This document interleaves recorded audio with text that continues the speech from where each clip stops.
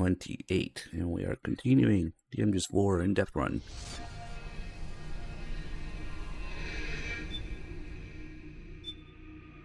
Probably do some podcasts soon.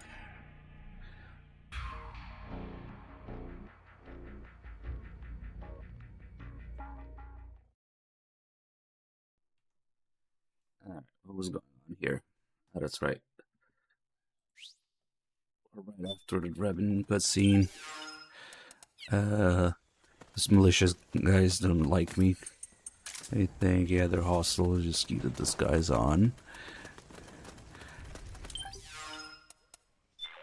I don't think there's any particularly good calls. Shut down the station, Snake. Nice job. Could have done it in my sleep. Now that they've lost one of their bases, the regime troops will be on the defensive. This is your opportunity to slip through. I always miss that call about the billboard. Even though this billboard's here, the call only works in the first area of Act 2, I think. It's too late now. The PMCs seem to have shifted all their forces to the defense outpost. Looks that way. There's not a single PMC in sight. All I see are advancing rebels. Good. Keep on going. We need to hurry.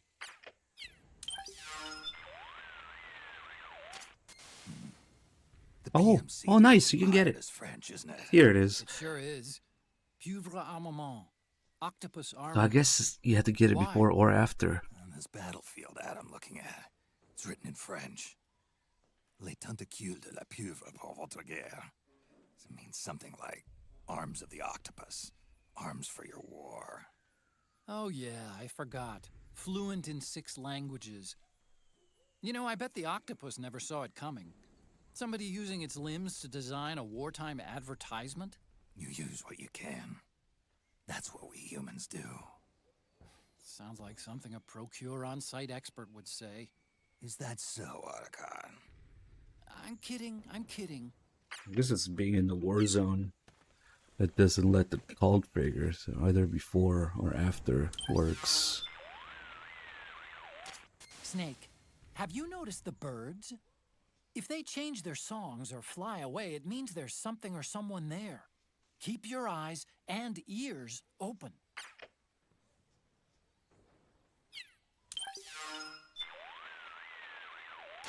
The facility where Naomi's being forced to do research is still a ways off. Use the Yeah, head for Naomi's. okay.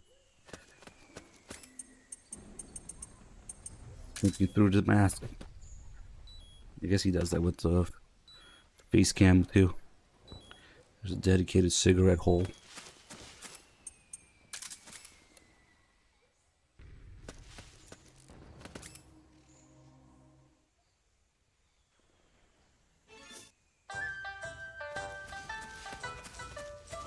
So that's where you were.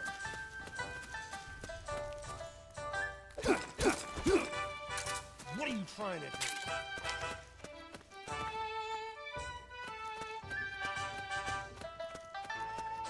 It's Los Santiago.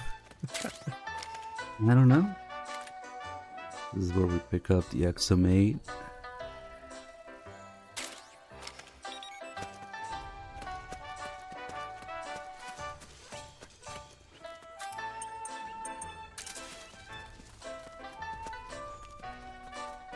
What? Oh, it's you again.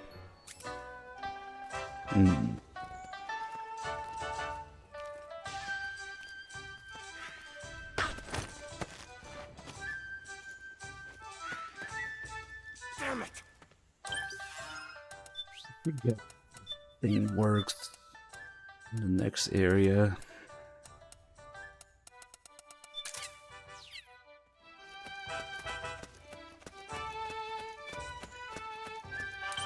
So we got actually 2 different paths we can take here.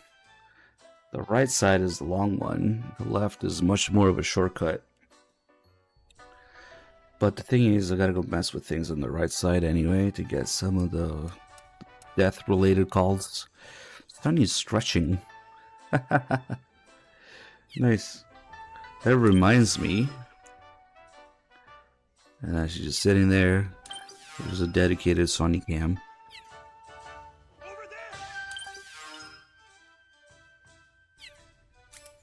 Let's see if she dances. She should dance to the song here, just like the B&Bs.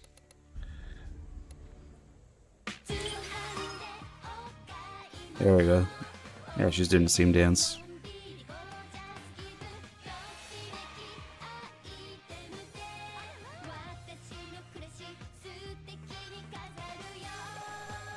How did she know Snake is listening to this?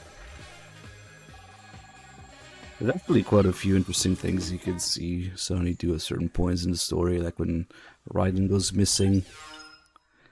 You can see her looking for him. She's like messing with the Mark III. Nice. And we don't know about the Mark III yet, but you can see it here ahead of time.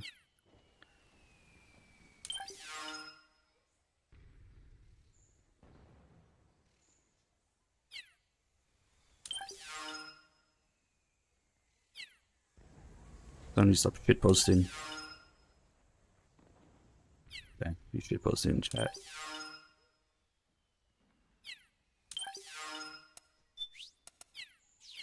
Let's get the greatest call ever. Right in.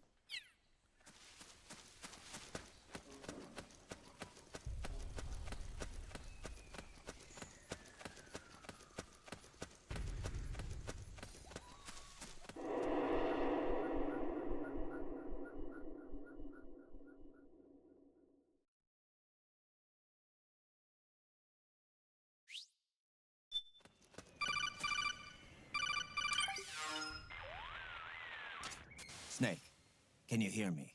This is Jack, isn't it? I am Raiden. Jack is no more. Where are you now? I'm right beside you. Raiden, where have you been all this time? What have you been doing? On a mission. Finding something.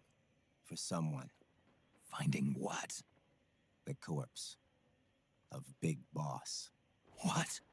I was asked to do this in exchange for Sonny's location. Liquid? No.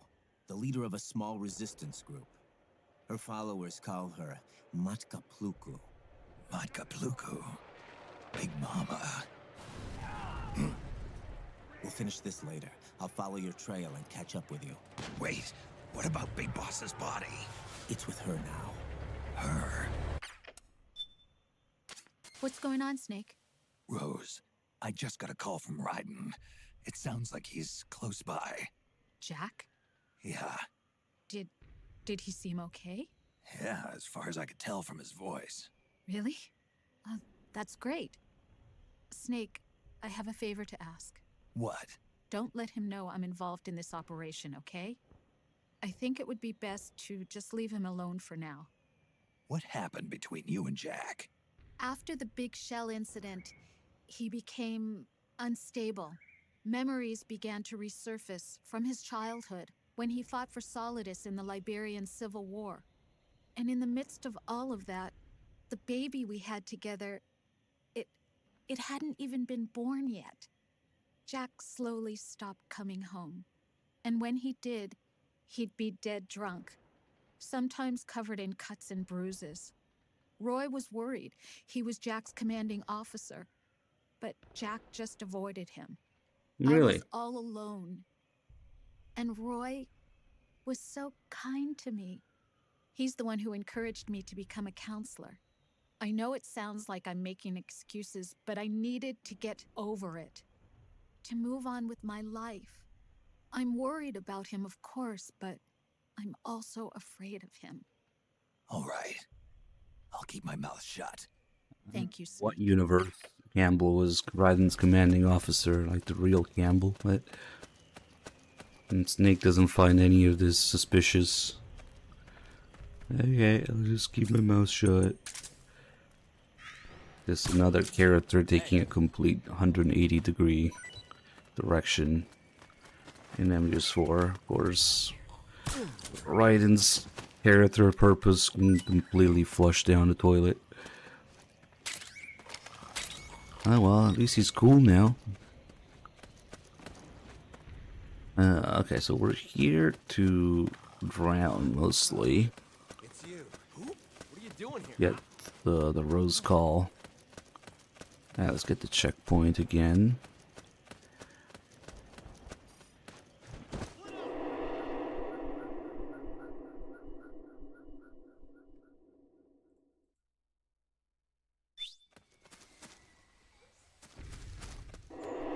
I don't think that call repeats.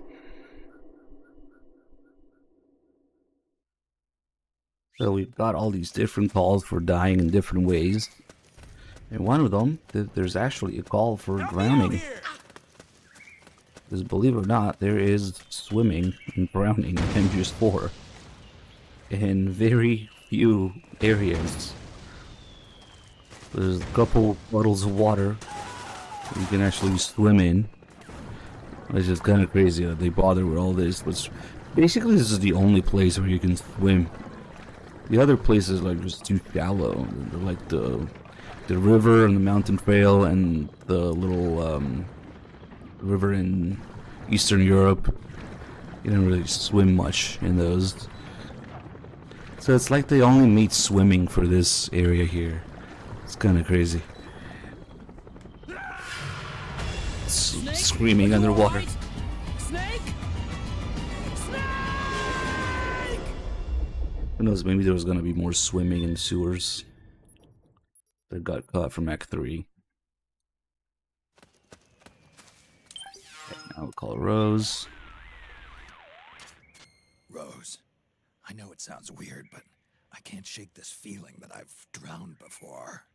Like deja vu? Well, more like I have this gut feeling like I died underwater at some point. Are you afraid of water? I'm not afraid of anything.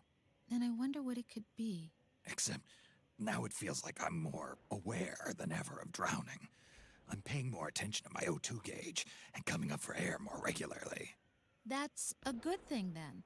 As long as you're aware of that danger and how to avoid it, you'll be able to respond more effectively to real-life crises. You're right. No more risky underwater maneuvers for me. Good to hear it, Snake. That's what we're all hoping for. That you'll finish the mission and come home safely. That'd be nice. Anyway, sorry to bother you. Not at all. You can call me anytime, Snake. It is still Friday, so she still has her Friday outfit there with cleavage. Okay. Yeah, these death-related calls are kind of nice, especially since it makes you want to experiment different ways to die. You see, there's a call about it. So I tried a little bit of everything. I guess the water's right here, so you just head back the other way. You again. It's up Q8.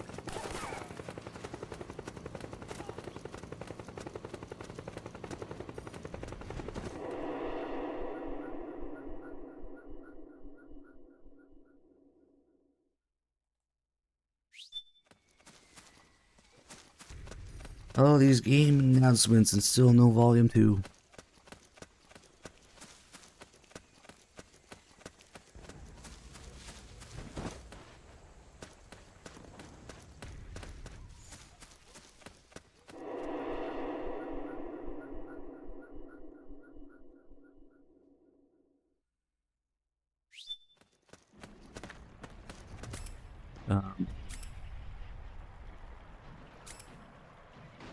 Hold on a minute.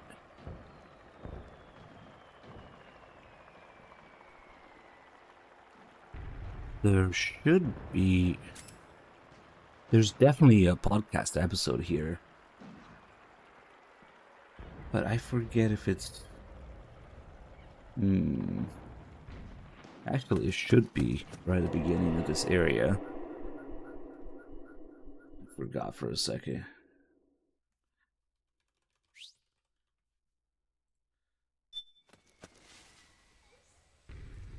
But not here.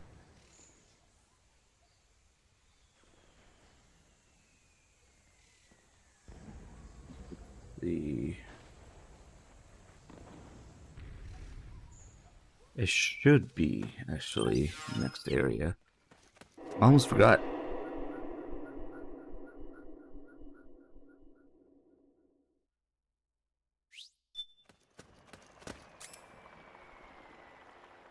It's 7. Metal Gear Solid 4 Integral Podcast. Broadcasted from Konami HQ in downtown Tokyo, it's the world-renowned Metal Gear Solid 4 Integral Podcast. All right, everyone, welcome to episode number 5 of the MGS4 Integral Podcast. I'm Sean Eystone, and I am here with Aki Saito. Hi, everyone. And producer Ken Imaizumi. Hello, everyone. All right, today we're going to tackle the confinement facility. Yes. So just go ahead and load the save, which you should have prepared a couple weeks ago. And as soon as you enter, you'll get a call from Raiden. Just go ahead and listen to that call or skip through it, whatever you want. And you'll find yourself up on a ledge, and you'll have a beautiful view of these salt pans. Do you guys have salt pan? My favorite US? salt. Not so common. They have salt mines, but I think not so many salt pans.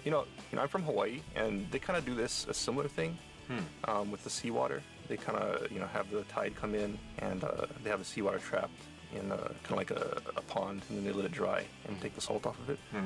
But I'm not sure if they have that in the mainland U.S.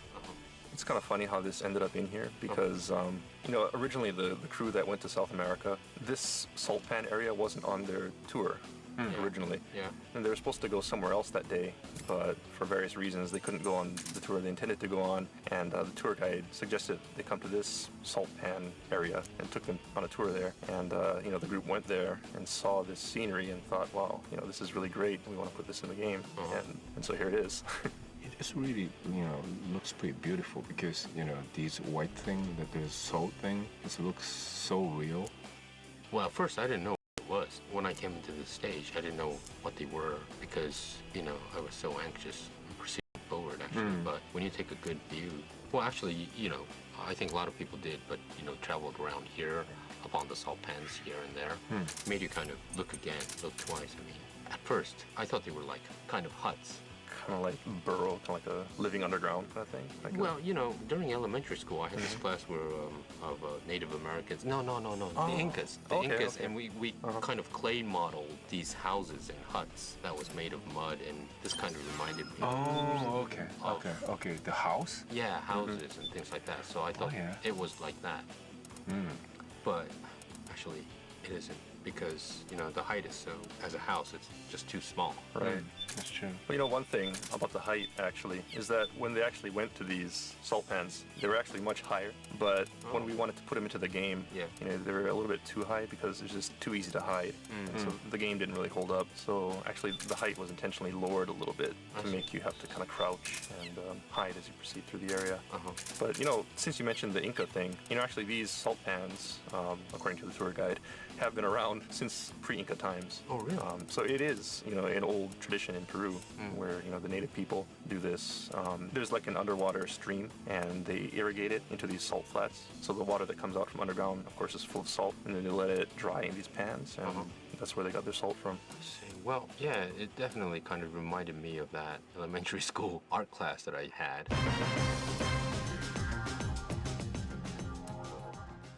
So, Sean, where are we going to head? All right, so if you proceed down the slope a little bit,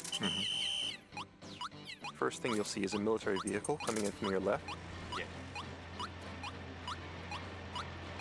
And when you get to the bottom of these steps, to your right, you'll see an enemy.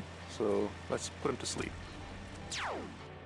Okay, so let's try and climb up onto one of these salt pans, because there's a cool octo camo that you can get up here. As long as you're laying down, you won't get found by the patrolling PMC soldiers. So let's just talk a little bit. In the last stage, we talked about, being able to save octocam patterns. Yeah. So for people who are trying to collect really unusual patterns for their octocamo, you can actually get a unique pattern of these salt flats, which you can get nowhere else in the game. Cool. So for anyone who wants to have a complete collection of obscure octocam Do that. patterns, You can only save we so got many. This, unique, this stage only. Right. The salt pan camo. yeah, if you go and save it, you'll notice it's actually not called salt camo. It's water camo, but it's a really unique pattern. And basically the different camouflage falls into different categories, like water camo or soil camo, and it's called the same thing, but the textures are all different. Are all unique depending on you know, where you took the sample. This definitely doesn't look like water. It Yeah. looks more. Well, it's salty water, right? Yeah, it looks quite cool. That was really tough job you guys are doing in making those camel patterns. Uh-huh. That was really hard because they make Yeah. background graphics and they make all kinds of those camel patterns. Uh-huh.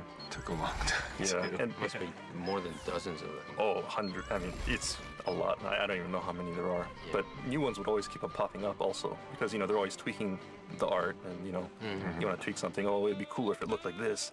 But then, of course, as soon as you change it, you Yeah, got to and you change gotta the, change the it. octo camo. Yeah. So. Is it unlimited? You could save how many camouflage I patterns? think we have a maximum number. Yeah. Yeah, but quite a lot. You could save quite a lot. Yeah, Right? yeah. And then where do we? So we're gonna go to. Where are we heading? Okay, you'll see the road a little bit further down this ledge.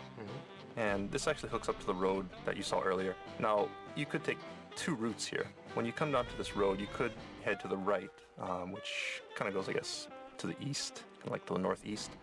Or you could take a left. If you take the right path, it'll head to the confinement facility, which Yeah. is a pretty big facility, and there's a lot of battle going on there. So that's more of an action-oriented approach.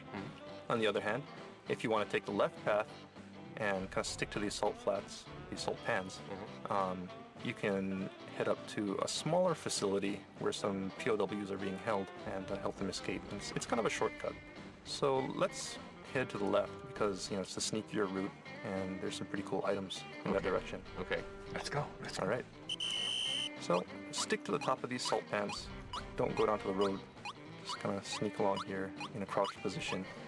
You know, you'll see guys here, so be careful not to draw attention to yourself. If you are spotted, just go ahead and put them to sleep. Okay, so proceed onward. Sticking to the left path. It's kind of a small corridor. Yeah, you'll kind of go, there's like an archway. Yeah. Just head through these archways. So we're proceeding through this corridor of salt pans on your right, and also there's some salt pans on the left top, right? Yeah, kind of up the hill, there's a lot of salt pans, and it just kind of cascades down the hill towards the bottom. Okay. So we just want to stick to the high road here. Don't take the lower road. You'll see some enemies patrolling down there. So you can go ahead and put them to sleep. Okay, so we take the road alongside this fence. Yeah, there's a wooden fence, and it heads up behind another one of these billboards. Okay, we'll stop once we hit the green. Yeah. The green part. So head up till you get to this grass, and then you can just hide in this grass here. Okay? Yeah. All right, so from this vantage point, you can see there's a guard tower in the distance and a few guards patrolling the yard here. So, you know, you want to take these guys out. Just go ahead and do that. Take these guys out. You missed it. Yeah, I missed them. Let me try that again. It's a little too far. Yeah, it's pretty far. You know, if you're using a sniper rifle, you can probably get this guy. But if you're using your Mark II pistol, it's a little hard to hit him. But yeah, just go ahead and take these guys out. What's up, Jesse? Okay, and then where do we? So we're gonna go to. Where are we heading? Okay, so now you want to head down the hill. There's a shack on your left. Yeah. And you'll see there are some POWs in that shack. Yeah. And so we want to free these guys. Okay. And keep on going until you hit this truck. Okay. When you get to the truck, turn to your left, and you'll see a couple of enemies. There's one enemy standing in front of that small building to your left, and another enemy beyond that in the larger L-shaped building. So what we want to do is put this guy to sleep who's guarding this small building. But be careful because when you do so, the guy inside of the larger building may come out to fight, so be careful and be ready to put him to sleep as well. So put him down. Hey, thank you for the holding out and resub. Save the resistance members. You can also pick up a Playboy inside of this room. Okay? Yeah. Alright, so now let's head back outside. So go outside of this small building. Then as soon as you exit the door, turn to your left. You'll see the larger building straight ahead of you. So let's head that way. You should be heading west. And head forward until you hit the wall of this large building. When you do, just follow the wall around the corner. You should be heading to your left. And then when you round the corner on your right, you'll see a door. So let's head in through that door. Okay.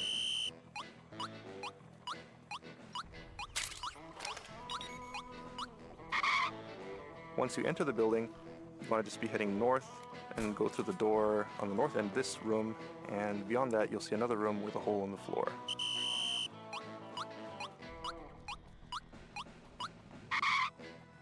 Yeah, this broken hole. Mm-hmm. Yeah.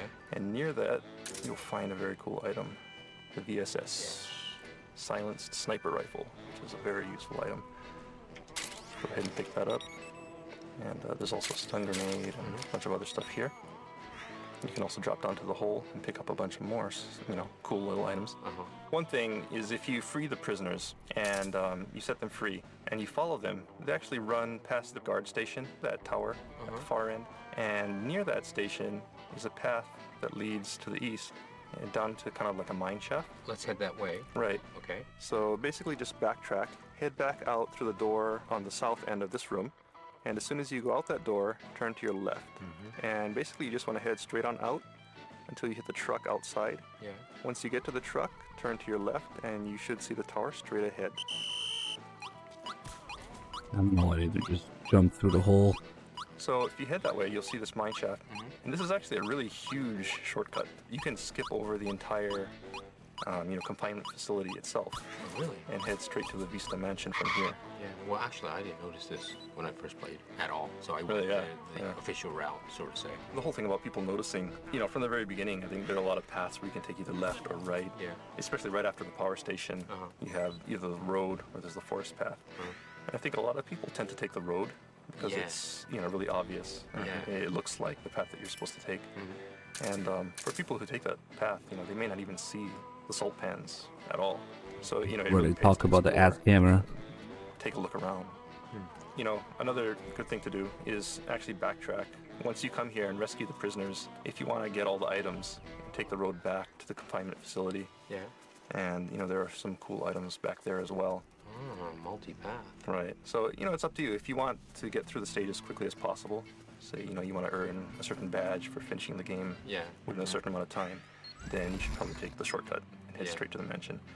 But if you want to take the more complete route and gather all the items, then you can take the road heading to the right, and you can pick up some cool items there, like the M870, which is a shotgun that you can load with V-ring rounds to knock people out. Okay, so we just picked up VSS. Can you explain a little bit more about the VSS?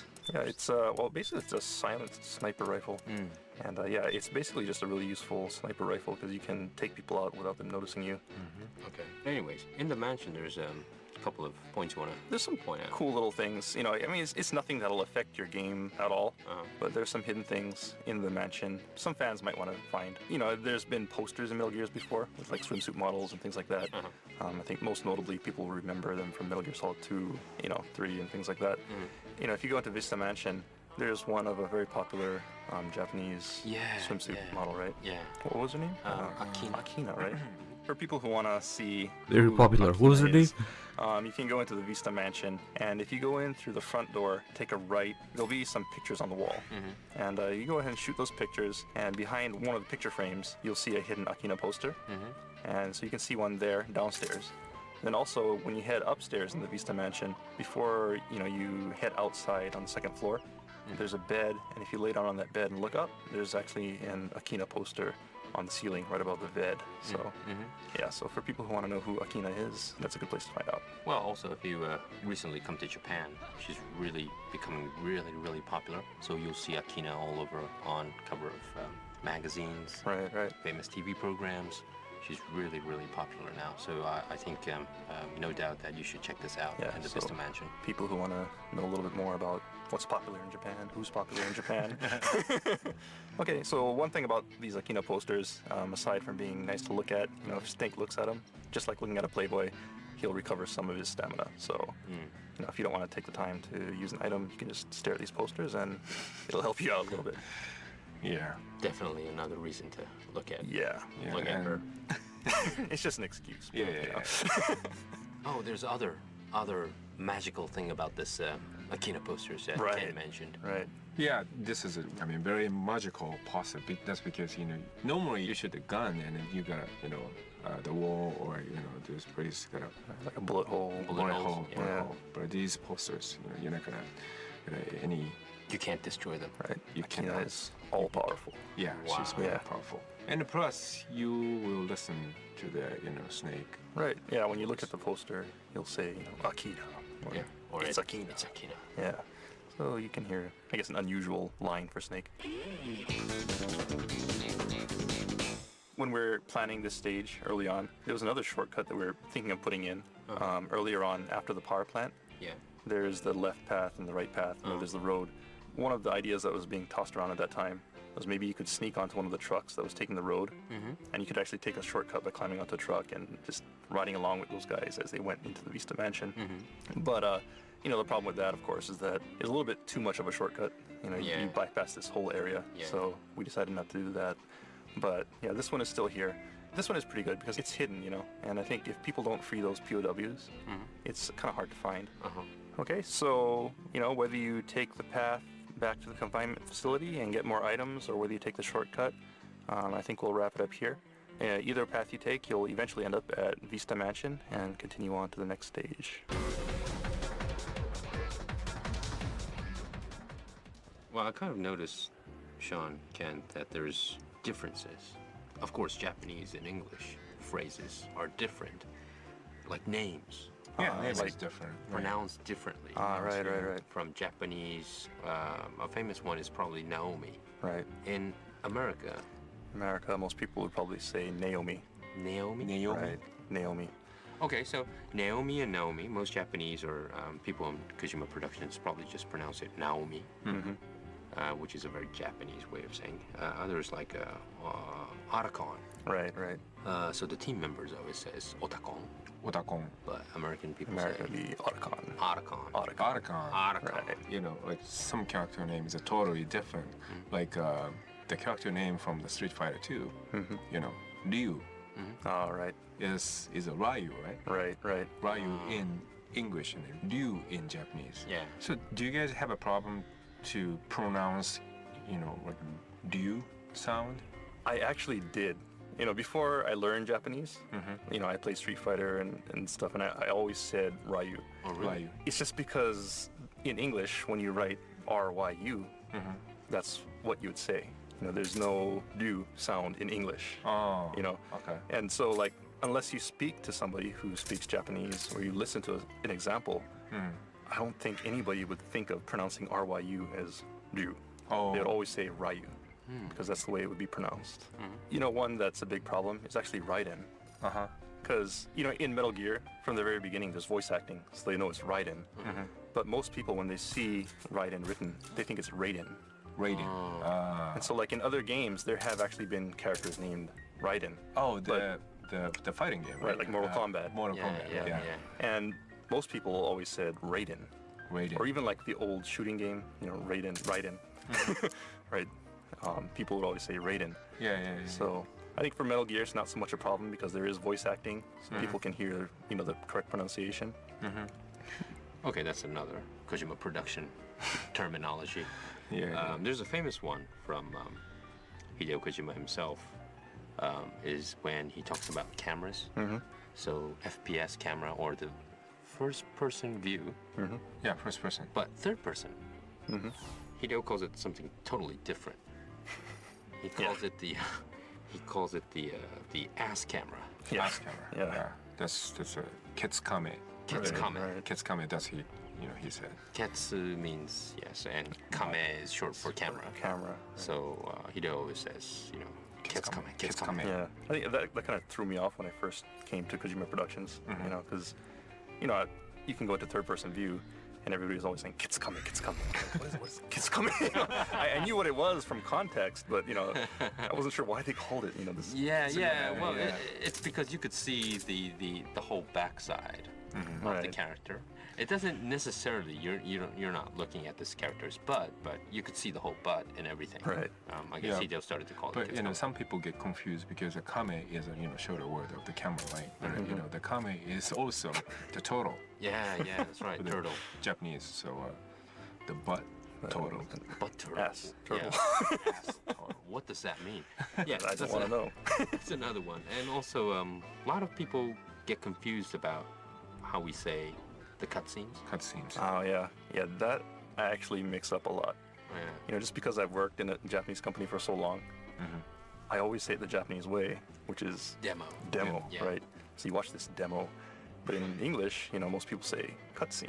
Yeah. You know, and if you say demo, a lot of people are going to think it's like a demo of the game, like a trial version. Version. Yeah. Okay, what do we have planned for episode 6? Okay, episode 6, we're going to jump to Europe, and we're going to do the stalking mission, Yes. which is one of my favorite sequences in the entire game. This is a very controversial. It's a very divisive stage. Yes. So make sure you tune in next time. So where's our meeting point? Okay, so we'll just start from the beginning of the stage, basically. So go ahead and get to Eastern Europe, and you're going to have to track the resistance member as soon as you exit the train station, and we'll pick up from there. Okay. See you at the right after demo. Right. Yeah. After that demo ends. That means cutscenes. Okay, thanks guys. See you next time. See ya. Bye. Alright, that's gonna wrap up this edition of the Metal Gear Solid 4 Integral Podcast. Check back next time for more tips, tricks, and insider info on Metal Gear Solid 4. Brought to you by Kojima Productions and Hideo Kojima himself. Make sure to send in your comments to Hideo Blog. See you next time. I wonder if he still calls it that. The Ask Hammer. Make sure to send in your comments to Hideo Blog. See you next time. Yeah, let's do some more dying calls here. So we got the one for drowning.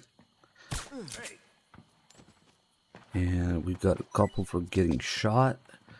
There's one for getting stabbed. There's one for explosions. Let's see. Get some grenades. I'm gonna take like 3 or 4 grenades to die.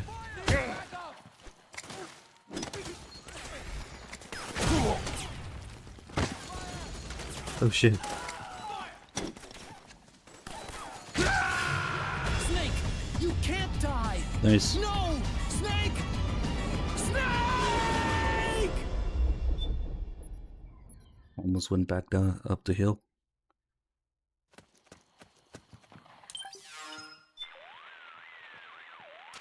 Rose, you there? There's something I wanted to ask you. You're not hurt, are you? Hurt? What are you talking about? Nothing. Just making sure. Forget I asked. What's the matter? I was catching a few minutes of shut-eye, and I had a dream. A dream where you were in an explosion. It seemed so real, I couldn't help but get a little worried. Relax, I'm alive. Death by explosion, huh? It's true. One blast and I'm off to meet my maker. Not all explosives are the stationary bomb type. For example, if you hear a pin being pulled out of a grenade, you know what's coming next. You need to be aware of these things. Yeah, I'll make a point of it. Thanks for looking out for me, Rose. Don't mention it.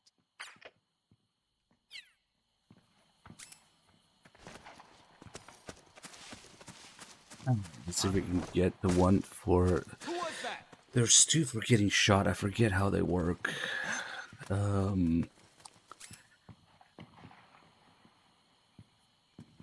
think it might be... Okay, I figured it out last time and I forget what it is every time. There's 2. Let's just get a shot here.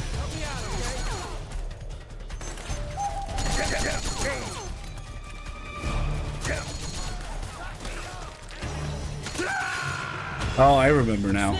It's one's for sneaking, and one's for being in a war zone. I think that's what it is.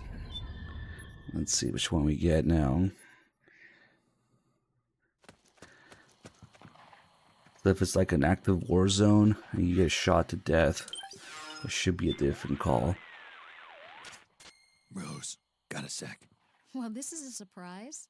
What's the occasion? I've been having these dreams where I get shot and die. I'm sneaking around and suddenly someone shoots me from behind. Or I'm in a gun battle and I get shot through the heart. You've faced being shot at countless times before, haven't you? So? In psychology, dreams are interpreted as messages from your subconscious. They may be trying to tell you that if you keep this up, you'll die like you do in your dreams. So, it's telling me not to repeat the mistakes I've made in my dreams. Okay. I'll have to be more careful when I see enemies with guns. Maybe spend more time sneaking around their backs, especially when there's shooting going on. That sounds like a good plan. Be careful, Snake. Entirely sure if that's because Snake's talking about sneaking around and getting shot. These guys aren't really shooting each other yet, so maybe it just counted as the sneaking one. There will be one. Let's see if we get a different one here. It's definitely not an active war zone. It might actually count when they start shooting each other. Oh, wait, now they took over the area. Now that we got the checkpoint, now it's a bunch of rebels here instead of PMCs. Huh.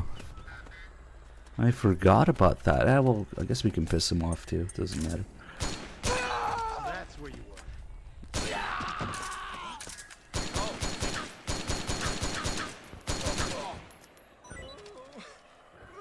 Oh, don't be sad. Damn, I killed 3 of them and they still like me.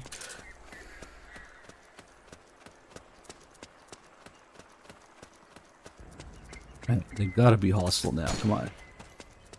We're under attack! Don't run away. They're all really sad. This is... Oh, for fuck's sake. I just made them all sad.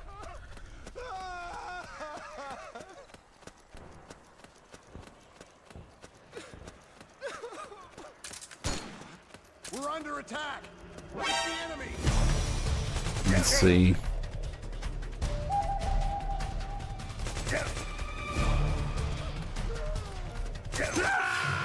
Snake, respond! Snake! Snake! Well, we're sort of playing with the idea of making everything the same universe. Snatcher and Metal Gear. But, yeah. Jonathan Ed from Police Knots being reused multiple times. Gotta see which version we get now. Rose, got a sec? Well, this is a surprise. I'm sneaking. You Okay, faced being so this is the one for sneaking and getting shot. Let me see. It's like I have to figure this out again every time. So we already got that one. Now, okay, now they're shooting each other. But for sure, it will be an active war zone once they break down the gate here.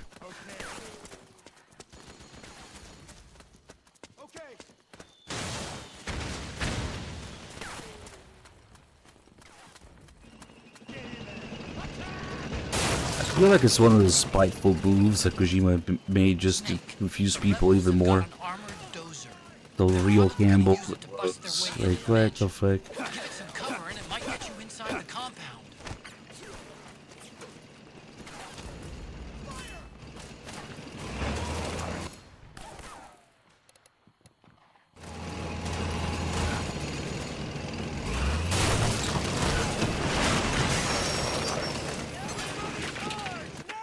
Let's try getting shot here. Naomi's lab is somewhere inside those mansion grounds.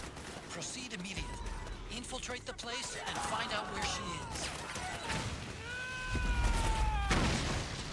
We've got a breach! Protect that mansion! We've got a hostile! Oh shit, he's got a grenade launcher.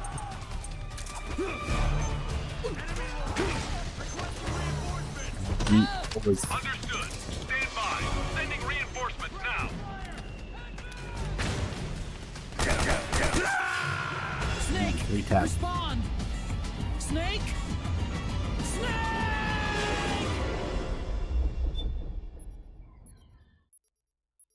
Just at the end, Rose was... They were playing around with that idea, making Rose blonde at the end, so you know that the real Rose shows up at the end.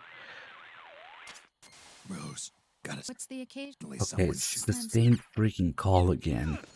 What the hell does it depend on? It might really be the stray gunfire. Or maybe it has to do with dying to gunfire in an alert versus not in an alert. I don't remember. Damn it. But there's definitely two for gunfire. Snake, the rebels have got an armored dozer. But there's a zone Probably here gonna where you use it to constantly bust their take way into the damage. mansion. Give it some cover and it might get you inside Even the without compound. alerts. We'll try that.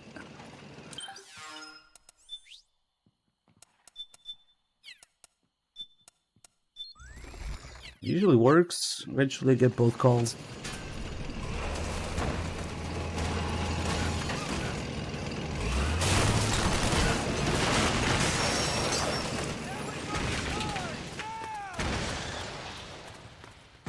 So if we go over Naomi's lab is here, somewhere inside those mansion grounds. Proceed immediately. Infiltrate the place and find out where she is.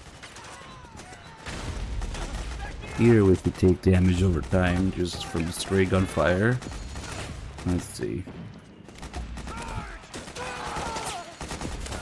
Might take a minute. Okay, there we go. One more.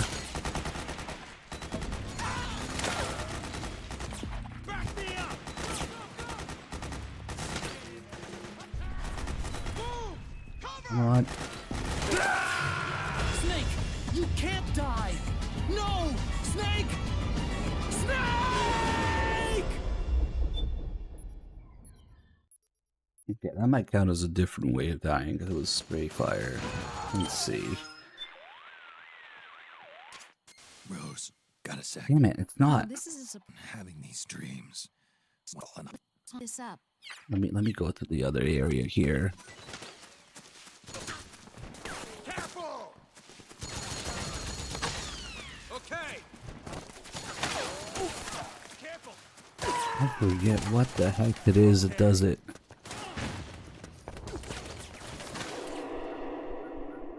It might be location based.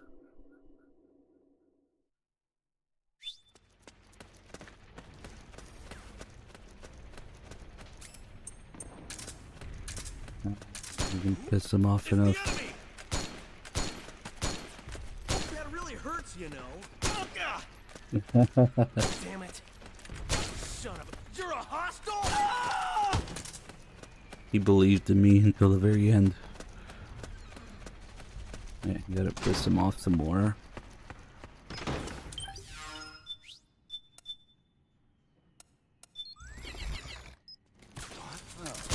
What happened? Hey! Ouch! Damn it! Imagine getting shot at a rifle and be like, damn it, that really hurts, you know?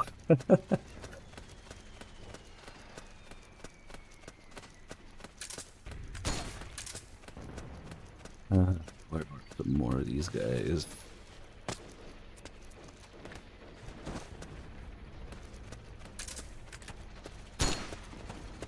We're under attack! Interesting, is the vehicle on? But this is a PMC vehicle. Okay. The enemy's here! Right here.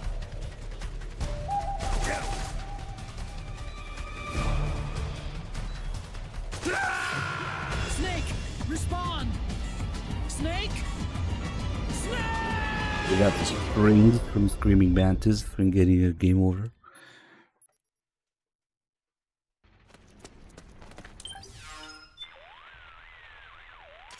Rose, There we go. something's going on. I've been getting this weird feeling. Like I died once already. Hands up, It Silver. was from a gunshot. We're doing stuff, Just yes. seeing an enemy carrying a gun has been putting me on edge. Snake, your decades of experience might be trying to tell you something. Maybe it's a warning that the bullet that will finally kill you is coming when your back is turned. Tell me, what would you do if you saw a teammate engaging in risky behavior? Say, recklessly charging the enemy, or letting their mind wander in the middle of a firefight. I tell him not to get himself or me killed. Well, think of it this way. There's another you inside your subconscious that's telling you the same thing. I see. Get back to the basics. Use the right stick to look for the enemy. Move cautiously and stay out of sight. I should start listening to my other me. Exactly. Take care of yourself out there, Snake.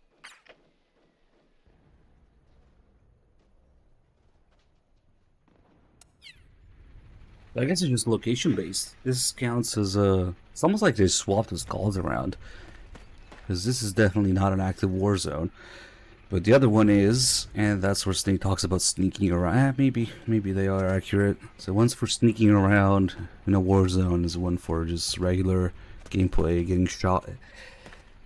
You got 2 calls for getting shot to death. And we've got one for getting knifed to death. That these rebel guys don't have knives, they just punch you if you take their weapons. So we gotta find a PMC to do that with. Over there! Over there! Back me up! Hold on, I need these guys alive. Let me out, okay?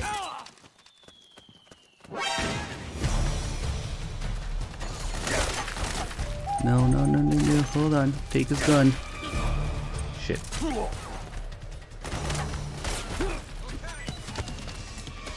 Take his rifle.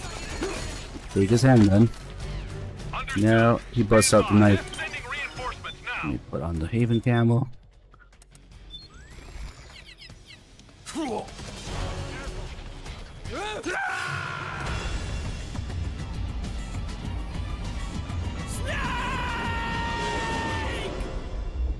I'm just getting all the death-related calls with Rose. So dying in different ways. Okay, now this should have the one for getting knifed to death. Paul NDA, thank you so much, man. 132 months. These visions of being stabbed to death whenever I see a knife. It's not quite deja vu, but just seeing one of those things gives me a feeling like I'm being stabbed. I see. It's said that the shorter the physical distance between you and the enemy, the stronger your psychological resistance to violence becomes. It may be that the knife symbolizes close quarters combat, and it's evoking an image of your own death. So, my subconscious is warning me not to get gutted? Perhaps. It's only a theory. Wasn't real high on my to-do list anyway. I know, Snake. If you encounter an enemy with a knife, watch out. What could you do? Let's see. You could avoid standing directly in front of them, or roll to the side, or step back to avoid a close quarters attack. I know it must sound funny for me to be giving you this kind of advice. No, it's good advice. I think it's helping. Contact me anytime. He was talking about CQC and avoiding knives. Okay, so we got explosions, getting shot in war zone, getting shot in a sneaking zone, knife, drowning, and then there's one other call that just covers everything else. So it's like a generic death call. We can get that in a lot of ways. Getting punched to death, dropping from excessive height, getting run over by a vehicle, dying in the fire here. There's just a whole bunch of different ways to die that are just covered by one generic call. So if we die in a fire, we'll get another different one.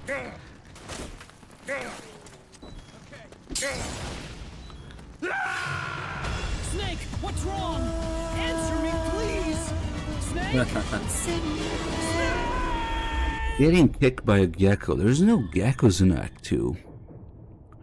But, well, until the end with the escape, I guess, with Drebin. There's no geckos you can mess with during regular gameplay. But it would probably just be the same. It would have to wait until Act 4 And Shadow Moses, see if you die to the gecko and call Rose. But the gecko can shoot you, can grenade you, and can kick you, so it's a bunch of different ways. So maybe the shooting and grenades would just be the same calls. And the kick's probably the generic call. Like this one here. Rose, I feel kind of dumb bringing this up, but It's okay. You can tell me. Oh wait, the marketplace. I died recently. The marketplace is geckos. Well, I can't shake the feeling that I've But died it's kind of before. urgent there, so they probably I can't wouldn't quite bother. describe the sensation. It's like I died and then restarted the mission. I also get the sense that I'm watching myself from a distance, over my own shoulder. It may be a mild case of depersonalization disorder. Meaning? It's nothing to be concerned about. It could be caused by some trauma you suffered in the past. In the past? What do you think it is? I can't say for sure, but this feeling that you've died before, Snake, maybe it's a warning about death in real life. What do you mean by warning? Your subconscious is constantly trying to get you to visualize death in your explicit conscious. So I should what? Act carefully? Avoid death? That's right. It's making sure you know that even you should fear death. After all, everybody's praying for you to come back safely. So please, Snake, be careful out there. Use your head before you act. The credits. Be more careful. Thanks. Hey, Obi-Wan Kenobi, thank you for the 5 months resub. I would imagine that during the escape sequence in the marketplace, everything is so chaotic that they probably just tell you to leave, yeah? Ottoman's very urgent about it. So maybe Rose won't talk about it. But we can try it. That'd be pretty nice to find another death-related call that I haven't found yet. Because I tried dying in all sorts of different ways, and it's always this generic call here.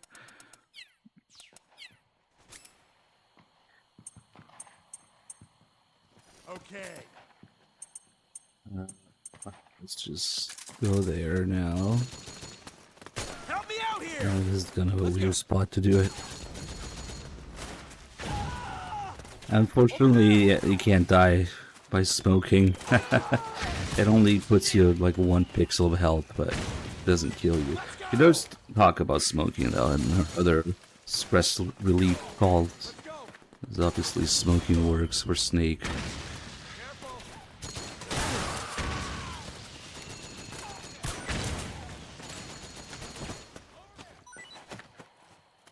We could try getting run over by this thing, but I'm pretty sure it's the same generic call. Snake, the rebels have got an Hey, it was Killdozer Day recently. They're probably gonna use it to bust their way into the mansion. Give it some cover and it might get you inside the compound. They'll never see me here. Oh shit. Snake, what happened? Snake? Snake!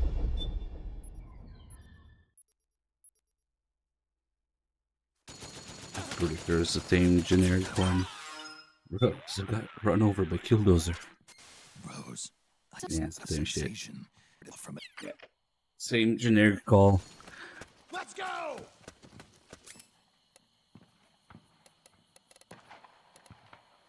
Okay, well. Go look at those posters that we're talking about. There's something actually really detailed about how it recovers Snake's psyche. Enemy. Okay. That's the enemy, okay. Over there.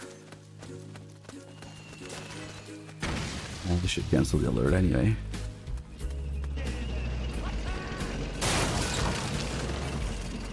Like Kojima shows up, says, think about COVID when I made this. Okay, bye.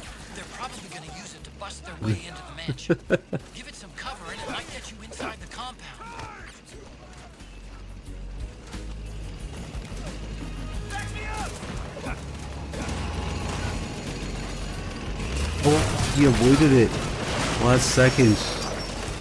No way.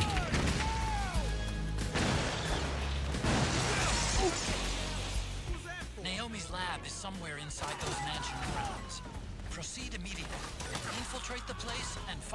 she is.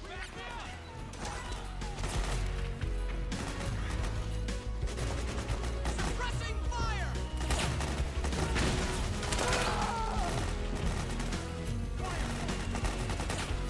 I'm surprised they didn't have any of the celebrities there to talk with him. Yeah, Mads was there, but for a different reason.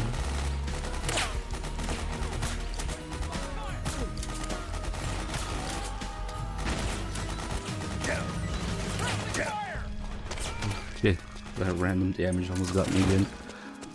There's too many of them! Kill them all! Below! Let's go! Oh, what the fuck? Only got one guy with a stun grenade. Oh well.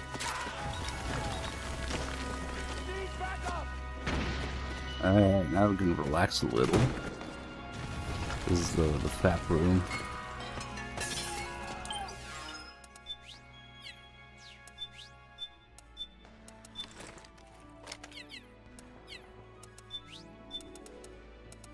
Snake needs an M60 to finish. Oh, some sleep gas.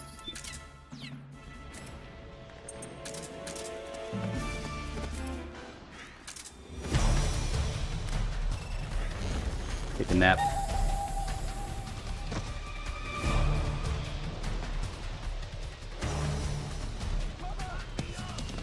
Might as well wait for the gas to be gone. If you wake up too quickly, the gas will put you to sleep again. Okay. So now that we have low psyche, if we look up at Kina, up here, it will shoot up like crazy. Yeah, it shoots up really fast. But that actually depends on your stance. I didn't realize until recently. I was looking at it while lying down. That if you're prone, it goes up really quickly.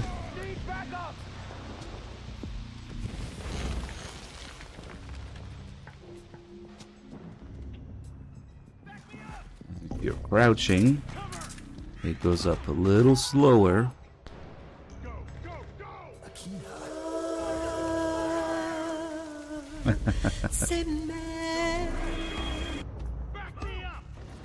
And then to look at it while standing will be much slower.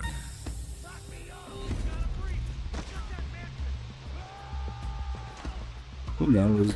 Maybe she just auditioned. She's always looking for young models. She's 18 in this. And now if we look at it standing up, it will be much slower. Yeah, way slower like this. Crouch. Down. Much faster. Alright, time for a FAP.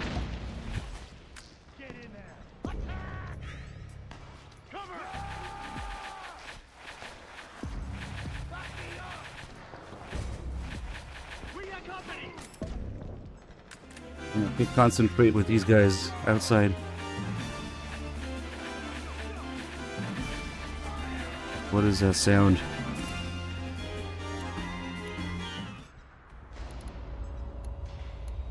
We've got company.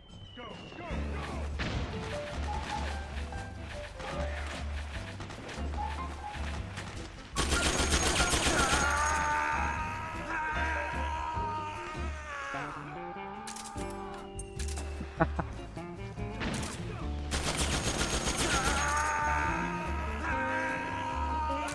We also cancel the animation. Hold on, it should be a way.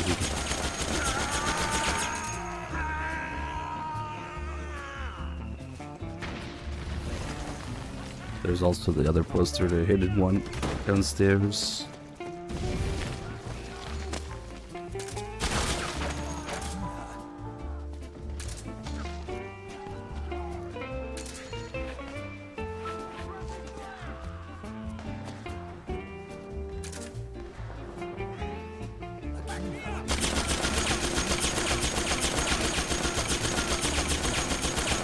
No, actually cancel the screen.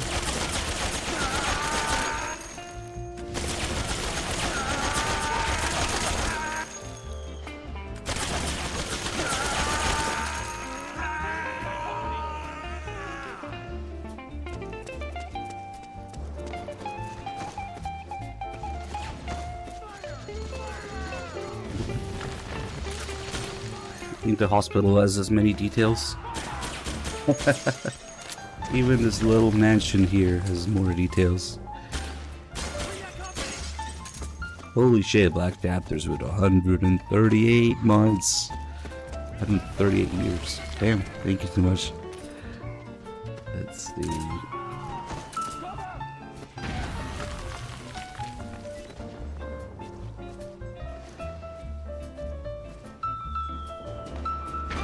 There's a Playboy here, of course.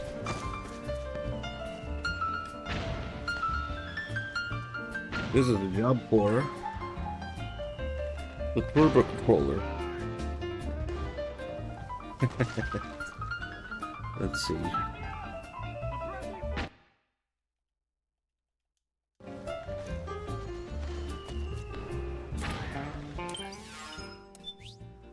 Maybe we should do it downstairs.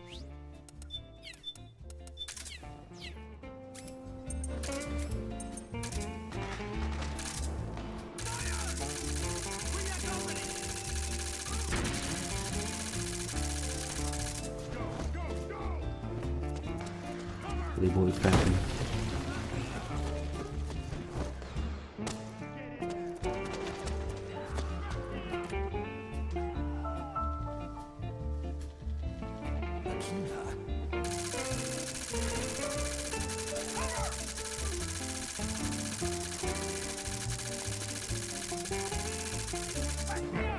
On the back there is all fapping.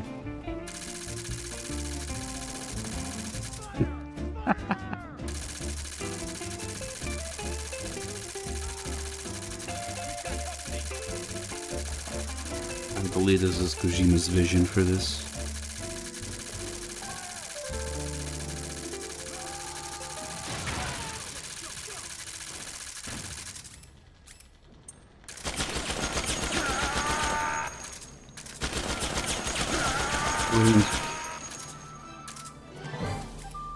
Alright, just the fucking around and go.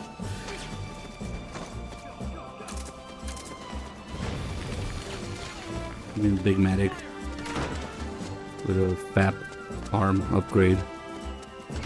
The FAP emblem and the FAP arm.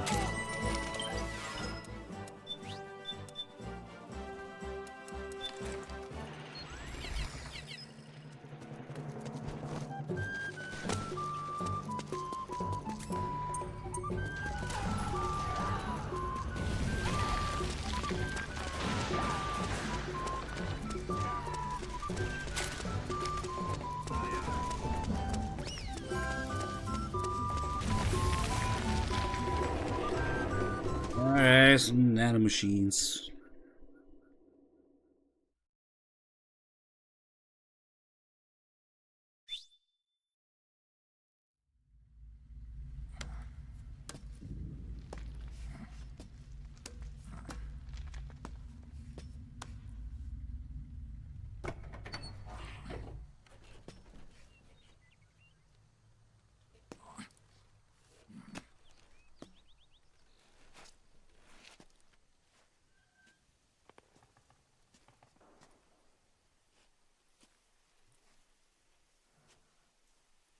Then we'll have to make a lot of changes.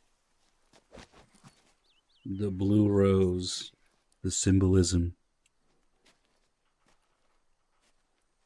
We'll need another go at it. That won't be a problem. Yes. They also have a painting of the sheep that got cloned, probably. That's what the meaning of that is. All the signs point at Snake being genetically altered and cloned as the reason for his accelerated aging.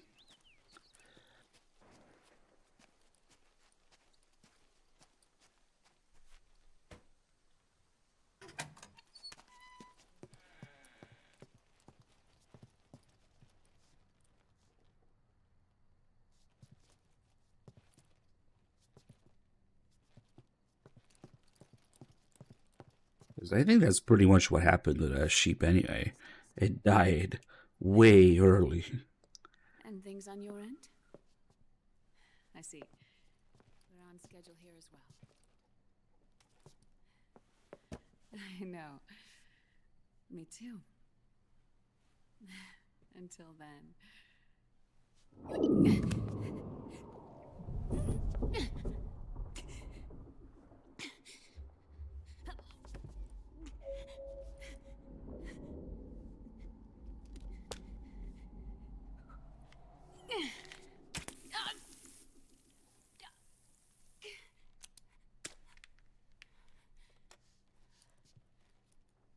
Naomi.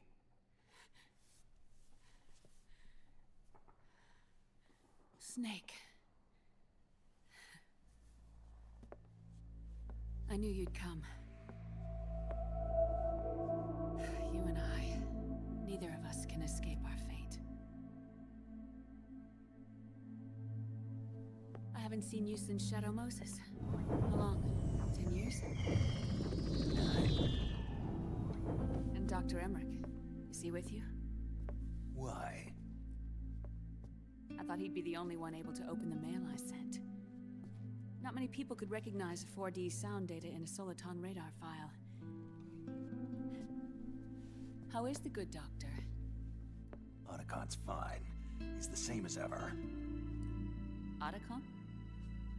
I see. Who were you just talking to? Liquid. Although I suppose he's really Ocelot, from a medical standpoint. I thought he was here. He's not, at the moment.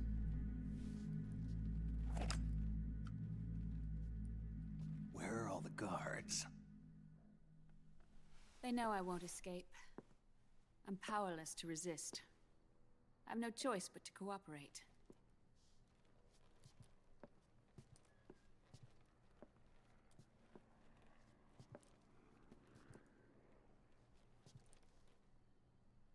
Naomi, what happened in the Middle East?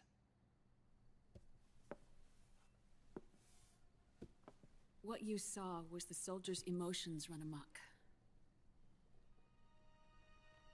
Another product of the system. Yeah, but I'm gonna puke on them, all of them. You don't trust me? I'm not sure yet. And if I answer your question? Let's hear it first.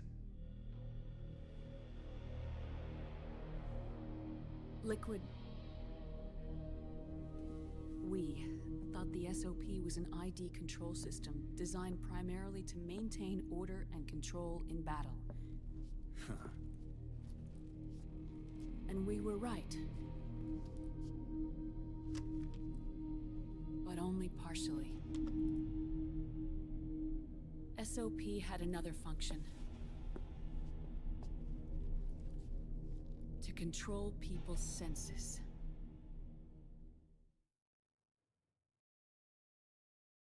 The nanomachines inside soldiers' bodies adapt to different conditions, promoting the release of neurotransmitters, hormones, and stimulants, giving them an edge in battle. They can create an artificial combat high by releasing endorphins at the same time a soldier kills an enemy. Or they can suppress hormones to neutralize the soldier's emotions, prevent them from panicking and engaging in friendly fire or needless massacres. It's all controlled by the system's core AI. It artificially controls the soldier's pain, emotion, senses, in other words, the essence of his being. The skyrocketing demands of the war economy have fueled the demand for more soldiers and more fighting.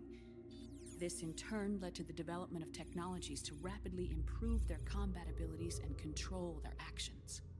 The system ensures a steady supply of battle-optimized soldiers at a minimum of cost. But you, of all people, must understand, Snake, that unlike combat technique, a soldier's senses can't be taught. They must be earned through experience. Does this have something to do with that test of yours?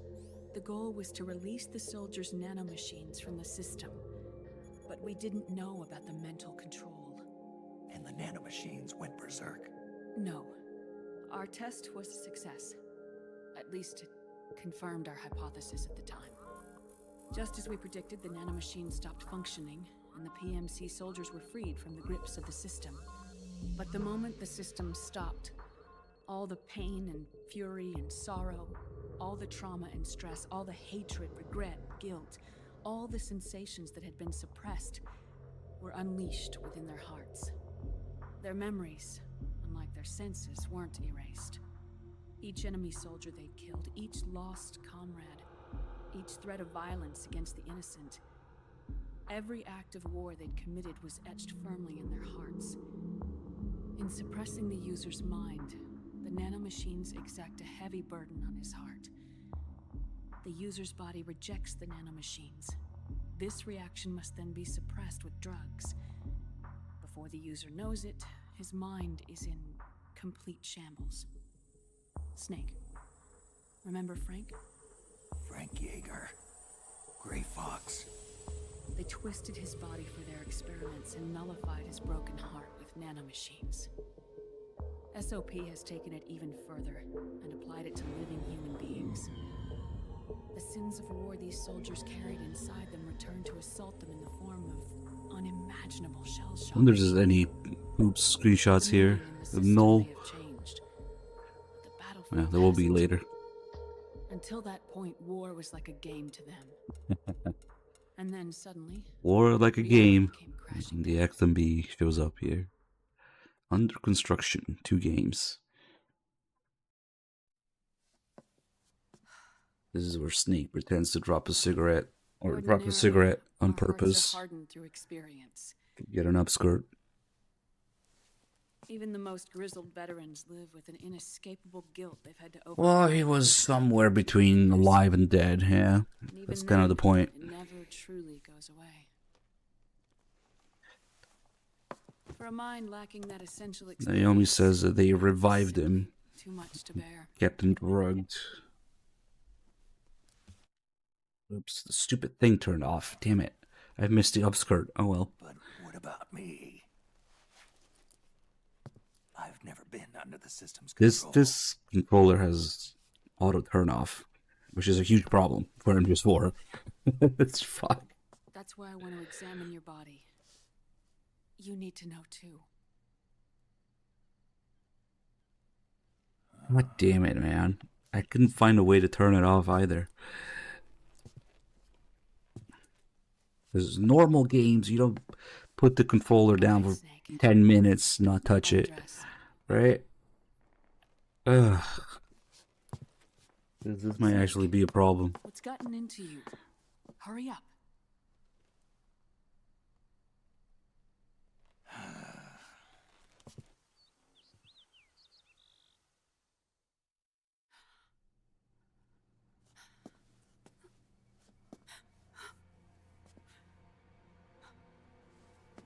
Oh my God. Snake.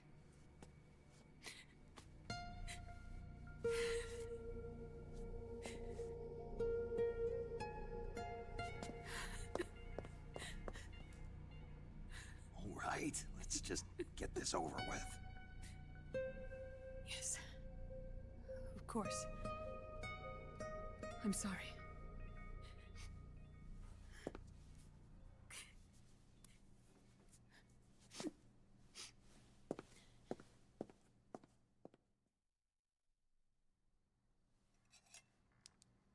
Snake, do you remember what I told you in my video mail about the first generation of nanomachines? Damn it. You stuck me with it, Moses. Yes. The nanomachines are recharged by your body heat. They won't stop functioning until they're all extracted. Or until you do. Most of them were lost through bleeding and excretion, but around 30% still remain inside your body, attached to your cells. Not finished yet. The first generation were never ID registered, so they don't react in the same way as the SOP nanomachines. Ready? But they may be interfering with your body and with your heart. So, does the aging have something to do with Fox diet too? No. Your telomeres were intentionally set up to be short, regardless of the age of the original. One of the genes that inhibit reproduction and aging, the clotho gene, was intentionally mutated as well. But more importantly, your chromosomes, like liquids, were provided with Terminator genes to prevent them from making copies. Why? Your clones created for one purpose: war. And so, in order to prevent you from being abused by clients or stolen by the enemy, they shortened your lifespan and removed your ability to reproduce. It was a safety device to ensure that the seed of Big Boss didn't end up in the hands of others. The reason you're aging so rapidly isn't because of disease or faulty research or fox dye. It's how you were born. It's your natural lifespan.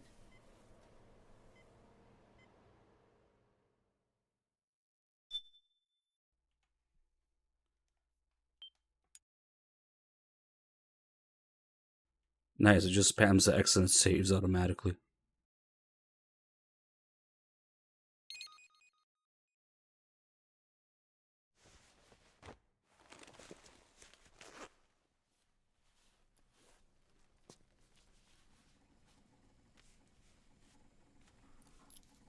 The truth, Naomi.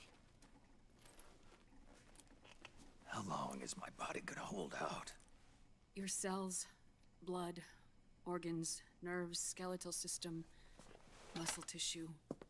Every part of your body is aging rapidly.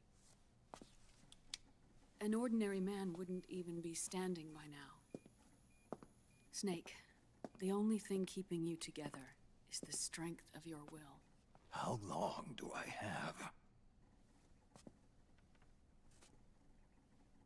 Half a year.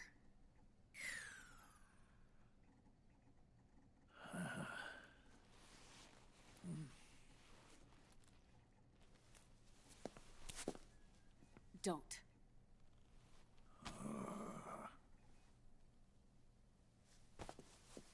Snake. There's something I have to tell you. Now what? You and I both know your body is approaching its limit. But when I said half a year, I wasn't talking about your lifespan. What do you mean? We can't get rid of the fox dye in your body completely. At this point, it's circulating within you like a normal virus. Yeah, so? Listen to me. Fox dye only kills its victims when the infected person's genetic code fully matches the genetic sequence programmed into the virus's receptors. In other words, it only attacks targets with specific genes. I know. That's what killed the AT president. In liquid. Yes. And at the same time, it's set up to protect those not designated as targets from the virus's harmful effects. Here, I'll show you.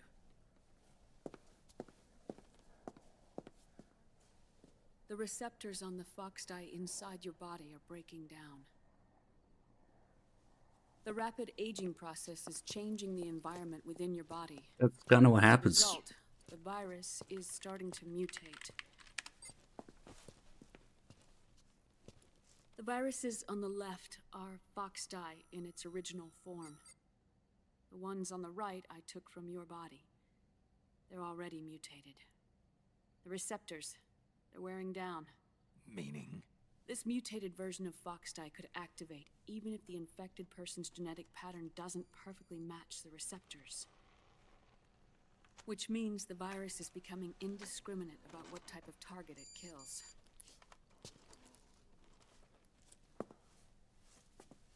Ever since Shadow Moses, fox dye has been breeding continuously in the nanomachine colony inside your body and dispersing into the air.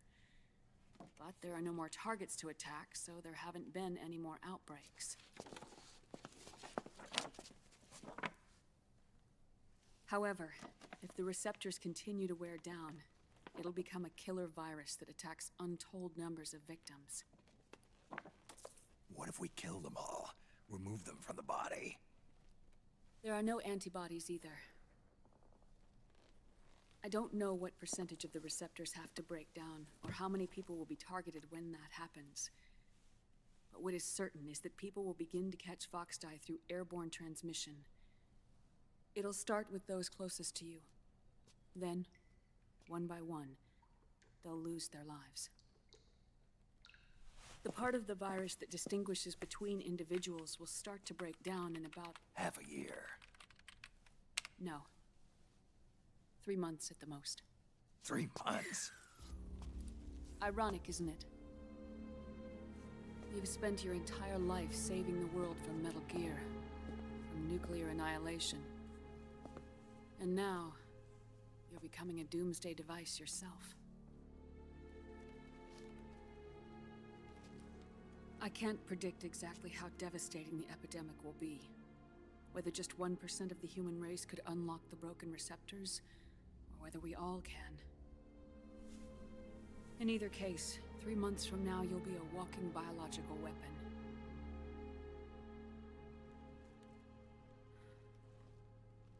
If it were up to me, you'd be quarantined already.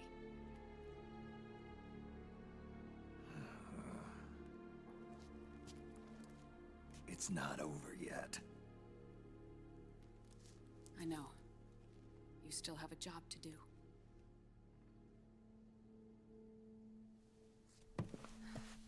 You have 3 months. Still enough time to think once all of this is done with.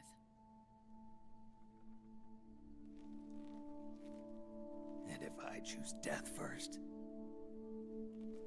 will that stop Foxdie from spreading? When the host dies, the virus dies with it.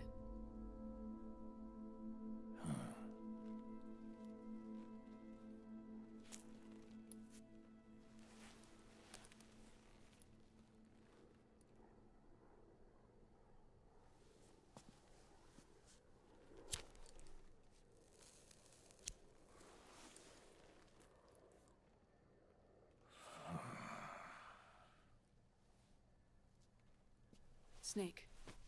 In Tell me one more Minecraft. thing. Upgrade. Have you been to a hospital lately? You forgot to say in Minecraft. While you were there, did they give you an injection? Don't they always? Take a look at this. These came out of your body as well. It's a new strain of Foxdie, one I've never seen. Someone must have put them in you recently. Do you have any idea who? Him. The new Foxdie strain is starting to multiply rapidly. What's in it? I can't say for sure. I'll need to do some more tests. Here, take this. It contains the same substance the soldiers' nanomachines secrete inside their bodies. It's a drug that inhibits the nanomachine's ability to regulate the senses. The nanomachines inside the body malfunction when the system interferes with them. It triggers a reaction in the body, which is why you're having the seizures. Give yourself a shot whenever they get bad.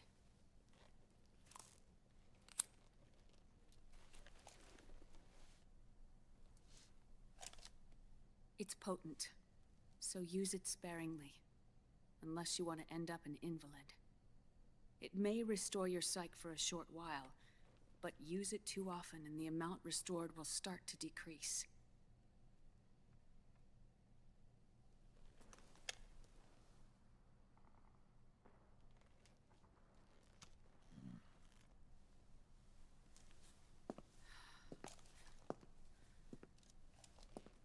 I've been a fool. I let myself drown in my nanomachines, and now I'm trapped by them. You said yourself we mustn't allow ourselves to be chained to fate. I can't slip free.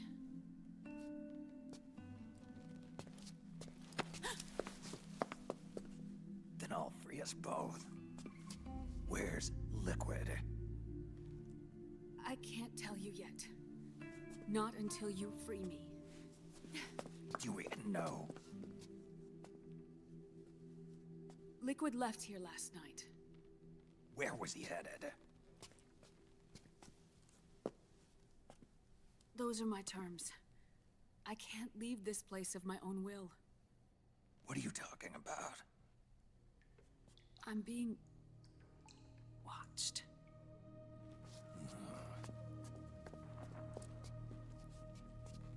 Liquid has altered his plan. Removing the system will only cause his army to collapse from within. So he's chosen to seize control instead. Liquid's objective is to hijack the SOP system. He'll use it to create the ultimate army of perfect soldiers and launch his insurrection against the Patriots. There's a name for his new plan. He calls it Guns of the Patriots. Guns of the Patriots.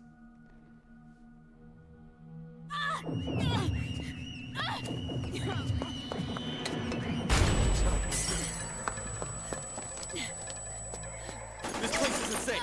Come with us.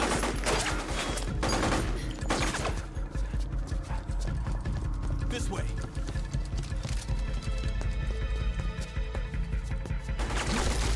The fat man is Kojima. That'll explain a lot.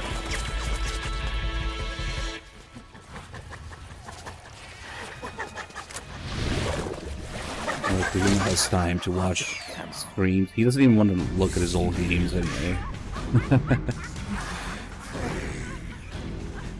He said that looking back at his old work makes him cringe like a college student looking at his old essays or something. Like in high school or elementary school. He said something along those lines.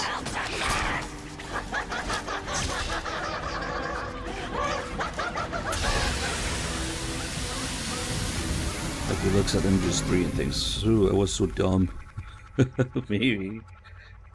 Yeah, we got the first official F-bomb in the English versions of MGS4. Oh wait, I'm still teabagging. You'll have to break through to go after Naomi. Whoa, whoa, Take whoa, out whoa. those enemy Okay. soldiers and clear a path.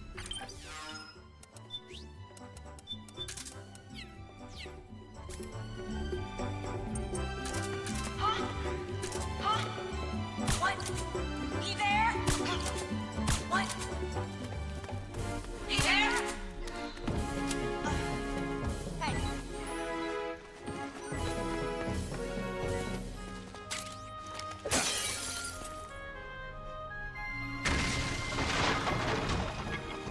What?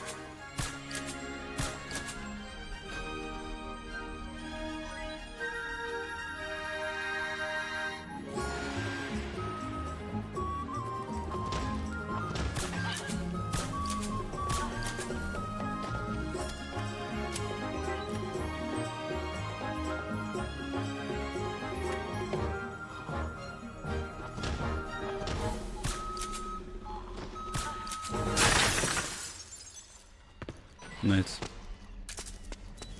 The last? Are you serious? It was a big deal before in the main games. Then suddenly, Rising comes out, Phantom Pain comes out, everybody's cursing everywhere, especially in Rising. Yeah, there's a lot more cursing.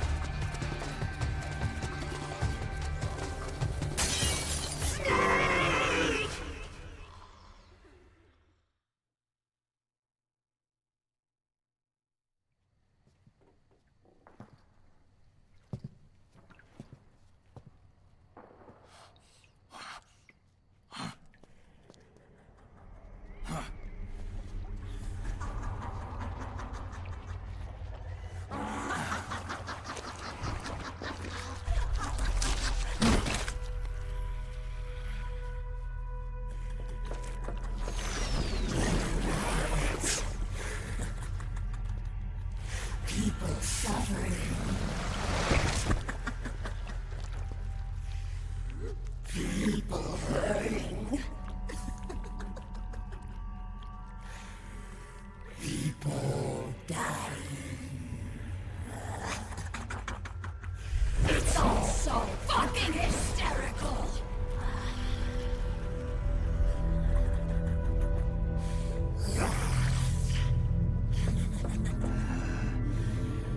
Laugh with me.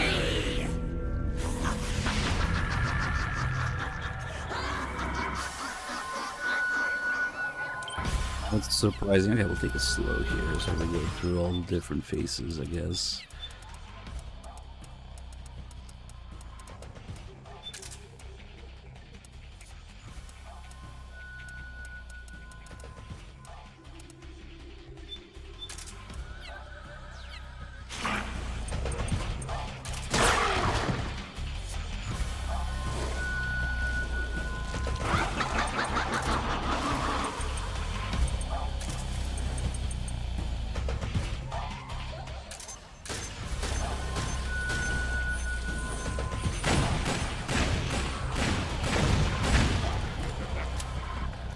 There's a bunch of hiding spots that we don't normally see, because if you do too much damage, it just skips it. Oh, I wonder what she could be.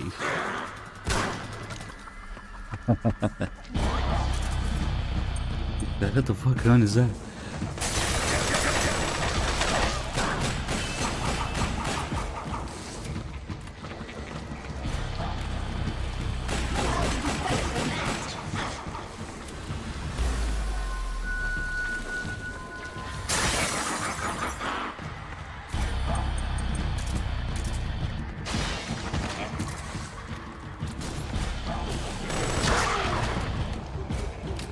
Best in the series, man. I don't know. I mean, it does have its little quirks. Yeah.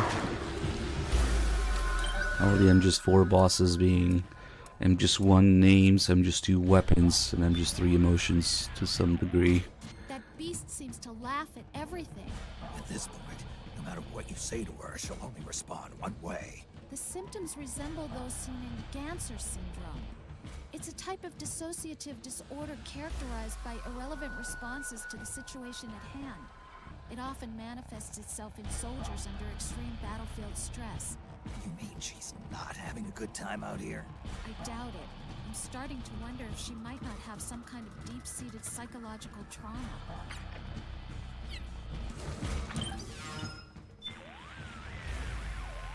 You may think you've got more important things to worry about, but your psych level... Snake, Octopus's suit seems to work the same way as your octo-camo. It'll use mimicry and traps as weapons against you. Stay focused. Don't be deceived by its disguises. Rebel story generator.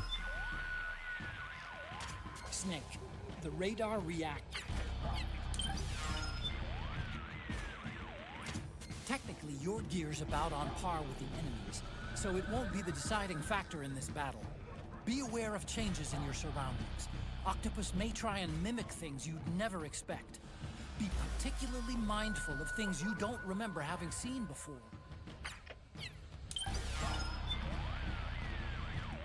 Motagon, doesn't that enhancement suit remind you of anything? You mean those arm-like extensions? I think we both got a pretty good idea. An offshoot of the battlesuit Solidus wore. You think the BMBs are connected to him somehow? I doubt it. But I'll tell you one thing. They're in an entirely different league than the other PMCs. Even at medium range, those arms could deliver a nasty blow. Watch out for them, and keep your distance. Will do. Just the tentacles. She also has a P90. Snake, the just like Solidus.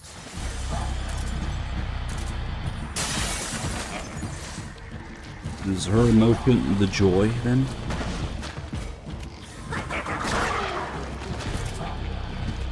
Sometimes you have to stretch it a little, like they've been using explosives like Batman, like grenades instead of C4s. Or Brian Wolf being the sorrow's emotion.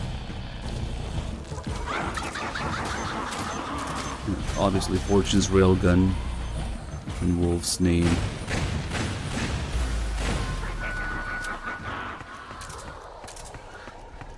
Are we finding more degenerate Kojima content? Like how he wanted these models to be naked originally in the game? Oh god.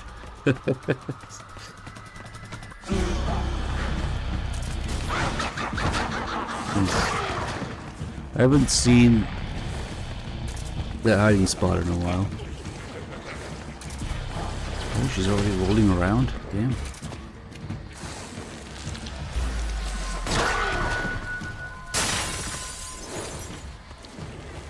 There used to be a rumor going around that the motion capture was done naked. Of course, it was never confirmed. But yeah, of course, Kojima was just like, if I'm gonna do this, I might as well have some fun, yeah?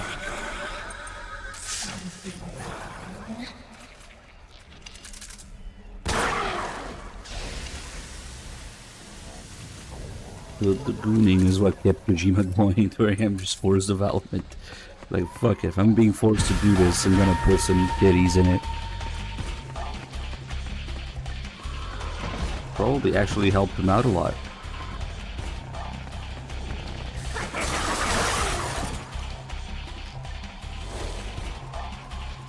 Like a slightly less offensive version of Quiet. Yeah. Oh yeah, we gotta scan these models for reasons, and they need to be naked. Okay.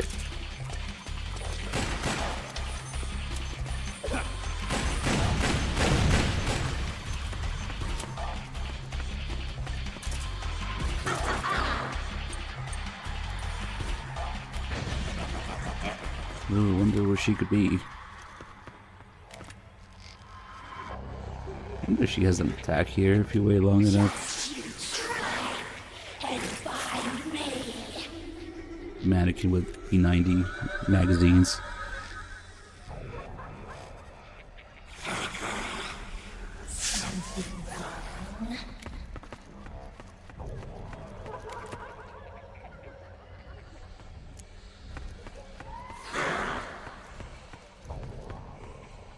I'm gonna turn my back. Come on. Yeah, she just doesn't do anything.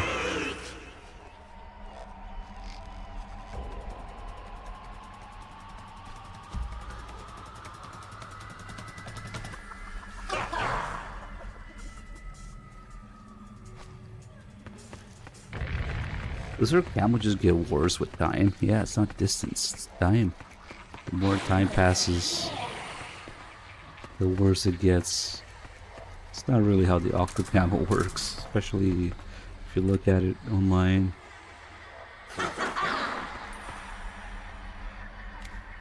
Also, picking somebody who can't stop laughing to hide isn't exactly the greatest choice. Like,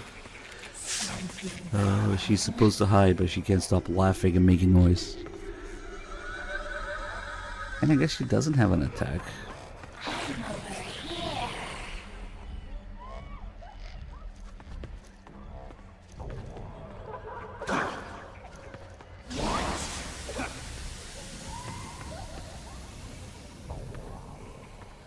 I was trying to figure that out. I don't think she has an attack like that. Now she just waits until you find her.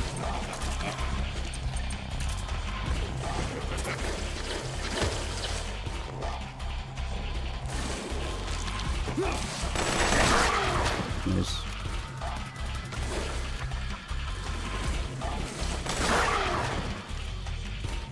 And follow strikes back. Yeah, 50% health we get the giant Mark II.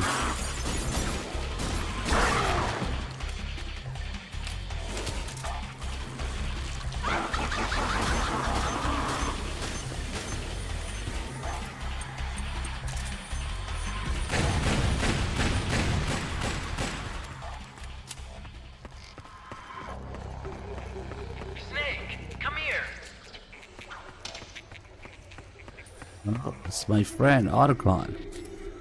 Certainly he's going to help. Otacon, what's wrong? Why are you calling me over there? Huh? What are you talking about? I didn't say anything. It was you. I'm telling you, I didn't call you. This is no time for jokes. You're supposed to be fighting Octopus. Come on.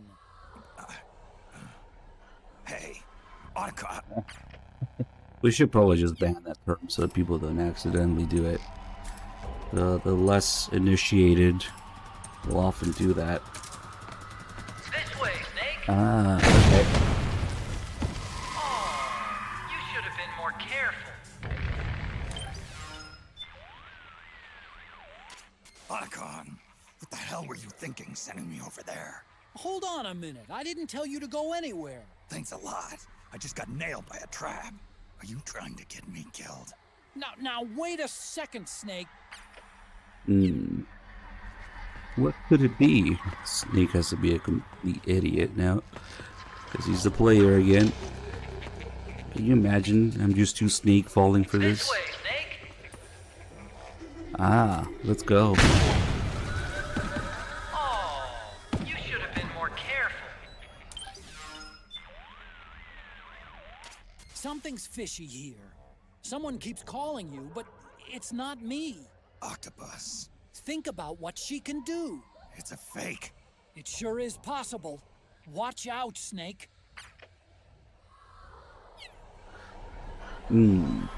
Something's fishy here, but what could it be? That was actually deserved. Nice. What if the fake Otacon is on the codec and this is the real Otacon? I better follow him. This way, Snake. Not very smart, are we? Snake, you've got to be more careful. Those are traps laid by Octopus. Use your head, man. You know, it's really bad if he gets to that point where Otacon talks to you like that. Use your head, man. Here, this way. And then we can also show it the actual Mark II.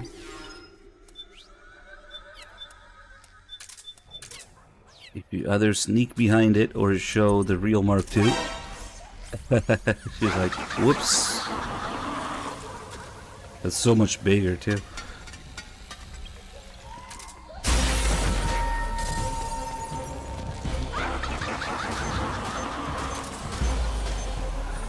I wonder if... Nah. It doesn't do anything to those balls.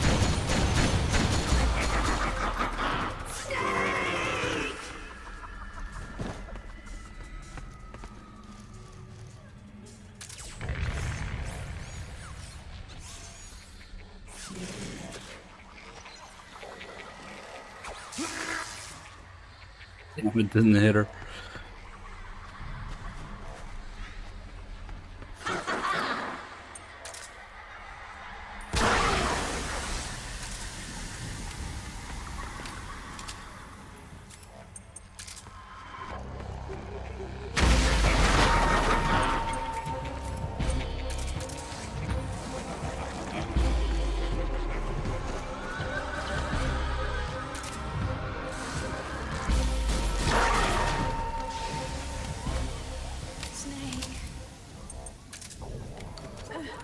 Naomi? But why? No call for it being Naomi, unfortunately.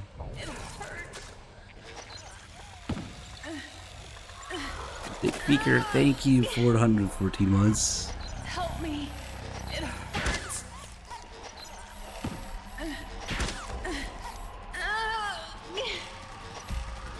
Help me. It hurts. It's another mimic. Watch out, Snake.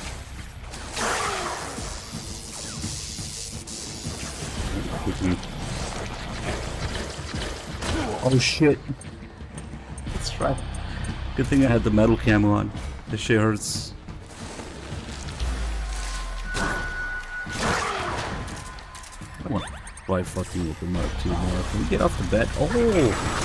The Mark II has a falling animation. No way. I didn't even know that. Oh, look at that. Nice.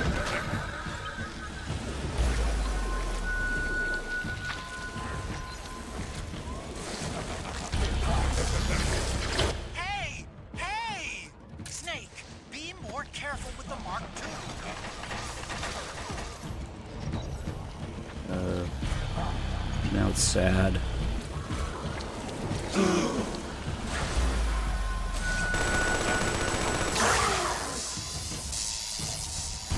Okay, so it's not like the beauty form where you can keep it up.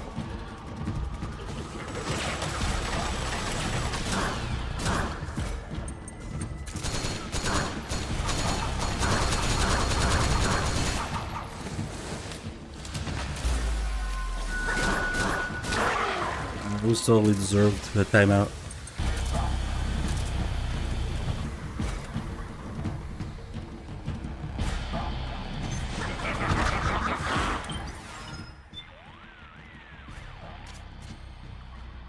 Snake, the Nothing new here.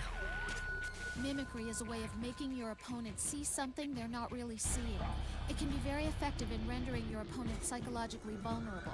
It's easy to think she couldn't possibly be here. Be careful you don't fall into that trap.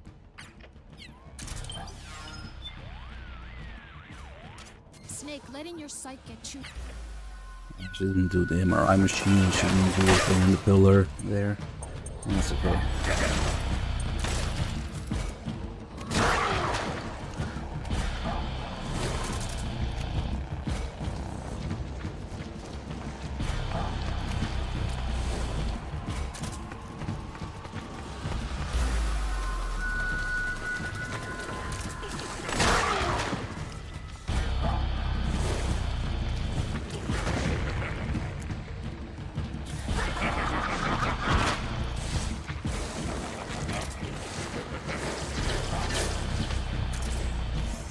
I'm gonna see the Mark II fall from this height. Hey! You can't keep abusing the Mark II like that.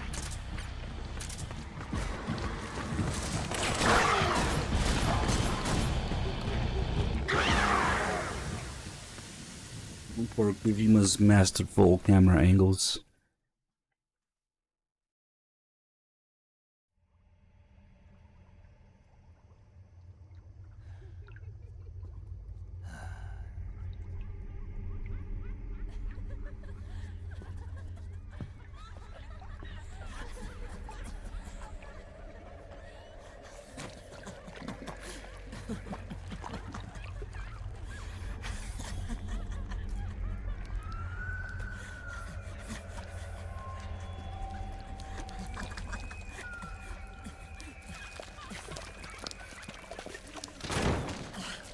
I am an octopus. An 8-legged beast. These tentacles are beyond my control. Their will is the will of the battlefield.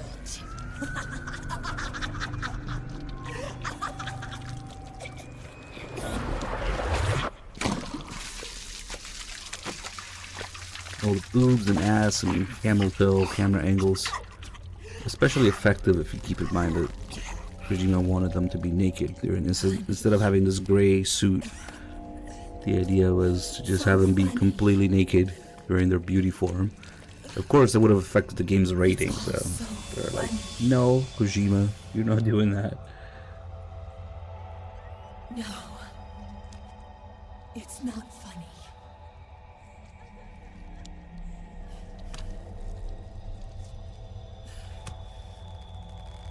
Nothing is Yeah, look at all the Volume 2 MGS4 versions that they announced. Be laughing. I can't.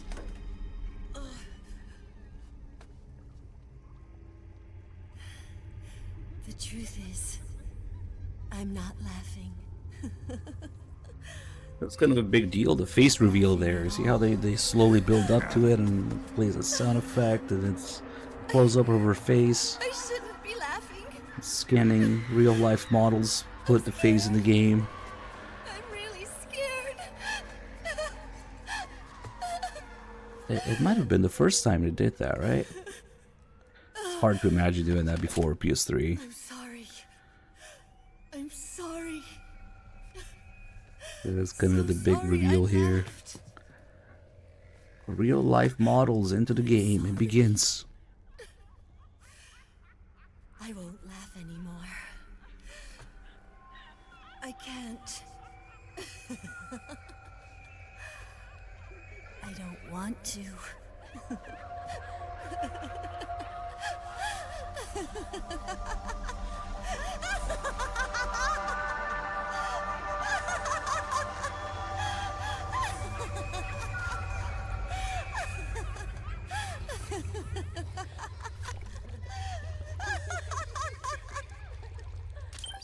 So if we wait about 3 minutes here, let's see if Snake can last 3 minutes. Let's see if she can last 3 minutes. At first, these background noises that you hear during the beauty part of their fight are basically what was going on at the time of their background stories. Some of them it's easier to tell, like with Crying Wolves or whatever. But you wouldn't notice the first time you play the game because you don't know their background stories. You learn those after. Oh, now we can't climb up there to just disable it. Okay. But if you go back to this after listening to Brevin's story, then you can kind of tell. Damn, they really prevent you from climbing. Okay, so you prevent me from climbing, but what about...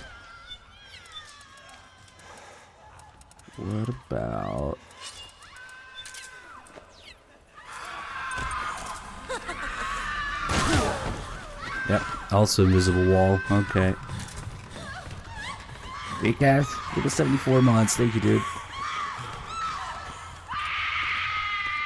So the ballers slowly start fading away. And if we wait long enough, will be a different area, a different set of background noise. It's a little more telling.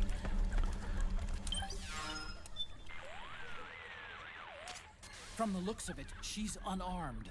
And yet, she's coming closer. I don't know what she's up to, but watch out, Snake. Watch out for her when she comes at you, Snake. She's deadly at close range, just like those enhanced soldiers. Yes, deadly.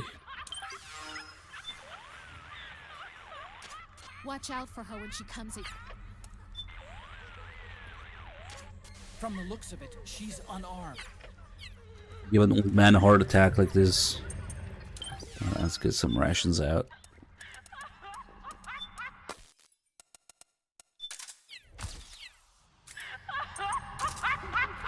That's weird, because it looked like you were answering his message.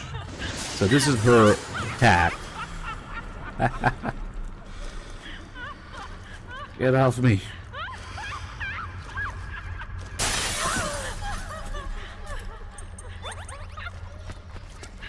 If we're gonna do this, might as well get comfy.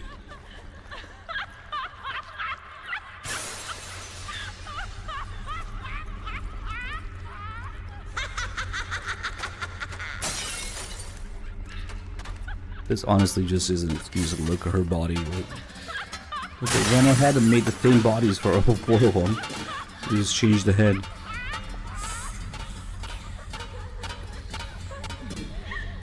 The fuck it flying around. Nice.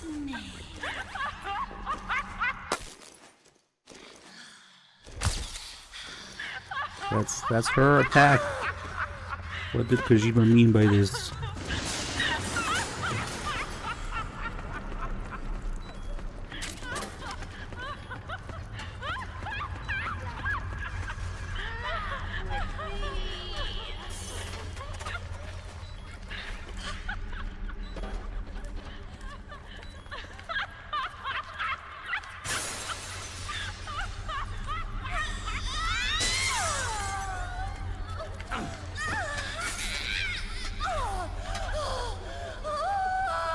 Jesus, lady, calm down.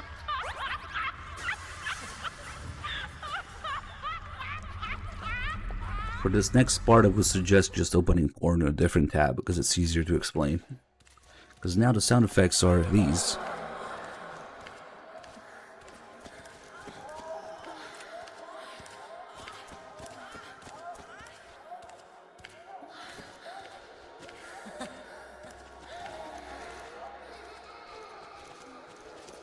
I don't know.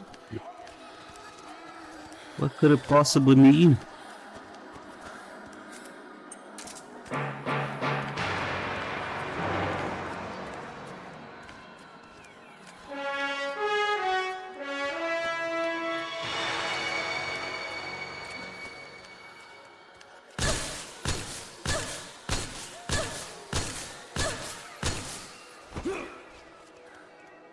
controller strikes back. Oh well.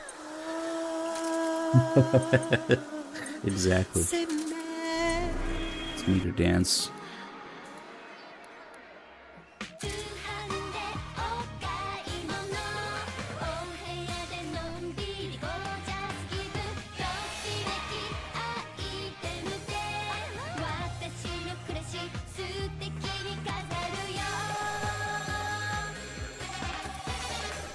So we can make her dance, or we can...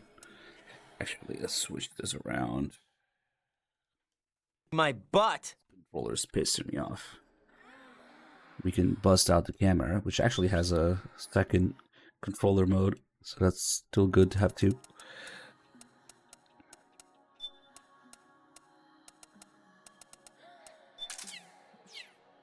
He just knows when the camera is equipped.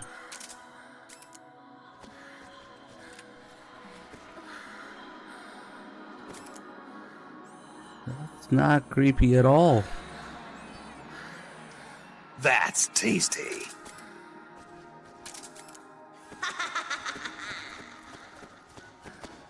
Hold on. This is really in-depth.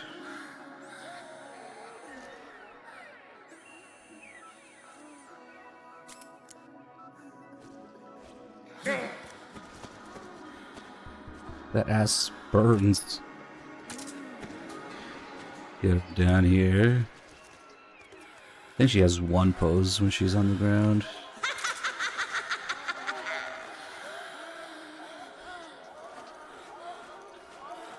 I'm not even doing anything to her yet.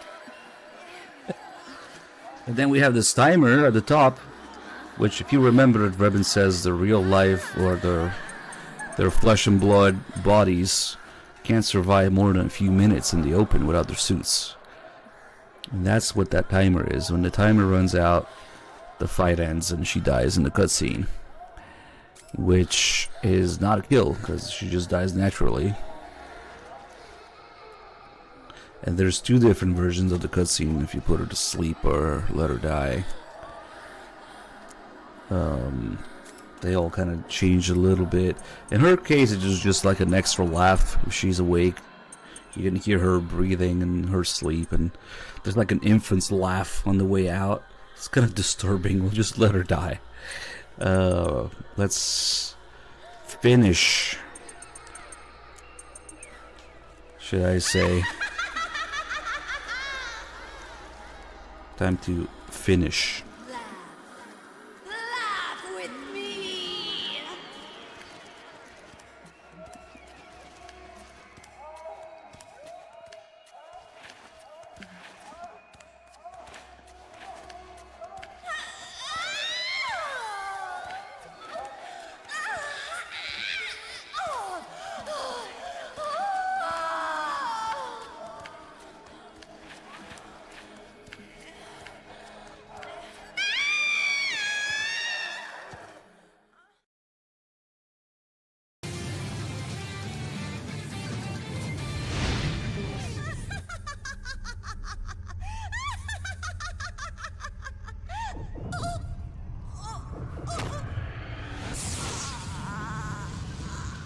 I didn't even go through all the other animations.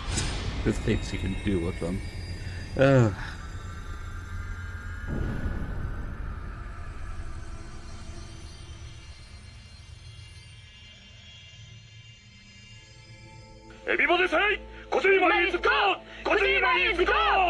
Nice. We got a Christmas Kojima.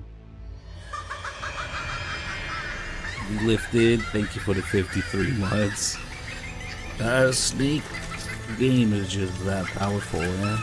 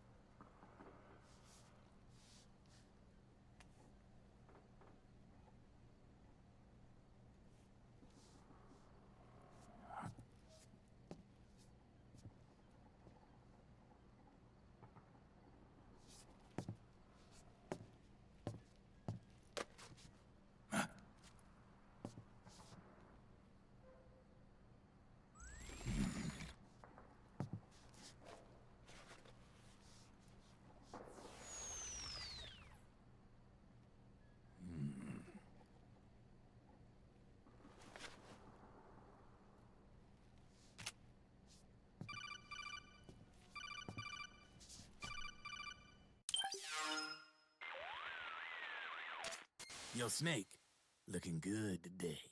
Drebin, what do you want? That's cold, man. And here I was about to tell my very best customer about face camo. Face camo? That camo skull cap you just picked up from Tentacle's shell. It utilizes the same kind of technology as your octo camo suit. Using the two together can get you even better results. I'd hang on to it if I was you. Doesn't fit. It's not my size or shape. Yeah, looks like it could use a bit of tailoring before you can sport it. Not my line of work, but... Ain't you got a buddy who specializes in that kind of thing? Somebody's done their homework. Hey, it's my job. Is that the real reason you injected me with those nanomachines?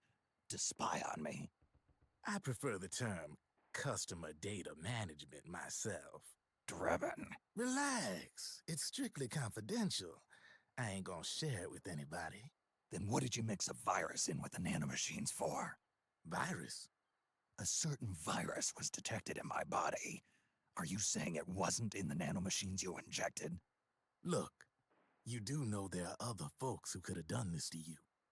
And besides, what would I gain from infecting you? Better for me that you're out there kicking ass on the battlefield. I was watching you, Snake. You're a real piece of work. Never thought I'd meet the man who could take down Laughing Octopus single-handedly. She just kept on laughing. Now why do you suppose that is? Something in her past. You got it. She's from a village in Scandinavia. Little seaside hamlet known to all the locals as the Devil's Village. Place wasn't known for devils, though. It was known for octopus. See, this was one of the few places in Europe where they ate octopus customarily.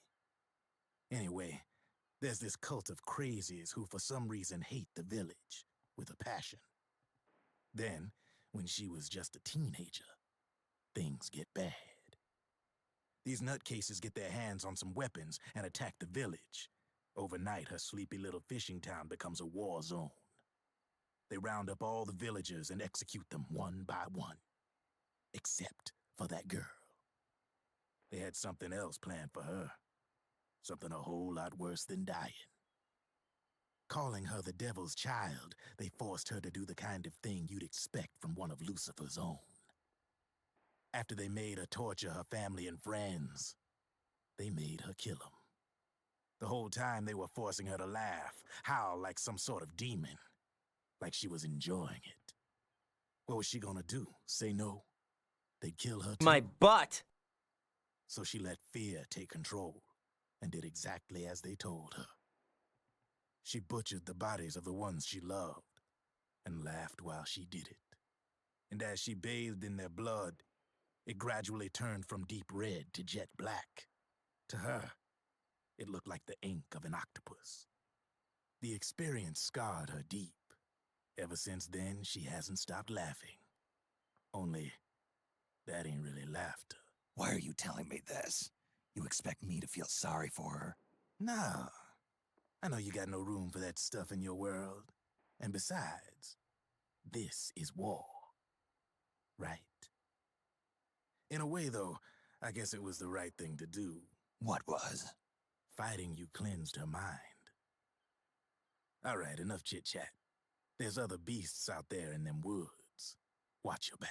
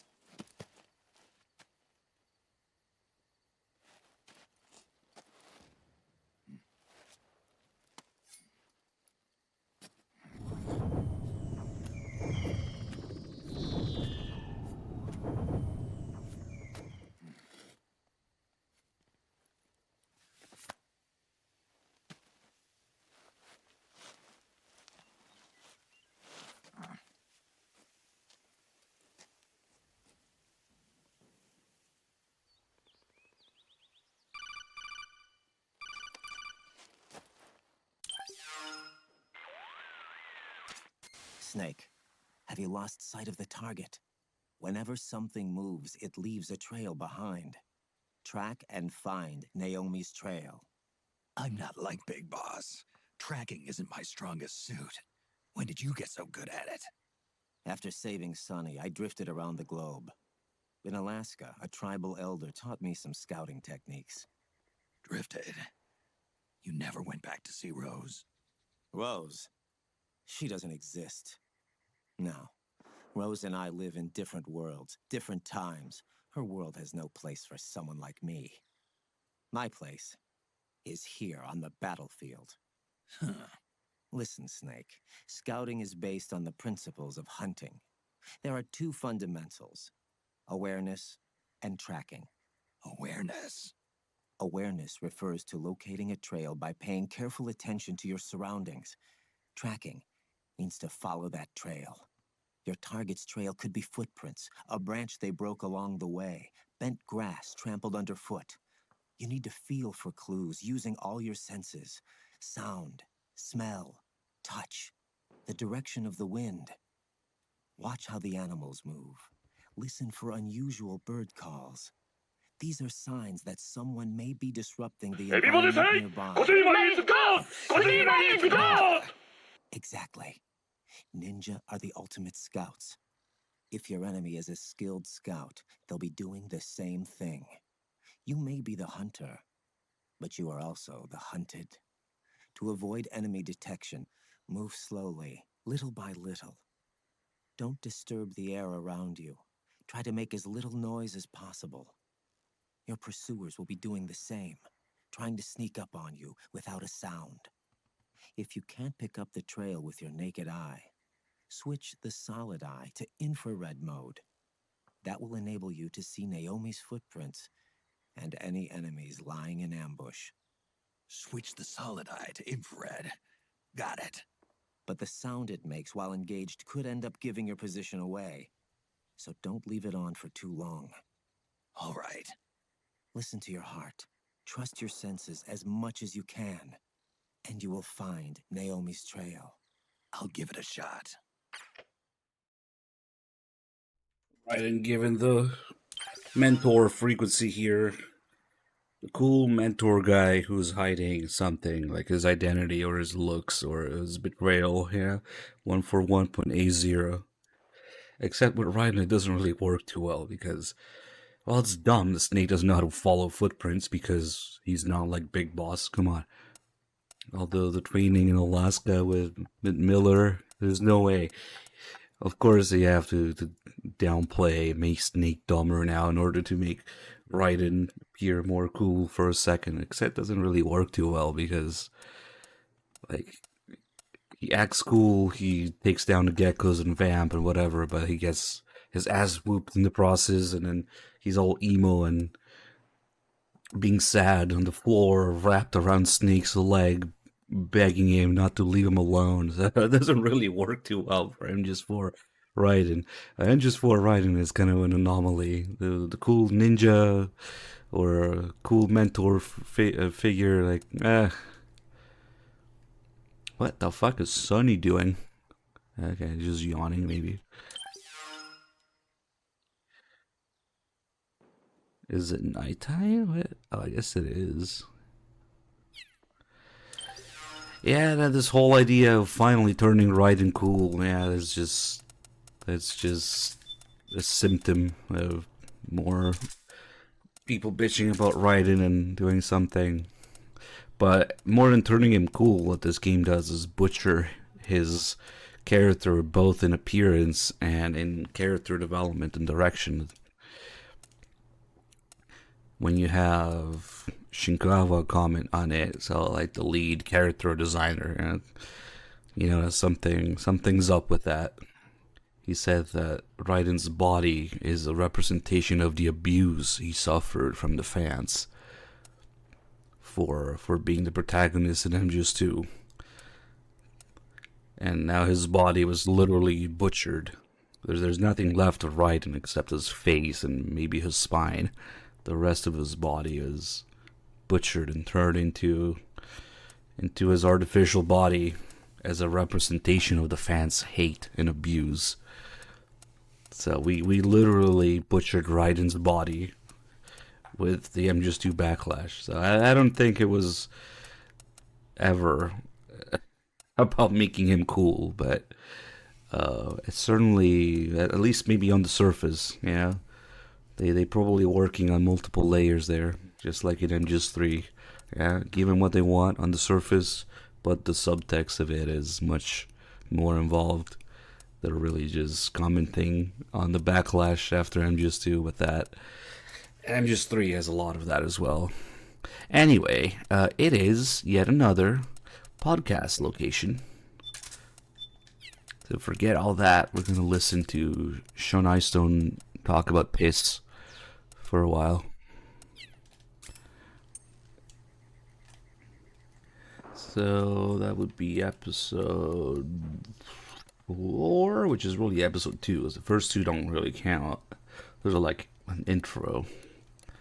So it's probably going to say episode 2 here. Gear Solid 4 Integral Podcast.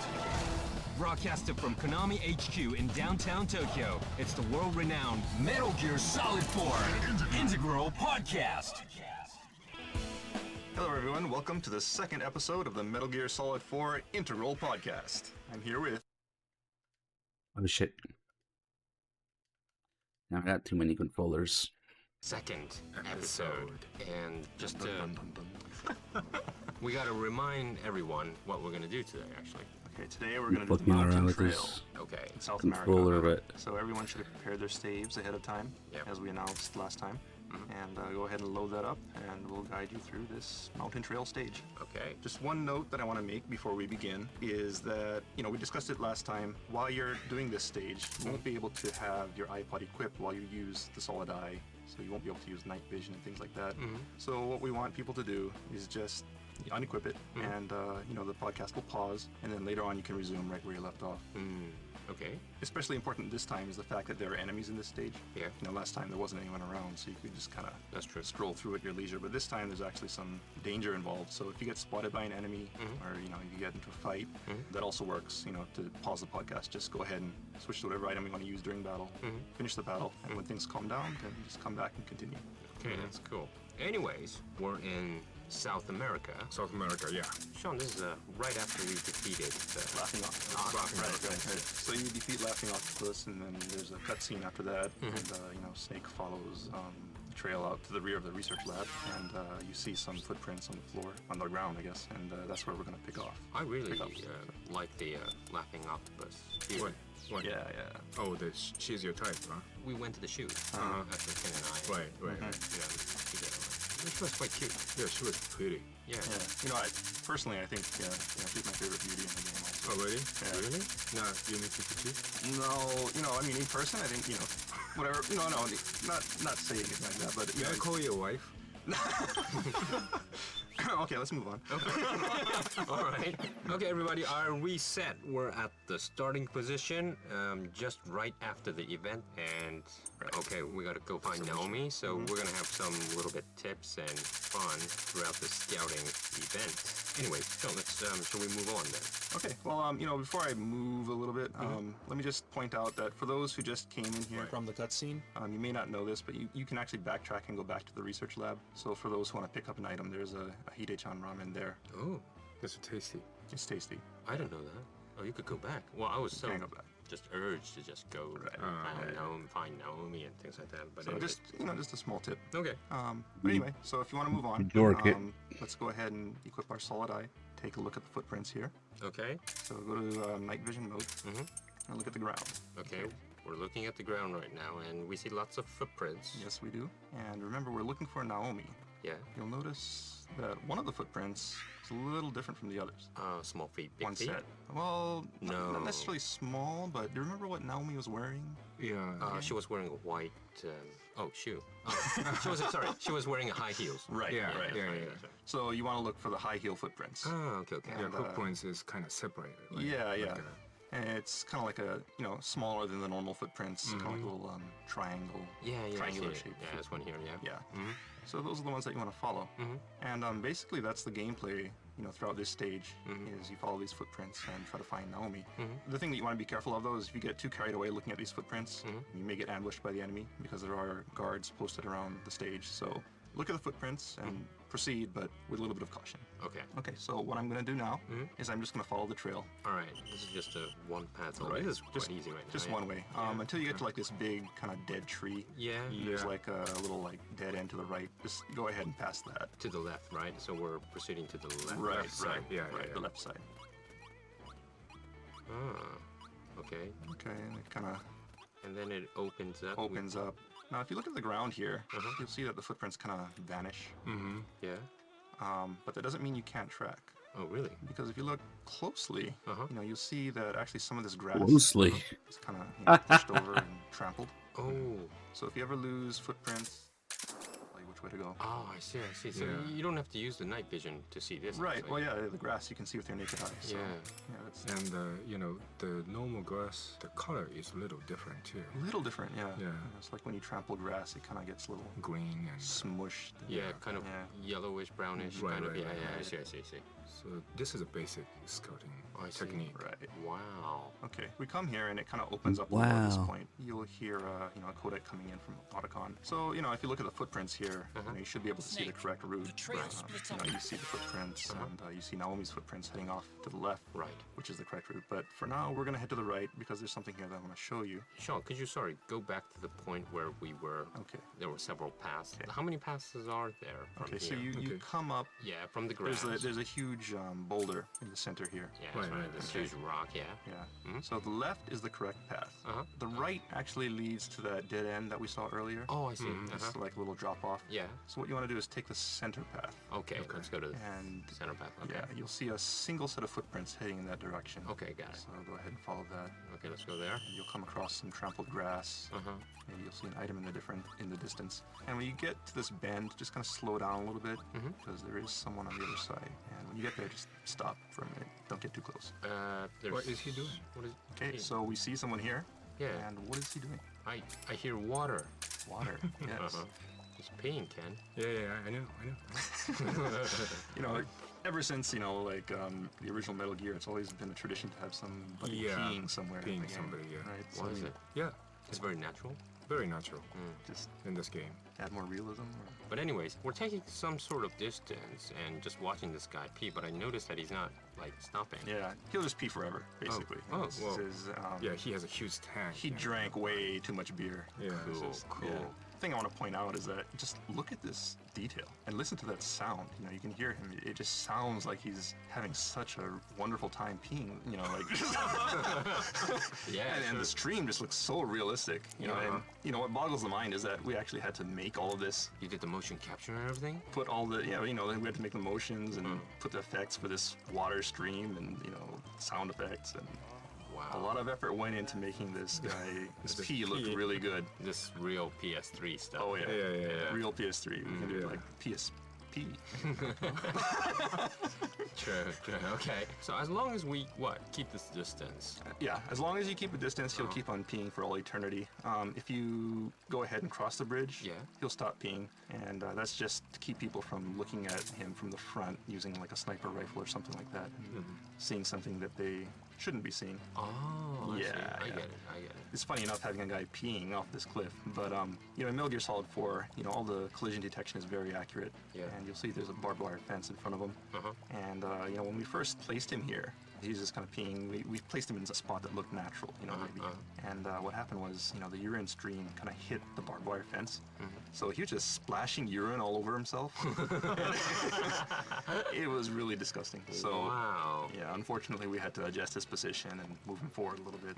But in any case, yeah, enough about that. Okay. I Let's think we have been talking about a pee thing for 5 minutes or something. Yeah, But this is important, Ken. This is really important. I mean, real Interesting, yeah. PS3 Historical. stuff. Yeah. historical P.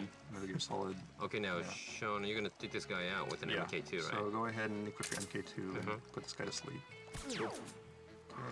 And what we want to get here is some really tasty items. Yeah.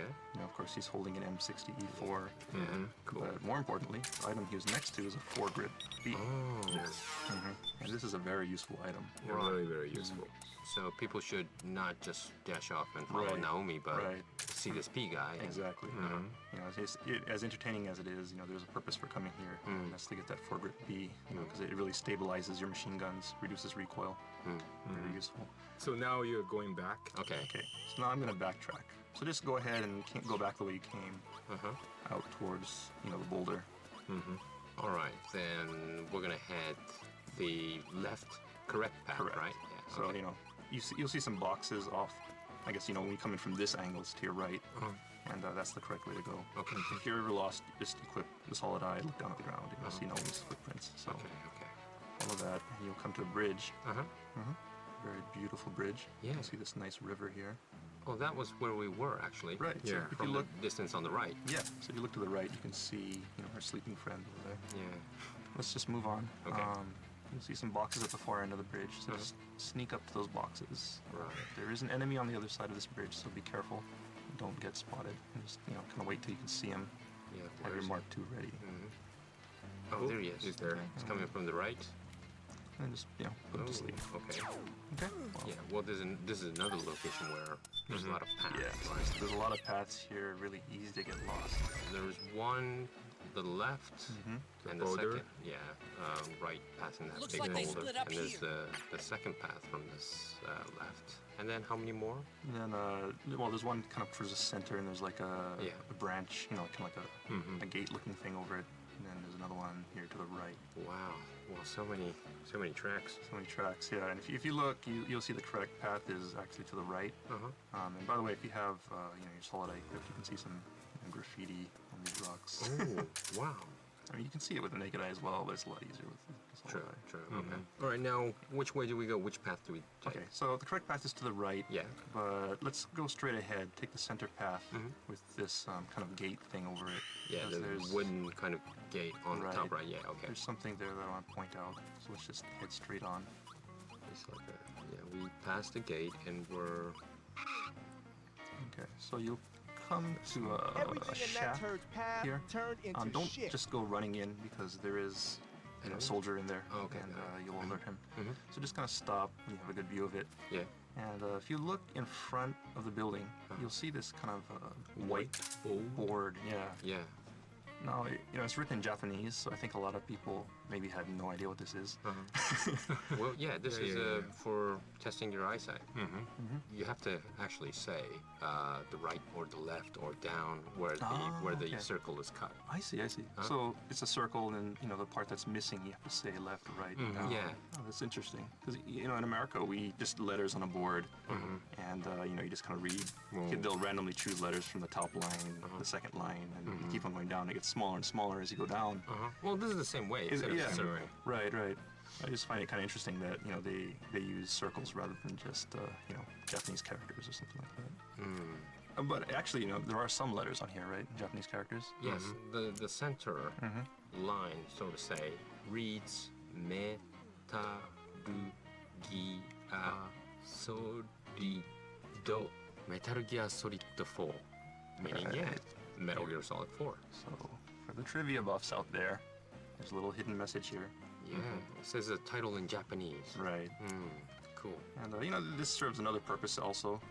If you equip your night vision and look down at the ground, you'll see that actually there are a set of footprints on the ground that looks a little bit more worn. Yeah, you know, little highlighted. Right. Yeah. And that's actually the correct position to stand in when you look at this thing. So if you stand at that position. The distance, right? Right. Yeah. And you know, equip first-person view. Then you can test your eyesight. Maybe. Oh, cool. You know, test your monitor. You know, how good is your monitor? Are you using standard resolution? You know, 720. You know. I have really bad eyesight. Or whether or not you need glasses in real life. God, really, I can't really see from here. Okay, anyway. Okay. Just a little bit of trivia. So before we move on, let's just go ahead and take a look at this shack here. Be careful though, because there is a soldier in this building. Inside? Inside. So what you want to do is just kind of sneak up, don't make any sound, and sneak up to below this window. There's a doorway, and there's a window to the right of the doorway. So Sean is right now, going to the right side of the building, right? Oh, you're going through the window? Yeah. Okay. Did you hear that? Yeah, he said, never spat me. Right. So, it's just kind of, this guy is laying a trap for you, and he's really confident in his ambush abilities. He's kind of boasting to himself there. All right. But, it's just kind of to point out that, there are places like that in the game where, we have certain scripted events, and if you're really sneaky, then you can hear lines or see things that maybe you wouldn't see if you just kind of ran through. So keep an eye out for that kind of stuff. So now we're gonna go back? Right, so let's head back to the open area.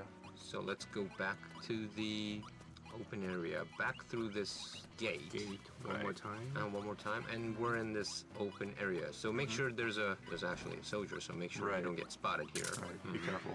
Just go ahead and put that guy to sleep if he's woken up. So we head off. This time you'll see a bunch of boxes. We came through earlier, and the correct route was to the right, next to these boxes.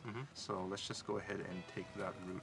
Okay, let's go to this correct route. Then shall we walk a little bit up this route? Yes. Okay, we walk to this route. So there's a lot of grasses that are, leading the way. Yeah. Trampled grass. Trampled grass leading the way to the correct way, and just kind of stop when you get to the end of that grassy area. Okay. Yeah. And there'll be a kind of open area at the end of that. Yeah. What's that? It's a handkerchief, right? Ooh, it's a kind of a purple, light blue, light purple hanky. Yeah. Okay. You think that could be Naomi's?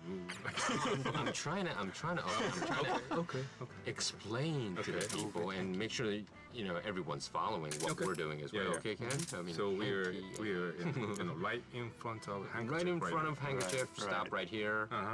And Sean, let's take a look around. anything? Because there's lots of path leading. Yeah, in there this. are. There are a lot of paths here, and there's also a sniper, so be careful. Where's the sniper? The sniper, if you're looking at the handkerchief, just look straight ahead. There's kind of like a Stair? Yeah, there's like kind of like an old trail leading up. Yeah. And at the very top of that, there's a sniper. Oh yeah. Kind of looking off to the right. So be careful not to be spotted by him. In addition, you'll see a trail leading to your left. Another one going straight ahead. And another one to the right. Okay. Right. And where are we gonna go? We're gonna. Okay. So first of all, let's look at this sniper and see where he's looking. He seems to be looking to the right. If you use your solid eye, of course, you can see the path where you're supposed to go. But there's something I want to show you, so let's just follow this guy's line of sight. What is he looking at here? Of course, put him to sleep before you go there because it is in his line of sight, and he will see you if you So let's put him to sleep. Okay. There we go. He's down. And he was watching the right direction, so I want everyone to turn to that direction, which is actually just looking at the right path, isn't it? Yes, it is. Let's head up to this right path then. So you walk down the path a little ways, and you'll hear Otacon Yeah. calling in. So make sure you stop when you hear Otacon calls in. And a turn right. And turn to your right. And you see this pink Thing. Yeah. item, which Otacon was talking about. Yeah, he's kind of freaking out about. Yes. Ken, what is this? This pink item. Are you going to make me say that? I mean, sure. Yeah, what is this? This is called bra. A bra. Yeah. Wow. Pink bra. Pink bra. Yeah. So, Sean, okay, we're going very slowly in this track and we're like stopping, but most of the people won't probably find us. Exactly. Well, the idea was to have this bra here, so that people coming down the path will maybe see the bra. And kind of like stop here. Right. Yeah. They'll get kind of excited, maybe run over there. Like, oh, what is that? Check it out. And while they're doing that, they would get shot from behind by that sniper. Our sniper. Right? Oh, I see. That was the idea. But unfortunately, the bra is a little bit hard to see. So I think a lot of people actually just kind of ran through this area and heard Otacon freaking out, like, and they're just like, what's Otacon's problem? But yes, he is freaking out about this bra here. So he knew about this. Yeah. Yeah, he has very good vision. He saw the handkerchief. He sees the bra. So. Cool. So, this is Naomi's bra. Yeah. It may or may not. We're trying to make the player think that it's Naomi's bra. One of the things that was in the game originally, one of the ideas that was floating around anyway, was that enemy soldiers are leaving these pieces of clothing around to intentionally lead you on the wrong trail. And you'd follow, the trail of clothing, and at the end of the stage, there'd be a naked female soldier there. Cool. Yeah. That's a cool idea. But Yeah, you know, for various reasons. That was cut. Okay, let's move on then. All right. All right. So we go to this path, past Right. this bra. So let's just keep on moving ahead. Through this There's some trampled grass. trampled grass. And be careful because there is So I another... want- See something. Okay, Sean Somebody. now kind of Let's try ducked another down route. and is crouching. Right. There's you'll hear Otacon saying let's try another route Yeah. because this actually isn't the correct route. Oh, I The see. correct route So would stop be there. right. Yeah. Up to your left, but we're gonna stop at the end of the grass here. Okay. And you'll see some enemy soldier. Make sure you stay low, crouch down so he doesn't spot you. Stay in the grass. Yeah. And just kind of put this guy to sleep. Okay. Okay. And then there's kind of like a ruined house, a brick kind of thing, and you see someone inside that. Yeah, and he seems to be doing something there. Yeah. Wow. He's found something, right? Let's just put him to sleep. You know, he's preoccupied with his business, but you know, if he notices us, it'll be inconvenient. So let's just put him to sleep. Okay. All right. And then we go, well, where are you heading? You're heading to the right side of this building. Right. Uh-huh. Let's just go around to the back of the building because there is a little treat hidden behind here. Oh, okay. Let's go to the back and stop here to pick up an RPG. Yep. So there's an RPG in behind this. Okay. So go ahead and grab that RPG. And then go around the house. Yeah, just go around and you know, there's only two paths leading to this house, so let's take the other path, not the one that we came from. The path leading on ahead. All right. So we're moving to this path that was. Where does this lead back? First of all, I should say stop. Don't just run out. Okay. Follow the path until it opens up. Uh-huh. And you'll see some grass up to your right. Just kind of take cover behind that grass because you'll notice that there is a soldier behind this pile of Behind boxes. this box, yeah. right? There's 1, 2, 3, 4, 5 boxes here. Yeah. Yeah. So what you want to do is, you know, just kind of take this guy out because, you know, if you ever see guys aiming their gun at you from behind these logs or boxes, then that's a sign that you're on the wrong trail. Oh, I see. I see. Right. So. Okay. So where are we going? Okay, so we put that guy to sleep, and let's just move on. Which way are we going? Okay, there's two paths here. Right after you put that guy to sleep, path to your right leads down to the river. Yeah. We're gonna take the path that's kind of like straight ahead, leading forward to a path into some grass. Yeah, to the left side, right? Straight ahead, yeah, kind of to the left. And we're gonna take that path. Okay, let's move on to that path. Trampled grass, and there's an open. Oh, There's an open area. Something. So let's stop at this open area and. Sean, what is this? We see something in the middle. Is actually a crop circle. Wow. And if you step into the crop circle, yes, we hear sounds when you step into this. You know, someone talking about an abduction. You know, fans of the series will recognize this line from Metal Gear Solid 2. For those of you who don't know what he's talking about, I suggest you go and play the game because it's a lot of fun and you'll be a spoiler if we explain anything. Yeah, true. Can you hear that again every time you go to that? No, actually. Just the once. You hear it once, and the reason for that is if you listen to it all the way to the end, you actually get a little bonus. You get some driven points for that. You know, you want to make sure to listen to the end of that flashback. So be sure, you know, don't just run through onto the river, because if you keep on moving ahead, you know, the audio will cut out, and you won't get the driven points. Oh, I see. So you have to kind of stay within that. Okay, then where should we go? Okay, so the next thing is, you know, you're going to cross this river and continue on with the second half of the stage. Okay. Which just beautiful water. So let's stop in front of this river. Okay. Well, yeah, first of all, just look at this water. I mean, this is just great. Yeah. So on the right side, we're seeing small waterfalls, and the water is coming towards us. Let's walk up. Sure. Just a little bit, and then let's stop in front of this waterfall. Okay, let's stop, guys. Wow, it's beautiful. This is really, really PS3. Yeah. Of course, one thing that, you know, I want to point out also is that, you know, as beautiful as this water is, you know, you should also pay attention to the sound here, because there really is a lot of stuff going on with the sound via the program. You know, it's not just like, you know, a standard waterfall sound looping, you know, and the volume getting louder when you get closer. There's actually a lot of subtle sounds that kind of only play when you get within a certain proximity of the waterfall. To kind of really simulate that feeling of being right there in a waterfall. So beautiful. Just kind of, you know, the details that go into making all these environments.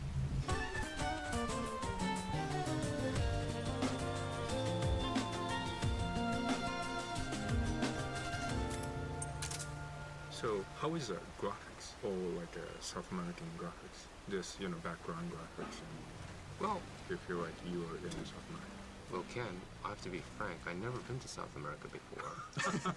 But all of this, the path, and also this water area, this beautiful water and falls, and the track we've been taking is really like you're in kind of this area of course, definitely not Japan, but definitely not Europe. This is really somewhere you don't want to go just by yourself. Right.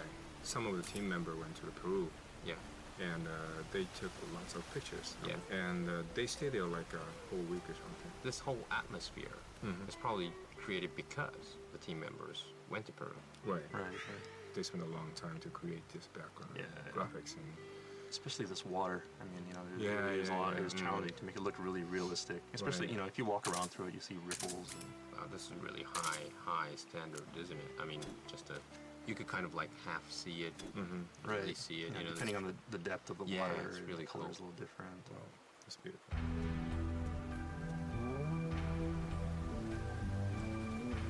Okay, so what we want to do is have you just kind of, climb out of the river and trigger the checkpoint on the other side.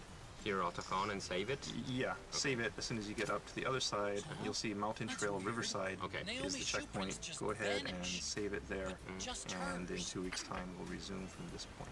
Okay, so it's really complicated. I mean, this tracking area, we could predict which route the obvious route that everyone took. Right. So we'll always mention compared to that. So this is the normal way, but let's take a ride or a lap so that you won't get lost. But of course, as a podcast, you could listen to a number of times and try what we did. Yeah, sure. If you don't succeed the first time, just go ahead and try again. Well, thanks, guys, and we'll be back in 2 weeks' time to finish it'll be the latter half of this tracking stage. Yes. Yep. And see you, everyone, in episode 3.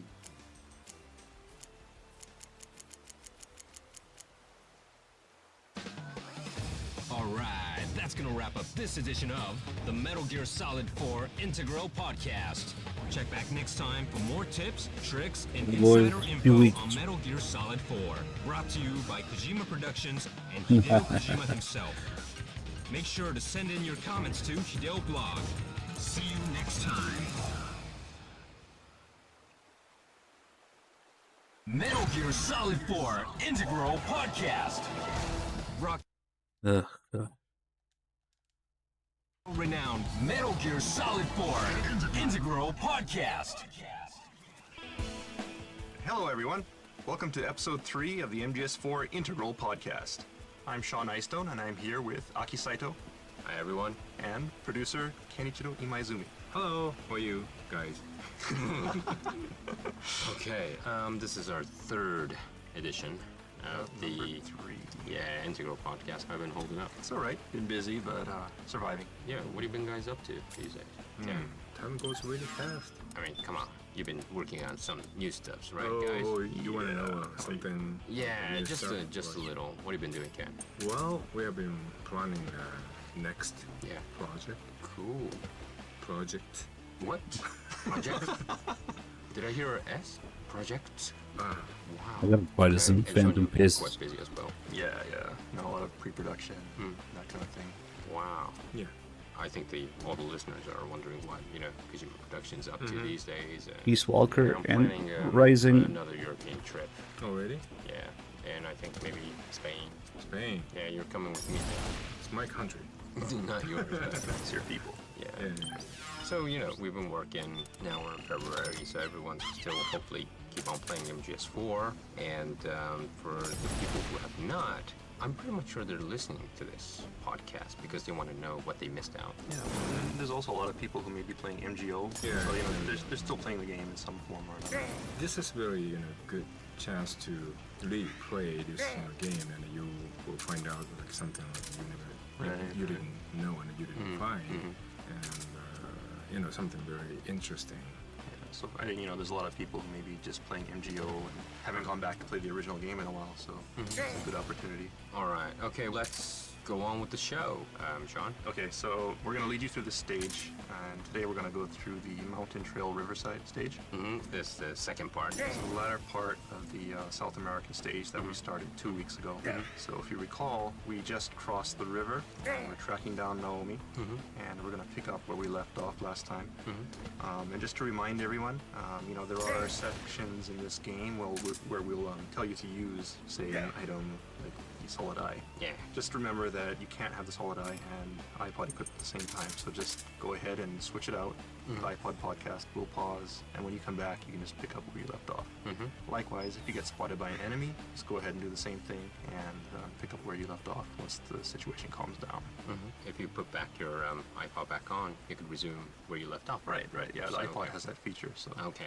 Sean, let's start the latter half of this tracking. All right, everyone. So load your game, and you should be right around the water right now. Near the waterfalls, I guess. Right. Okay, so the first thing that we want to do is head up here and look at the other side, you know, the opposite bank of the river, first of all, because we want to get our bearings right. So go ahead and put your solid eye on in night vision mode. Take a look at the ground, and let's see if we can find Naomi's footprints. Yeah, I don't see this. I don't see her. Fucking right. They kind of vanish on the other side of the stream here. But you can't use your old tactic anymore, right? Right. But there is something that you can do. Right. You know, this requires a little bit of puzzle solving on the part of the player. You know, you don't see the high heel footprints anymore. But if you look very closely, you'll see that some of these footprints are a bit heavier than others. Oh, meaning someone really stomped hard. Right. You know, just really trudging through. Yeah. With a lot of weight, which, you know, you can deduce means. He's a fat guy. Fat and heavy, macho guy. No, of course no. not. So, of course, someone's carrying Naomi, right? I see. You know, the idea being they came into the river, you know, they carried Naomi across and brought her up on the other side, you know, possibly to keep her from getting wet, possibly just to trick Snake. Okay, let's walk along, follow this heavy footprints. You see there's a separation of paths to right and to the left. Okay, so let's take a left path. And we're gonna walk up to the place where... So we'll get some grass. Go ahead and go through the grass. So this grass technique still works, right? Yeah, the grass technique works. Okay, so you come to this kind of wide open area. Yeah. So if you look right, you'll see, especially if you have the solid eye, there is a Haven Trooper laying in wait. And this is a good time to switch off your solid eye, actually, because these troopers have actually had a lot of training. And, you know, Haven Troopers can detect your solid eye if you have it on. So put that Haven Trooper to sleep. Okay. Okay, Sean, where do we head next? We put her to sleep. Right, and then what we want to do is take the path that's next to that one. Oh, to the left. left one, yeah. So let's take the left path. Let's go walk up ahead. Rocks and more grass. Rocks and grass, and we're walking up this way, yeah? And you'll hear something. Yeah. So we're gonna crouch down, make sure you stop. Right, you hear kind of, you know, Naomi calling for help. Yeah. Sounds like. Kind of head out, and you see some grass, and there's like a shack here. So just be careful here, because there actually is a Haven Trooper waiting to ambush you here. Up on the cliff to your right. Okay. So kind of crawl up to the edge of the shack. Look up to your right, and take out the Haven Trooper. Oh, you see the Haven Trooper right, kind of like next to the rock on top of the cliff, right? Who's not there in Over extreme? the top of the cliff, just kind of between there. Kind of hard to see because she's in the grass. I see. Just go ahead and put her to sleep. And then now, what are we gonna do with this location? Okay, so now let's go ahead and head into this shack. Inside, yeah. And you can hear Naomi calling for help. We turn the corner, and we hear her voice kind of, you know, repeating itself and sounding a little odd, and the real identity is revealed. She's in a more annoying location in extreme. Yeah. What's so special about this? Shoot the radio. You know, take out your aggression, because there's actually a cool little feature here. Okay. When you shoot it. Save me. Yeah. So there's some really cool sound processing going on here. So when you shoot it, you know, the tone kind of falls and slows down and everything stops. You know, originally this wasn't going to be in here because it's you know, kind of hard to do, and we had a really tight schedule. Yeah. Everybody was pulling all-nighters in the office, and you know, we're like, oh, we want to do this with a radio, and you know, people were just like, no, you know, no, we don't have time for that. But the programmer responsible for this radio really wanted to put it in also, and so he went ahead and did it anyway. You know, when nobody really was paying attention. And you know, one day we came in and destroyed the radio and found out that this feature was in there, and everyone was happy. So. Cool. Just a little bit of trivia, and you know, just to point out that it's all being done via program. It's not an audio sample that's slowing down. Oh, I see. It's program. Right. So yeah, he actually did that via the program. Cool. All right. So we go out of this shack. Yeah. And then where do we go next? Okay, let's just head right back to where we came from. Okay. So go back to that wide open area. What? So we're gonna take the route that we came. So then from the shack, it's the right side. And of course, we won't hear Naomi anymore. Right. And then we're in this open area. And where should we go? Okay, so you're gonna come to this big, wide, open area. I think ahead of you, there's gonna be a tree to your left, and kind of like a dead stump of a tree, kind of to your right. Yeah. So kind of, you know, go between there.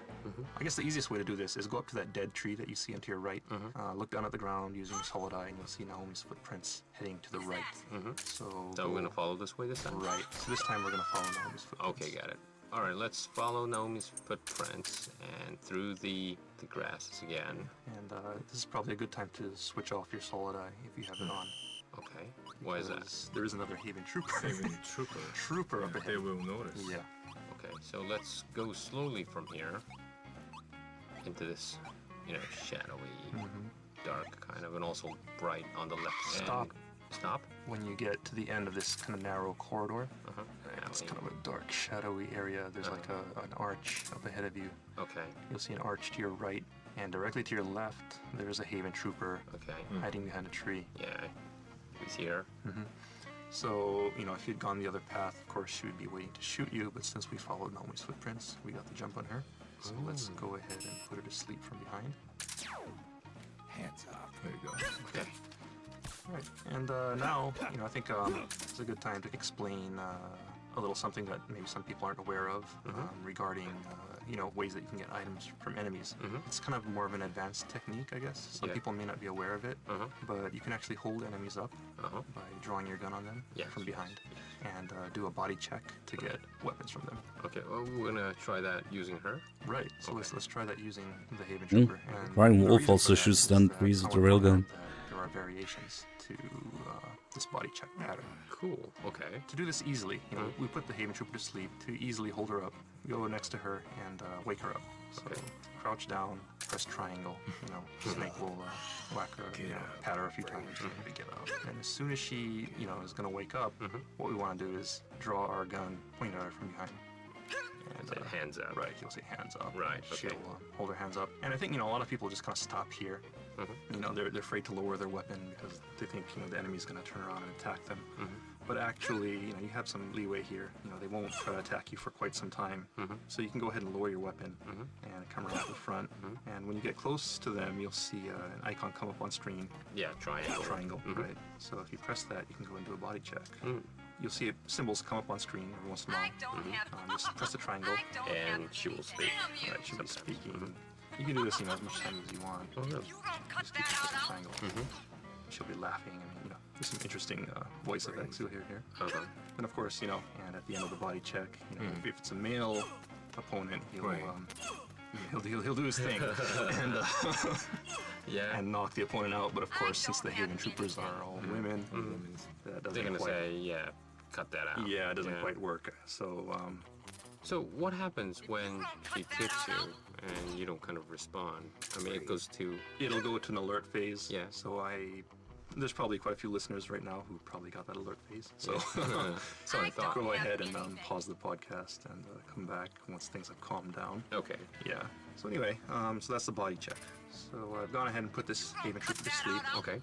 And let's move on. You'll see that kind of, not really a tunnel, but the kind of archway that we saw to the right earlier. So let's just go ahead and go through there. And once again, try not to make too much sound. Right. As you come through here. Hug the wall to your right. Okay. As you move. And we pass that, like, stump. Yeah, you pass a stump on your left. Yeah. And you'll come to a clearing. And towards the center of the clearing, you'll see a guy obsessed with his claymore. So, you know, the idea here is you get to see one of the, you know, the enemy troopers in action laying these traps for you. So let's just put him to sleep. Okay. And then this is basically the route we should take in the first place. Right. So you're following the correct route now. You know, if you look down to confirm. So you're following these footprints, and they come up to this claymore. But then something odd happens right after you pass this kind of dead tree area where the claymore is, and you'll notice that you'll see a very odd set of prints. Wow. Heading up to your left. Yes, okay. Make sure you check onto your solid eye and have night vision, and you'll see what? You really can't see without the solid eye. And think.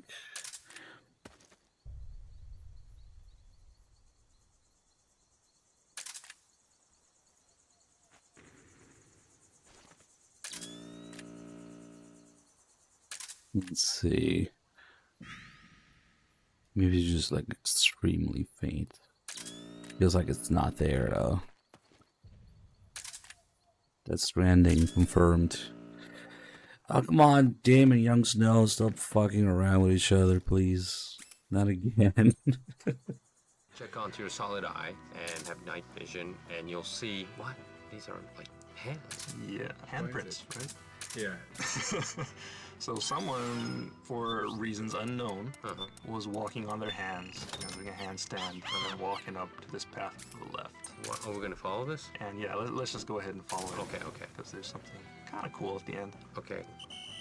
Okay, maybe, there's somebody up here. Maybe it's Naomi. There's Naomi doing handstands. No. You see a bunch of hands. Handprints, I guess, right? Yeah. It's On like this- the Walk of Fame thing. Right, exactly. Right. Wow, I recognize this signature. Yeah. You know, you're familiar with this signature. We saw so many times. Yeah, it's Thousands of Hideo's. times, yeah. I think a lot of people might come here and wonder, what is this thing? Is it a trap or something? But there's nothing to worry about. It's just here as a little treat for the fans. I see. Yeah, something like a very memorial for us too. And there's some items you can get here too. There's a ration and the Hidechan ramen. Hidechan ramen. Now that I think about it, I don't think we ever really explained what Hidechan ramen is. Hidechan ramen. Yes, we did. What is the Hidechan? Ah, you mean that way? Right. Yeah. Well, as you know, Kojima is Hideo Kojima. Right. And Hideo is kind of sometimes long. Well, it's not long, but a lot of Japanese like to shorten a lot of words. Like, for instance, everyone calls me Aki, but my official name is Akiyoshi. Oh, all right. Aki. So Hideo, well, it's not that long, but nicknames, you kind of make nicknames. So you say Hide-chan. Chan is used for like girls or small kids, show expression of cuteness and things like that. So is that to say, Hideo Kojima is cute? I mean, maybe he used to be called Hide-chan from maybe his friend or mentors. Yeah, mentors. I see. So that's why maybe he used the Hide-chan Japanese podcast as a Hide-chan radio, right? Right. So Hideo channel radio. So maybe they have like a little crossover between that. Right. Double Play on words. Yeah. That's what Hidechan ramen is all about. Cool. Basically, where we found this Walk of Fame kind of, the handprints, this is not the correct route, right? No. Okay. So just go ahead and follow the path you came from and go back to that wide open area.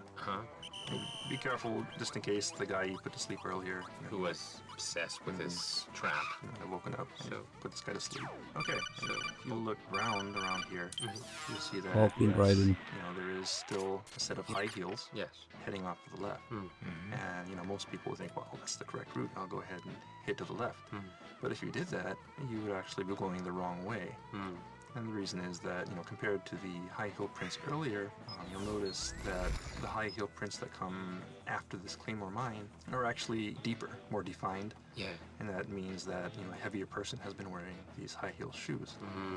And at the same time, near these heavier high heel footprints, you'll see a heavier pair of normal footprints heading off to your right. So basically, they're trying to play with your head here. Trying to trick you into following the high heel footprints to the left. And actually Naomi went off to the right. I see. And that high heel is heading towards the left? Yes. Which is, of course not. This is not a the trick. correct route. Yes, Right. yes. If you head that way, you'll actually find a pair of high heel, a high heel shoe. There, kind of saying, oh, this is a trap. Okay, where are we gonna go, Sean? We're gonna go to the correct path now? Yeah, let's Okay. just go ahead and follow the correct path. All so right. follow these heavy footprints to your right. So now we are on the glass part. You're in a grassy Yeah. part, and be careful. There might be enemies lurking around. So make sure you proceed very See cautiously, a cardboard slowly. box. You'll pick up a cardboard box on the right, and then what? Yeah, there's like an archway. Okay, stop and check this point out. Between the grass. At one point, you'll see the heavy footprints, and then you'll see Naomi's footprints again. So At detailed. that point, they put her down. All right, so let's just keep on going. Okay. Slow down when you get to the end of this narrow path here. It opens up, and there is a soldier. Okay, stop here. Patrolling outside. So go ahead and stop. Be sure not to get spotted by that guy.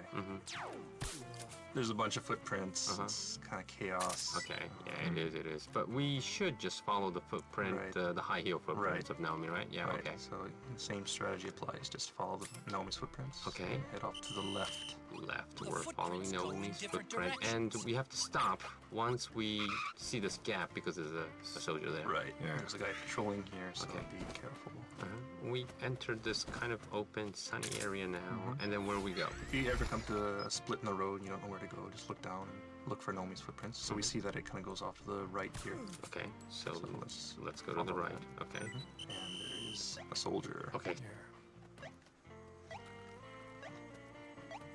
Okay.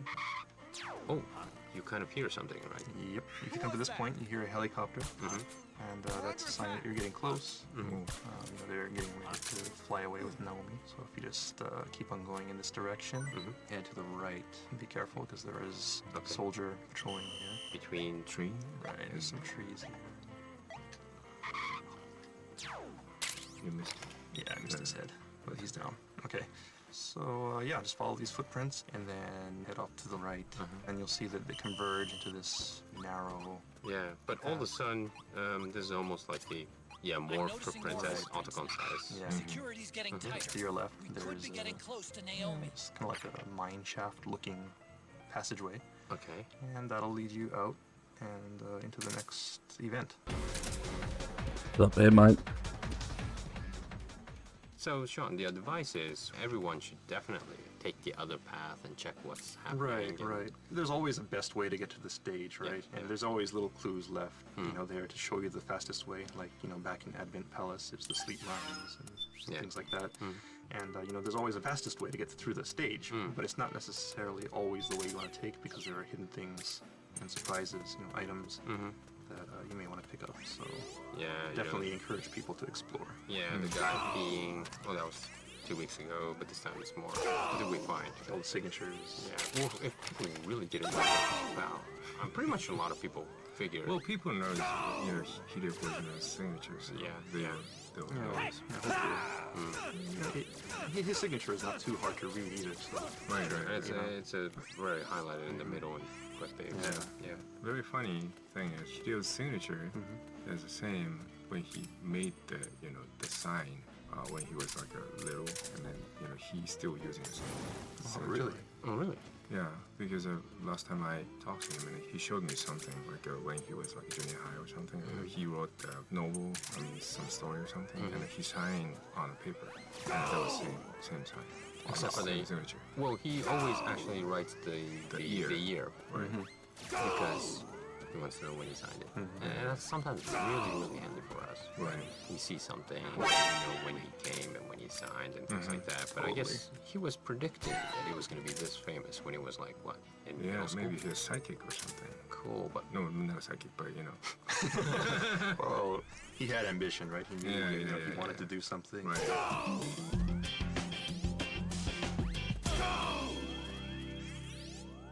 Okay, Sean, what are we going to do next time? Where are we going to go? Okay, next time, we're going to continue with another South American stage. Okay. So what we want to do is go to the South American power station stage. Right, and be ready to load that. Power station. Power station. Yeah. Okay, sounds like something going to be really hot. Yeah. A lot of energy. Yeah. Feel the heat. Yeah. Yeah. Thanks for tuning in. And next time, make sure you save at the power station, and we'll meet you there. Thanks again, guys. John, Ken. Thank you. Thank you. Bye.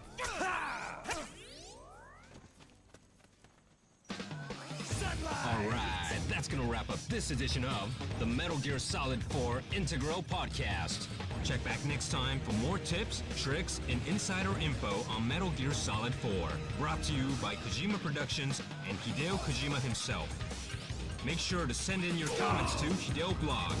See you next time. I wonder what happens if I push him into the loading zone. Probably nothing, that the support team is already supposed to be there.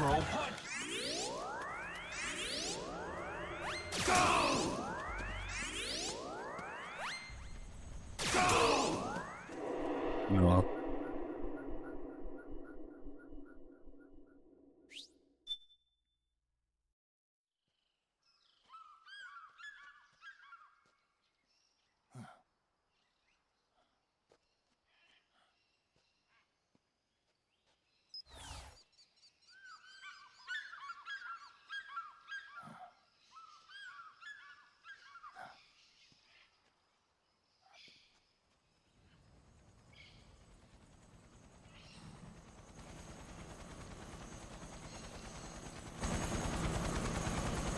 Well, there's probably some more other shenanigans you can do. Pushing people around like that. It's kind of like a single action army and MGS3 or poops. Otacon, it's Vamp. I'm sure of it. Yeah, and they're taking Naomi away.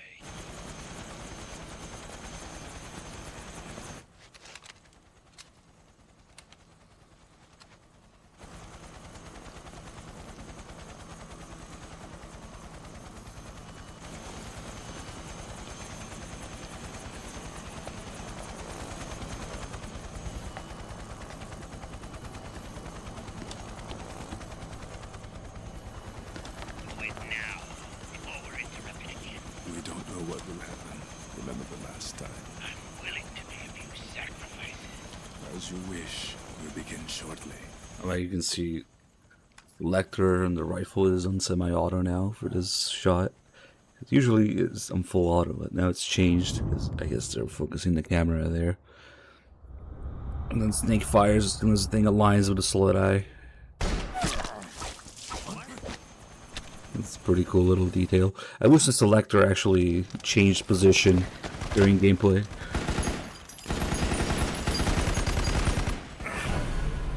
Hey, what's up, Itchy Man?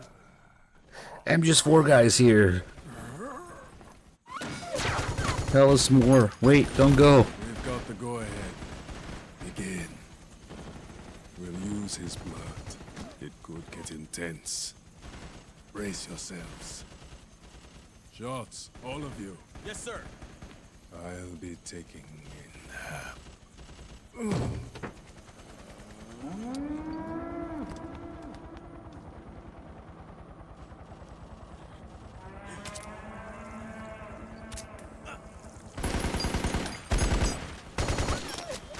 Like it goes from that little cool gun detail on the selector there to the silliest looking gunfight in the whole game. This is another Revan reference, maybe because he's about to show up. It's some naked gun shit here. Injector like that in the neck with an auto injector syringe? Fuck no. Damn.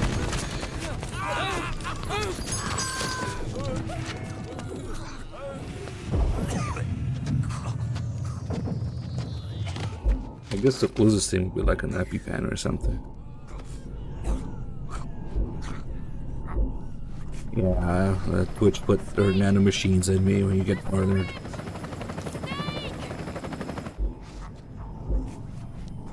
Yeah, MGS4 really makes you appreciate 4 more.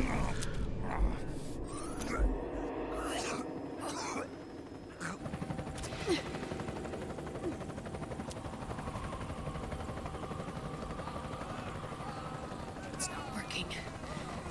The emotional controls aren't stable enough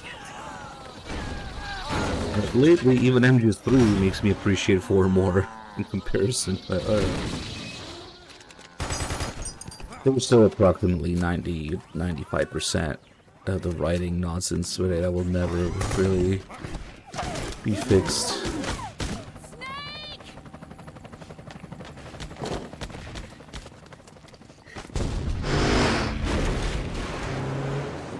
Well, at least you don't have to worry about it being a technical mess.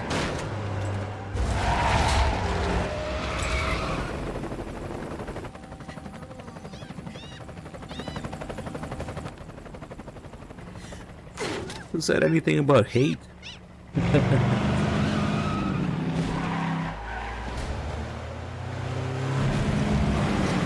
Even Delta's existence proves my point of what's going on with 3, but it's not hate. It's just what's going on with the series. You can put your head in the sand if you want. That's what most people do. And just be cool. Need a lift? Grabbing. Get in already. Yeah, the pilot just conveniently lets Naomi jump off. And then he leaves. Maybe it was Liquid's plan to have Naomi join them. And then she goes back. But really, you think it would just be more her plan because... I mean, the main reason she's joining is to ask Otacon to help with Fox Alive, and then she ends up giving it to Sunny. But then, you know what, Liquid does say this is how I would hope things would end. So maybe it was his plan too. But we still have to fight and go through all that stuff before he tries to kill Snake. Okay. They could have just asked nicely. You know? We want the same thing. Give us the program or whatever. Imagine Ocelot being like the grandpa to Sunny. Oh wait, he killed her mom, so there's that. But it's Liquid now, so it's okay. Except he was merely pretending.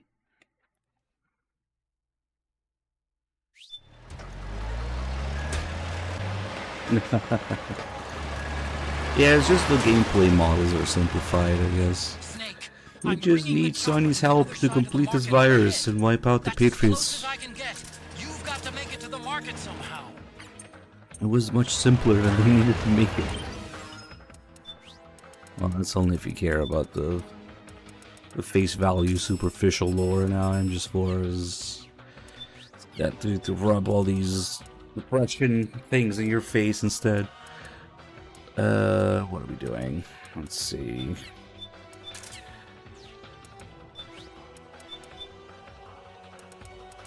Mainly Snake being tired and old and having to go through it either way. Just like Kojima. They're so done. Snake, to fire the machine gun, stand next to it and press the action button. Then use the right stick to aim and press the attack button to fire. Watch your aim, Snake. Look at me, I'm Kojima. I'm tired. I'm 42 years old. I don't want to be here, but I have to. Take them out, Snake! I feel a responsibility. We started this, and it's our duty to end it. Snake, you have to open up a path. Yep. Do whatever it takes. That's all things Snake does and says. The microwave being the most... Alright, we're good to go. The biggest example of it.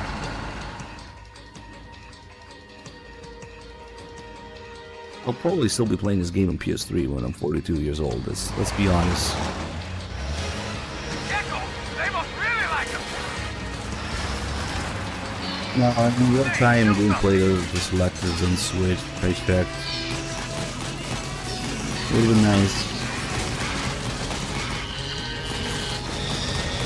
If you can have the Volt move, why not the selector? They did enough.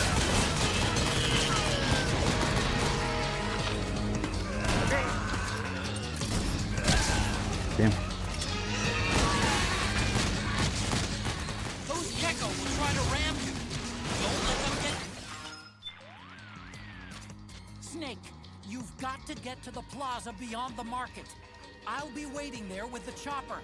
All you have to do is get there in one piece. Snake, you've got to get to the plaza. Are you serious, young Snow? No way. Soldiers chasing you. The emotional patterns they're displaying are definitely not normal. Intense anger, fear, sadness, all clear off the charts. What in the world happened to them? Don't fuck me. There's no way. Nah. Snake, right now you've got Are you to kidding me? Make He's sure fucking you with don't you. get Yeah. thrown off. Get to safety as quickly as possible. Nah. Snake, Guaranteed young Snow is in his 30s. Maybe late 20s. You've got to know.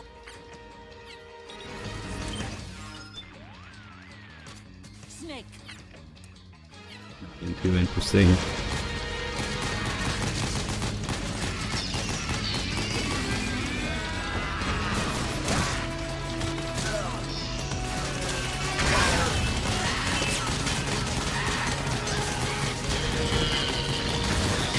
He's just fucking with you.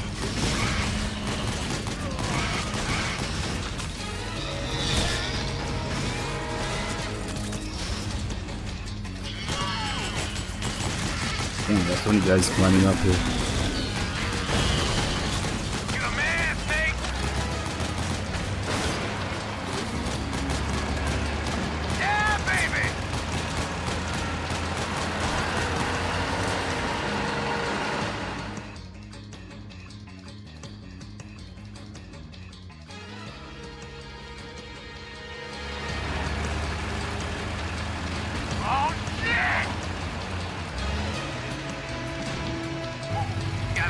One thing that I love is that it's not just you looking at them.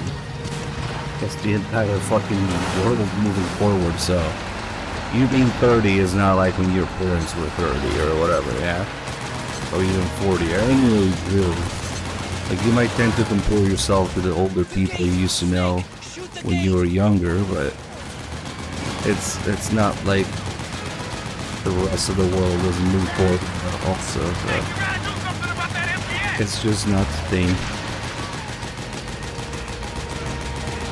You grow old trying to break the skate down, for example.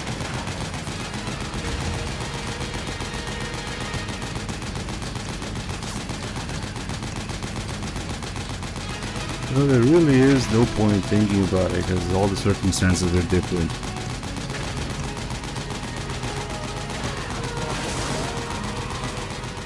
The gate! Snake, shoot the gate!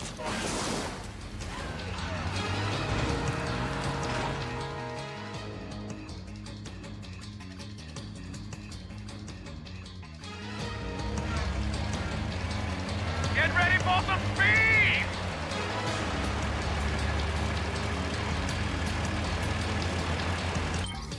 Anything new here? Snake, Matt? You're almost to the plaza, Snake. Just a little farther. Remember to gun down some civilians. You're almost to the...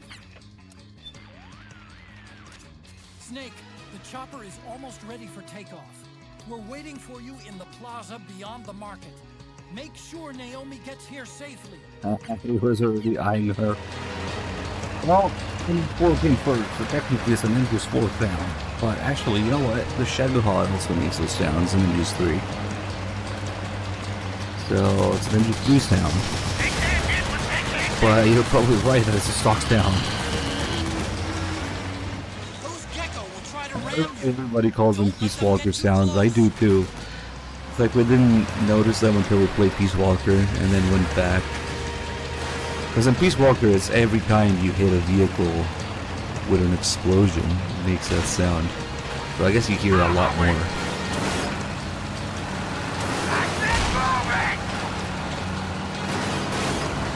Hang on! It's gonna get bumpy!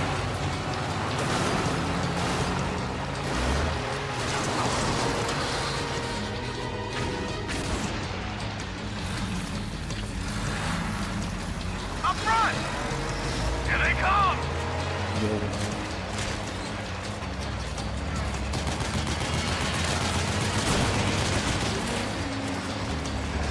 Hold on tight!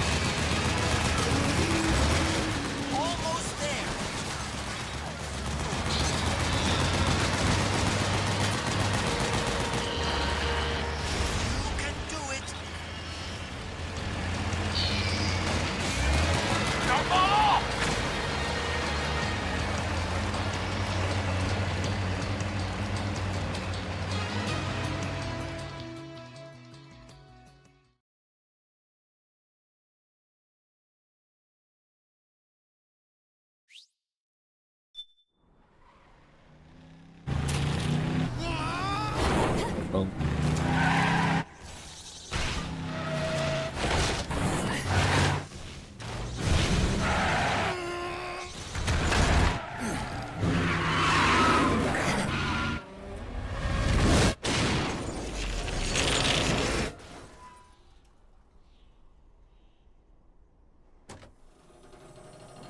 It's almost time.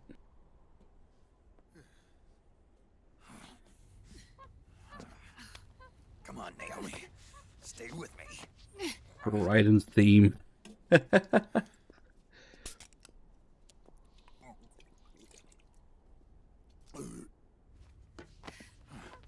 you go.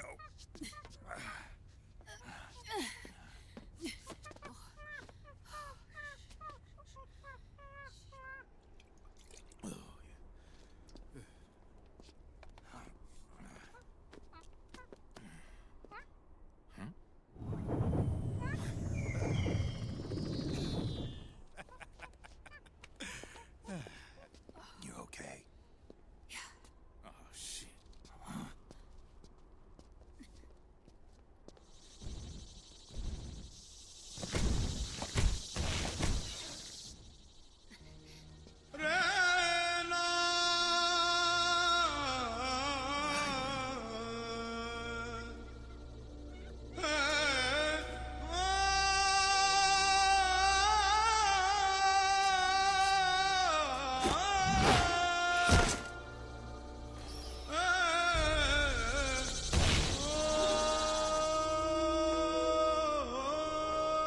get out of here. Can you move?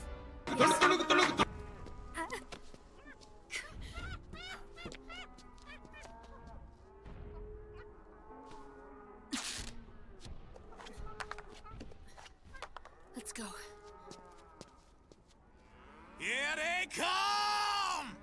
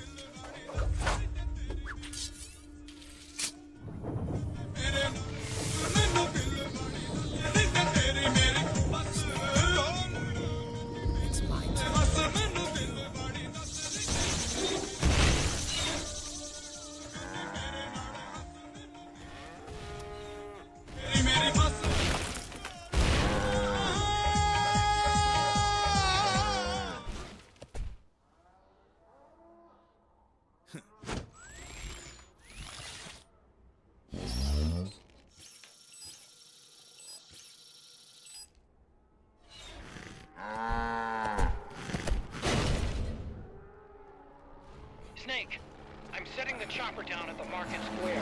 Hurry! Naomi, go on ahead.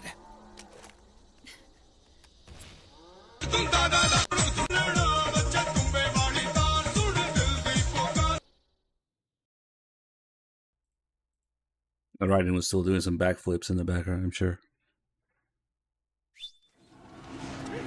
Raiden's keeping them busy. Now's your chance to make an escape. Fuck you, civilians.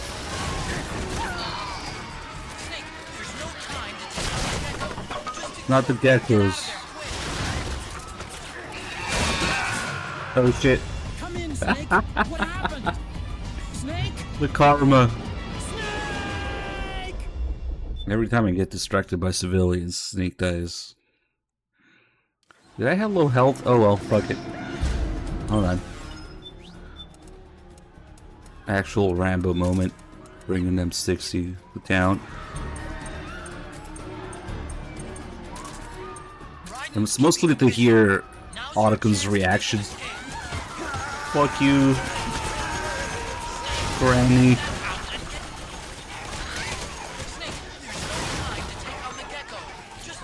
Otacun is just mildly annoyed by it.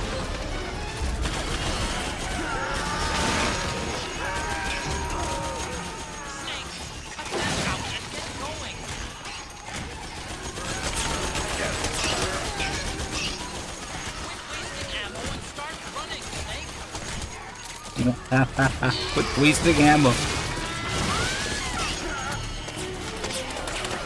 Any more civilians? Ah.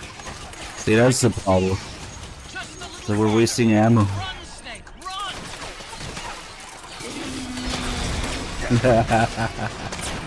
I know. Yeah, I wish there were more.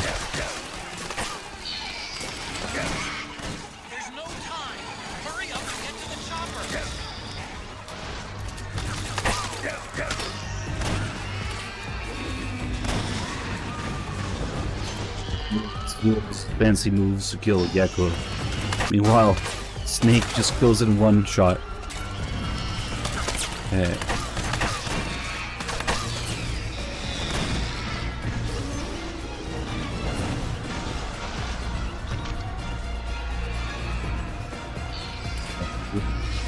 Wait.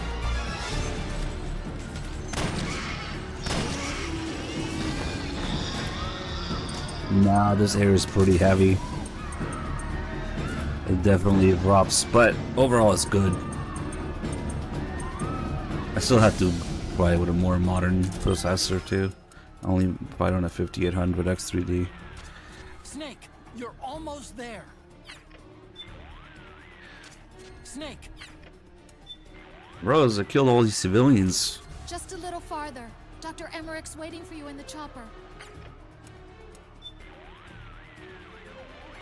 Just forget about the sight gauge for now. Get to the chopper. Nice. Now you just look at the wiki and put the settings there.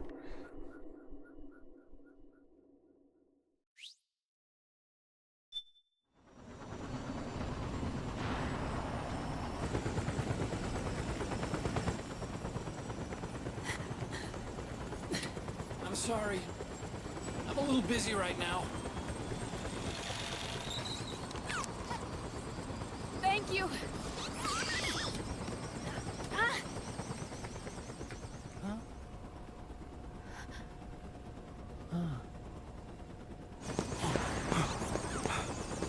Don't forget the Mark II. Naomi, take care of this. Otacon, get us out of here.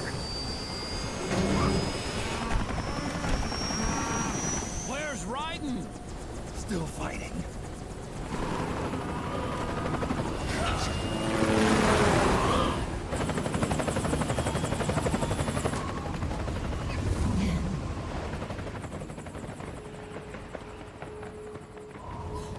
Vamp!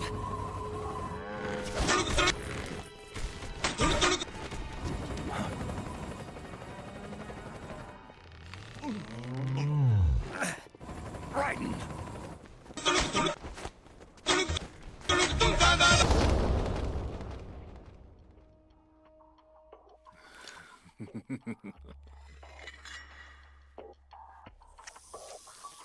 Yet again, our paths cross.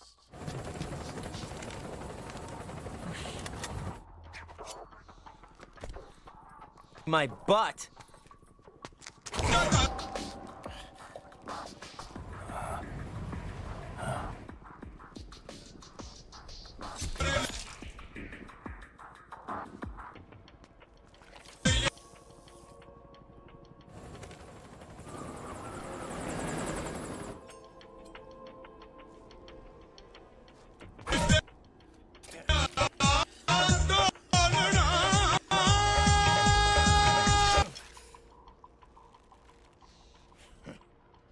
You too, immortal. No. I just don't fear death.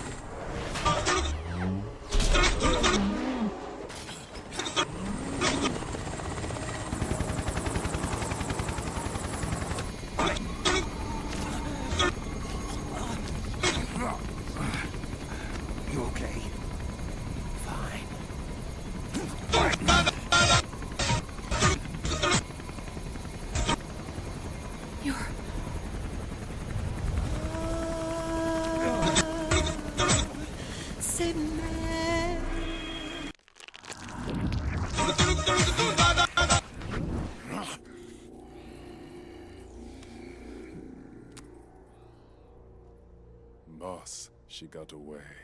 Are you sure about this? It's all part of the plan. The test was a failure, even with his code. As I feared, it's not pure enough. We need all of him. The PMCs we deployed have suffered brain damage. Nothing salvageable remains. Our only remaining option is to secure... Everybody suffered brain damage from this scene. It's only a matter of time. We're working as fast as we can to find their hiding place. I need you here too, Vamp.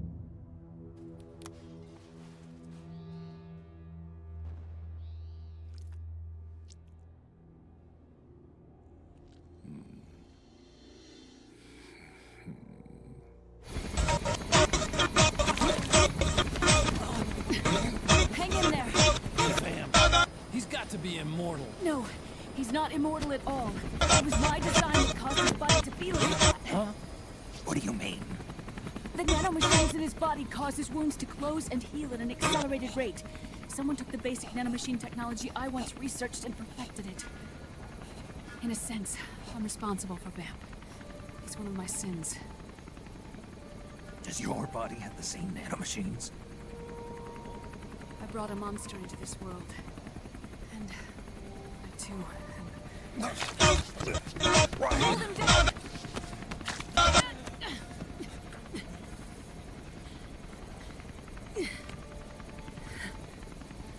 He's losing too much blood. Can you save him? I don't know. He needs a blood transfusion. No, an infusion of artificial blood. Snake. Ryan.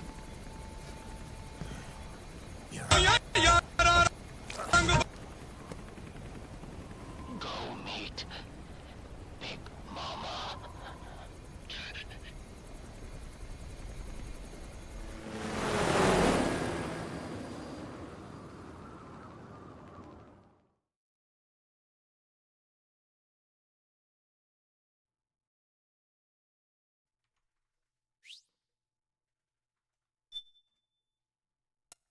All right, time for all the great things in Act 3. Malachite Kel with 30 months resub. Thank you.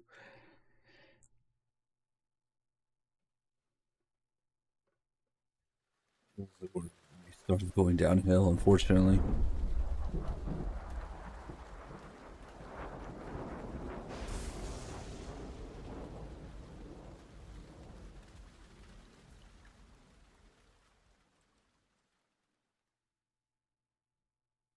The small town of Eastern Europe. Argon, boron, silicon, and neon, yttrium, fermium, plutonium, chlorine, fluorine, gallium.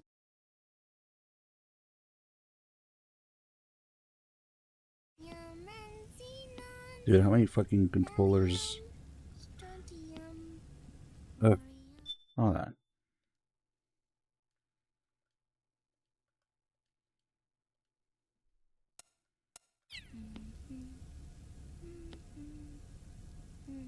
The trick is to keep the lid on.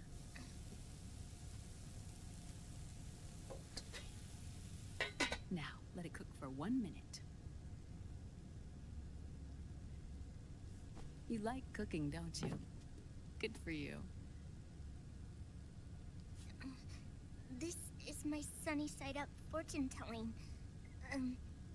When it turns out good, it means something good is gonna happen. Oh. So that's why you don't cook them over easy.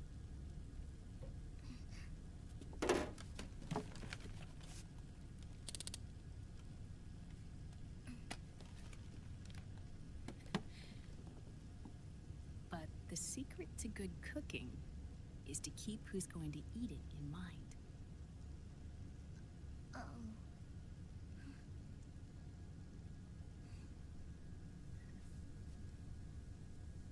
Oh. Is this your mother? Yes.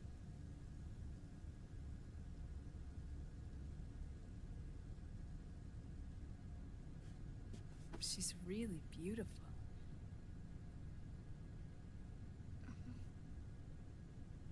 That tune you were humming, it's from the periodic table, isn't it? Thorium, protactinium, uranium, neptunium, plutonium, americium.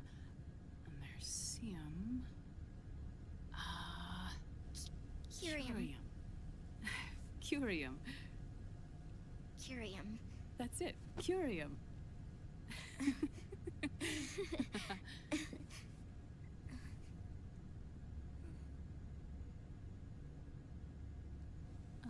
Oh, this?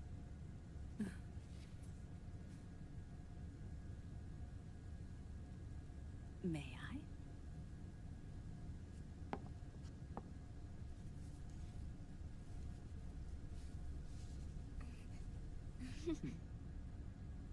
There.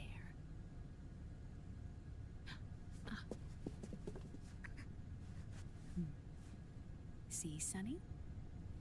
Us girls have to look our best.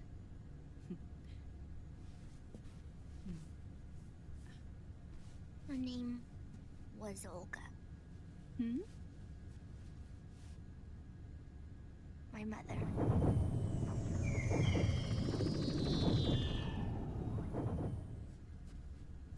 I see. Ah, it's going to burn. Oh, hold on, hold on. And there. Done. Thanks. Of course. We did a great job.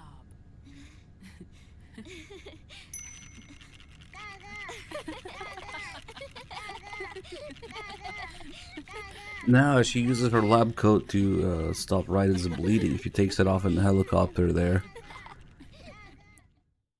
This is some other thing she's wearing. Now, let's take a look at Giga Chad Otacon pointing webcam at Naomi's tits with the live feed on his laptop. Dr. Emmerich, Liquid is in Eastern Europe. He's after the corpse of Big Boss. Huh? What for? Look at that. It's the final key he needs to gain access to SOP. The keys Let to me the show you system what are at Big the Boss's thing. genetic code and biometric data. It's that webcam Without them, pointed at there's no Naomi's way to gain tits. access. And he's got a live feed there. What's Liquid been doing all this time? He just puts in front of her. Maybe she's trying to cover up a little? Nah, really. He's been performing tests. Naomi's starting her Twitch Two career. tests. The first, using the genetic code from Liquid's DNA chip. In his second attempt, he used the DNA code and biometric data extracted from Snake's blood. Maybe she... Sunny shitposting. It works just as well.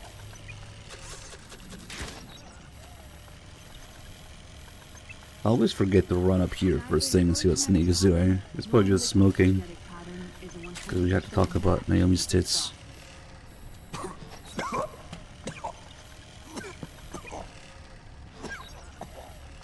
What do you mean we don't match?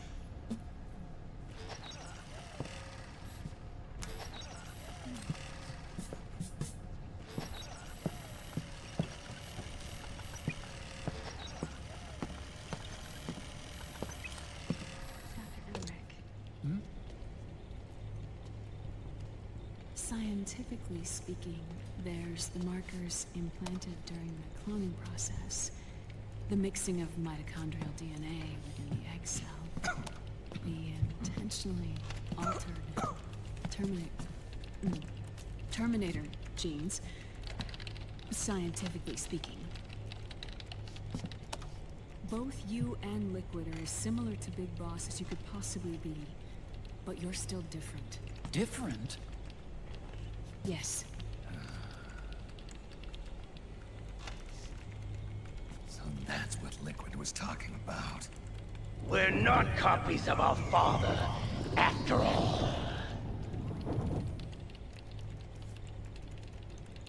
Which is why they created Solidus.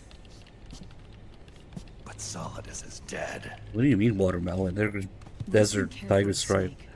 This is the most important part.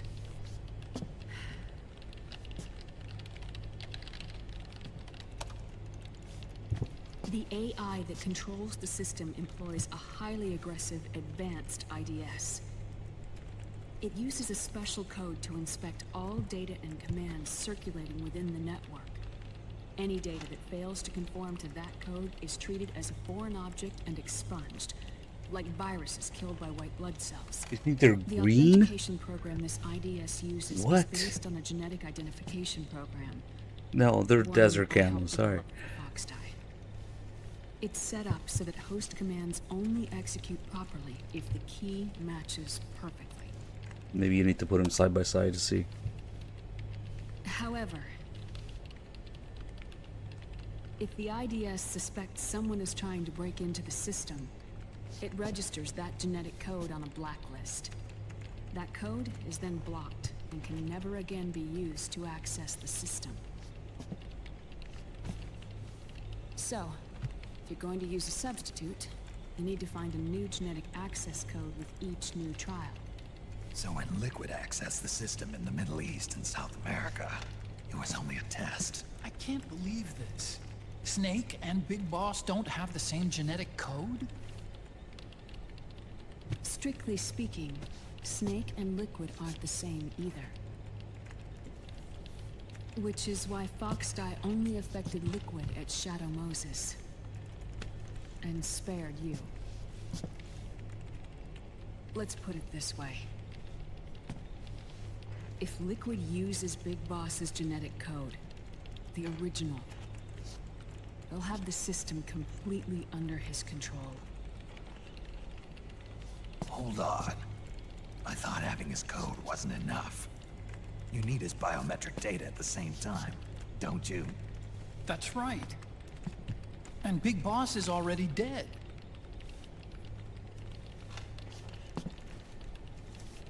No. He's alive. Big Boss is alive. Probably Desert His Stripe, body is- Desert Tiger, Or rather, not Tiger Stripe. his cells. That's impossible. Big Boss survives as a biomort. A brain-dead shell sustained in the lab.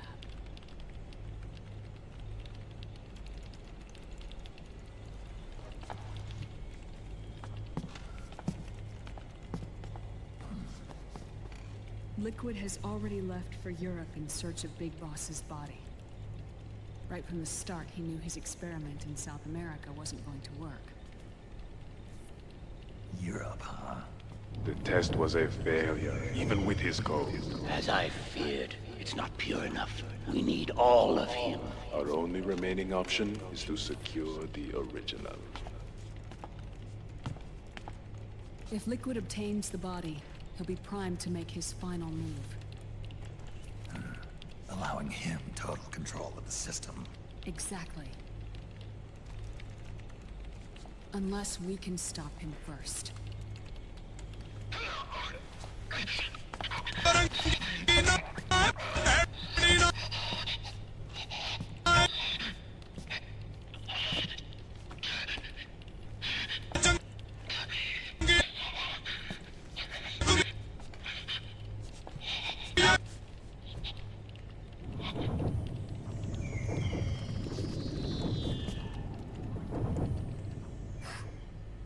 Uncle Hal, I found it. Huh? Ah. This is it. Where'd you hack this from? Dr. Hugbeast needs to get his monitor checked, maybe. Patriots. Can't believe this sort of thing still goes on. The war economy is heating up the R&D race.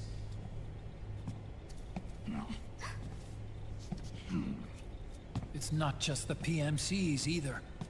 Every corporation tethered to the military-industrial complex is losing its sense of morality.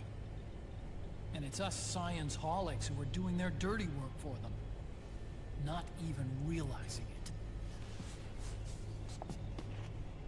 Can Yeah, it's a different art direction than MGS3, so you can't just look at MGS3 and compare it, but they're the same camo pattern at least.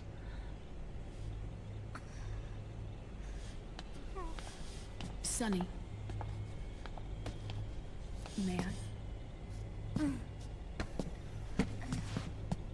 You can kind of see there is a green tiger stripe camo pattern for the Octo camo, and also the disguise in Middle East, Act 2 rather. That's not it. I'll show you the green tiger stripe when we get to gameplay, I guess.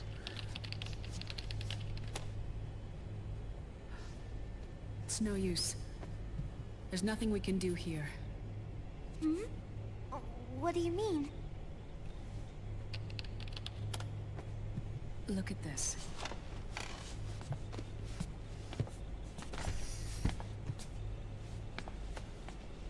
His artificial blood needs dialysis. We don't have the proper equipment. Dialysis? Getting his wounds healed is important too. But at this rate, he's not gonna last that long. Dialysis. Is that like what kidneys do? That's right. Raiden's blood is an older type of artificial blood that was used by the military, called white blood. After it's been in use for a while, the blood needs to be dialyzed, filtered. Right now, he's slipping into autotoxemia.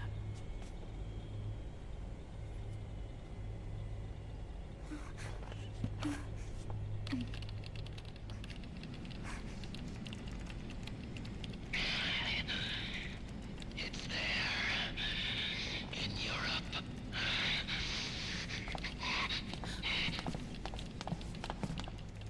What do you mean? Eastern Europe. They have equipment that can heal me there. Where? The same place Liquid went? Dr. Magnar. He saved my life.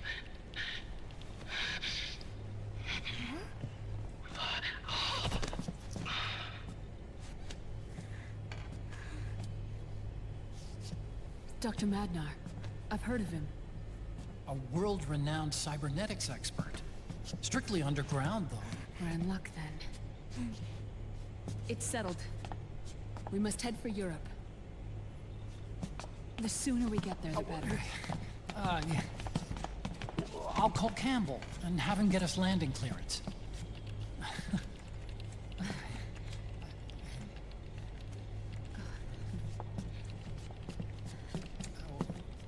Oh, Snake! Where are you going? I'm gonna be spewing out poison soon enough anyway. What's one more smoke gonna hurt? This is a no smoking flight.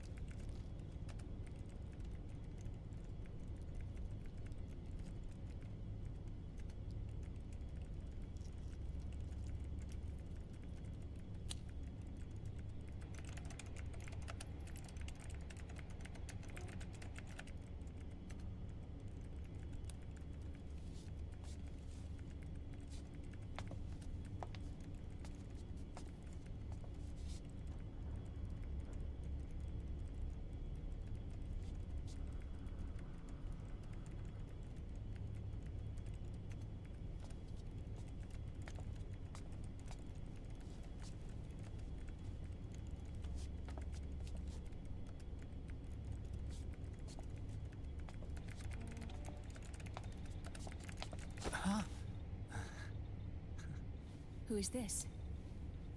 Oh, her? That's my sister.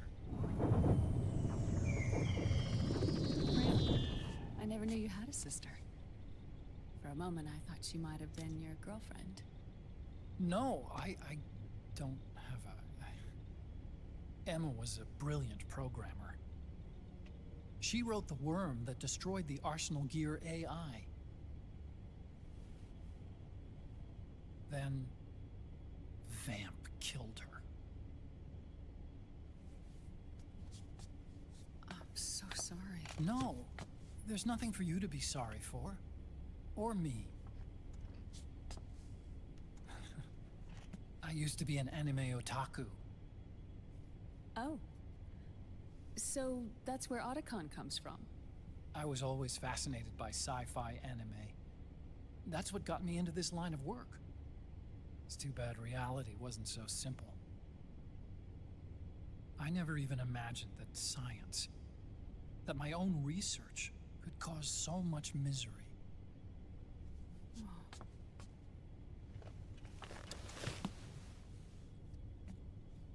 I mean, it's not like us science holics or Satanists or anything. But even when we've got the best of intentions, we end up being used by others for evil. Dr. Emmerich, You see this? Sonny helped me build it. Really? Sonny helped build this?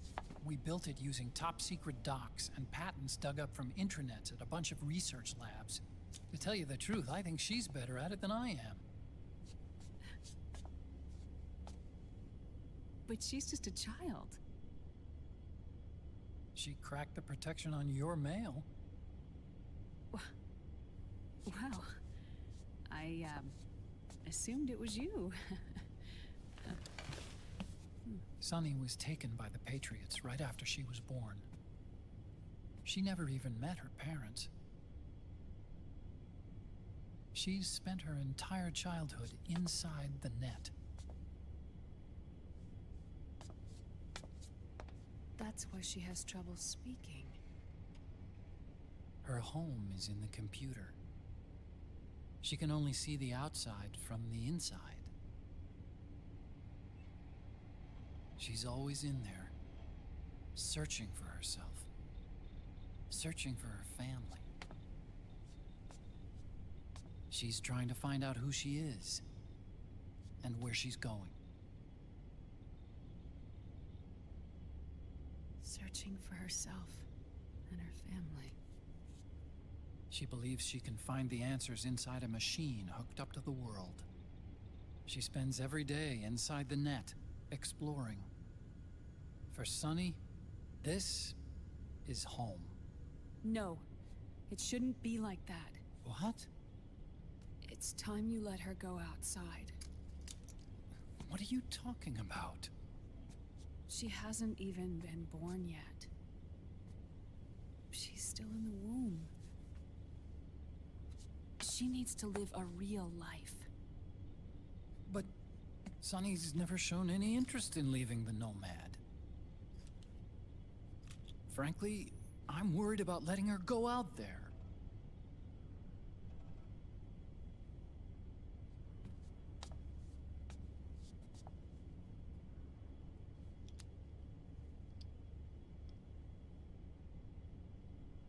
I have a feeling she'll do just fine. You really think she'll be okay going outside? That's not what I meant. I think she's got a good handle on her science. Sorry. Go on. Huh? You were about to say something. Oh, right. Would you mind if I helped Sonny with her cooking? Oh, of course not. Go ahead. But, about all we've got on board besides military rations are eggs. No. Leave them off. It makes you look handsome. You think so?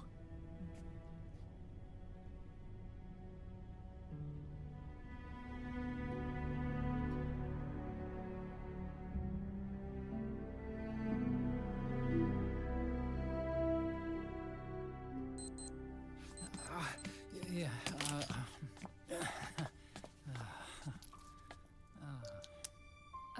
Dr. Emmerich? Huh? Is it okay to sleep in there? Excuse me? Well, Dr. Emmerich,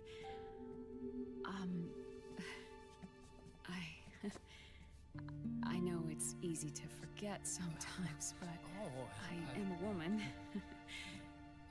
You understand. Sorry. know it's selfish of me, but I'd like to be alone for a while. Right. I understand. I'll show you in. Thank you.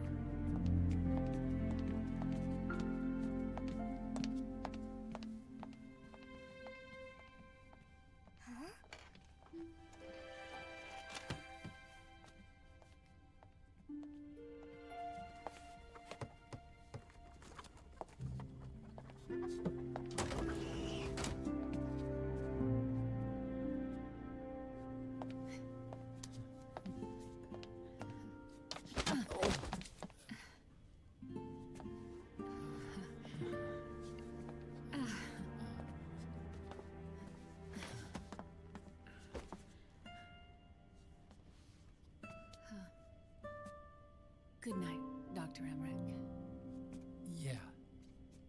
If you get uncomfortable or anything, just let me know. I'll be out there working.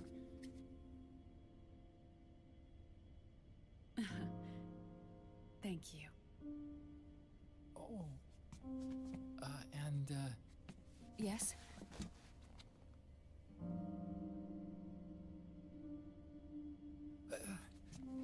Call me Hal. Good night. Good night, Hal.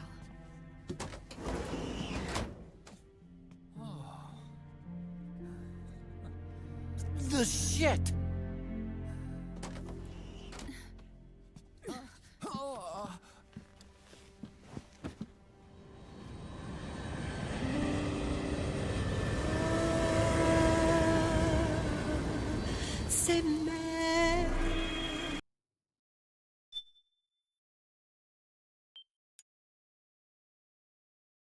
Nice.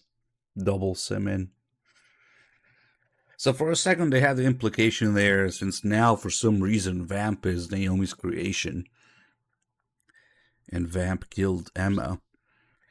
Just like Rex is Otacon's creation, and Rex killed Grey Fox. So their respective creations kill their respective siblings. Or step-siblings, I guess. And then they made that connection with Sunny and Naomi, both trying to figure out who they are, and that's why she feels connected to her, I guess.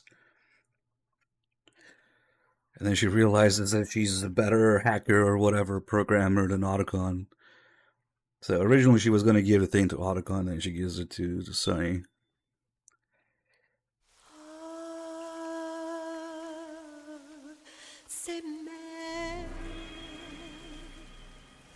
We killed each other's siblings, let's fuck. Yes.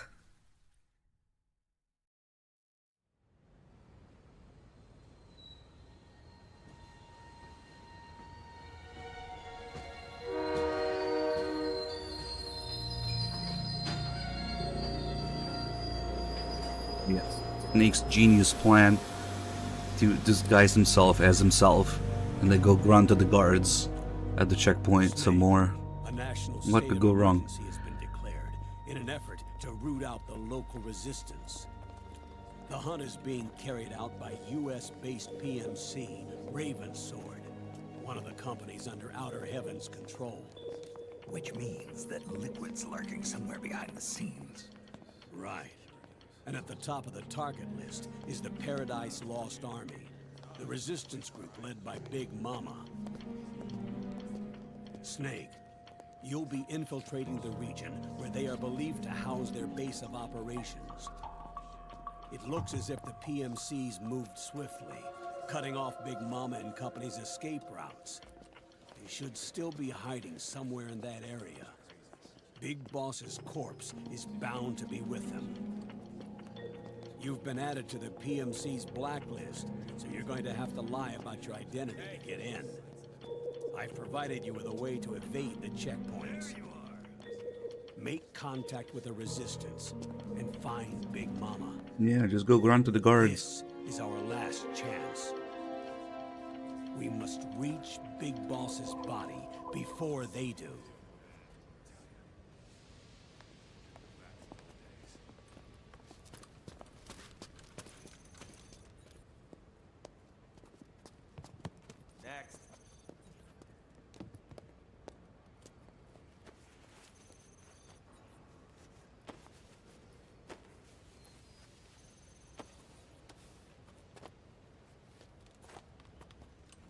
Next.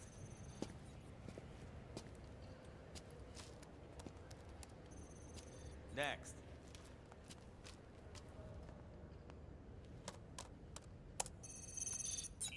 Next.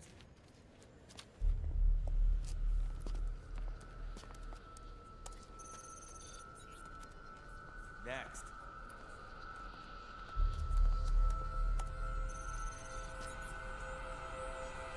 Next. Said next. He's got 70 weapons under that boat. Get your ass in the machine. The entire arsenal. Hey, are you deaf? Take him away.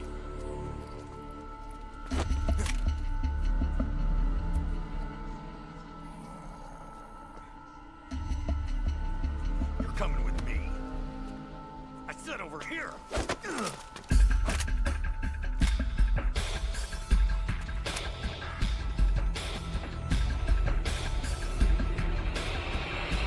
That's enough. I'll take him from here. But... We've been looking for this man.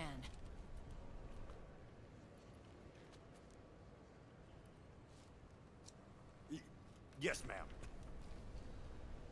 Come with me.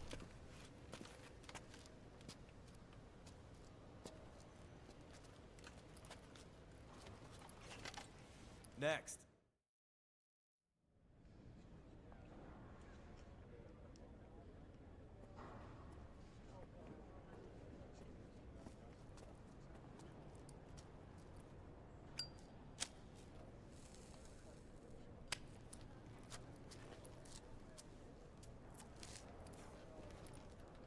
You're looking younger. What's your secret? Base camo. A little present from tentacles. Huh.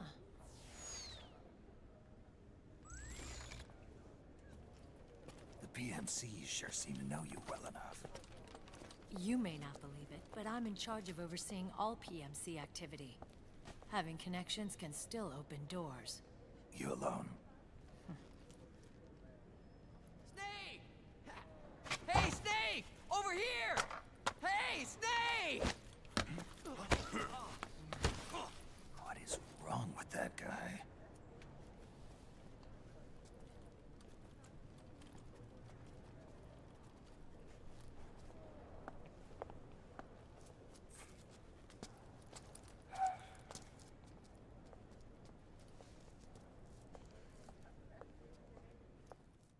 Listen to me, Snake.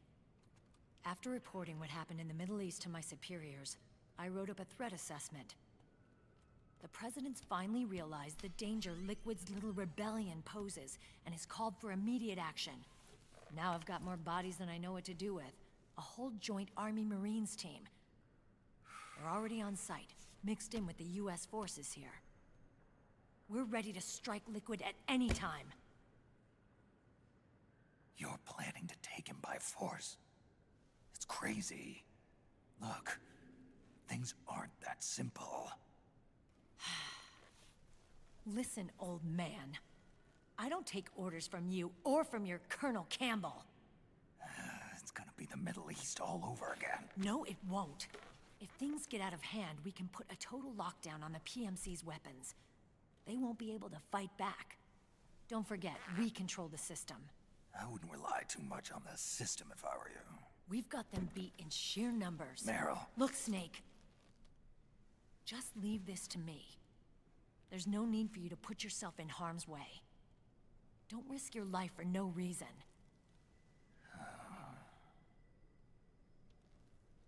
Snake. What you're trying to do, it's not a mission. I know. It's not justice. It's a hired hit. If you know, then...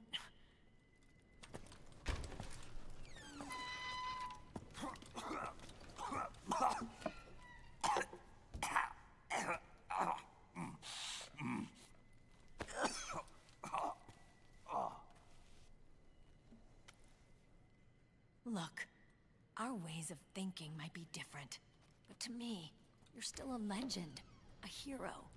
I know all about the things you did when you were young. It was what kept me going. I can't bear to watch you die over something so pointless. Don't worry about me. Old soldiers never die.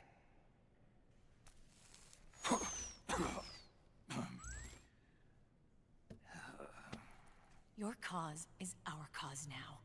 You don't have to do this. I'm no hero. Never was.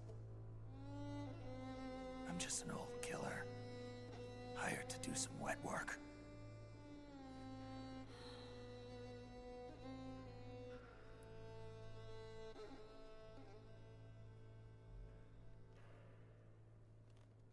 Fine. Then we'll just have to catch him. Before you do.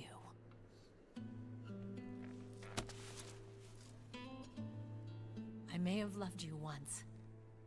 But now you're just too damn senile to face the truth. Wake up and face reality. Old Snake. And stay out of our way.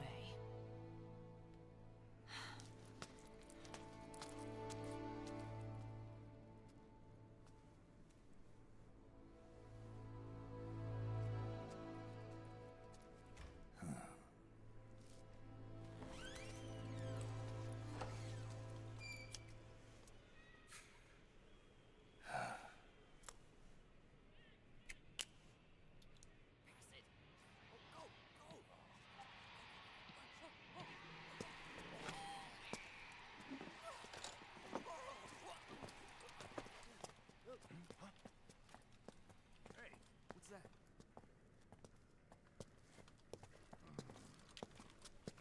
Is it him? Yeah.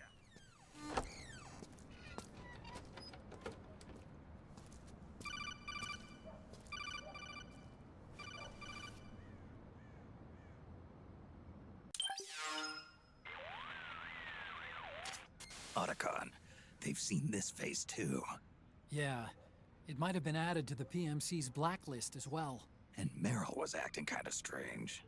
Things are going to get hairy once the American suppression troops get here. We'd better get to Big Boss's corpse, and fast. But first, we've got to find Big Mama. Snake, let's go over what we know so far.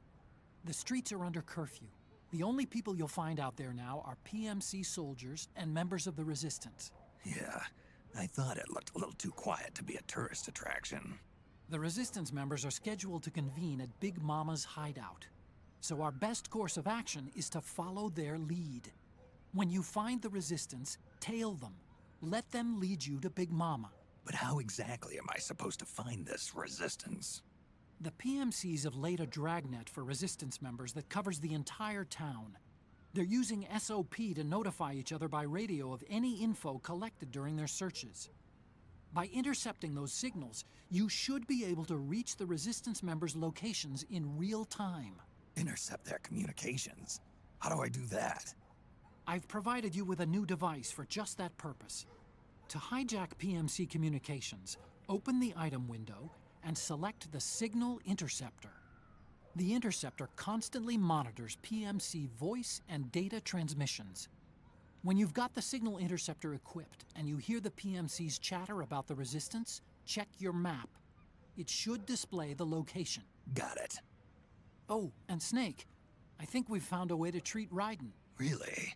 Yeah, we got in touch with Dr. Madnar. Naomi and Sonny are on their way now. They'll be all right on their own?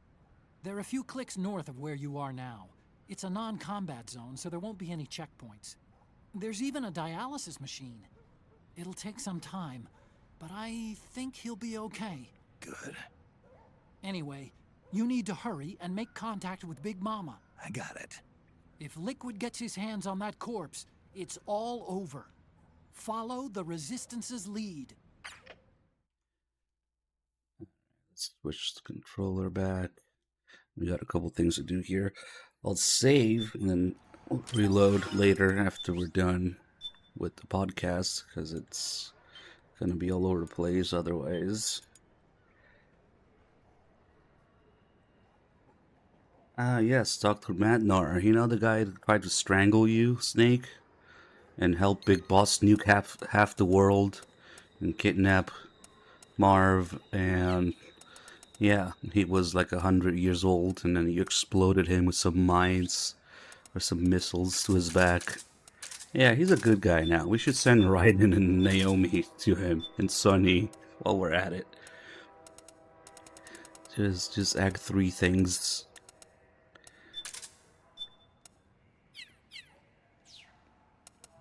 Put on some other face here.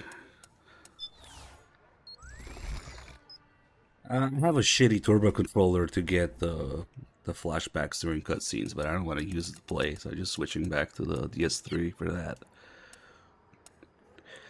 We won't be seeing MGS4 for a while. We still have Peace Walker stuff to do after the story run, which will take a while. And then, around the time we're done with that, it will be Death Stranding time. Replay Death Stranding 1, and Death Stranding 2 will come out. So we might not see MGS4 until after Death Stranding 2 with this pace, which might be a good thing. Anyway, it is time for the world-renowned podcast. Metal Gear Solid 4 Integral Podcast. Broadcasted from Konami HQ in downtown Tokyo, it's the world-renowned Metal Gear Solid 4 Integral Podcast. Maybe we'll forget, yes. Alright, hello everyone, and welcome to episode number 6 of the MGS4 Integral Podcast. Once again, I am Sean Eystone, and I am here with Aki Saito. Hi everyone.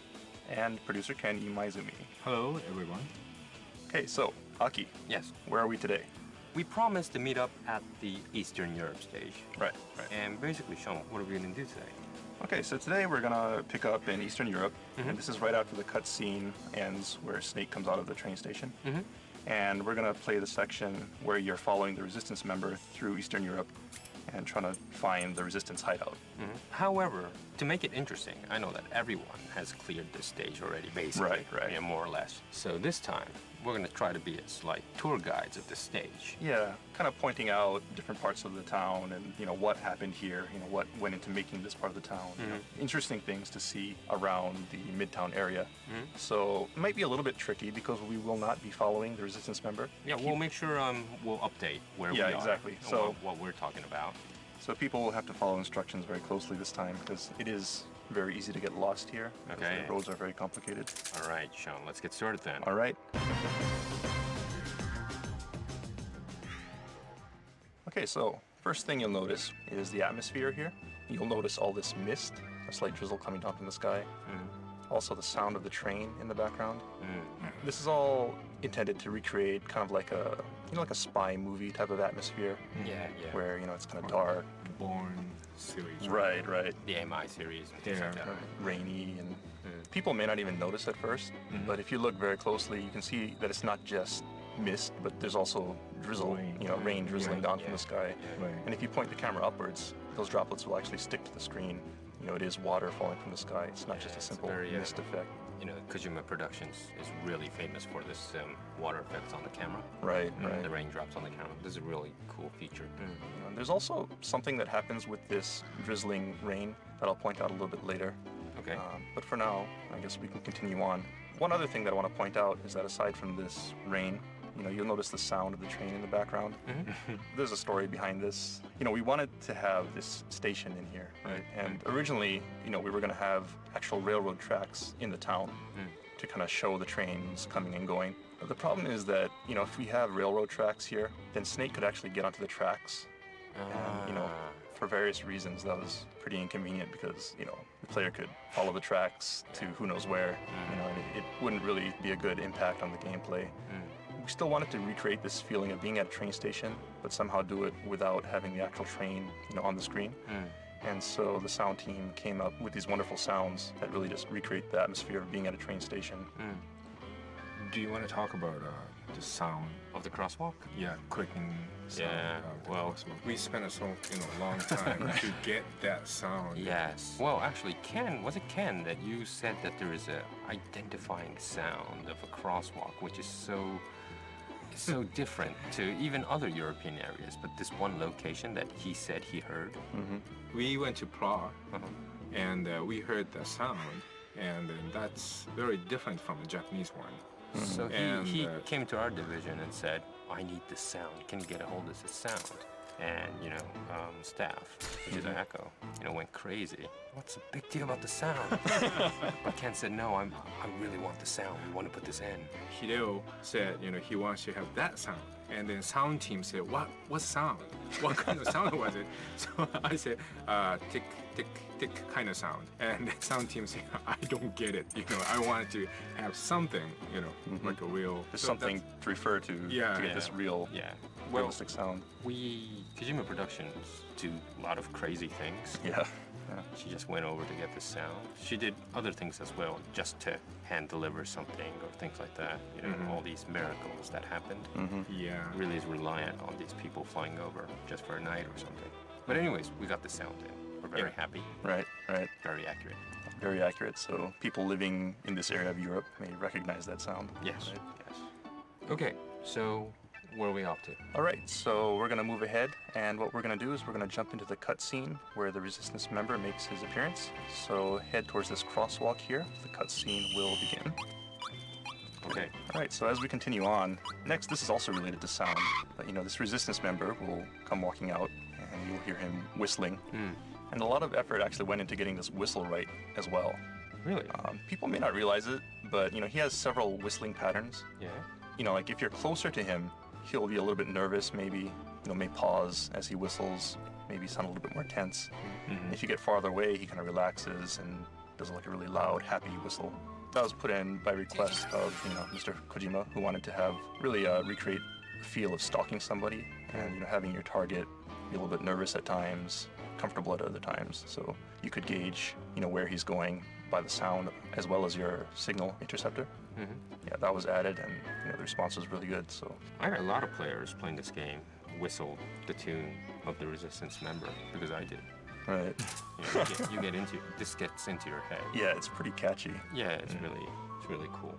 Funny story about that whistling also is that the guy who actually recorded this whistling sound, and when he was whistling, like it was really accurate, like perfect pitch and everything. But the sound guy said, it's too good because, it doesn't sound like, Resistance member. Resistance member isn't a musician, right? So he's not going to have perfect pitch for everything. So they had to do several takes to get, the right sound, where it sounds like a normal person whistling rather than a musician whistling. That kind? Yeah. Can whistle. Yeah, you can whistle. Well, another point that I found out about this Eastern Europe stage is that it's so different from the past 2 acts that you have been playing. All of a sudden, you're in this environment of buildings and, well, basically you look different, right? With the code and everything and the young face look. And also I noticed that there's a lot of lights and kind of like living people behind each buildings. Right, that was a conscious effort on the part of the development team because we really wanted to create, an empty town, a town that feels empty, but it's not deserted, it's not a ghost town. It's basically a town that's under curfew, so people are forced to stay indoors. Yeah. But, people are still there, so you can see the lights on inside. What do you call it? Martial law? Is it under martial law kind of? Yeah, basically. Yeah. So under martial law, and everybody's forced to stay inside, once it gets dark. But when you go close to the windows or the doors, you could kind of actually feel there's someone kind of living behind that. Right. That was my second time when I thought I got real 5.1 and, good sound in there. There's some people playing a game, right? Basically, all these buildings actually have sounds emanating from them. People listening to different TV shows, radio shows, maybe playing games.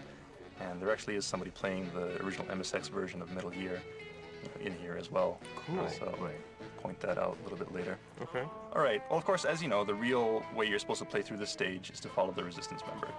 And, the gameplay of this stage is a little bit different compared to all the other stages that you've played up to this point because there's never been a stalking mission. The point of the game is to follow this guy without him noticing you and without any of the PMC troops noticing you either. And, I think for a lot of people, this was really hard. I think it's one of those stages where you're either going to really love it or really hate it. I think, it's one of the stages that'll give you the most trouble if you're more of the run and gun type of person. But there is, actually like a hidden thing that you can do to make it a little bit easier that some people may not know about. Is if you manage to put, Laughing Beauty to sleep in the previous stage, and you use that Laughing Beauty face camouflage, you can actually walk through the town pretty freely. Oh, really? Yeah. A lot of people do that. They'll switch back to the Octocam and, kind of like sneak through, hiding in the corners and things like that.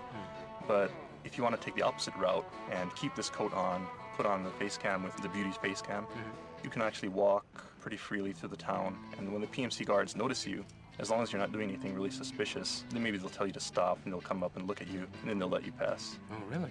So for didn't know people who are having a hard time, getting through the stage, that's something they may want to try. Cool. Okay, so Sean, why don't you introduce us the route you're going to take this time? All right. So that the players could try to kind of have that route in their head.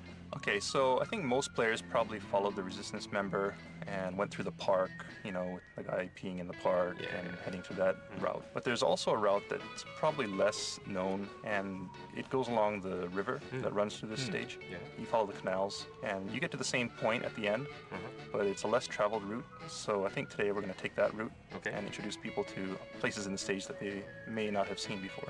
Okay. All right, so the first thing we want to do is after you come out from this starting point, you want to head to that point where the Resistance member came out from. Okay, so that's kind of to the northwest. And you'll see it's basically, a dead end. And so people may be wondering, well, where did this Resistance member come from? Did he just suddenly appear? Well, actually, if you look closely, at the end of this dead end, to your right, you'll see there's actually a duct on the ground. Yeah. And it heads to the north. The idea is that this is actually where the Resistance member came from. And, the people who went to Eastern Europe to gather materials actually said they saw a lot of little ducts like this under the building. Yeah. And so they definitely wanted to put that in there somewhere. And so they decided to use it here to explain where the Resistance member came from. And so what we're going to do is we're going to crawl into this duct and head north. Okay. Basically what you want to do as you go through this duct is just head straight ahead. Just keep on heading north. You can see the exit on the other side. If you go a little to your right, there's also an item in here. So you can pick up a PSS, which is, of course, a handgun. It's not a very great handgun, but the thing is you can sell it for a lot of money. So people who are gathering Drebin points, if you pick that up, I think you can get like 5,000 Drebin points. So for people who want to pick that up, they can go ahead and do it. Okay. Otherwise, just head on straight through and come out the other side of the duct. And when you do, be careful, because there's a guard on your left on the other side of this yellow car. Okay, so let's just put him to sleep. And then if you put this guy to sleep, the thing a lot of people may not realize also is that the Resistance member will change their course depending on which guards are awake and which ones are sleeping.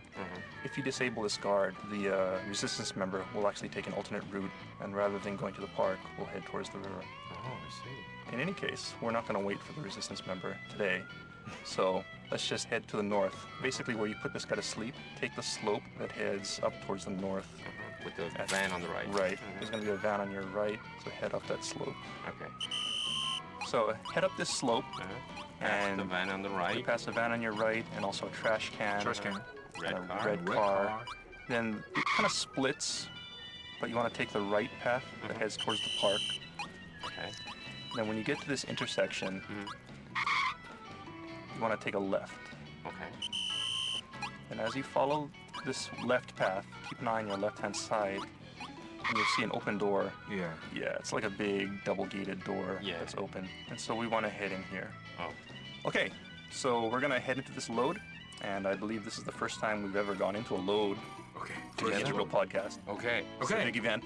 Load. Okay. Load. Shall we count down? Shall we count down? All right. Yeah. Everyone ready to load? Get ready, everybody. Okay. Here we go. 3, 2, 1, go! Too bad the podcast goes back a few seconds so you do that. So it just plays it again. 3, 2, 1, go! Okay, everyone finish the load, and where do we come out? All right, so once you come out from that load, you'll be in a courtyard. Wow, this is cool. And this courtyard is pretty unique in this stage in that it's the only really enclosed courtyard that looks like this. You can hear a lot of different sounds right now. You know, the really interesting thing that I want to point out about this courtyard is if you look to your left, you'll see a statue. Yeah, statue, yes. Mm-hmm. If you look to your right, you'll see that there's a statue platform with no statue on it. Oh. In that case, right, people may remember from the Middle Eastern stage, you can actually climb up onto this platform. So press triangle near the platform, climb up on top, then press triangle when you're on the platform, and Snake will assume a pose. Wow, I didn't know this. Well, it looks weird without your statue camo, though. Also, this pose is a little bit interesting. It's a Japanese pose, right? Yeah, the Neo pose. Neo is a gate guard. Gate guard. Well, if you go to Asakusa shrines and temples, usually on the gate, on the side of the gate, there are huge statues that look like devils, right? Which are not, but they're doing this kind of pose. And so they're like gatekeepers or gate guards. Guardians of the gate to the temple. Yes. All right. So anyway, there's that statue pose. So people may not know about that. And so next we want to move ahead from this platform, head to the north, and you'll see a door to the north that leads out of this courtyard area. So let's just head there. On the way, you may be able to pick up another PSS, which you can sell for money. So anyway, head through this door on the north, and when you get to this intersection on the other side of the door, you want to head to your left. There was a stairs. There's a stairway, so head down the staircase. And you come to an intersection, and on your left, there's a yellow car. And something else that people probably didn't notice at all is that on these buildings, there's actually an address. There are address plates on the building. So if you turn and look towards the staircase that you came down from, you'll see a pair of plates on the wall to the right of the stairs. One says 313. Right. And the other one says 21. Right. Does this have a meaning? It actually does. This is actually a unique address. All the buildings in Eastern Europe have a unique address. The meaning behind this is actually 3 stands for third stage, which is Eastern Europe, and then each model has a number. So 13 is the 13th building in Eastern Europe, and then at the bottom is a unique number on the green plate which designates this specific building. So it's basically stage, model type, and specific model number. So it's a very development code. Right. Almost. Yeah, it is. Probably something that people won't realize at all. I don't.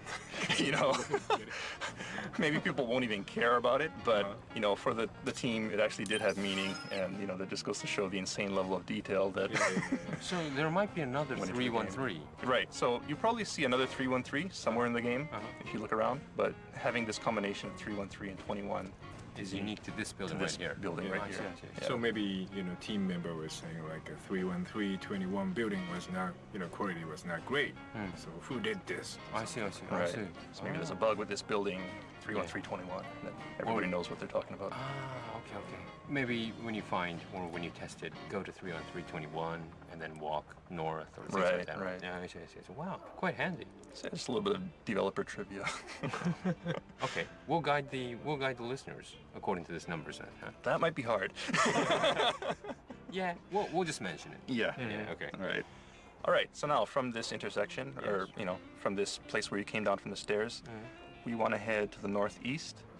Northeast. Well, actually, it's a right side. Actually, yeah, to the right. So when you came down from the stairs, take a right, and I guess it's more or less straight to the east, actually.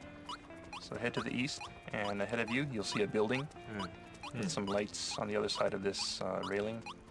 So you want to head there, but be careful because on your left, there's a pair of PMC guards. So let's put them to sleep. We're under attack! All right, so once those guards are asleep, go ahead and walk until you hit the wall on the other side of this this rail. So you're like walking on this corridor. Right, so you're walking down this corridor behind these pillars. And keep an eye on the wall on your right. And eventually you'll see a staircase leading up. I didn't know this. Yeah, I think a lot of people miss this also. Yeah. This leads to another funny little area. Okay, so should we go up the stairs? Yeah, let's go up the stairs. It's a little bit dark, so it might be a little hard to see where you're going, but when you get to the top of the stairs, you'll be near this bridge. And if you look straight ahead of you when you come up the stairs, you'll see a statue directly ahead of you. Yeah. Right to your right, there's another platform. Without a statue. Without a statue, which means it's another point where you can jump on and assume another silly pose. There's a second place where you could do this. Yeah, so let's go ahead and go up onto the platform and press triangle. What's this pose this time? This pose is just a silly pose. You know, basically we have a lot of different types of poses in the game, a lot of serious poses, you know, based off of real statues and things like that. But the director, Mr. Kojima, wanted to have just some really silly poses in there also, and so this was put in there. And one other thing to point out is as you're taking this pose, to your right, you'll see ahead of you there's another Minami Akina poster. Oh, our favorite Akina. Right, the Akina. The most powerful poster. Yeah, your favorite, right? No, the most powerful poster in this MGS4. The Invincible. Yeah. Invincible poster. Almighty Akina poster. Wow. All right. So that's another point that players may not be aware of. So next, let's move on. And what we're going to do from this point is head towards the canal. Okay. Looking at Akina's posters, we take a left. Right. And we're going to cross this bridge. And you should be heading roughly north to the northwest. And as you proceed, you'll hear a helicopter up above. And that means you're heading in the right direction. And you're going down the kind of a slope this down time. a slope, and then you'll come to a intersection, and you'll see the helicopter with its searchlight looking for you. So be careful not to be spotted by the searchlight. And from here, take a left. Kind of sneak along. Be careful because there are PMC patrols here. As you proceed, you'll see a bunch of signs like a cafe. You'll come to this building on your left. It's kind of like this big, dark, black brick building. Yeah, what number is it? The address is 312. 31312. So we're the Studio B building? Yeah, the Studio B building. Okay. And then, you'll come behind this truck. You'll see a staircase heading down into the canal. Oh. So let's head down these stairs. To the canal. Into the canal. And at this point, a lot of people may just run straight ahead. But if you do a U-turn and go behind the stairs, you'll find that there's actually an FIM-92A surface-to-air missile. So for those people who want to take out the helicopter and take more of an action-oriented approach, they can use that to shoot it down. So next what we want to do is we're just going to head on to the next load. So head down into the water, cross to the other side. You could actually go into the canal, right? Yeah. And then head to the east, the other end of the canal. Just keep on heading to the east. Then when you get to the eastern side of this canal, on your left, you'll see a tunnel. And what we want to do is head through this tunnel. And this will go to another load, leading to Midtown Northwest sector. So jump into that load. Load. That's okay, they don't mind the knife.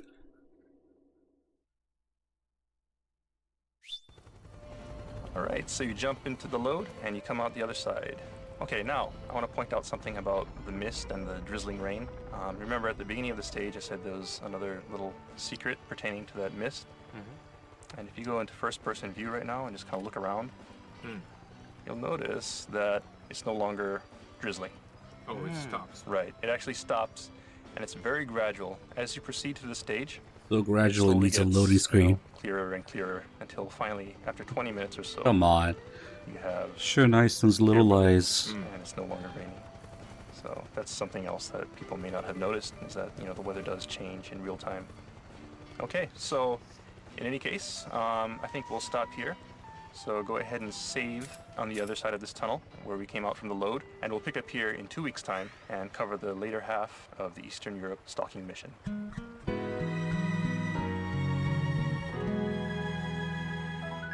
Well, this is surely a route that normally you won't take, playing the stage. Right. Chasing the resistance member. And we showed various kinds of behind-the-scenes talks about this. But is this actually a recommended route that you could to clear it faster than a normal route? It's not necessarily faster. It might be a slightly easier route depending on how you play. But the thing is, you can't really control the resistance member per se. The resistance member will take a route, and depending on how quickly you catch up to him, or depending on which PMCs you put to sleep, he may or may not come here. He may end up going to the park. Yeah. So if you put that guy to sleep, at the beginning of the stage, as we mentioned earlier, then the resistance member should head towards the river. but depending on how you play after that point, he may change routes again. So Oh, really? Oh. So it's really dynamic. There's no real way to 100% control the resistance member. I see. Yeah. So even if you're here first, it doesn't mean But that there you'll come is. Right. Yeah, you have to go find him. Yeah. So right now, we kind of forged ahead on our own, and as you notice, there's no resistance member in sight, and he won't come here since we weren't following him. I see. Yeah. I see. Any other points? Okay, well, one other thing that I wanted to point out about this Eastern European stage is as we're walking around, you saw a lot of signs and things for restaurants or shops. And this is something that, the design team really wanted to get into the game because when they went to Prague and they walked around, there's a lot of different small little shops and signs here. So they really wanted to recreate that atmosphere. And, one shop in particular that really they wanted to put in for sure was the doll shop.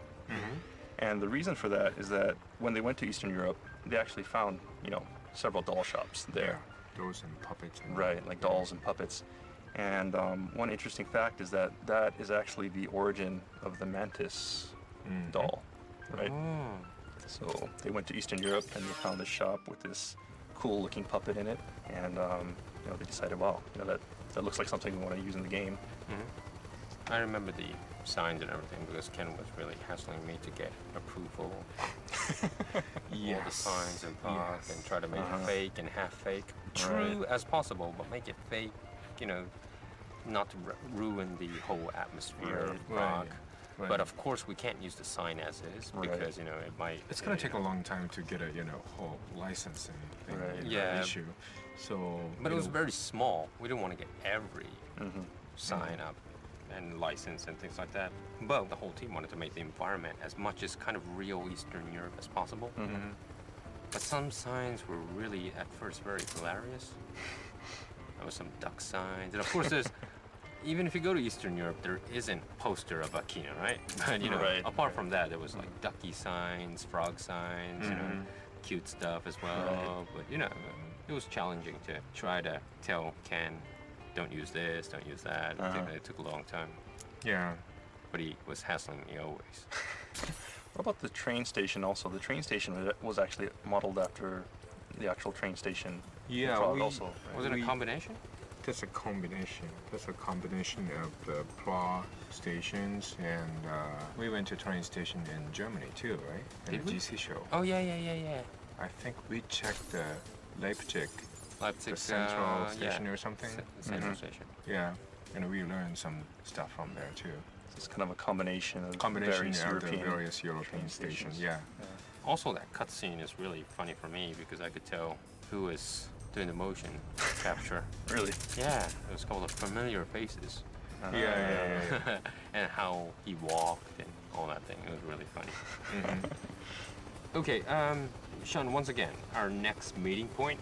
Okay, so the next meeting point will be right here, actually. So once you get through that load point at the bottom of the canal, and you come out the other side of the tunnel, just go ahead and save it there. It should be the Midtown Northwest sector. Okay. And we'll pick up here in 2 weeks. All right. Well, thanks, guys. We're going to have a little bit more traveling guide of Eastern Europe in the next 2 weeks as well. So I hope everyone enjoyed this tour. Okay, thanks, guys. Thank you. Bye. Bye-bye. See you next time. Alright, that's gonna wrap up this edition of the Metal Gear Solid 4 Integral Podcast. Check back next time for more tips, tricks, and insider info on Metal Gear Solid 4. Brought to you by Kojima Productions and Hideo Kojima himself. Make sure to send in your comments to Hideo Blog. See you next time.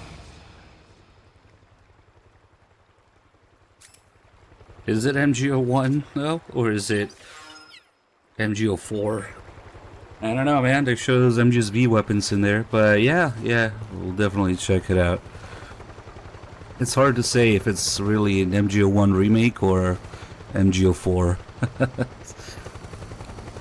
Really concerning that they show the freaking Phantom Pain gun in it, though. Like, why? But overall, it's good news. Yeah, we'll check it out.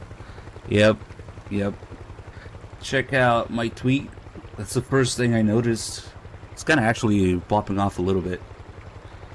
I guess any sort of Delta content has more exposure or something. Yeah, look at this.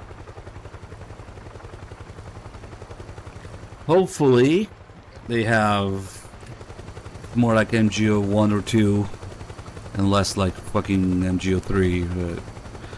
But with that gun in there, man, and those animations, phantom pain animations, phantom pain guns. Yeah, we'll see. Anyway, it's been 2 weeks. Next episode. Metal Gear Solid 4 Integral Podcast. Broadcasted from Konami HQ in downtown Tokyo, it's the world-renowned Metal Gear Solid 4 Integral Podcast. Okay, everybody, welcome to episode number 7 of the MGS4 Integral Podcast. I'm here with Aki Saito. Hi, everyone. And Kenny Maizumi. Hello. And my name is Sean Eystone. And today we're continuing at the Eastern Europe Midtown stage. And we're continuing from 2 weeks ago at the Midtown Northwest sector. So you should have just... Why are you whistling? Well, this is a whistle section, remember? You're supposed to follow the whistle. Do you remember, my mother has always told me, don't whistle during nighttime. Yeah. There's a saying, kind of a famous kind of saying, that don't whistle outside at night in Japan because snakes will come out. Snakes will come out? Really? Yeah. Not solid snake, right? No. I don't know why, because we don't see snakes in Tokyo. Not so much. But my mom, Ken's mom as well, every mom will say, don't whistle at night. So that's like a common thing for Japanese parents to say to their kids. Right. Yeah. Like, if you whistle at night, snakes will come out. Yeah. Interesting. Do you have the same kind of stuff? I'm not sure about America, but, in Hawaii we have something similar, where if you whistle at night, we say spirits will come out, so it's not good to whistle at night. That's more scary. Yeah, but, in movies and things like that, right? Like a musical movie. Well, yeah, I think there are a lot of scenes in movies and stuff where people are whistling at night. So in the mainland U.S., whistling at night isn't really a bad thing, I think, for most Americans anyway. Well, don't worry. I think it's more of a Hawaii thing. Well, even in Japan, a lot of people whistle at night. Doesn't really matter too much. Anyways, nothing to do with Eastern Europe. Well, let's go. We're in the actual canal?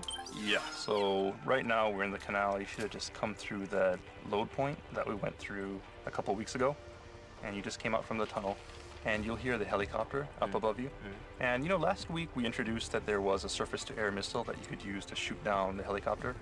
But for those of you who want to get through the stage without actually, killing anybody or causing a lot of damage, what you can do is you can actually equip a silenced sniper rifle, such as the VSS, which we've picked up in South America a few weeks ago. And what you want to do is aim at the searchlight of the helicopter. And you can actually shoot this out. It's kind of hard to get a clear shot because the helicopter's moving around. But if you can get a shot at the searchlight... Okay. So it may take several tries, but if you can get a clear shot at the searchlight, you can actually knock it out. Wow. I didn't know this. You didn't know this? No. I didn't think I had a VSS at that time. You can use other guns as well. It's just that they'll make a lot more noise. Yeah, so people will be more likely to find you. And we can move on.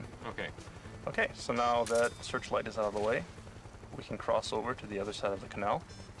And on the northern side of the canal, if you cross over and take a left, now, even if you use a silent sniper rifle, there's a good chance that, some people may come because you may trigger a caution phase. So just go ahead and put them to sleep. Proceed to the left, you'll see a ladder near the bridge that passes over the canal. And what we're going to do is we're going to climb up this ladder. Okay.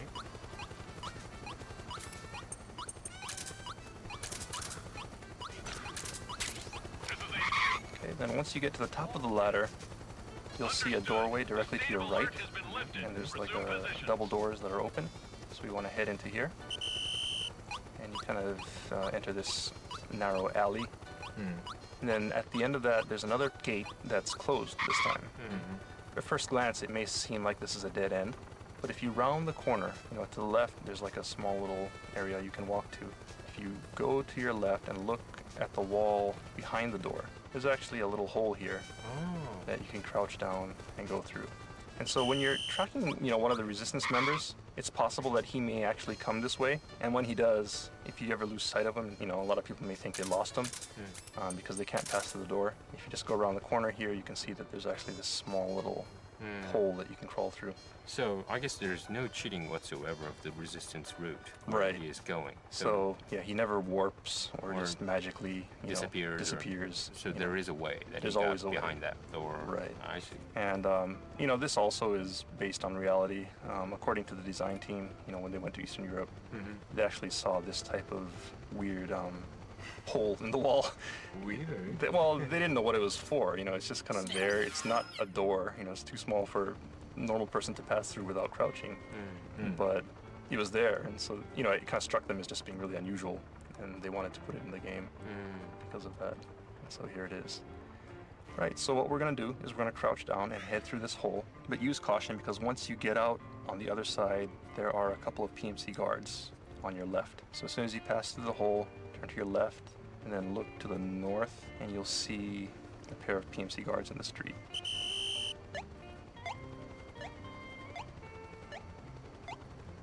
So let's just go ahead and put these guys to sleep. Okay, and then once those guys are asleep, you can head out to the street and then look to the left. You should be facing north. You'll see a staircase heading up. Okay. And to the right of that is a trash can. A green trash can, right. yeah. And so, people may not remember that there are trash cans in the game, because the last one that you saw was probably in Middle East. Yeah. Act 1. Right. So, you went through all of South America without ever seeing one, but you come to Eastern Europe and once again we have trash cans. So if you're ever spotted and you need to find a place to hide, you can always climb to one of these trash cans.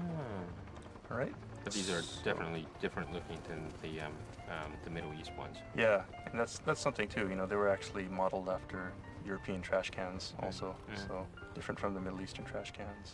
All right, so next what we want to do is head up the stairs that are to the left of that trash can. And when you get to the top of the stairs, take a left. Yeah, you're on kind of a balcony kind of. Right. Yeah. And you'll see another set of stairs going down on the other side of this balcony. So head down these stairs. And then when you get to the We bottom had a of the lot of stairs, MGS4. you'll see on your left-hand side, there's a bench, and then there's a bookstore display case. Yeah. So what we want to point out is actually in this bookstore display case. If you go into first-person view and look at this display case, you may notice some things that most people probably missed. In the bottom right-hand corner, you'll see someone who probably looks familiar. Well, it's really low res, so maybe you don't recognize him, but that's actually Otacon. You can kind of see from his profile.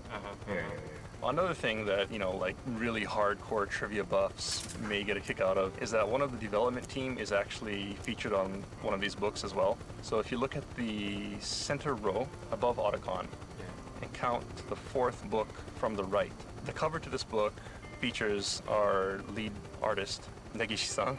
Oh, this small book, kind of. Yeah, it's kind of like a small book. It's the fourth from the right. Yeah. And it's kind of like a blurry photo of someone standing there. He's actually holding a drink and drinking.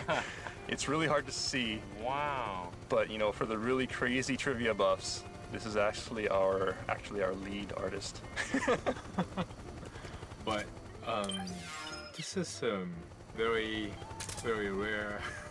Yeah, it's a rare very trivia, but who will be happy about it? Well, a lot of fans, a lot of Metal Gear Solid fans are. But they don't even know what kind of face. Yeah, that's true. But that's true. But this is maybe his family will be happy about this. My dad is on. Actually, maybe his family will not even notice this picture. The funny thing is, Negi-san himself didn't notice this picture. The artist who actually made this stage kind of told him that he was actually in the stage. And well, we have to find some pictures for the books.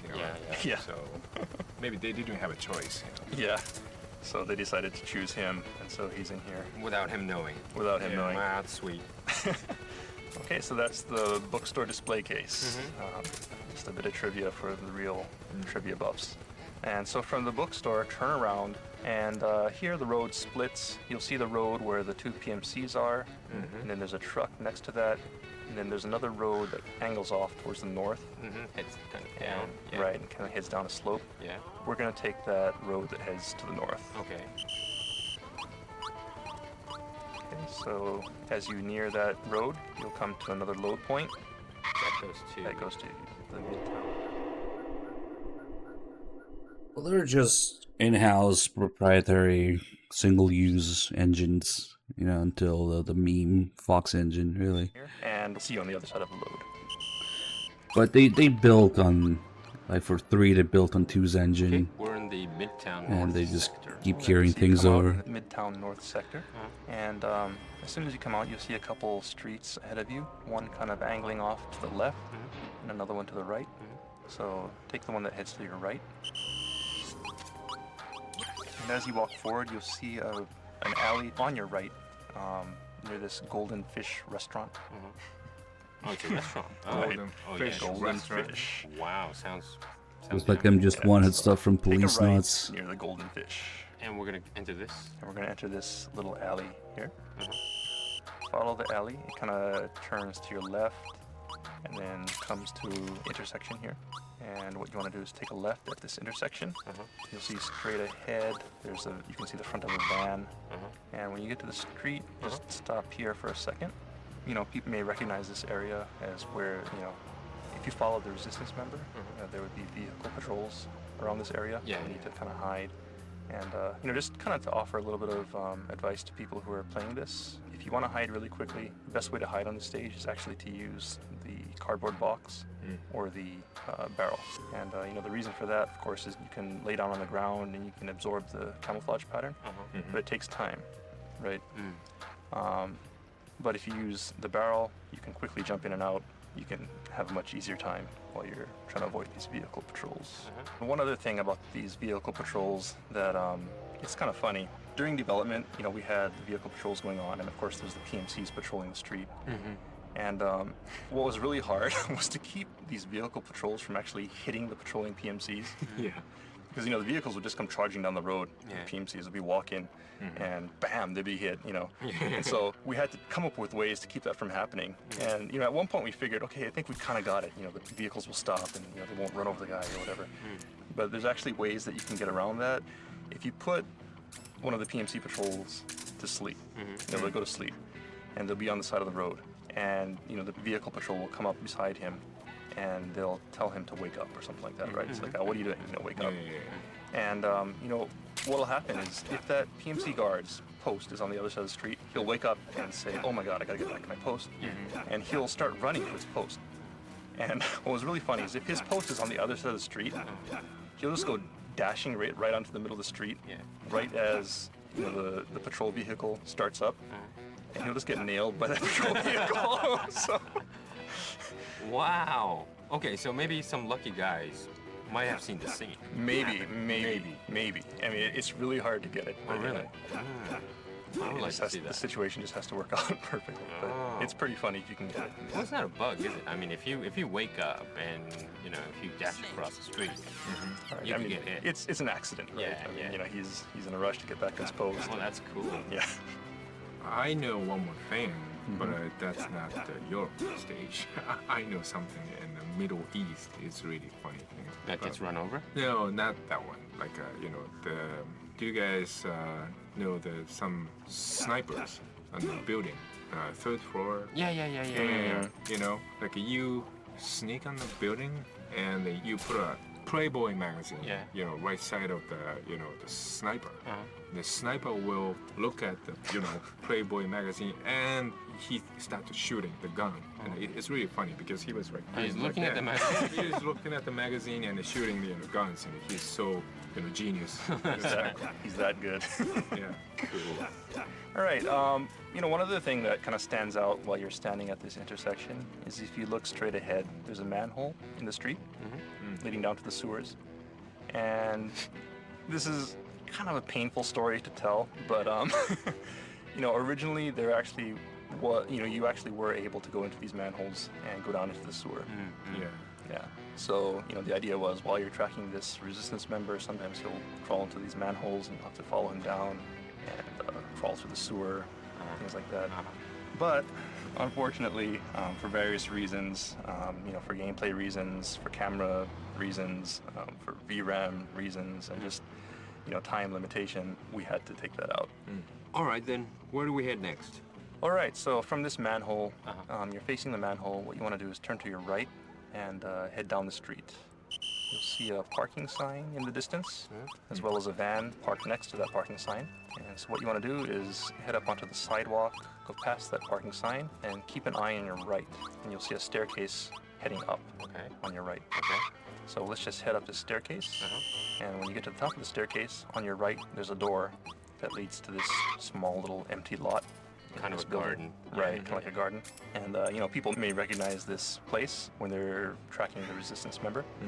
This is where the Resistance member, of course, ducked into this door and changed into his PMC uniform. One thing about that, I think a lot of people probably didn't realize at that time, and a lot of the team actually didn't realize until later, is that when he changes his uniform, it's actually not identical to the other PMC soldiers.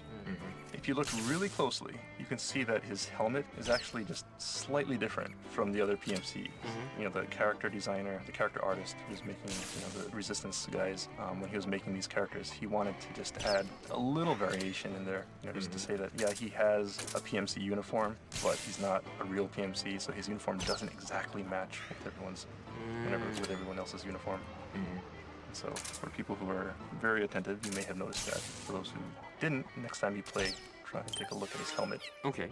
What's next in our tour? Actually, in the last program, we mentioned that you could listen at the doors to houses and hear, sounds coming from the inside of the house. So what I'm going to do now is take you to one of those houses and point out something that's kind of cool. So from here, head back outside and back down the stairs that we came from. You should be heading north. Then on your right, you'll see a pair of PMC soldiers standing next to a barrel. If you're the violent type, you could go ahead and blow up that barrel. Otherwise, you can just go ahead and put these guys to sleep.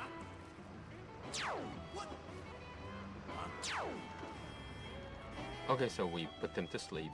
Right, so we put these guys to sleep. What we want to do is head down the hill towards that barrel that they were standing next to. Okay. Okay, so when you get to this barrel, first of all, take a look at the corner here. There's a building. Cafe bar? It says cafe bar, right? And there's a couple posters on that wall. If you look at the top poster. What's this top poster? You'll see another picture of our lead artist. It's taking a picture. And he's taking a picture. So this is actually a picture of him taking pictures in Eastern Europe. Wow. Doing, research. Trivia. Trivia within trivia. Pictures within pictures. Is this real trivia? Yeah, it's Negipi. Yeah. Okay. Enough. It's enough. Where are we heading, Sean? All right, so let's just follow this wall. Okay, so you're looking at, the picture, the poster the cafe bar. Of the cafe bar, and just follow this wall. It'll head up this slope.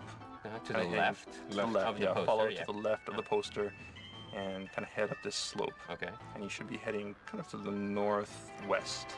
All right, so walk up the slope. But slow down as you get to the top of the slope because on your left you'll see 3 PMC soldiers. Wow, 3 facing away from you. Yes. Okay, so let's just go ahead and put these guys to sleep.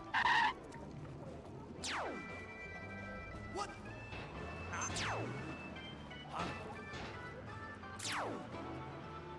Okay, so once you get these 3 guys to sleep, where will we go? Okay, so now we got these guys to sleep, and what we want to do is head up the slope. They're kind of standing at a split in the road. Yeah. And if you're facing them, after you came up the slope, there's the road that goes straight ahead, and then another one that kind of angles off to the right. And what we're going to do is we're going to take this road that angles off to the right. So you should see a van on the left and a van on the right, a little bit further up. And the building number? What's the building number? Building number is 32218. Okay. Okay. So we're heading up this hill. You go past that van on your left. You go past this peacock sign. So you pass that sign, and then you come to another van on your right. And what you want to do is head to the other side of that van towards the wall, and you'll see a sign above this door. A snake sign. A snake sign, Yeah. right. So what you want to do is press up against that door underneath the snake sign and listen. And when you do, you should hear one of our Kojima Productions podcasts. Oh, wow. Coming from inside the building. Wow. You may need to, rotate your camera a little bit, get a good angle on it. And, for those of you who maybe triggered a caution phase as you were walking, it might be hard to hear because of the background music.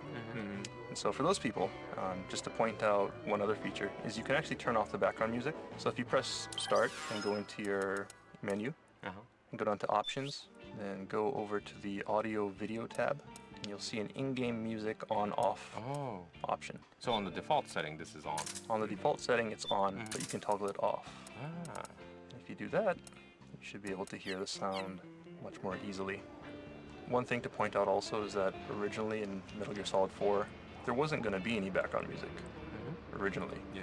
The idea was to make the game much more realistic and therefore avoid putting in background music. So the whole game actually would have sounded like this, where you're just listening to atmospheric sounds, listening to people walking, background noises and things like that. But as we were making it, Mr. Kojima said, well, actually it's a little bit lonely without background music, so we wanted to put something in there to kind of spice it up a little bit more, so the background music was restored. But, the sound guys really put a lot of effort into making all this, all the background noise and atmospheric sound effects. So for people who really want to experience the game, I guess in its raw form, they can go ahead and do that and turn off the background music and maybe play through the game. And I think especially, like in places where there's a lot of battle, there's usually like really intense background music and things like that. So without the music, it's actually pretty different. And so people maybe can get a new experience by turning off the background music. Well, it was so natural for me to have this background music when you're like in the caution phase or whatever. Right. Because it brings up the tension, like the movie kind of theater experience. But come to think of it, yeah, I think it would be fun to try to live through if you have a good sound system, that is, like 5.1 at your home. And you could actually hear the battle sounds and things like that, but you might not necessarily feel that tense caution phase, tense feeling, the pressure. I think it's probably a different type of tension. Like maybe you won't have that tension from the music, but it's more realistic. So I guess you feel like you're even shot from you hear shots coming from the distance, and you know exactly where they're coming from because you can hear them clearly, things like that. So in the direction, surely people who haven't tried it should try it out. Yeah. Okay, and what people may not realize is that there's actually another house where they're listening to the MSX. Well, they're playing the original MSX and you Metal can Gear, listen and you can listen in from outside the door. From that house, right? Right. And so this one's kind of far from where we are, so we're not going to backtrack to that point, but I will just kind of point out where it is.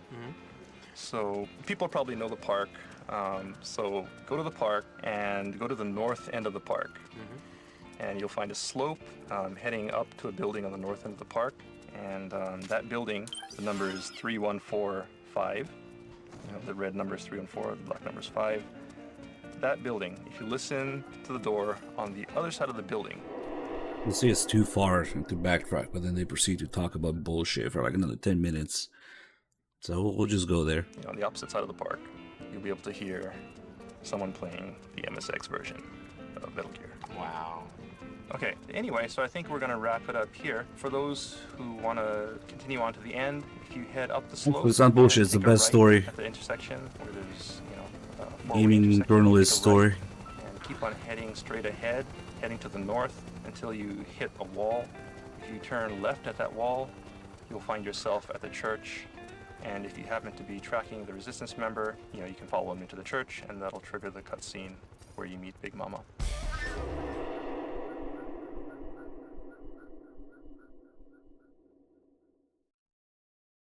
Well, this was kind of, as Sean said earlier, maybe this time on the last show, but it's a very unique stage.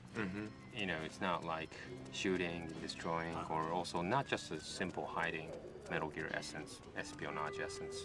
But it does have the espionage essence because you have to follow someone. Right, hiding. And there's a lot of traps like helicopter searchlights, the cars that on patrol. Well, it's a famous story that, first of all, that we had this. Here comes the famous gaming journalist story, but first, the guy playing Metal Gear 1 that they were just talking about. It's right here.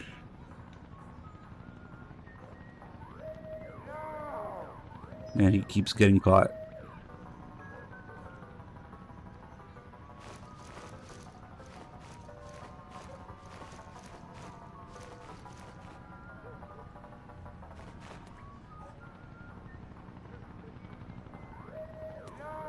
Quick, somebody backseat this guy.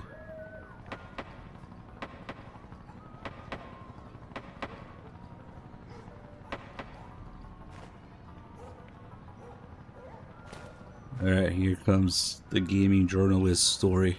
Speaking of which, I can almost guarantee you that Jeff Keighley was there. He's probably the guy who got really upset. Camp session by Kojima Productions. Yeah. Where we invited how many? 20? I think 20 press people. 20 press people from Europe and from America to come down to Japan.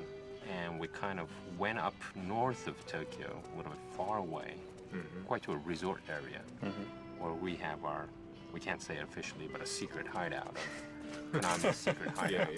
Right. Kind of a training kind of camp. That's why we call it boot camp. But so we wanted to invite these press people to kind of ask their feelings about how MGS4 is, because it was almost connected till the end. So we wanted people to play through it and just give like us a test feedback. play. To these very limited people, mostly in the daytime. We were in this meeting room, and we set up all the PS3s on a good high def. Right. We brought the the PlayStation 3 from Tokyo and a high def TV, and we set it up the whole whole thing, whole system. Everyone was enjoying it because it got excited, right? Yeah. And we were really excited too to set this up and watch these 20 press people play MGS4 for the first time. But until the point when they entered Act 3, which was this Eastern Europe stage. Because I think it was quite difficult. Yeah. Well, first of all, there was a couple of bugs. Yeah. And it was really hard. Right. And a lot of people got stuck. Couldn't find a resistant member, couldn't stay onto it. People started shooting at people, thought that it was the way to clear it. Yeah. Some people killed a resistant member, but of course you could do that. But people thought that, how do I clear this? And some guys are taking a long time, like 7 hours. 7 hours. Wow, 7 hours. Yeah, playing that stage and trying to reach the goal. And some guy was really very upset. Yeah, very upset. But the thing was, we It was didn't him. want to kind of. I have played that stage before. I want to believe it was Jeff Keighley. So have the team members, right? Also, Hideo Kojima was there watching these press people play. But no one was supposed to give them direct orders how to clear it. Right. Because that won't really help the development people for the feedback. Right. But we were almost like, Ken was almost, telling a couple of guys saying, no, don't go there, hide here, stay here for a while, things like that. Right. But a lot of people got really, really furious, frustrated. Yeah, very frustrated. And, that made Hideo really upset to some point. And he sent an email directly to the team back in Tokyo. And there's a bug here. What are you guys doing? Things like that. Right. Well, there was some bugs here, and that's true. Yeah, at that stage. Yeah, some people got stuck, And Shinta Nojiri, some people know him. He was handling this stage and the stalking scene, right? Yeah, not the whole Eastern Europe. Right. But the stalking scene was just 6 hours or 7 hours stuck here. And Shinta Nojiri was, very serious. I mean, he took the problem very seriously. Right. And he started to fix him. But it was kind of found out that there was just a couple of guards, really off where they weren't supposed to be. So you could kind of almost, crawl up behind them or something without them noticing you. But because of this couple of guards stationed at a, just a fraction away from each other or something, that made it really hard. Right. But we found out that this would be a disaster if we released it as it was. But it was good that we did this boot camp. Yeah. The disaster gaming journalists. Okay. Okay, Sean, what's up for next? Okay, so next time we're gonna go to the stage after Eastern Europe, which means we're gonna jump onto Moses, Shadow Moses. Oh, yeah. It's your turn. It's my stage, yes. Yeah. Where do we hook up? We're gonna meet up at the heliport. Yeah. So what we want you to do is enter the Shadow Moses stage, and then, you know, Snake is going to jump off the helicopter in the cutscene. So what you need to do is just head, you know, through the snowy wilderness area and head towards the heliport. And then at the north end of the heliport, there's a truck parked in front of the hangar. And what we want people to do is just head towards that truck, and we'll meet behind that truck. Okay. Make sure to check back on the next issue of our Integral podcast. Well, thanks, guys. Thanks for this lovely tour of Eastern Europe. Thank you. Bye. Bye. All right, that's gonna wrap up this edition of the Metal Gear Solid 4 Integral Podcast. Check back next time for more tips, tricks, and insider info on Metal Gear Solid 4. Brought to you by Kojima Productions and Hideo Kojima himself. Make sure to send in your comments to Hideo Blog. See you next time. Doing all this, it fucks with the Resistance members' spawn point and path that they take, so it's kind of a nightmare to do it now, which is why I saved the beginning. So now I'm gonna take a minute to try and figure out a little bit of something that I've been trying to figure out for a while.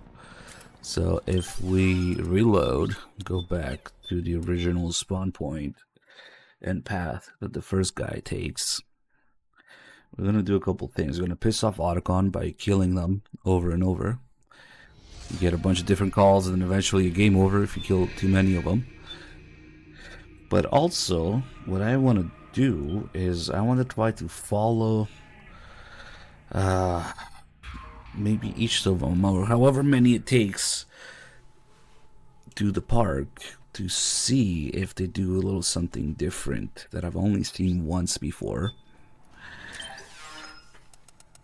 Where instead of taking a piss, they throw a grenade at the PMCs and attack them, which was really, really surprising when I saw it by accident the first time. So I think that the way that it works might be that it's one of the later guys that does it. He's scripted to do that. So you kill maybe the first couple, the first, second, third, who knows. There's like 5 or 6 before you get a game over. So I'm going to try and follow each of those guys to the park and see if it's one of them that does it. Because I'm not sure what the hell else could have triggered it. Because I think that's what it was. When I saw it, it wasn't the first, or maybe even the second guy. But for now, we'll just piss off Otacon in all sorts of different ways.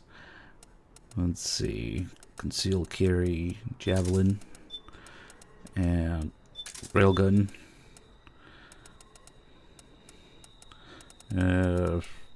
Sure, why not? Fits right in your pocket.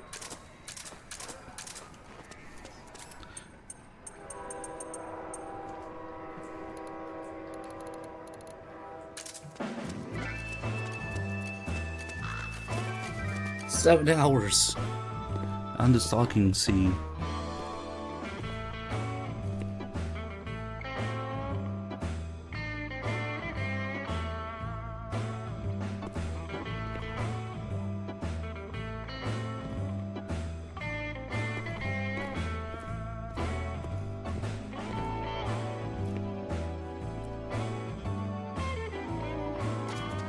Taking a stroll after curfew? Something's up, Snake. Tail him.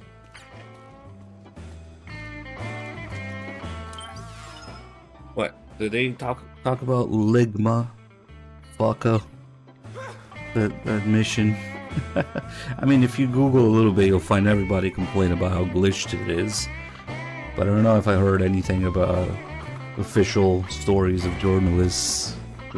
Maybe when they review. I don't read reviews, but maybe. Hey, guess what? The resistance. Damn, took 2 hits. Snake, what are you doing? We need them to lead us to Big Mama's hideout. Don't harm the resistance. This is science. This is some experimentation I haven't done before. We might find something new here. But first, just get the calls Why should we kill the next guy? Claymore.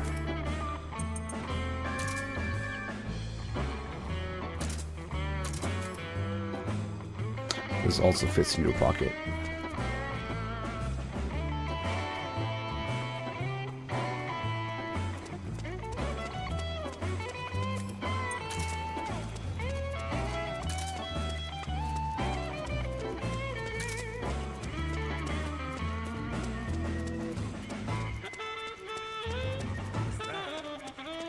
See how they look different, they have different voice, and I think they might have different behaviors depending.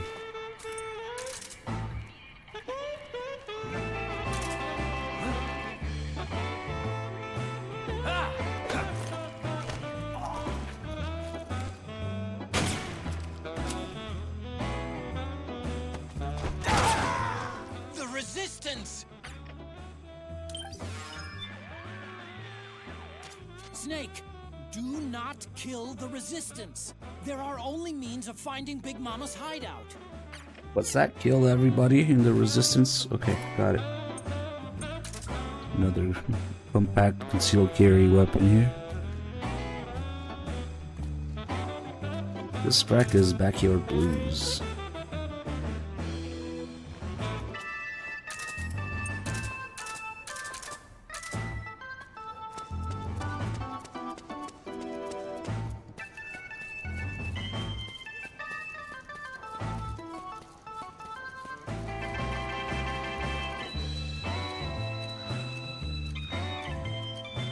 Guess we gotta step away a little bit for them to respawn.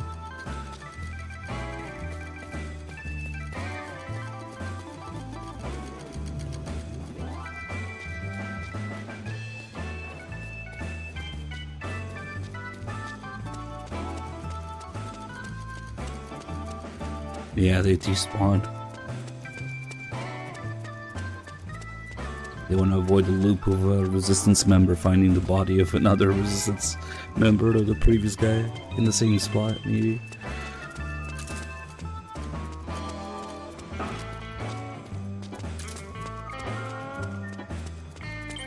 Also, if we put on a sexy face, like one of the beauties. Oh, what the fuck? Oh, it's because I changed in front of him. You watch me change the face. Oh well. I guess we'll do another one.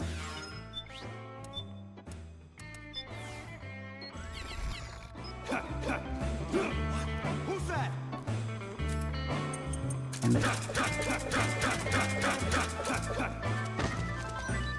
Fuck, I'm just gonna kill this guy.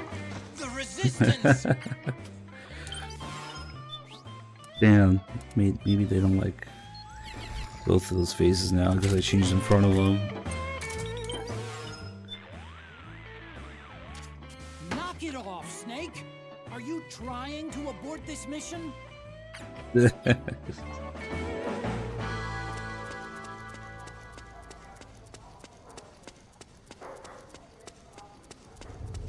Because they probably have different lines for when they see a beauty.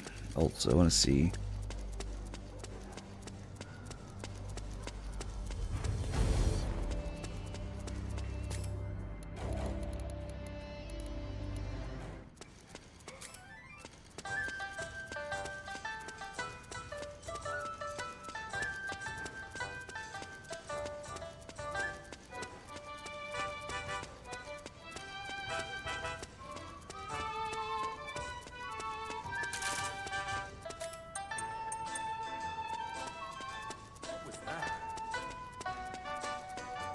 Hey there, baby.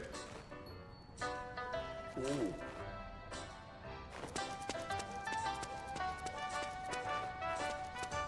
Huh? Woohoo! What was that? Woohoo! The resistance!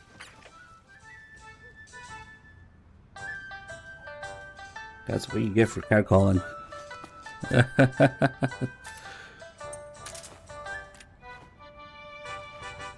4 channels. How do you figure that?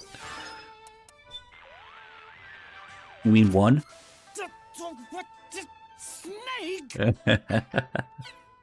Nice. That's his reaction for the last couple ones. And eventually you get a game over. I hope they have different lines when they see the beauty face.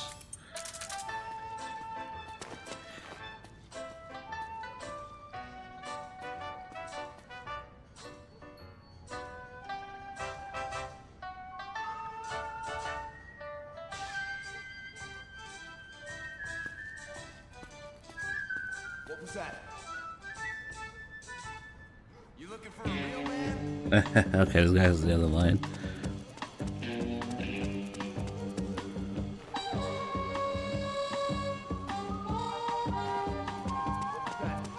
You best start believing in VODs, Stockstick. You're in one. You're just trying to be a smartass saying that there's VODs running. God forbid people sleep.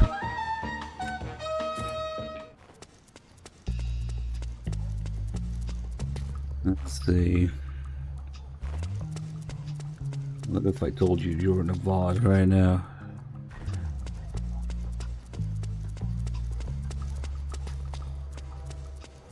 What was that?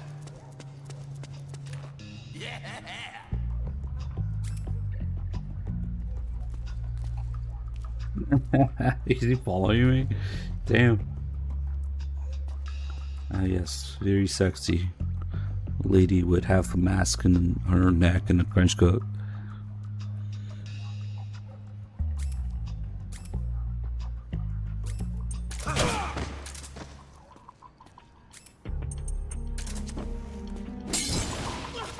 Do a little dance.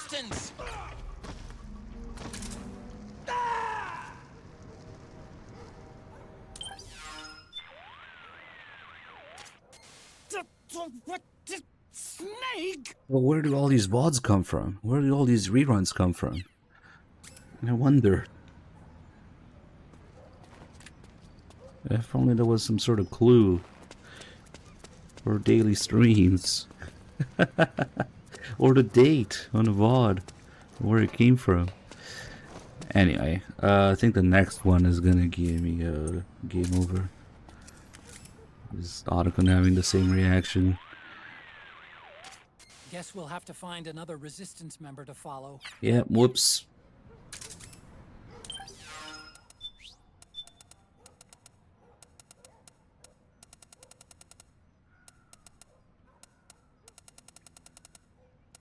This is amazing. I knew this was going to happen. Rather than just leaving things offline, you think people think there's less streams when this channel isn't offline. Okay.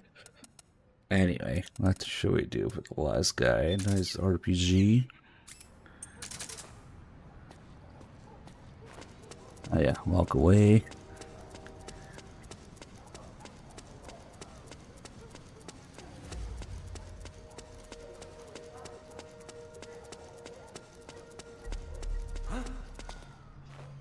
Oh, that's where you are. Oh wait, I know what we need to do for this last guy actually. Viewer streams. Yeah, if the channel was just offline, none of this would have happened.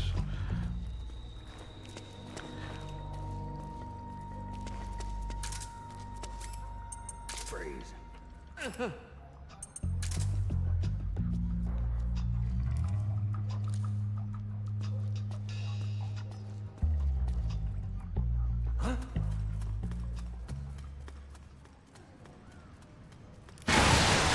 My butt. Snake! Nice. Do you All the understand what you cars. just did? Snake! You can't be killing members of the Resistance like that. No, Snake! No, Snake. Bad Snake.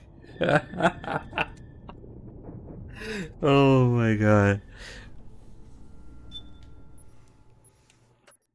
Oh god. No, bad Snake. Okay, now we're actually start the testing I was talking about. So be patient. bear with me for a second because I don't even know if that's what triggers it. So we'll test it. Okay. So I know for a fact the first guy doesn't do it, so we can kill him too. The resistance. And we'll try. We'll start testing from the second guy. Follow him to the park, which I guess I can just. I wonder if I should put the guys to sleep every time or just kill them. It shouldn't matter until the ones are actually near the exit of the park. Yeah, we'll just get rid of these guys.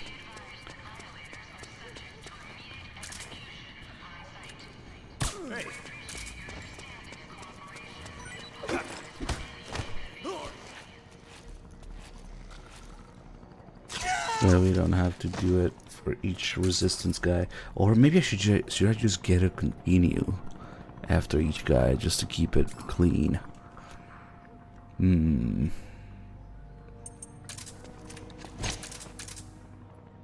Maybe I should reload that save after each test so it doesn't fuck with it somehow. Yeah, if I want to be really thorough, we'll just do it.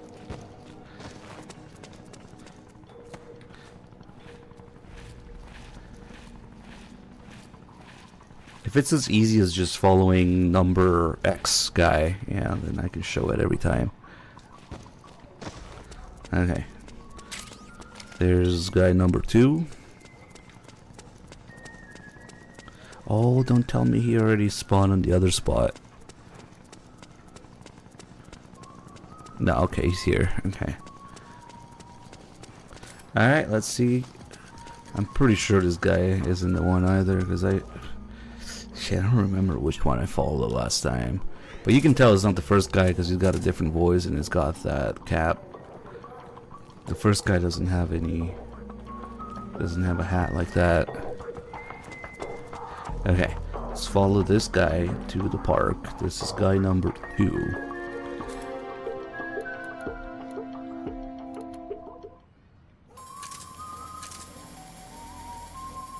At least it's not too far.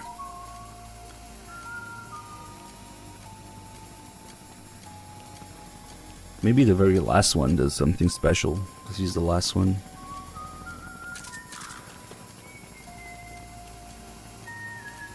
So we're just adding to the stalking to see this unique interaction that they somehow have. Don't know what does it yet.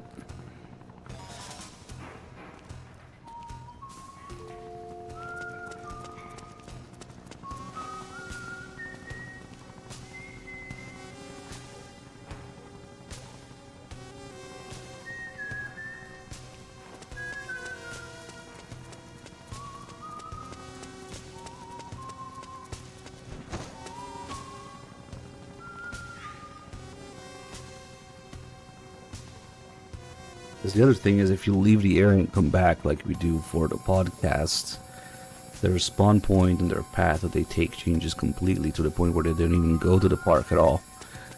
So I couldn't test it last time, because it's there.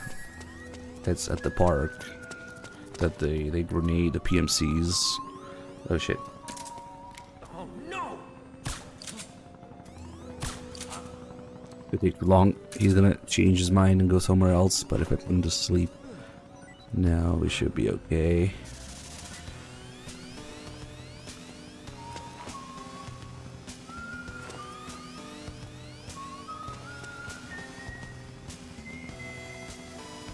I wonder if there's any other hidden conditions for it to happen. I'm thinking that it might just replace the piss,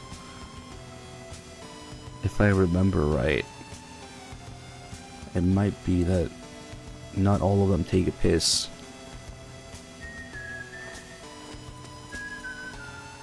Basically, when I see them take a piss, I'll reload.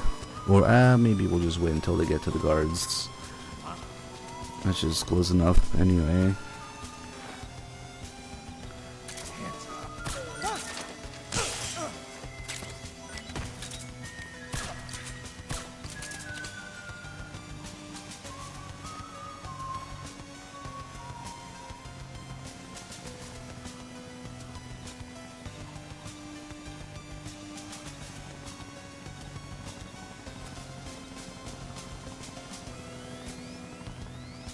I just love following these guys around. I wanted to do it more.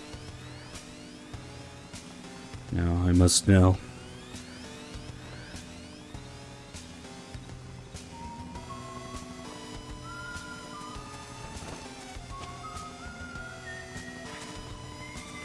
Yeah, because that's where the piss triggers next to the barrel. Yeah, he's just taking a piss. Okay. So guy number 2 is also a piss guy. Because that's where I remember them doing it, next to the barrel. They throw a grenade from the barrel to those PMCs over there. And then, or also at the barrel, some shit like that. The barrel explodes and it turns into a mess.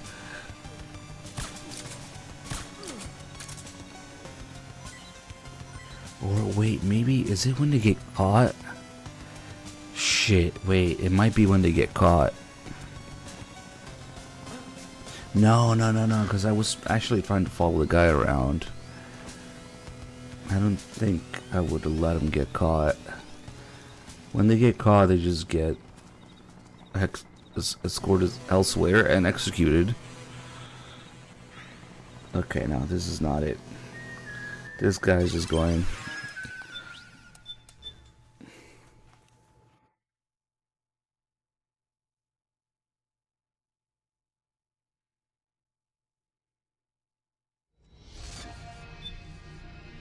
Okay, so that was guy number 2. Now we'll find guy number 3.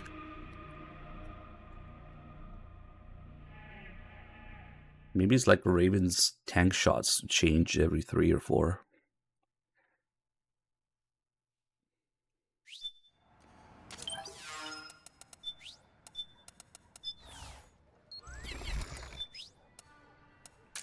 Damn, these weapons are not really suited.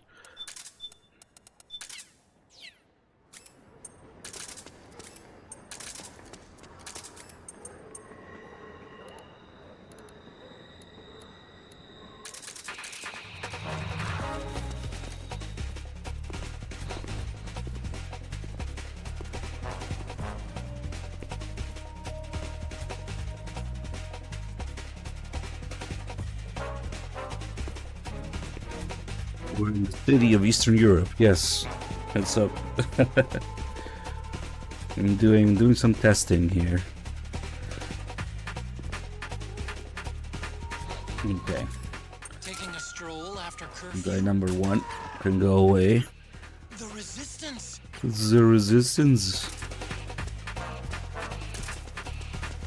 Damn, these sights. These sights are a choice. Yeah.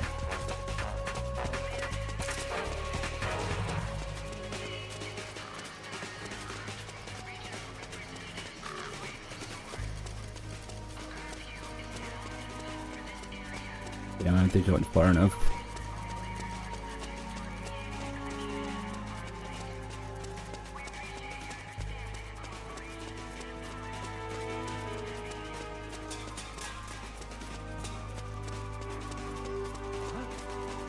Good work. Oh. As good as they said. Now you spawn over here? Hey, EK Select, thank you for gifting a sub. Oh, a tier 3 sub. Nice. To Super Canada 20. Damn, you're really lucky. Super Canada, if you're there, you got a free tier 3 sub. Wait, because now this guy spawned in a different spot. Wait, what if that's what changes it? No, wait, he's going back to... Okay, now he's taking the same path. So this is guy number 2. And we know the guy number 2 also doesn't do it. Okay, yeah, he's starting from the same spot. He's just walking to it first for some reason. Maybe because of my position. So guy number 2 also has to go. The resistance. And we'll try guy number 3.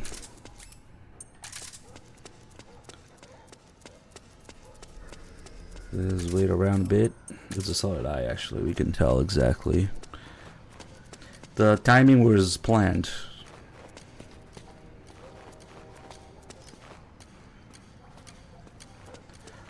If I actually went too far.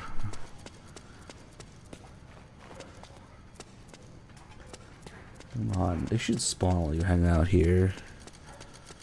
There he is. Okay. This is guy number 3. And now we'll follow him to the park.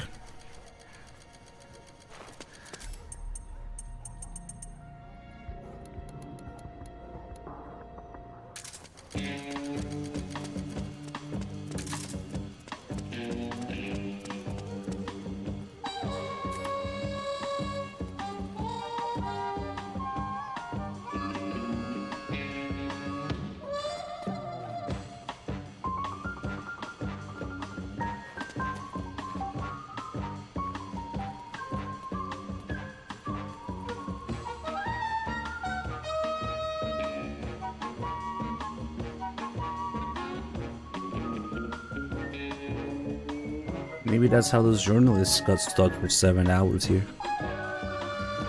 Experimenting.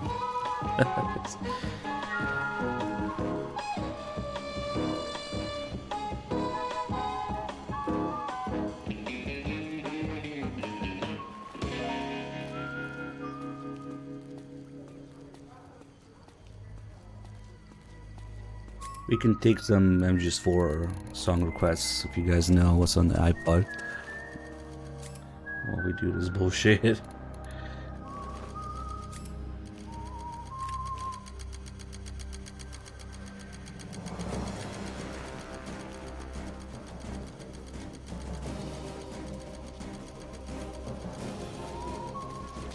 Oh hey, Budhumans.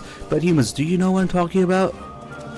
The resistance member fucking throws a grenade at the PMCs instead of taking a piss. Have you ever seen that? I wonder which freaking MGS4 playthrough it was that it happened. Probably years ago. Okay, well let's play Bad Human's request song.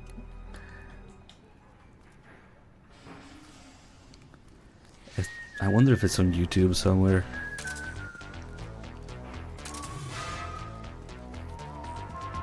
Okay.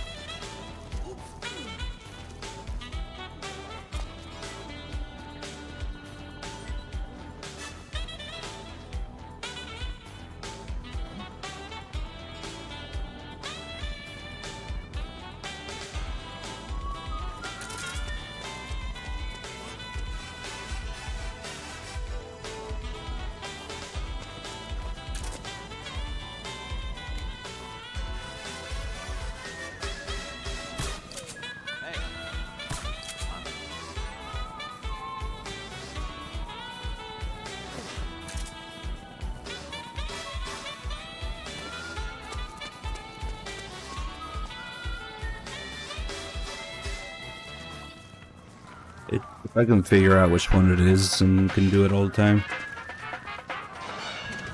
If that's even how it works.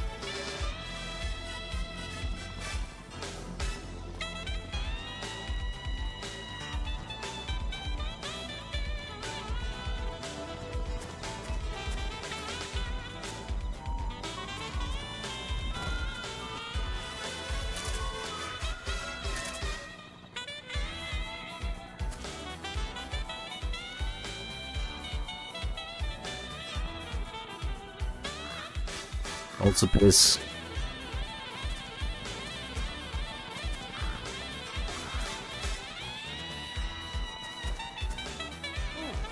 I don't remember if it was instead of the piss or after the piss when he sees them. It's probably instead of the piss, because those are like the two unique events.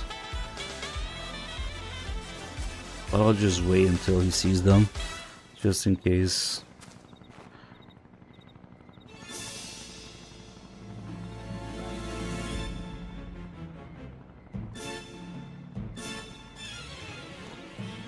Another thing.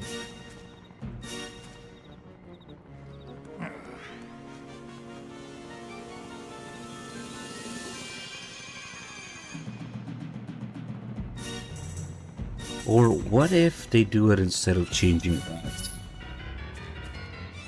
Maybe I should wait until he decides to change routes. Okay.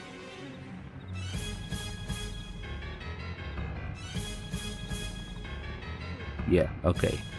He's going. He's changing routes. That's not him. Alright, let's do... So that was number 3. Let's try number 4. It might be the 4th one, if it follows the same logic as MGS1's tank shells. For some reason, I don't know. Young Snow requests the Weeb song. One of the Weeb songs. It's really comfy, actually. It reminds me of grinding Peace Walker.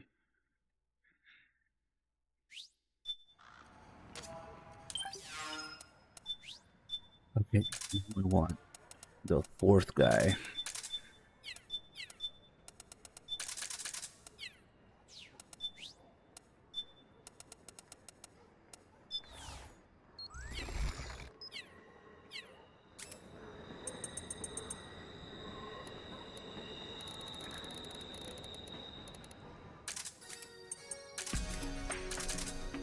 Some happy killing.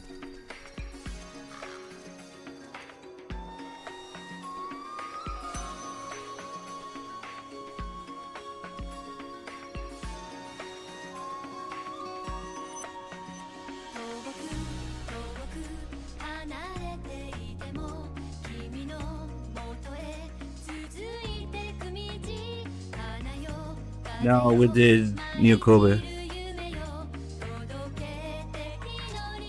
Taking a stroll after curfew? Something's up, Snake. Tail him. The resistance!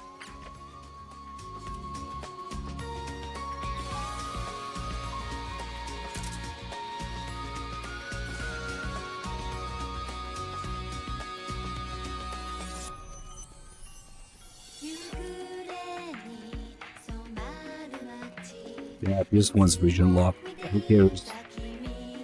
You can do all sorts of things to it and with it.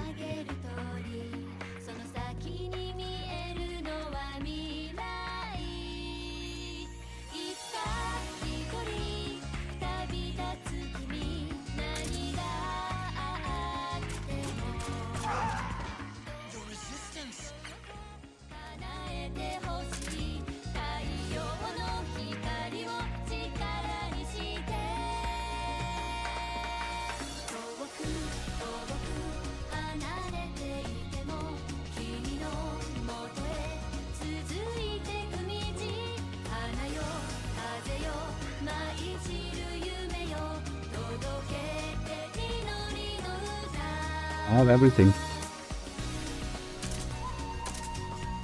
But Yuma's just requesting all the songs. That's the whole point of playing this game 8 times.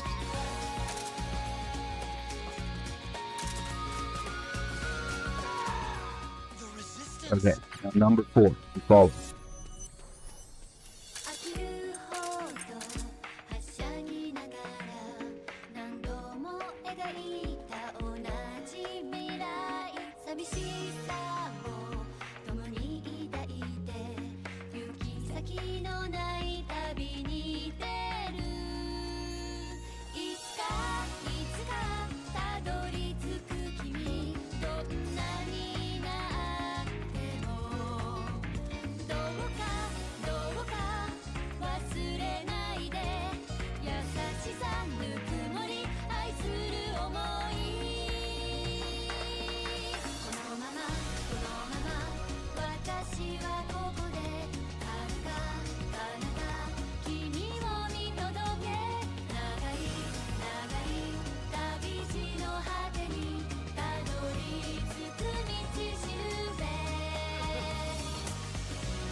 That's guy number 4.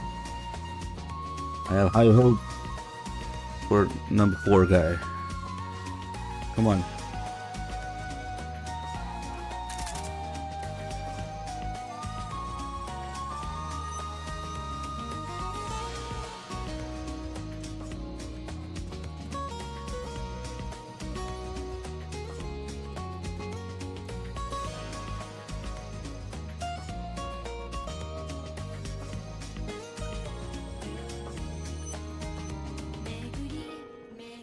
I think all of them do, except the first guy.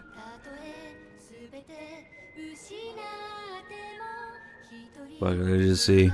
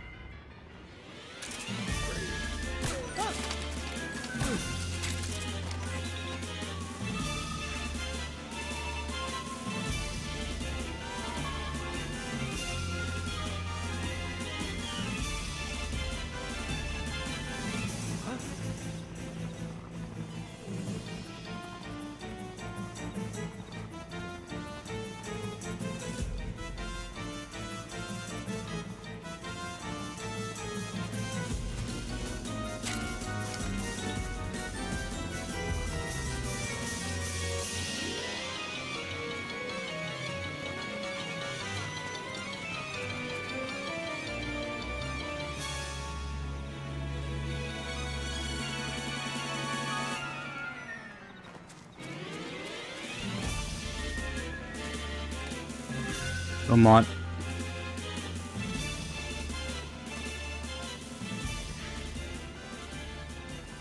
I'm another piss guy.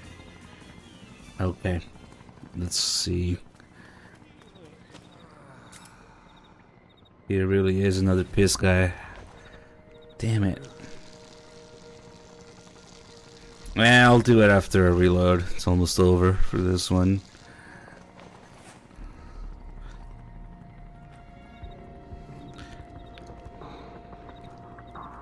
I didn't wait until number 2 to turn all the way around, but that's probably not it. Man, I'm gonna go through all these guys, and if it doesn't happen, then it's some other factor that changes it.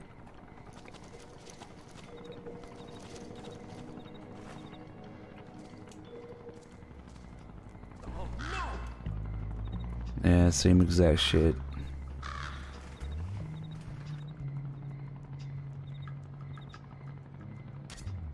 Those resistance fighters can't advance because of the PMC troops.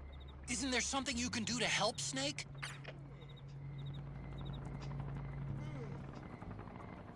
And he turns back and he walks away. That's done it. Okay. Guy number 5.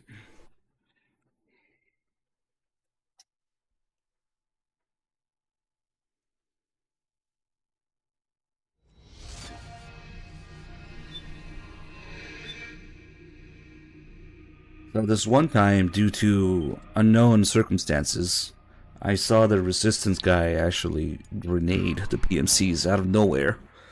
Just out of, I don't know, act of revenge or spite. And it happened there at the park where the barrel is. But I could not figure out what the hell caused it. It just out of nowhere, I was following the guy, and just out of nowhere he attacked the PMCs. And ever since then I haven't been able to recreate it. So what I'm hoping is, it depends on which one of these guys you follow, because they change a little bit when you kill the first few. So we're going through all of them and see if that's what does it. It might not be. It might be something else that does it, but at least I'll get that out of the way. Yeah, the crazy grenade man. Does anybody else remember seeing that? Because no. I was actually legitimately trying to follow the guy, so I wasn't fucking with him or anything. And he just fucking grenaded those guys out of nowhere. What I think happens is that it replaces the piss event. Because that's like the unique thing that they do, is taking that piss at the park. So maybe after killing a certain amount of them, there is a special guy somewhere that instead of taking a piss, because I think that's where it triggers, right next to the barrel where they decided to go back and take a piss. I think I've seen them grenade the PMCs instead. Man, if I could only find that VOD, if it's even on YouTube, one of the many MGS4 playthroughs on the YouTube channel, I'm not even sure if it's there. It might have been lost in the great reset, the great wipeout of, what was it, 2020? Because of the DMCA scare, we had to delete everything. So let me just see if at least just following a different number of this guy's spawn does it. Yeah, he talks shit about the PMCs and then he grenades them. It's like, Viva la Revolution, and then he fucking grenades them. I was really surprised. I was like, what the fuck? You found a resistance member. It's time to start tailing them. Get on it, Snake. Okay, so it's not number 1. Hey. The resistance. We just followed number 4 last, so we'll kill until we get to number 5.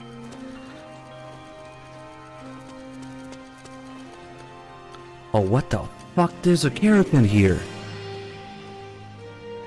I didn't know that. There's a keratin poster on the telephone booth. No way. How did I never notice this before? Because it's facing the other way. No, I didn't know it was a skeleton here. What the fuck? Probably played this game 1,000 times. The resistance. Wow. Holy shit, I never noticed that.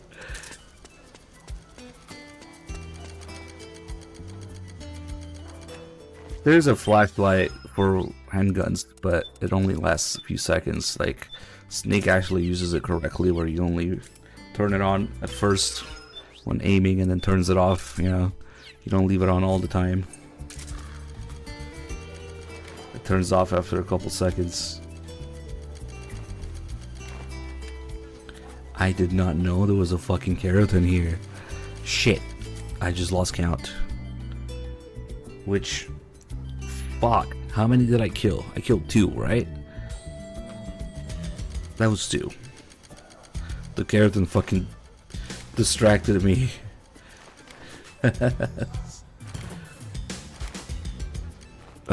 So...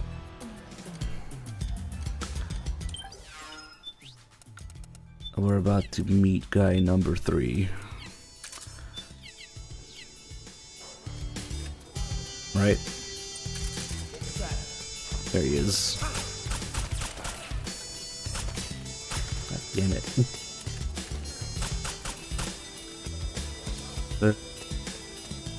Yeah, it's crazy that they didn't point out the keratin. Come on, number 3, you gotta die.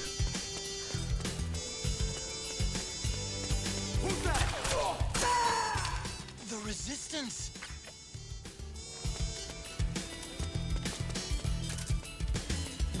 It could be a different spawn too, yeah.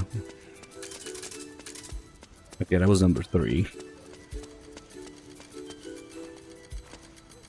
Now number 4 has to die too.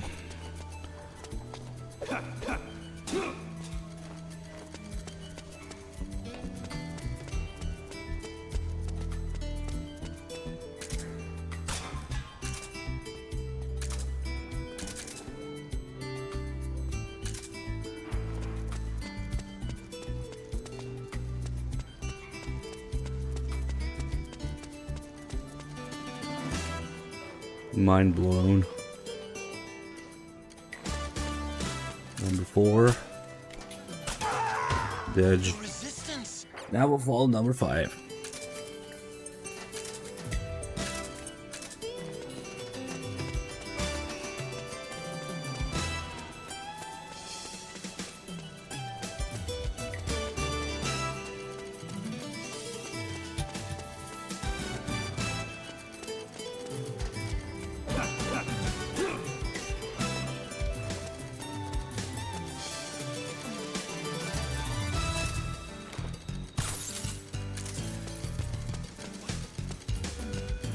Oh, hello. How are you here already? Ah, fuck, at least he didn't see me shoot the light. Right, this guy.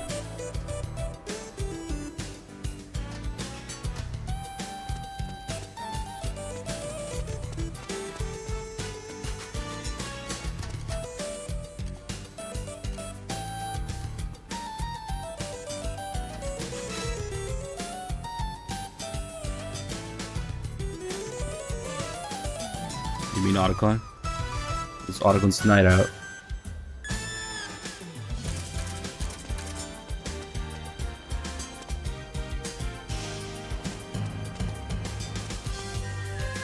Yeah, they all walk there and start over. Okay.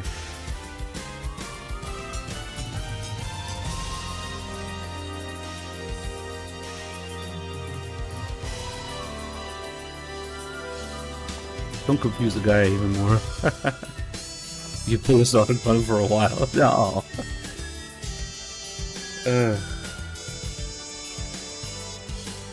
That's just Act 3. Snake's disguised when you start Act 3.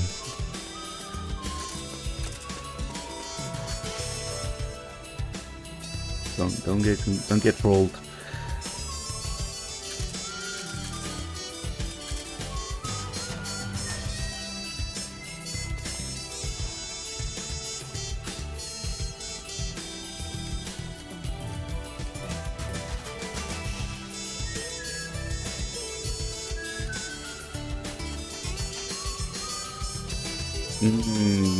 Nah, Dr. Killjoy, that's not it.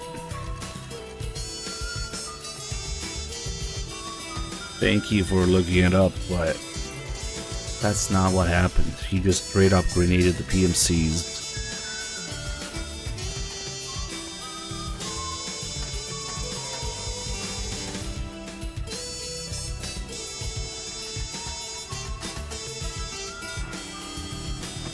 It's just an autogun face cam. I mean, look at the top left. Still says old Snake. Here, you can just change to Raiden. Why not? And we'll change into the suit too while we're at it. Rising Info, Mr. Lightning Bolt.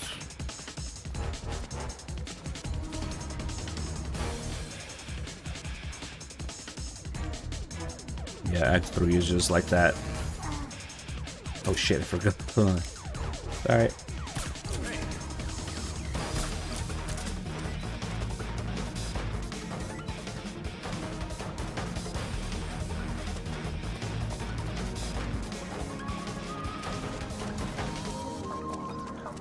There's just unlockable face cams.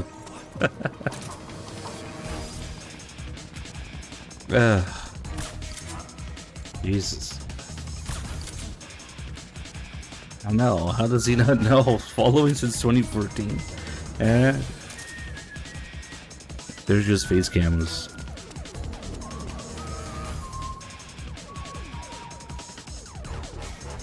There's still an old man under there. Damn, he followed the day after he created his account. Do we have any other song requests? We'll just let the acid music play. Yeah, since Bok guy is here, maybe we should play that.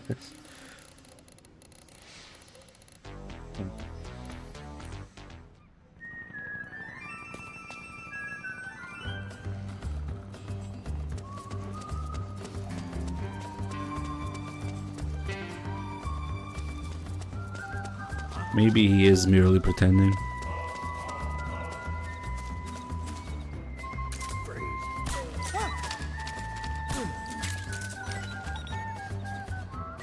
Yeah, best is yet to come there. This one's almost over, so we'll do it for the next one when we follow the 6th guy. And I think... is that the last guy? 6 or 7?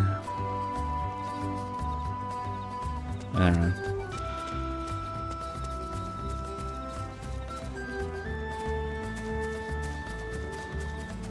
How many did I kill before I got the game over? I forgot. There might not be a 7th guy.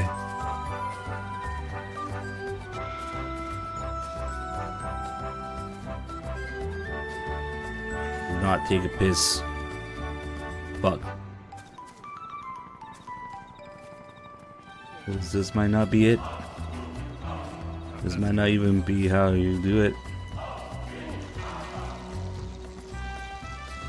Alright, we got Best Is Yet To Come, Theme Solid Snake. You want a gamma for something that's like 99.9% yes, or 99.9% no, I guess. Shit, yeah.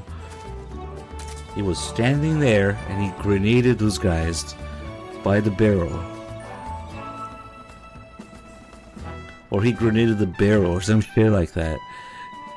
Like, I distinctively remember, but what the fuck causes it is a mystery.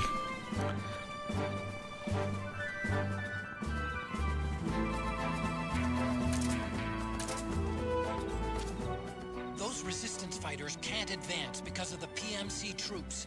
Isn't there something you can do to help, Snake?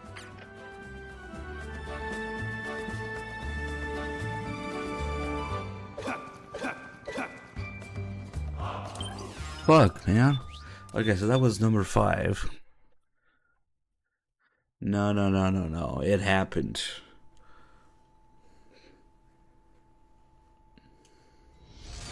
Maybe misremembering a detail here and there, but now the emotion ammo probably just makes him pass out anyway. No, I wasn't fucking with him.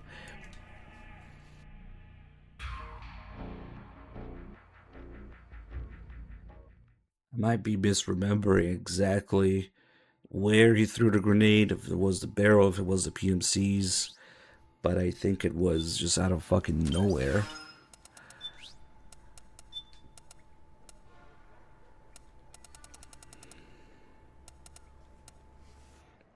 Yeah, who knows?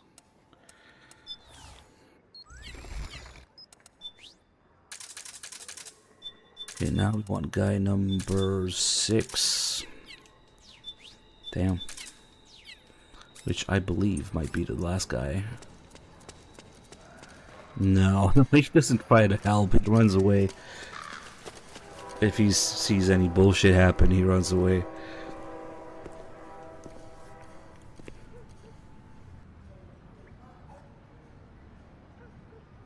And if he gets caught by the PMCs, they hold him up, take him beyond a loading zone and execute him. So I don't know. I'm hoping it's just maybe the last guy that does it. Taking a stroll after curfew? Okay, Something's number up, 1. Snake. Tail. Dodge. The resistance. The resistance. Snake, the location of a resistance member has been forwarded to your map. Check it Yeah. out. He's dead. That's the location. Okay. Okay, so what did we have? Best is yet to come.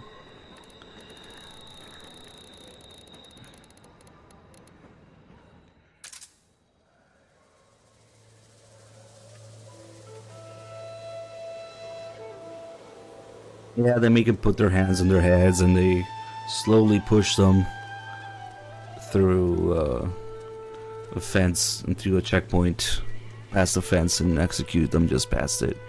It's like a special game over that you can see.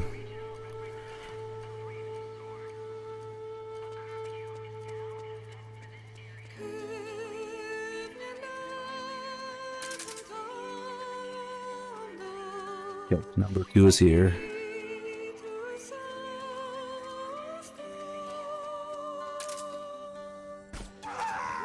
The resistance.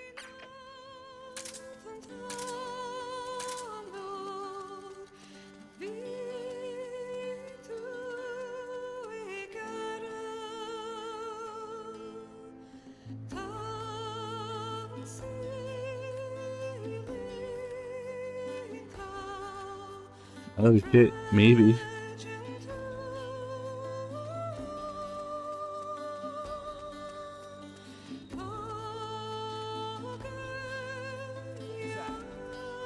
Number 3 is here.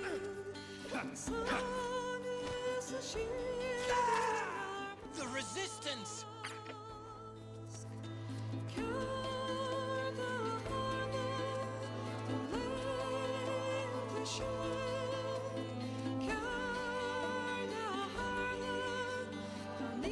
You really like the rolling ledge grab, huh? No, it doesn't. It's not helping. That really messes you up when he grenades the PMCs.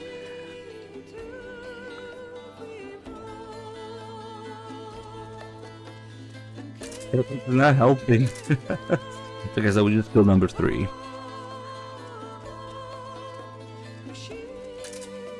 Like, you have to save him from that.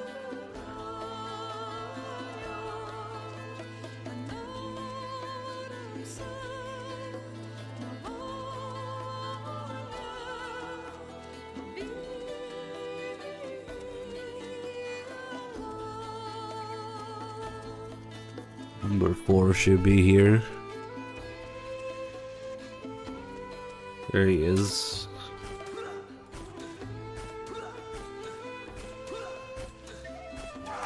A bunch of 45 to the neck.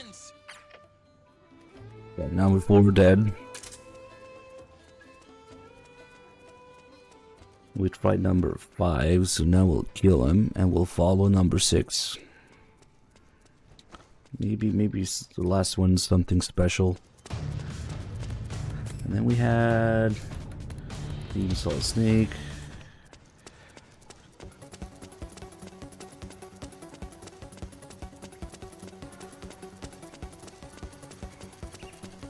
Damn, you're on the snow.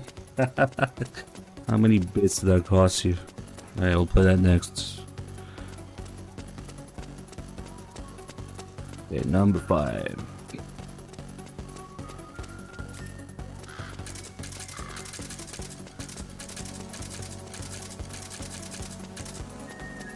Number 5's got to go. The resistance! Damn, I was hoping it'd be at least 100 bits.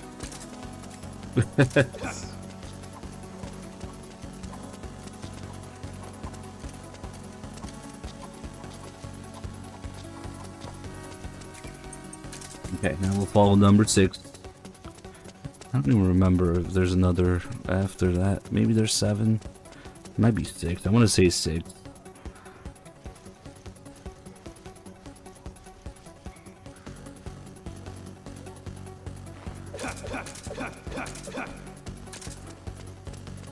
Okay, I hear him. Number 6.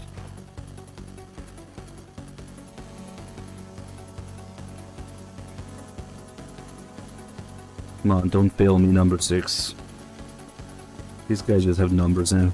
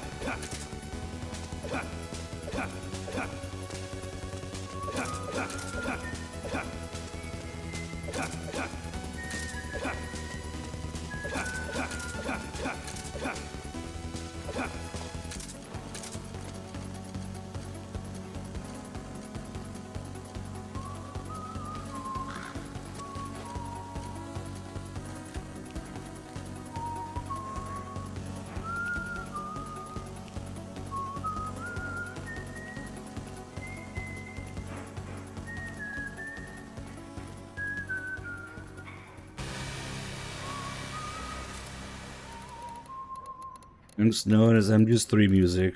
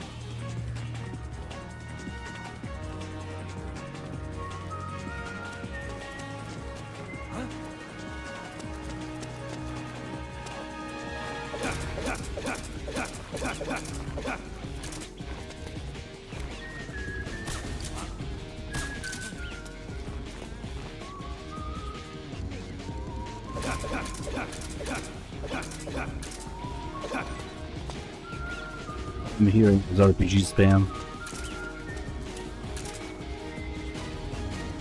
And Eva going, "You can do this. It's working. We're wearing him down. But all you can manage, you're wasting your ammo."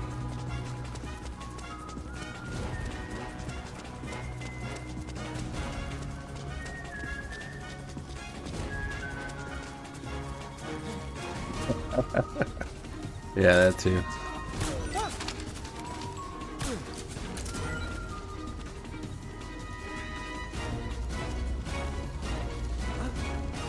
There, do it again.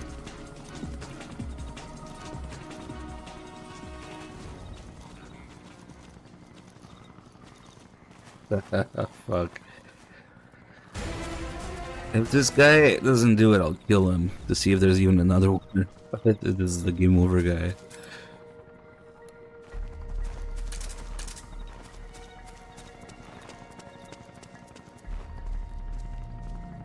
If there is a number 7, there might be hope yet, but I don't think there is.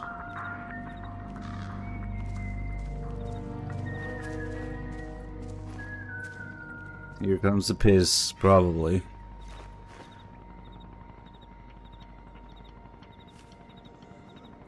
Fuck's sake. They all okay, so they all take a piss. Well, at least it says something different. Oh, really, Dr. Killjoy? Thank you. What you find?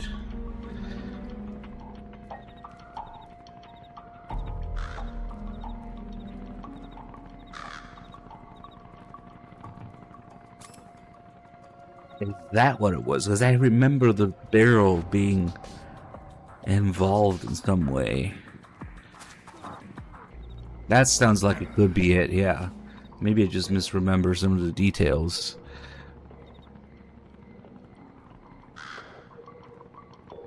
That might be it.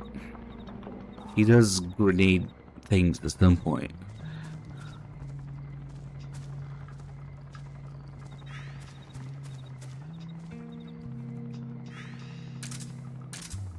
Those resistance. Shut up.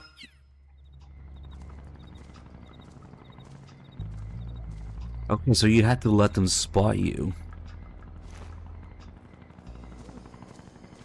Let's see. They just run away, though. Maybe you had to let them spot you at a specific time. Or position. Maybe when they're taking this. Well, he got caught, so we could show the thing I was talking about. Say to make him put his hands on his head, and then he's gonna take him to. He's gonna take him to the nearest checkpoint. He's about to be hauled off by the PMCs. And then he gets executed on the other side of the fence. Oh, there's a horn here. I didn't even know that. Oh, it's right here. See, sometimes you see these fences with 2 PMCs nearby. Those are the checkpoints where they execute them.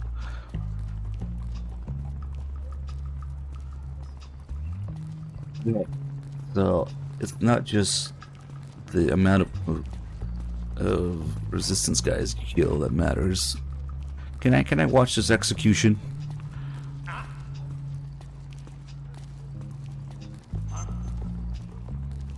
You guys chill? I can watch this. Hey, you! They take him there and they fucking shoot him in the head. That's what these checkpoints are for. There's a whole bunch of them all over the map. They're probably only stalking on the right path.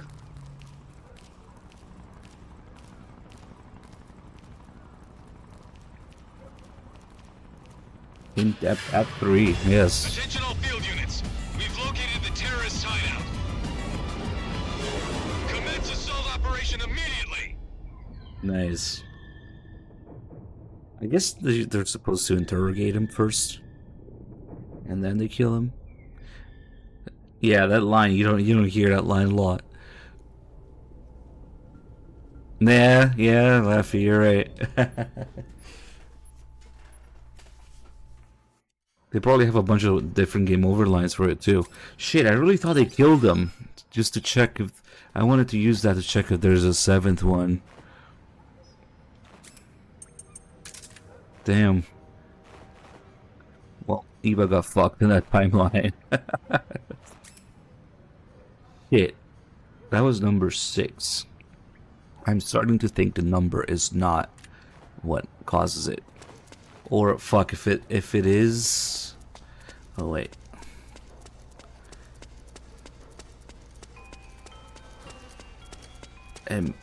Wow, fuck, man. Do you know how many times I played this game? It's all a blur. You expect me to remember that exact playthrough, exact thing that triggered it.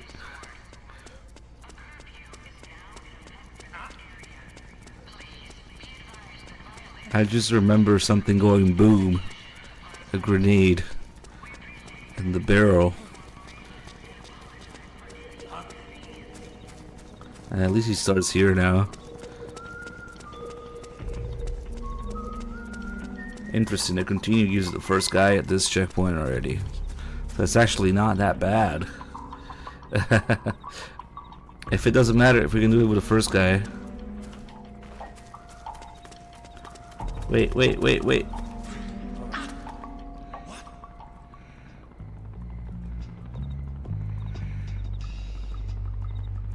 Yeah, of course I remember those, because I do them all the time. You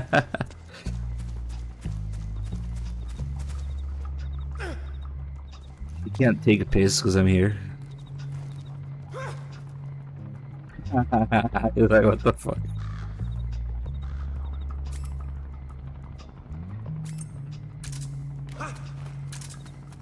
He always fucking runs away. He doesn't grenade. Like, I don't know.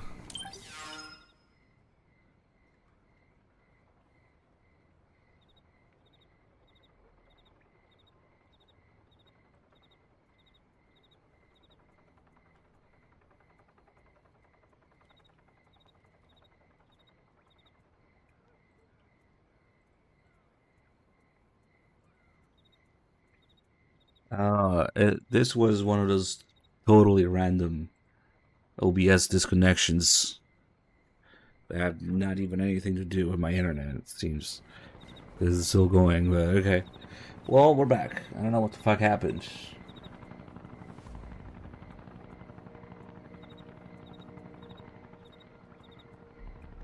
So, when he spots you, he freaks out. At least this time he didn't get caught. Now he's coming back.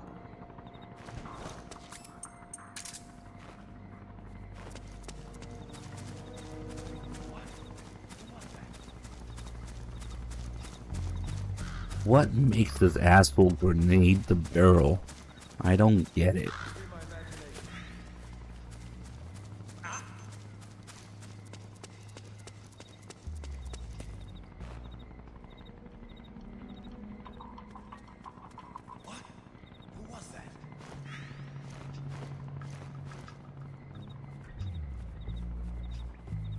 Damn, they can actually spot you over the barrel, unlike MGS3.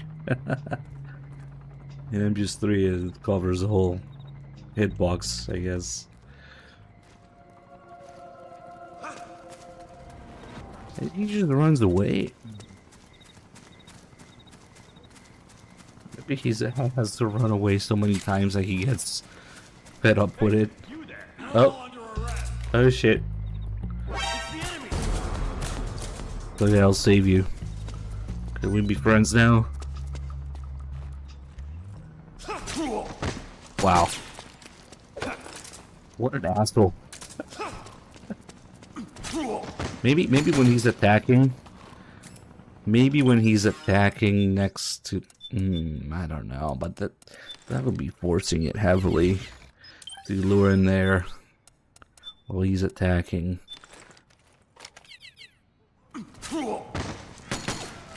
Yeah. Come on. Fuck it. I knew we'd come to this.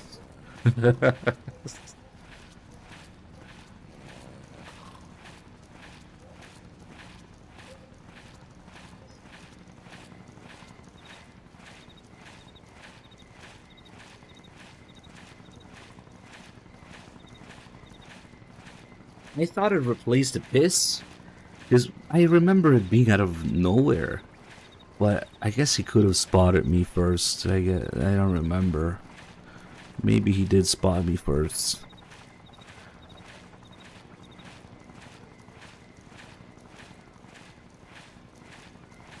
But I also remember him shouting something to the PMCs and then attacking them. Was it something like there's somebody here? Oh wow.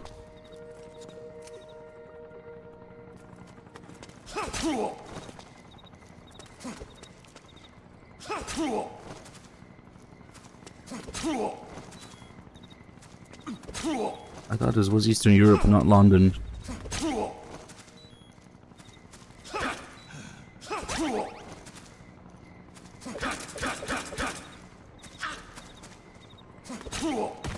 Come on, do some tricks.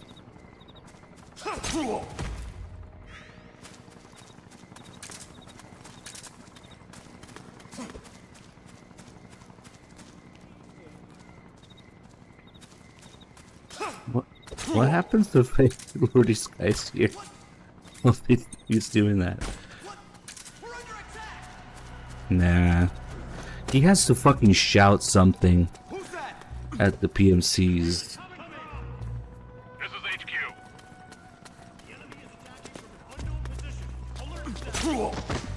Acknowledged. Sending reinforcements. Use extra caution. No. Oh man.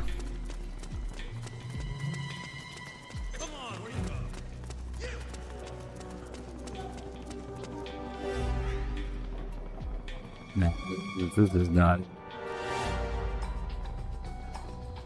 It might be number 6, game over, or number 7. Like, no, Snake, bad Snake. Oh wait, oh no is when you kill Johnny. Like, oh no, what are we gonna do now, Snake? When you kill Johnny in Act 1, maybe in Act 4, 5 as well. No, I don't remember in Act 5, but in Act 1 he for sure says that. Oh no, what are we gonna do now? When you kill Johnny. Oh, okay, see. Okay. So, wouldn't it make more sense for it to be when he spots the BMCs, and instead of running away, he decides to attack them? Move along. Snake, he's about to be hauled off by the PMCs.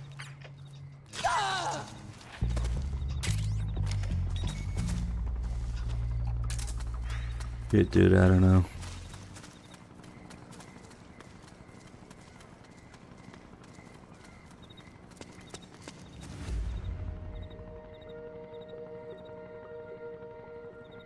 Yeah, he walks by the barrel after taking a piss.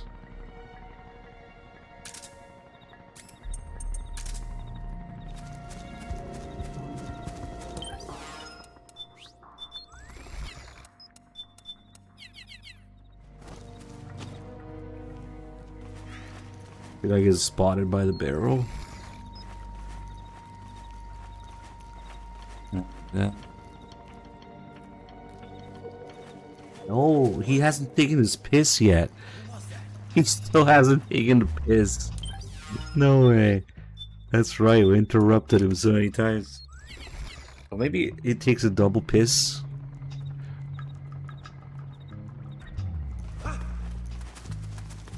Oh, he's running into the PMCs. Hey, you there. You're all under arrest. And he stopped. The other guy didn't even notice. Nice SOP. Okay, I guess we'll let him take the piss. Take the piss. We'll let him take a piss. Oh, for fuck's sake, he got caught again. How dumb are you? Snake, find some way to free him.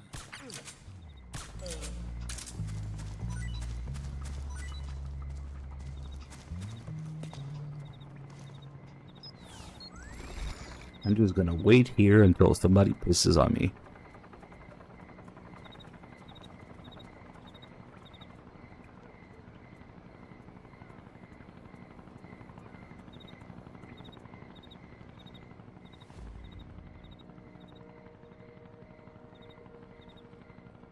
I need some water to put in my noodles.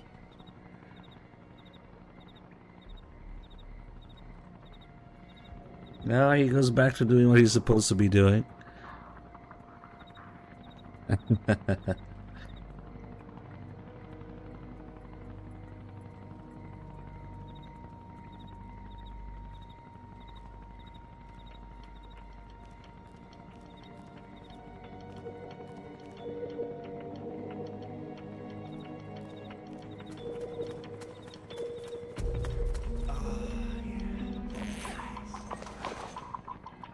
Finally.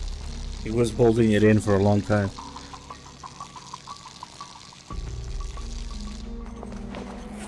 There's no way that this would be that short after holding it in for so long.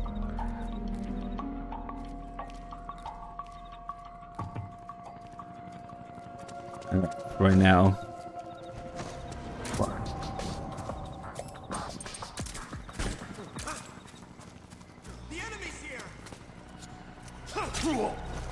It's still London. HQ, do you read? This is HQ. We're being hit by the enemy. Enemy position unknown.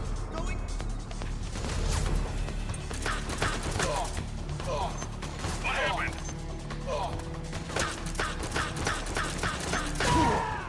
The resistance. We got the opposite effect. We got the fucking PMC to grenade him.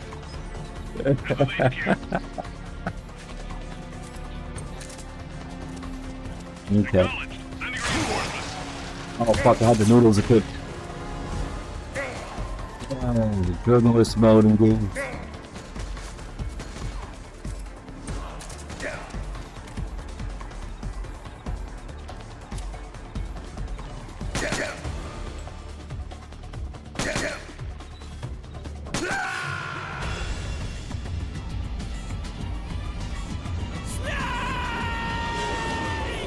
Well, at least that barrel blew up somehow. Just like I remember. That's not it. Oh, fuck. Okay. Then I guess, fuck it. If it's not going through all those guys, and it's not getting spotted there, then I don't have a clue. There's way too many factors at play here and to experiment. Fuck, man. Okay. I give up for now. We'll just follow him.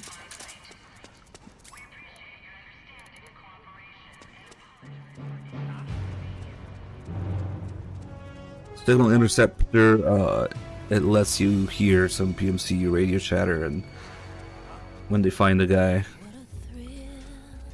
you can see where he is on the map.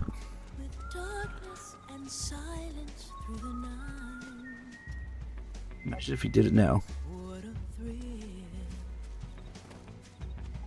I'm searching and I'll melt into you. What a fear in my heart, but you're so supreme. I give my life, not for honor, but for you. Nah, they just more or less talk about the location.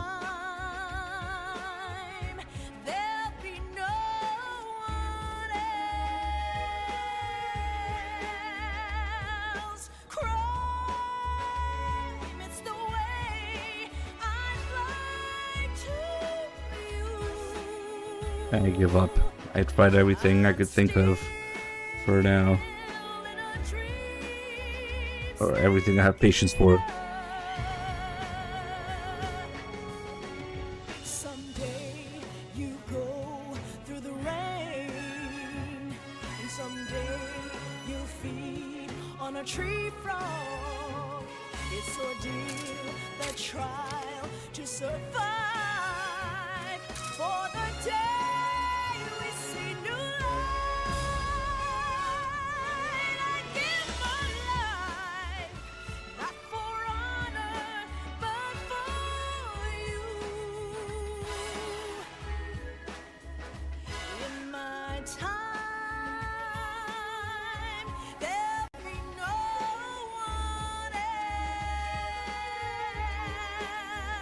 God damn it, random disconnecting.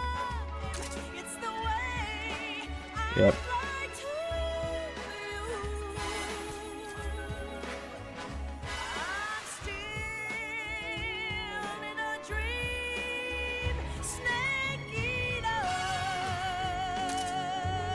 Eight playthroughs for Snake Eater on the iPod. Chicken Run. Being one of them.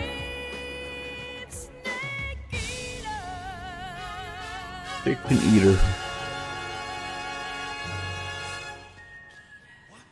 Just play on YouTube. Yep. If you see somebody with Snake Eater on the iPod, it means they have all the emblems. Because, yep, it's the very last thing to unlock that way.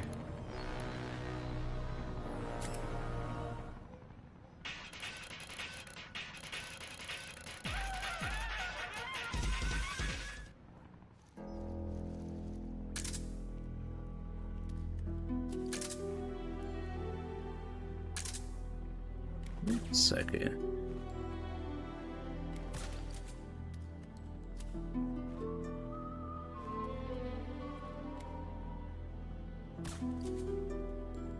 What did Snake rack the slide there?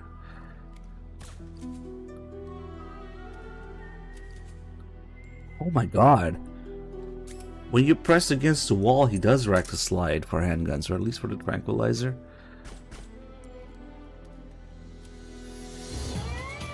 No way. He doesn't do that normally, but... Oh shit. For some reason he does it for the tranquilizer.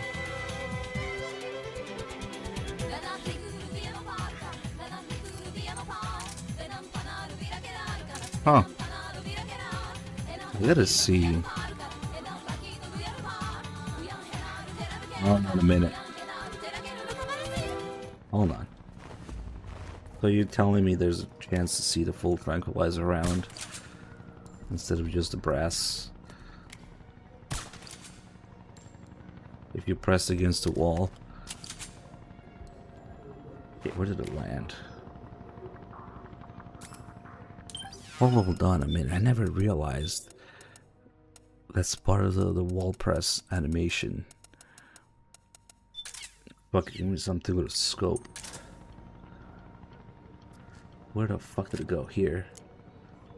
Oh, they're not rimfire. No. The standard fire Mark II. Where's the complete round? Shit.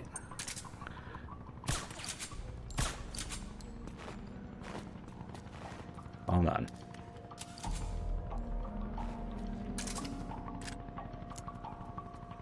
Still, something fucking weird that I never noticed before. He does rack the slide. But only for the tranquilizer? Wow.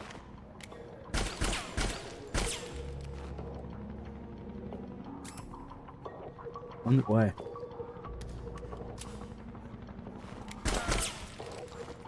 Sorry, my gun autism was activated when I saw that. If I do it normally, he doesn't. But if we press against the wall, he racks the slide. Or the bolt, I should say, in the Mark II. It's more of a bolt than a slide. But the round's still empty. And it's not a centerfire round. Damn, that's kind of disappointing. Usually they're pretty good with this stuff. But it's gotta be like something unique to the tranquilizer. Cause what the fuck, nothing else does it. So weird. So very weird. Hey, Ice Snipers, thank you for the 77 months. Yeah. No racking slide on lethal guns. I think I've only ever seen him do it for the tranquilizer.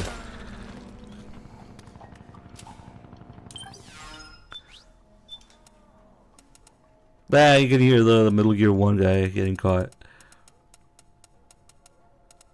Okay. I don't know why I had to notice it now of all times, but let's continue.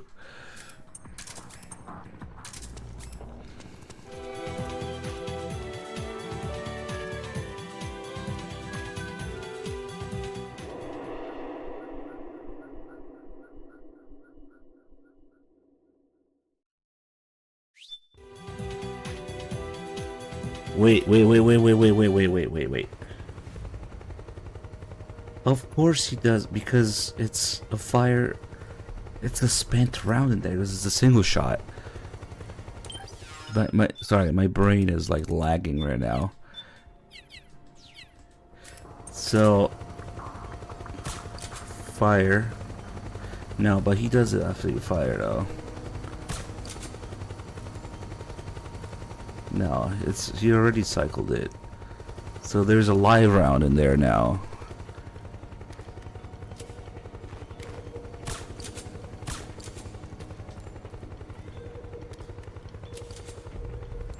Just does it anyway.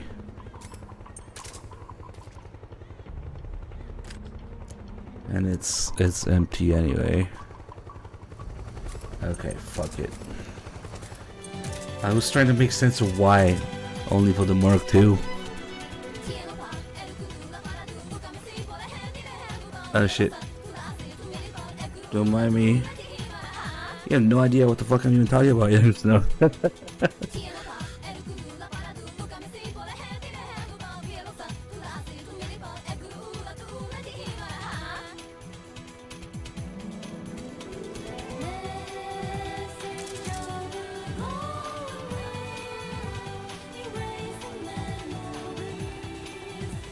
How can you live where you live, be an MGS fan, and not know what it means to cycle a handgun?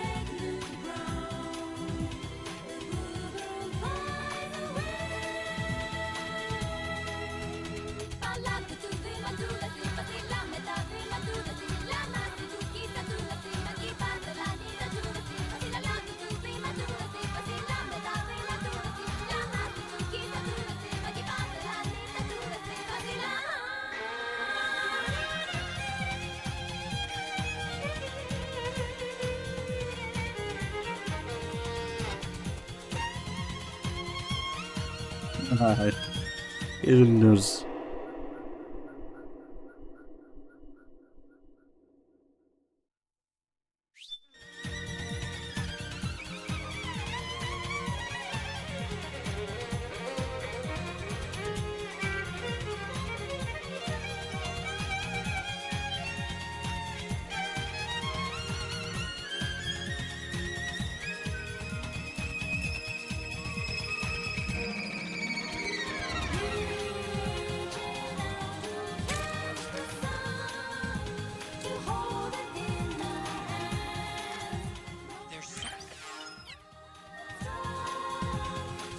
The helmet is indeed different, like they were saying. It's not very subtle though. It's a bicycle helmet. And he has all the magazines.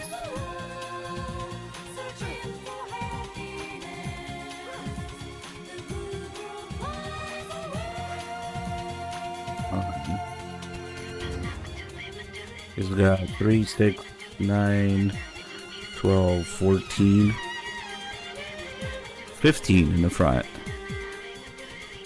Another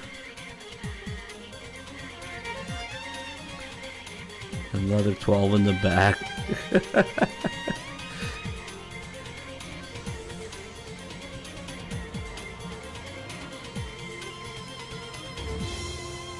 Got 27 mag punches on him. How much ammo do you need? How many magazines do you want? Yes. The ones in the back are kind of silly, I guess.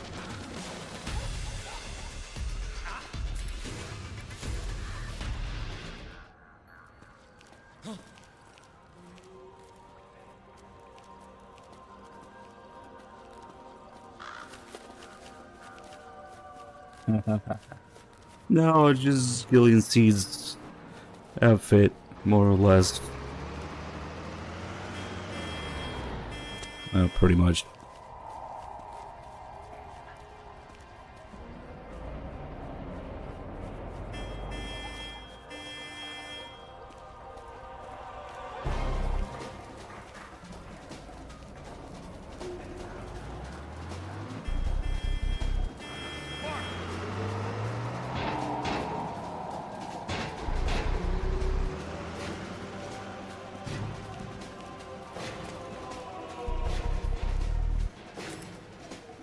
There's actually a lot of weapons that they don't react to in the disguise. I wonder what else. There's probably a lot we could experiment with. Ooh, I could change one of these guys into laughing.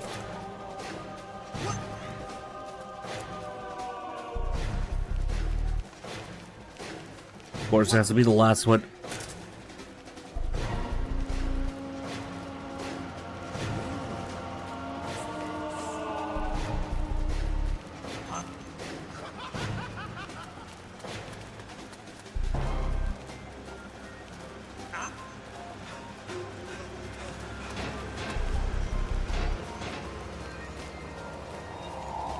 Oh, what the fuck? He snapped out of it. Oh, that's weird. Now that's really fucking weird. He snapped out of it. His emotion is back down. No way. Maybe because of the way he's scripted to walk around.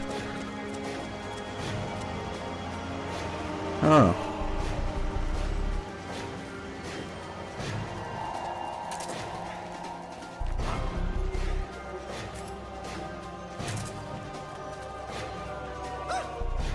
You should know her.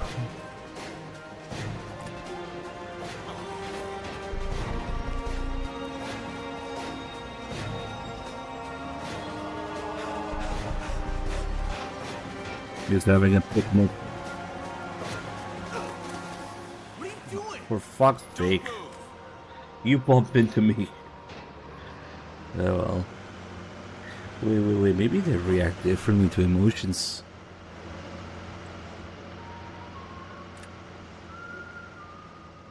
Move along. He snapped out of it too. Maybe because it bumped into him. Oh, how weird.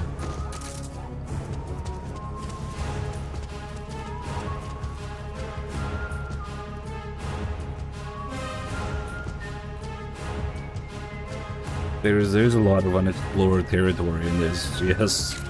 Most of it is tedious as fuck, you normally don't want to fuck with it.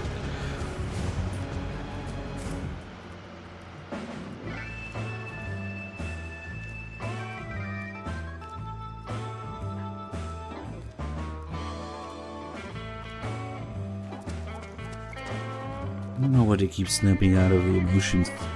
Maybe they're just scripted differently.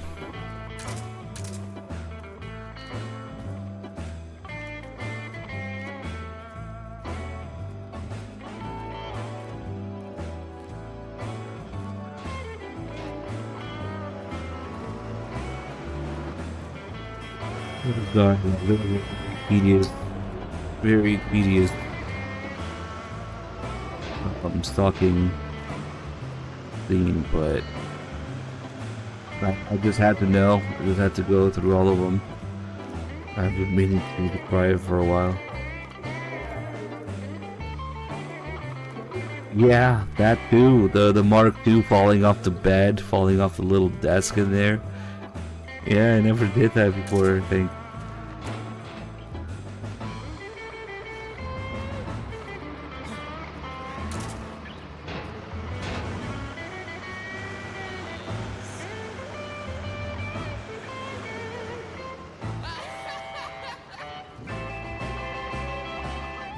Is he gonna snap out of it too instead of passing out?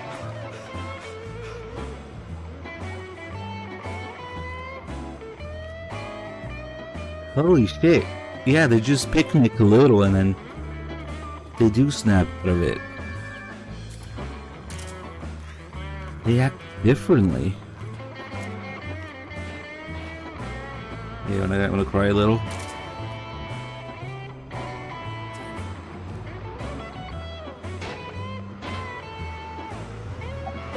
Arrive.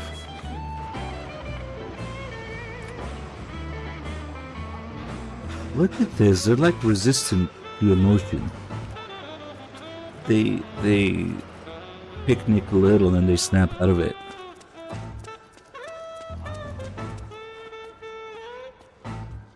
Maybe he has to not fuck with the resistance guy here.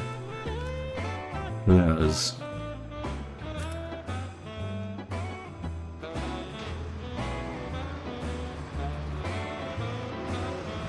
Alzheimer's to get first playthrough. Nice. Alright, we're finally here. Maybe your reward is Eva retconning the world. That area is under surveillance. Yeah.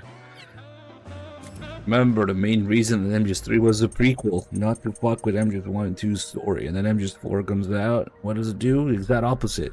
Suddenly, MGS1 and 2 characters meet MGS3 characters. And it goes down from there. The thing that was not supposed to happen. Time to switch to the turbo controller for this.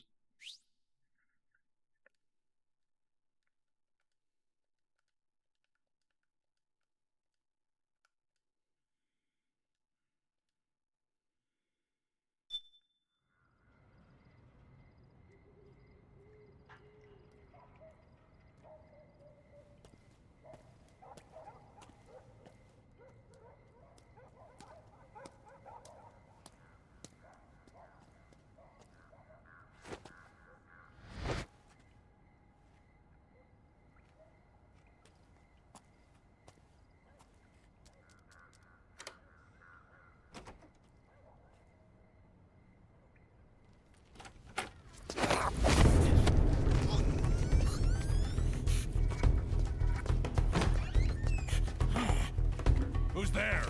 I'm here to see Big Mama.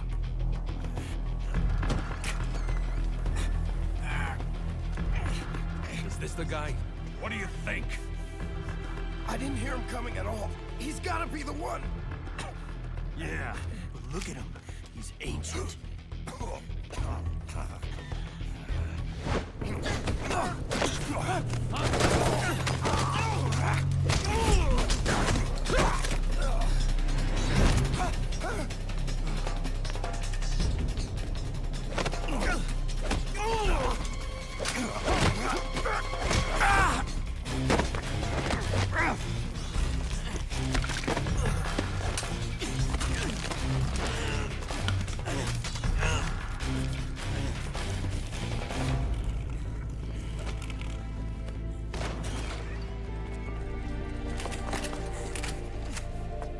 They're noobs, the Call of Duty players.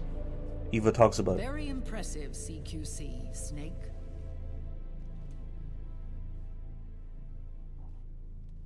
No doubt about it. He is the legendary soldier. Call me Mama. Big Mama.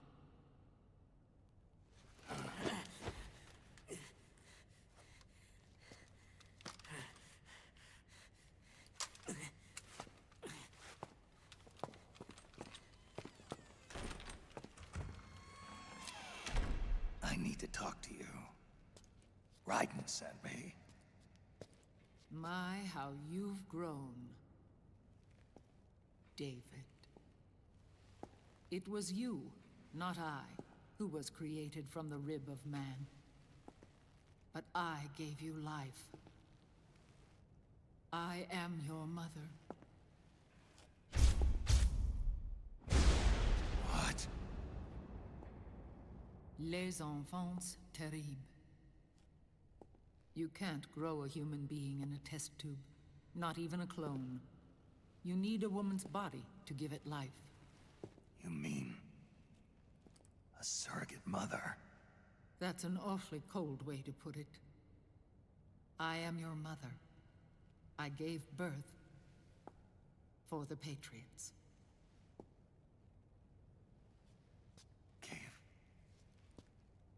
Birth?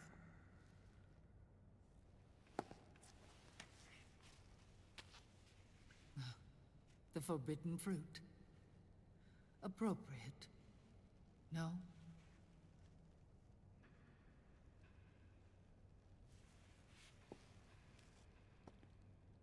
Follow me.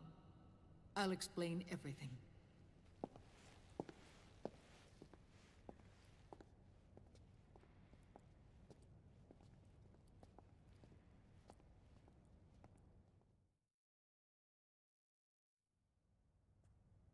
The man who wants me dead is Liquid, your twin.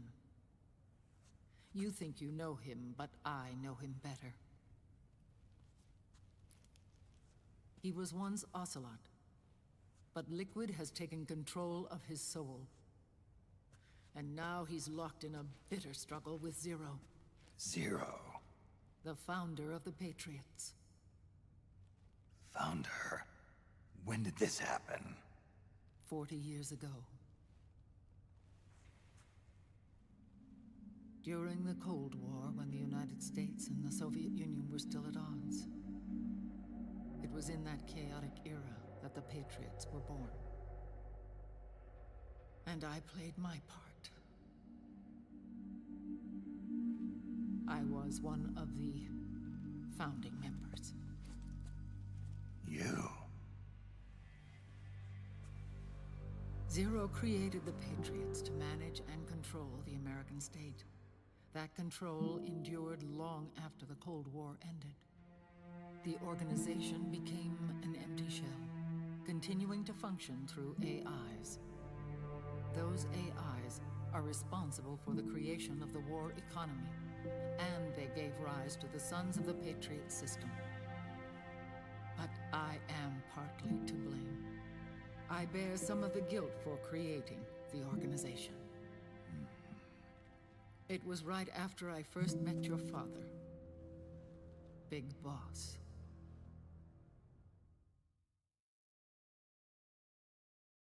Back in 1964, I was ordered to take part in a CIA op called Operation Snake Eater, which concerned a new weapon the Soviets were developing at the time. My mission was to support a certain agent. That agent later became Big Boss, but I knew him as Snake. Snake? Yes, Naked Snake. That was his code name at the time. A name he would give to you, his son. The commander of this mission was a man called Zero, the head of Special Forces Unit Fox. Back then, I was working as a double agent for the Chinese. My objective was to secure the location of the Philosopher's Legacy, a massive cache of hidden wealth, and report it to Beijing. I was to acquire a microfilm showing the location of secret funds, funds amassed by the Allied powers during World War II. But I failed in my mission and was expelled from China. I took the apple from the snake and was cast out of Eden. After years on the run, I ended up in Hanoi. That's where I met him again. It was around then that Zero used the massive funds contained in the Philosopher's Legacy to start a new organization, the Patriots, which would carry out the final wishes of a certain legendary hero. The initial membership consisted of Big Boss, Sigint, Paramedic, and their commander, Zero. Oh, and there was one more who we mustn't forget. He stayed behind in the Soviet Union to support the group as an informant. Ocelot, who is now Liquid. After your father rescued me in Hanoi, I went to America and joined their organization. Zero's goal was to achieve a unity of thought and awareness. He believed that was what the boss wanted, and the rest of the Patriots followed his lead. The boss? The boss was a legendary hero from the Second World War, known as the Mother of Special Forces. She had an almost overwhelming charisma about her. The CIA feared this, so they had her eliminated. If she had survived, the world of the 21st century might have been a very different place. We were all influenced by the boss's will. It was what drove us to create this organization, to be closer to that spirit. Zero decided that in order to lead the people, we needed a special kind of icon. So he turned to Big Boss, the last son of the boss. He shared more of her life than anyone else. It was Big Boss, the true heir to her legacy, who was best suited to play this role.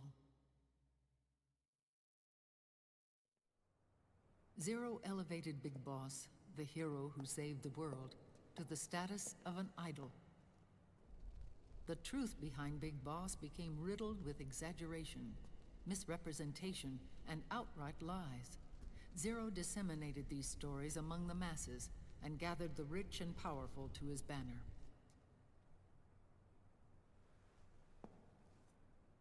Every era needs its symbols to control the people, whether it be the stars and stripes,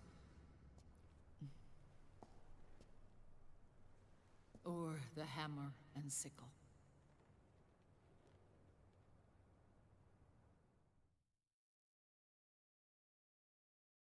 As the times and currents of politics changed, so too did Zero.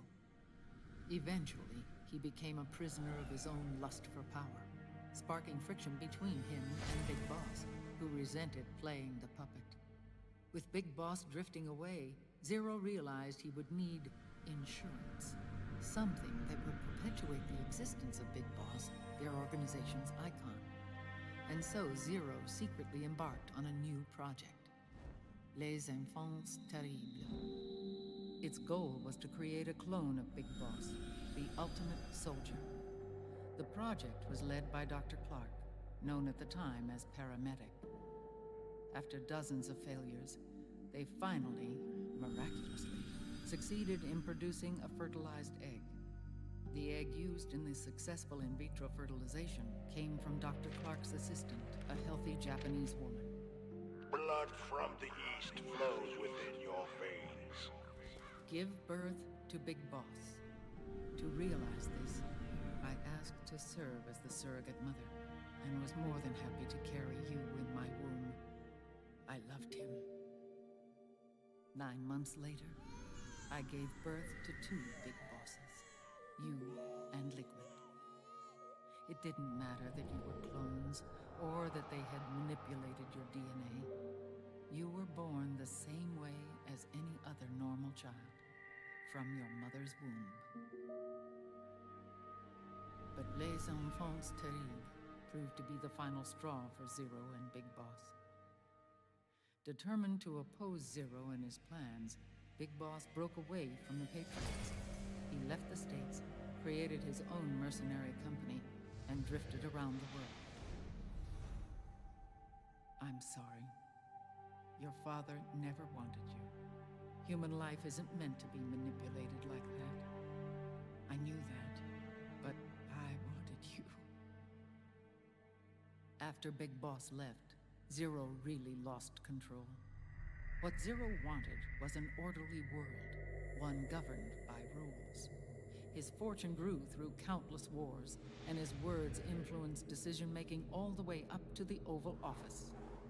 As the world saw the rise of digital technology, IT, the internet, and genetics, the Patriots' power grew immense. Their roots spread and took hold throughout the globe. In time, they began to dictate the fate of entire nations from the shadows. And before we knew it, the Patriots, the proud police of the world, started bringing an entire planet under their control.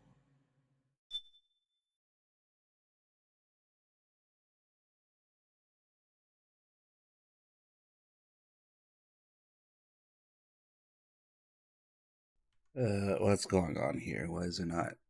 What?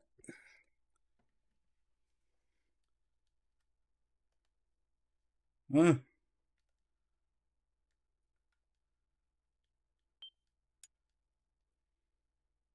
Okay.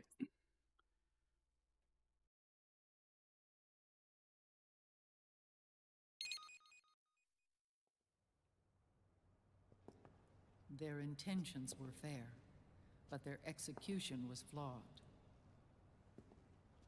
Zero developed weapons, amassed armies, used information for extortion, all in order to gain more wealth. He was obsessed with controlling awareness on the inside from the outside. But I cannot imagine that's what the boss would have wanted.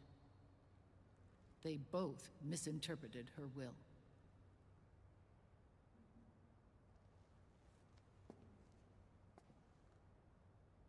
And their absolute reverence for her drove them apart. So began the war between Zero and Big Boss. Opposing interpretations, each striving to realize the boss's will. Everything you see today stems from their Cold War.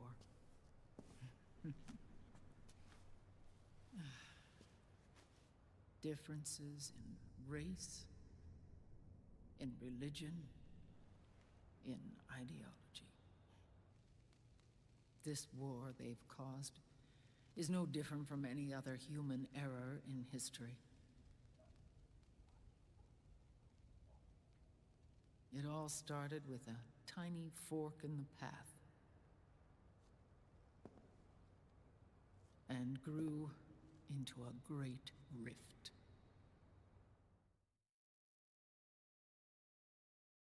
There was nothing left of the boss's noble will in their struggle. All that remained was hatred, a passion to destroy one another. Big Boss returned to the US with a plan in mind, and once again assumed command of Foxhound. In Outer Heaven, and then Zanzibar Land, Big Boss plotted coup d'etat against Zero. But you, Solid Snake, his own clone, foiled his efforts both times. Big Boss and Gray Fox, Frank Yeager, were left near death. Zero recovered their bodies. Frank Yeager's entire body was reconstructed through surgery, and he was reborn as the cyborg ninja. Big Boss, now a vegetable, became a prisoner of Zero even in death. For Zero, more than anyone else, your father was an irreplaceable icon. No, the truth is, for Zero, he was an irreplaceable friend. After Big Boss's betrayal, Zero could no longer believe in something so uncertain as life. He lost his belief in everything. Nations, organizations, individuals. Zero was no longer willing to place his organization in the hands of the next generation. Instead, he set up a network of AIs, a decision-making system formed from all the information he had accumulated. He built 4 AIs, GW, TJ, AL, and TR, as sort of a digital Mount Rushmore, and 1 core artificial intelligence to unite them, John Doe. GW? The same GW we destroyed 5 years ago? The same. Ever since GW was cut off, JD and the other 3 AIs have controlled all information on every aspect of global society. Economics, politics, law, morals, and culture. The war economy is no exception. In the shadow of the system and its complete control over the world, Big Boss isn't allowed to live or die. He's trapped for eternity in a brain-dead prison. To bind himself to his friend, to ensure his rule over the world, Zero transformed Big Boss into an icon, neither living nor dead. Sounds almost like a religion. Naturally, Ocelot and I planned to free him from Zero's prison. We enlisted Naomi Hunter, an authority in the field of nanomachine research, into our organization. And we used Frank Yeager to kill Dr. Clark. Ocelot tortured the DARPA chief, Donald Anderson, also known as Sigint, to death, and made it look like an accident. The Shadow Moses incident. With paramedic and Sigint dead, Zero was the only one left. But we too paid a price. I lost Ocelot. Ocelot wasn't fighting for the Pentagon or the Russians, and certainly not for Zero. He was fighting for Big Boss. He idolized him.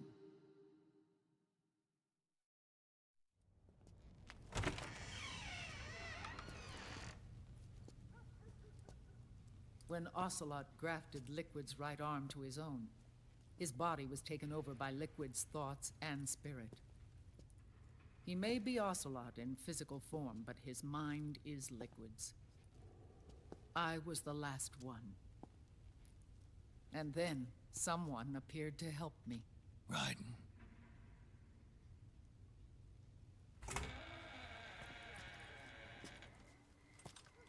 It was when I met him that I finally discovered the location of Big Boss.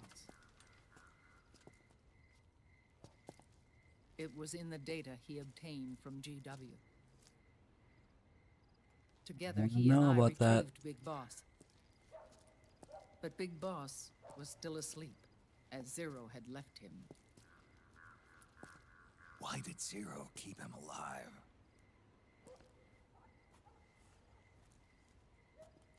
People need heroes.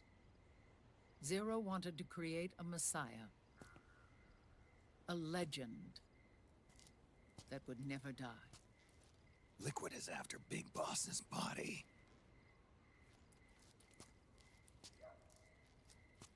Is it here?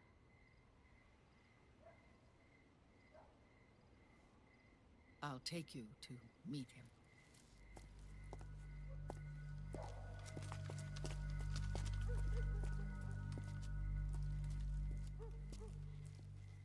This is his pyx, his holy ark.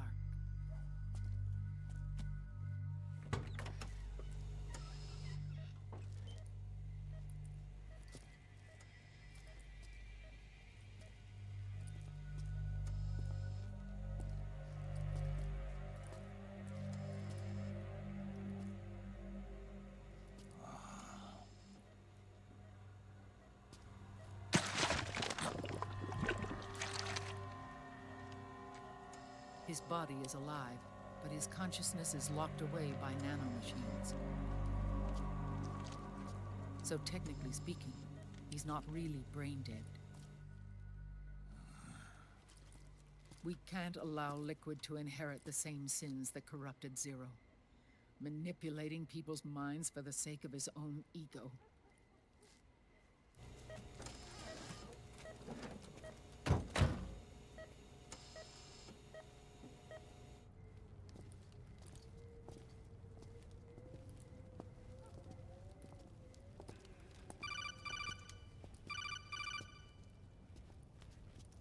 Otacon. Snake, it's Naomi. What happened? She's gone. She's not in the Nomad anymore. When? Less than an hour ago. She disappeared right after she and Sonny got back from Dr. Madnar's place. Why weren't you watching her? I didn't have my glasses on. Naomi said it herself. The experiment can't succeed without her. You think she went back to Liquid? What about Raiden? Good news on that front. We managed to get our hands on a dialysis machine and set up an ICU. We just started him on dialysis for his wounds. What about Raiden? He's there. Sonny's taken over for Naomi. But his treatment's probably gonna take 48 hours. Until then, Raiden can't move. The whole conundrum between Raiden, Eva, Big Boss, and Solidus's body is a complete mess if you stop to think about it for a minute. Just don't.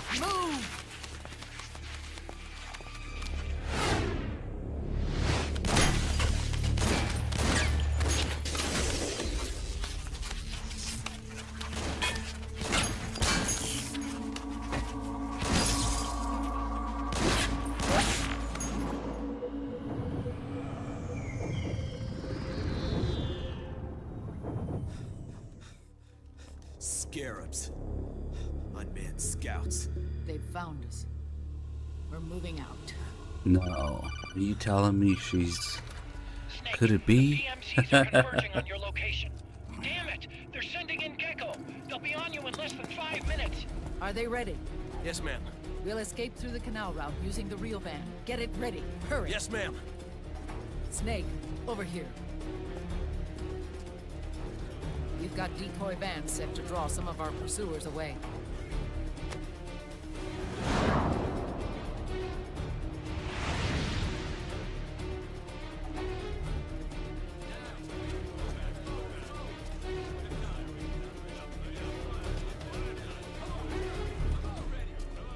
All of these children are orphans.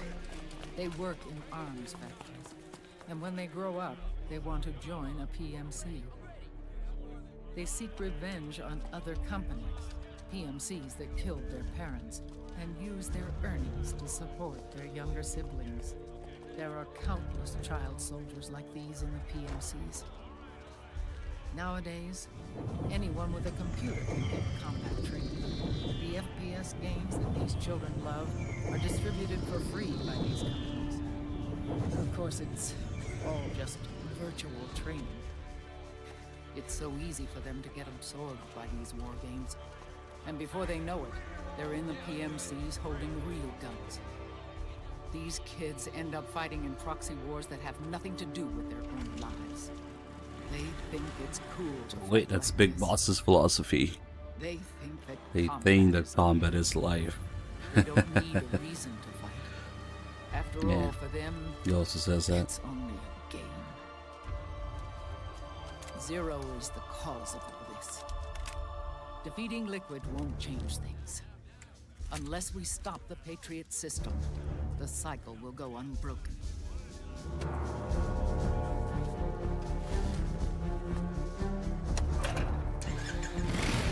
Hop on.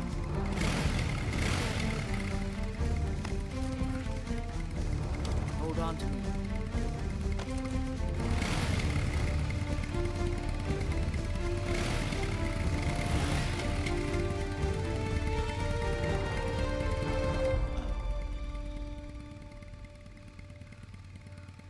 With so many wars being waged, oil and biofuel have become as precious as diamonds.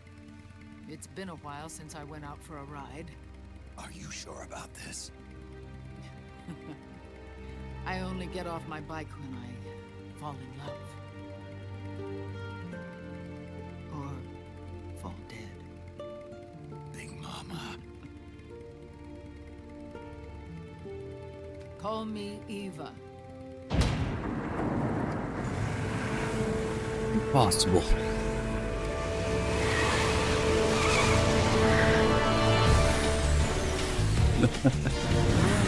Forgot to do the ball this time.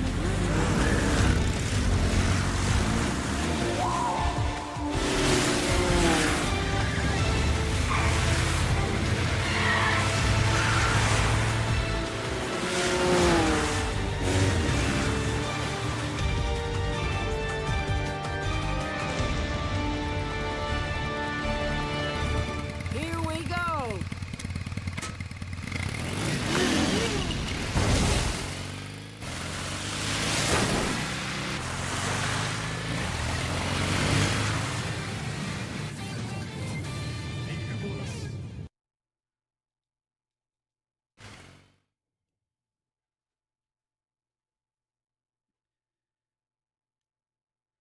There's somewhere in some sort of notes or script or some of Kojima's notes about this cutscene. It says that as a real fan would have noticed that the wrong eye is missing, as you should have noticed if you paid attention. The whole thing with the body being solid is, but Raiden helping Eva find the location of the body, which was in the information he got from GW. But then they also somehow got the body of the real Big Boss. The Snake doesn't notice. Eva either knows and pretends she doesn't, or she just went senile. I don't know. Hold on, because this is a huge can of worms we're getting into here. We have to It all happened because at some point during the ending, the real Big Boss says Eva stole my body from them.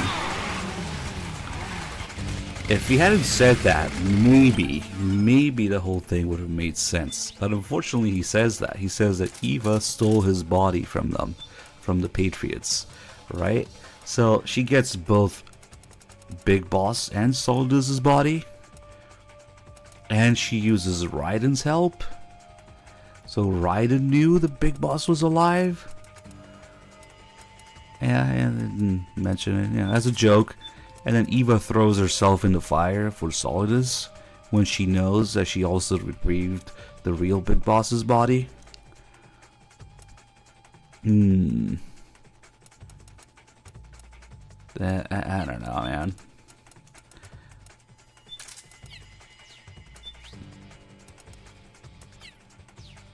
And then the fact that Solidus's body actually works as a key to the system is pretty dumb, because they guard Big Boss's body so closely, but they just make Solidus as a perfect copy and leave him out there. I don't know, man. And the fact that Solidus is a perfect clone at all is also MGS4 nonsense, because before MGS4 they just referred to him as a well-balanced clone. Well-balanced individual, both in MGS1 and 2, both in English and Japanese, if you're wondering. They never referred to him as a perfect clone of Big Boss before MGS4, but he's so perfect that his genetic code actually works for Liquid to access the system. Even though they list the accelerated aging as a reason as to why Snake and Liquid are not good enough, they're not perfect clones. And Solidus most definitely has accelerated aging too. In fact, even more accelerated than Snake. Correct. The only way I can see this making sense is if they didn't have the real Big Boss show up at the end, which was actually the original intention. Maybe it's left over from the original ending, which would have been Snake and Otacon getting executed instead of the real Big Boss showing up. Yeah, he's definitely older than, well, younger but looking older. So.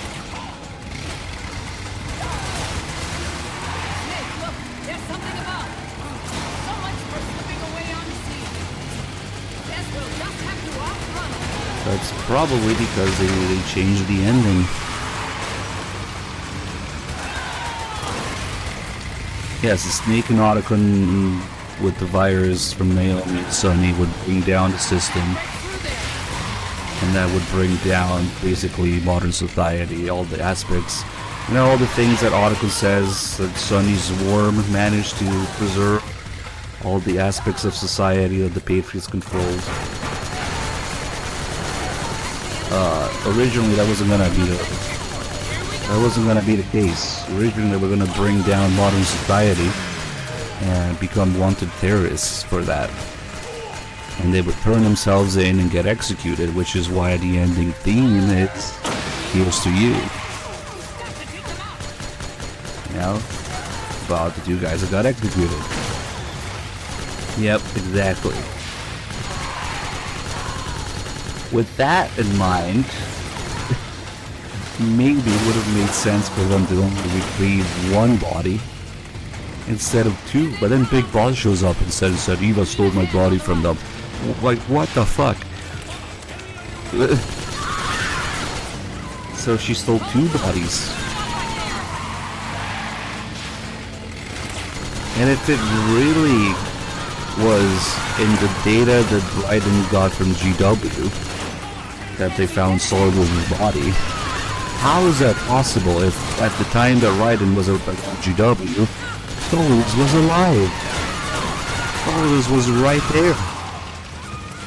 How could GW contain the data about Solidus's body if Solidus was there? the GW contain the data about the real big boss then? So where does Solidus come from? And why would it matter if he's a perfect copy anyway? Well. So many questions. Somehow, Eva and Raiden got both bodies. And Eva still throws herself in the fire for Solidus.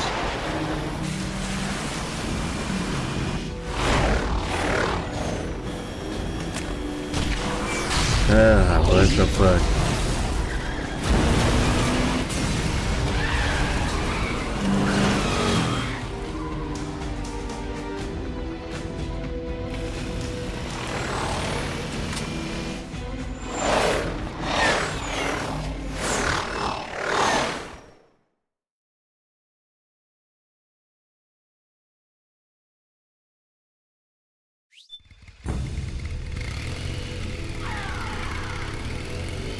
More incoming!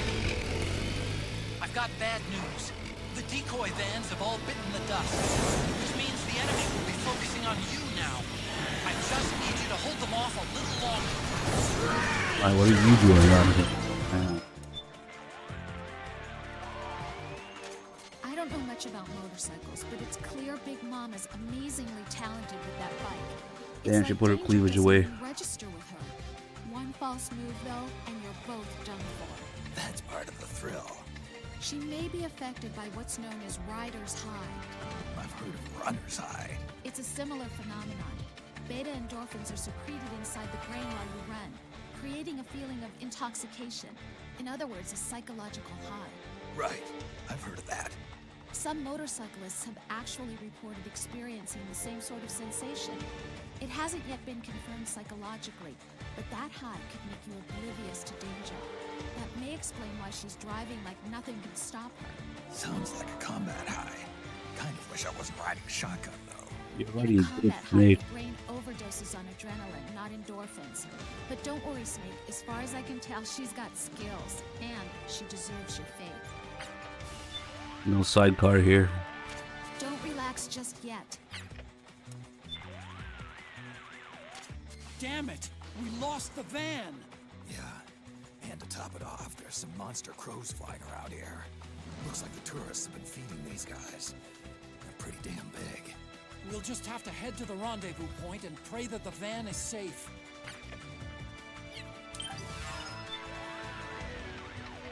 Snake, don't let your guard down. Take those guys out and Why don't open up the Otacus's road. boobs shake? Hang in there, Snake. You're almost to the rendezvous point. Don't relax just yet. Oh, maybe it's his balls. We just can't see it. Yes. Shake those guys off your tail. Kick. Snake, don't let...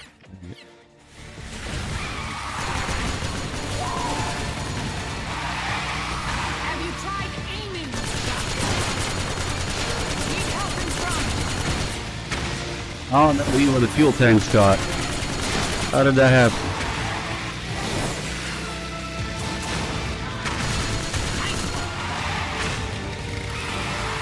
The left. Nice one. Need help in front. Excellent, Snake. You can do a little bit of damage here after he stays for the boss fight. Probably just kill her in one hit or two.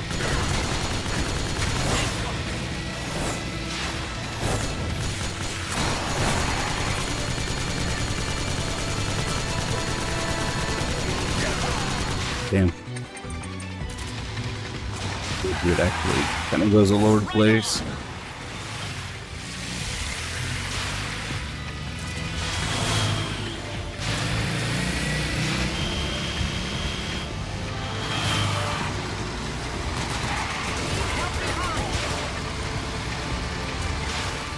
Yes, nice one, Snake.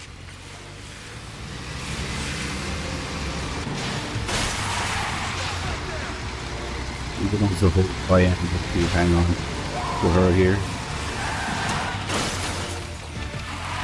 Need help in front. I'm not sure what it does. Maybe it's to take cover. Be less likely to get hit.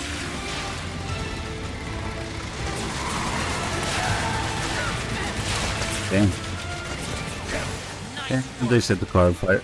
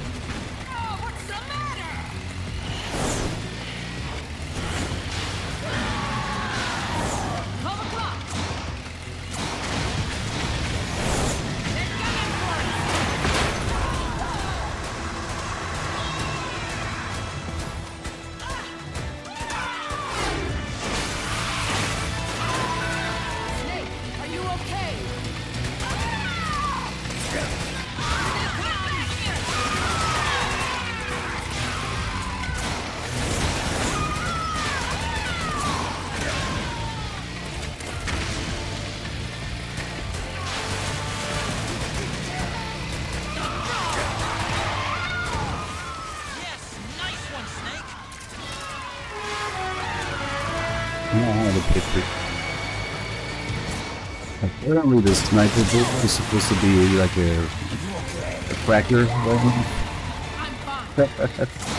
A leftover idea from before they cut the seals out. That's how they find you. I gotta double check on that though.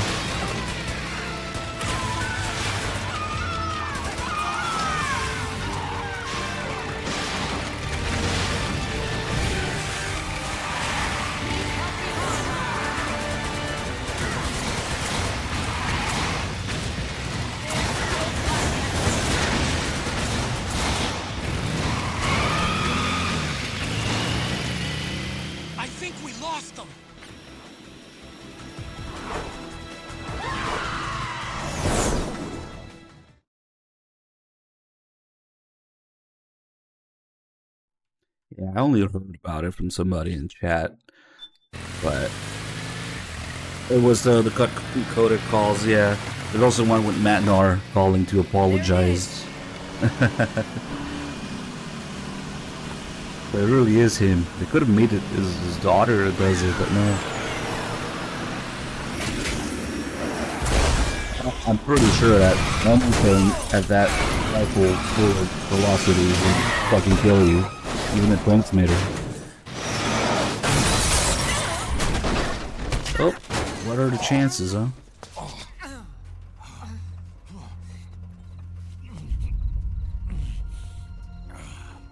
Are you okay?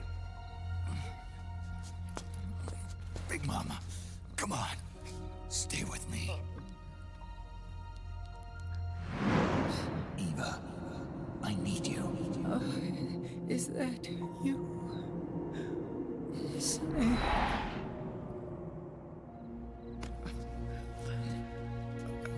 Mother's work is never done.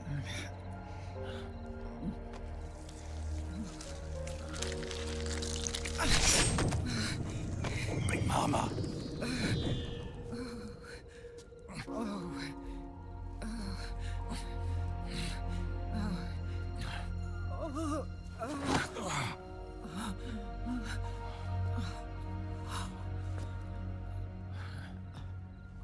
Where's the van? Over there.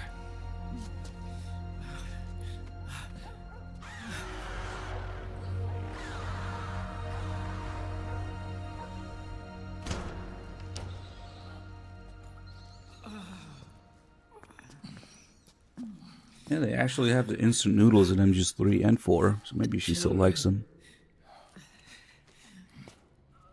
These are Kojima noodles.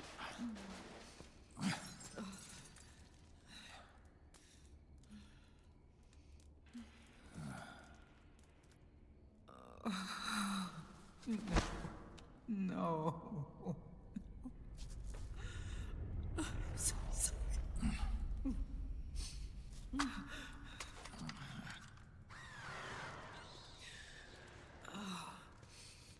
Well, who knows, maybe during the hypothetical escort mission in the sewers, you would have been able to interact with her, like in 3. I'll contact the children. Here. Take this.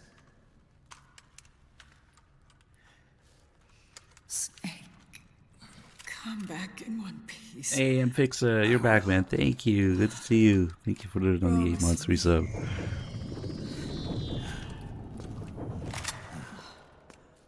Yeah, Snake just ignores her.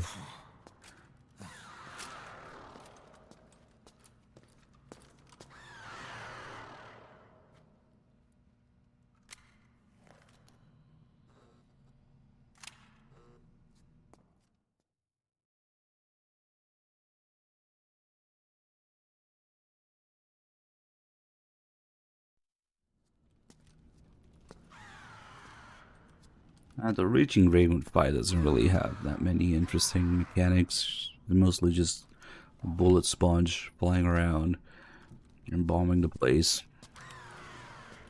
The coolest mechanic would be when she flies around for too long, she overheats and has to go rest in a nearby building. But that's about the one thing I can think of. And then if you snipe her, if you hit her while she's cooling off, she kind of falls down and comes back up flying. And when she does that, she has a couple lines for some reason. She says the name of her voice actress, and then she has another line, which I can't tell what the hell she's supposed to be saying there. And maybe we'll do those. It's been a while since I've heard it.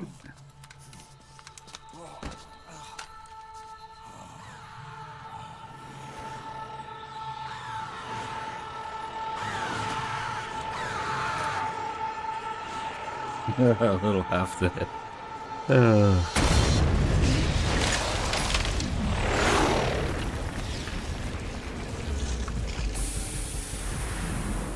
Give me your anger, Snake!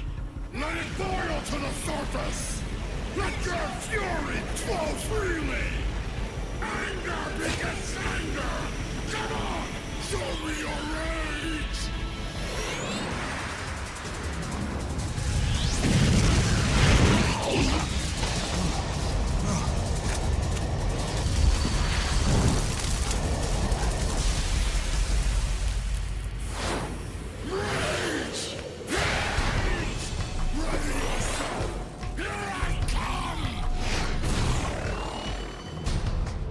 So we can either fight her down here or take it to the roof. I forget exactly what makes her overheat. It's not just time. It's probably when you engage her too many times. After she's taken a certain amount of hits, I guess. Let's see. I'll just do it slowly at first.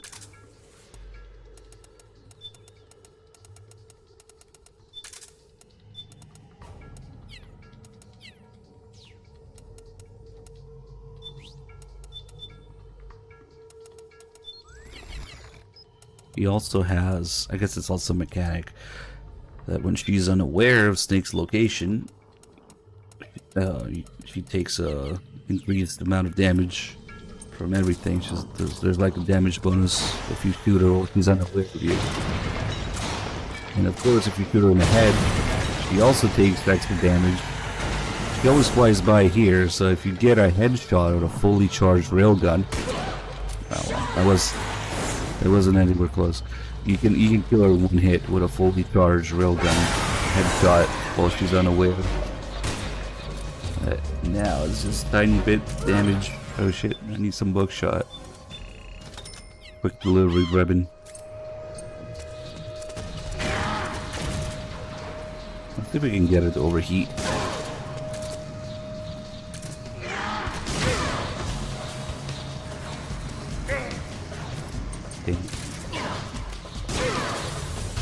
Oh yeah, she also has a thing where she grabs Snake. Yes, Sam. Oh, I almost forgot about that attack that she has where she grabs Snake.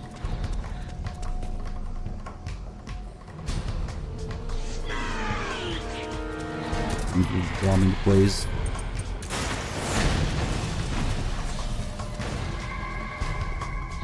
Let's see if I can get it.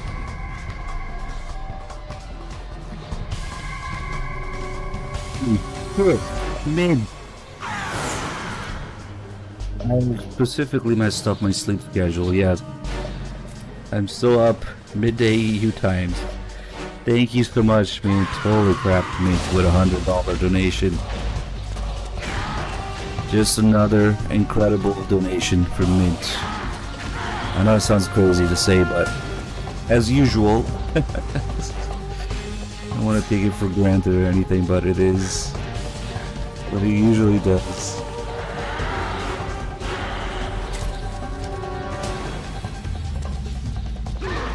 I know, crazy, right? I just need to summon that help. Thank Mint, because I don't know. Oh, let's see if we can get it. If you stand underneath her, the grenades miss. Nice.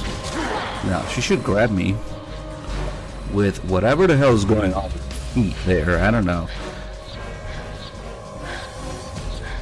She's reloading. Come on. Oh, here we go. She's overheating. That's a stun grenade. But if you get into the drum, it doesn't blind you. Okay, so now she should send a big missile. We're not gonna last here. We're not gonna last here. And she should be cooling off on the roof of some building. You can see there where all the others are flying around. She actually detaches herself from the flying thing there. Maybe she switches them around. If you snipe her now, we'll go get her there, I guess. Yep. And then she says a bad word. No, that's actually unfortunate. That's the name of her voice actress. Why does she say that? I don't know. It's just a thing.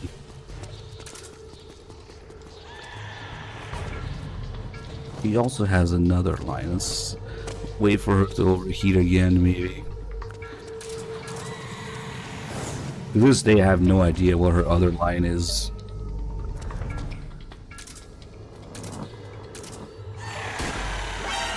This is quiet. Ugh. Yeah. Near coming back down here, I guess.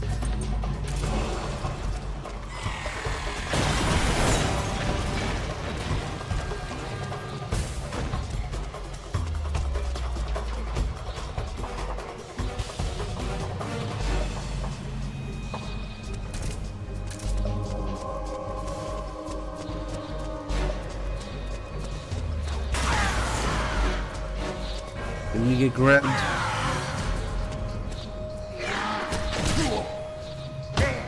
actually don't know what makes her grab Snake. We have to stand under her. Oh, there we go. Oh, it dropped to Psyche. Oh, nice. Yeah, it's been a long time since I've seen that. And it does Psyche damage too. Maybe the heat.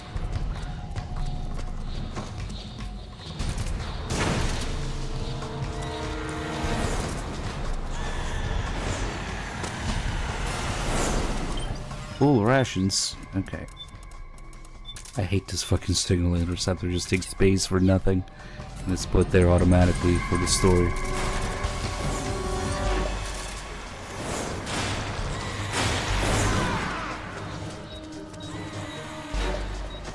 Here comes a big missile again. Could be safe here.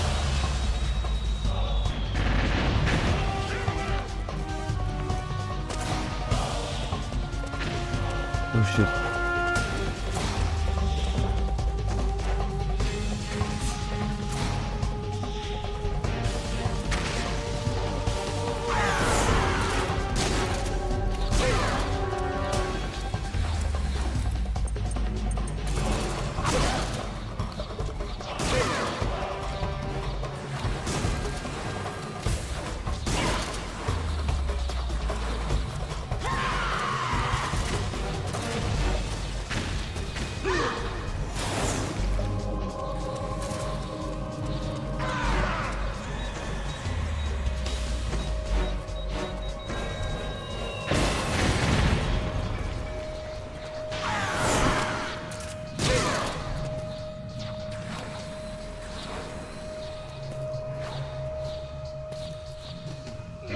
overheating it.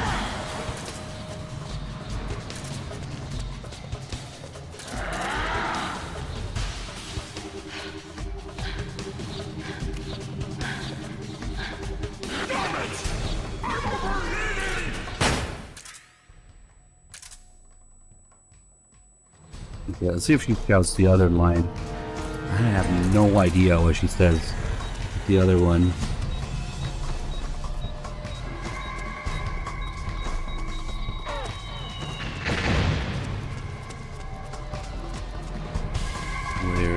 Where are you? Oh, she's all the way there.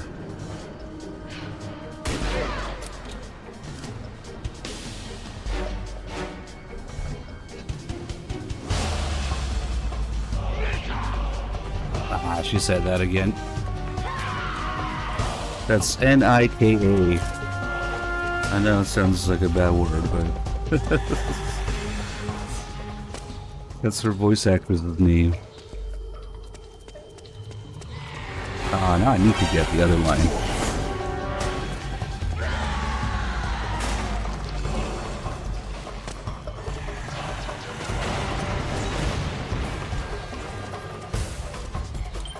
Calls. Well, we should have some calls here. This beast seems to be seething with rage. Anger causes us to lose self-control, making it the most dangerous emotion of all. This makes her extremely dangerous, Snake. Be careful. If you look to the credits, that's for voice actress of name, okay? Snake, don't forget that your ability to fight is affected by your psych level. No matter how tough your enemy... Yeah. You'll sustain serious damage if you get hit by her cluster bombs. When you hear the warning signal, move to a different floor or get out of the tower. Don't get hit. Ah, that's why those are cluster bombs. Okay. Ooh, another MGS2 weapon that they have, like the Harrier. Snake, it seems as though the angrier Raven becomes, the shorter her vernier bursts get.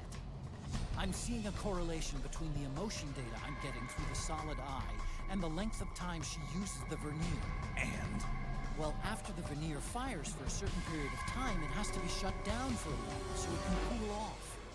Like firing a machine gun in bursts to avoid burning out the barrel. Good analogy. Now, this is only a guess, but I'm thinking that Raven tends to lose control of herself when angry. Normally, she'd try to avoid overheating the vernier. But get her riled up and she seems to forget all about that. I get it. The vernier keeps getting hotter and hotter. Necessitating longer and more frequent cooldown periods. So, the greater her rage, the less she can fly. Exactly. Keep up your attack, but try to provoke her into getting mad. That should give you a fighting chance. Ooh, how do we make her mad? Probably just hit her.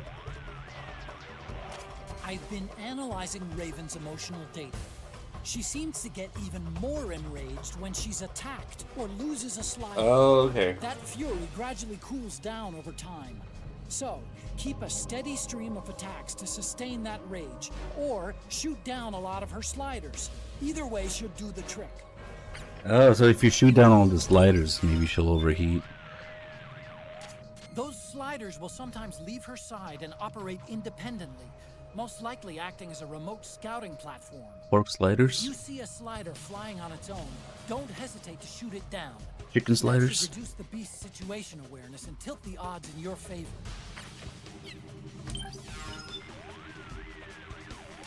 Those sliders will... Okay, so there's a bit of a logic to it. You just ignore all this in one shotter. Oh shit, that was her actually.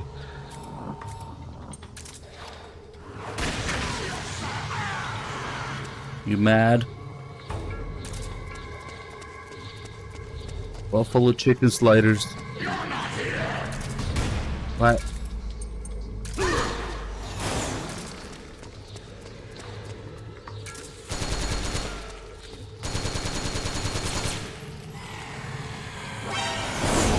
Oh shit.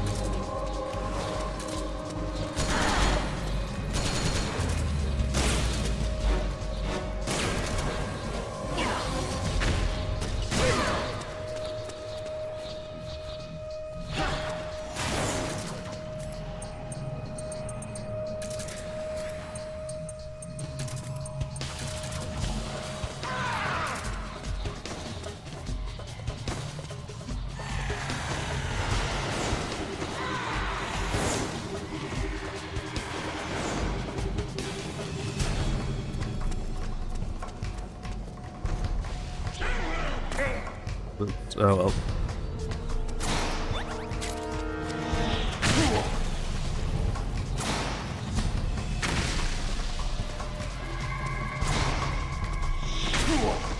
Things like heat seeking or something.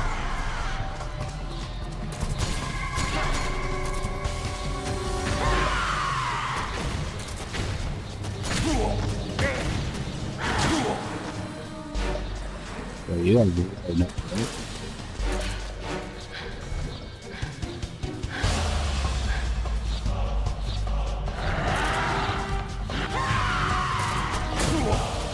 That wasn't a stun grenade.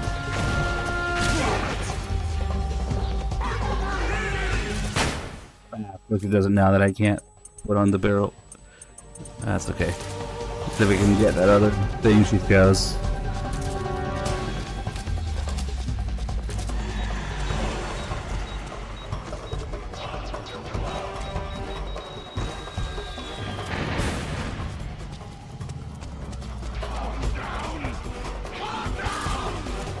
You'd think they would do a Japanese car company commercial. Oh, actually shooting at a rifle range. Cool. There's the other line. What the hell does she say that? I have no idea what her other line is. Falafel? What?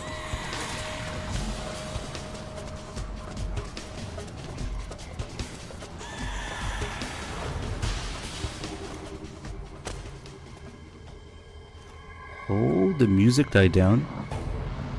Guess because she lost me again.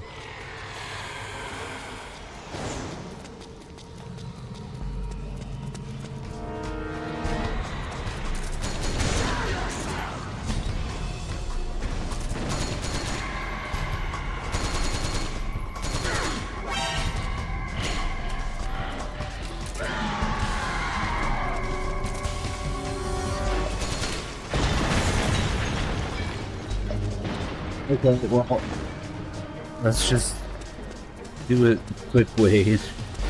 I just wanted to get us a couple lines there.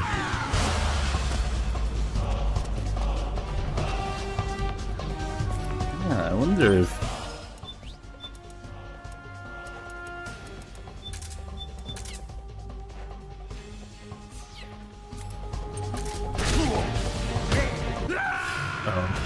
Come in, Snake! What happened? Snake? Snake! And here's why you can just ignore all those little mechanics. It's mostly just bullet sponge or this. Let's see, 1 or 2 hits should do it. If I get a headshot, it'll be fun.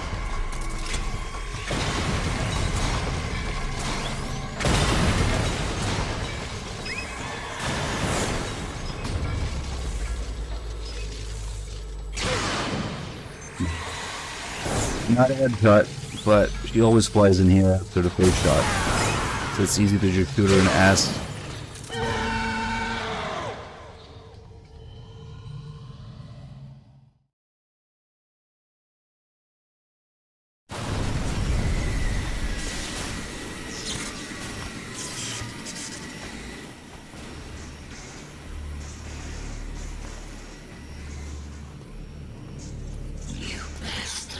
I got banned from PSN again.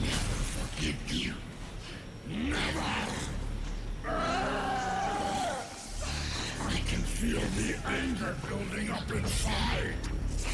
Eating away at me. I don't know, it does that sometimes. Maybe there's a maintenance to maybe just disconnect people every once in a while.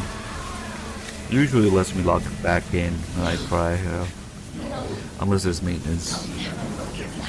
But I really don't need PSN for anything right now, so I don't care.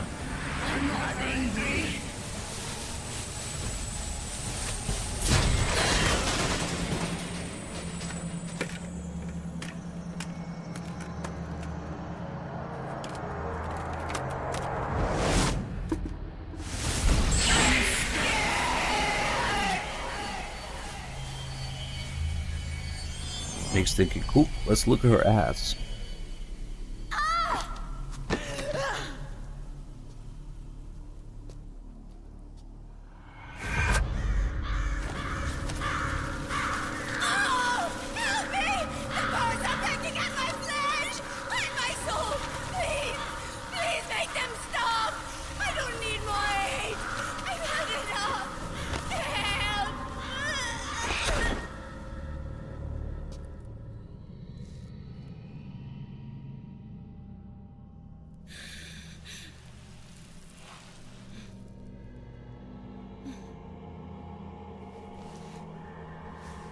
Let me out of this cage. I don't need these wings. You just need that ass. I don't need this range. That's where Snake's looking.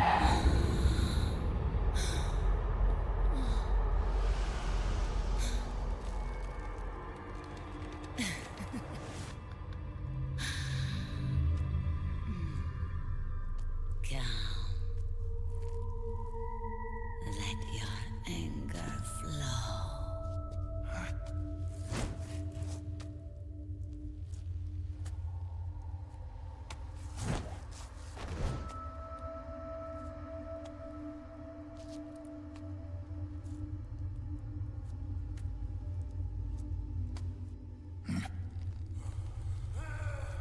You might be able to keep getting away with this. Snake, she's come out of her suit. He's got water in her suit? What? Well, I don't know where he found the other 3 actresses for the B&Bs. Probably auditions or something. But Raging Raven is modeled after Yumi Kikuchi, who is also already very much involved in the Kojima and Metal Gear scene before this. We already had a couple posters of her in MGS4, and she's a singer and actress, and Kojima's Japanese radio program and songs, and Konami's freaking whatever it's called here. That song that we have here, she's one of the singers of the 2 Weeb songs in here.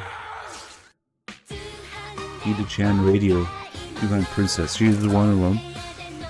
She's not dancing to it right now. So she sings that song, and she's just involved in all sorts of ways, or was. I don't know actually about now, but was already pretty much involved with Kojima and Metal Gear. She does her own motion capture for her character, and also she does Mei Ling's motion capture.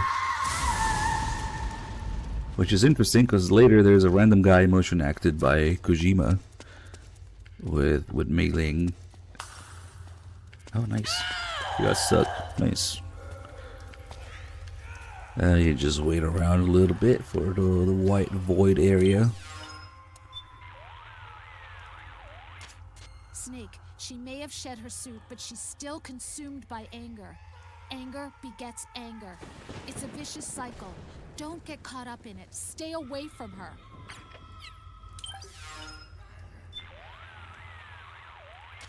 Snake, she may have shed her suit. I shed her suit.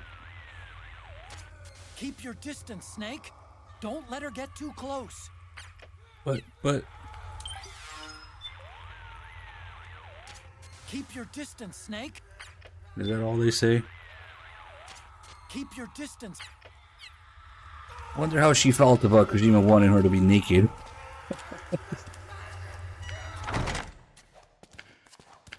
Originally. Well, I'm just trying to see what it says here on the suit. Where's the camera?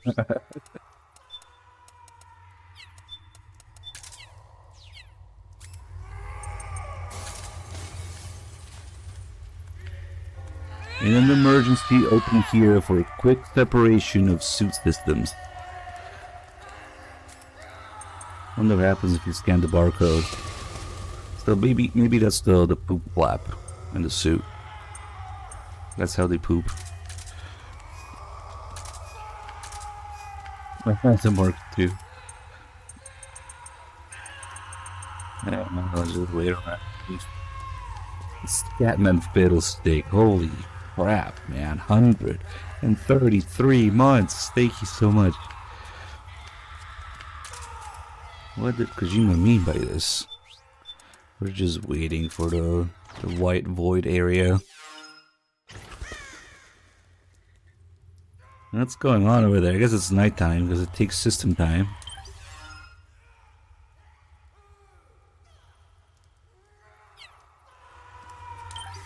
Trying to see if Sunny will also dance to the song. We already did it, but not at the same time. There's a beauty here. Just give her a few good slaps. My butt!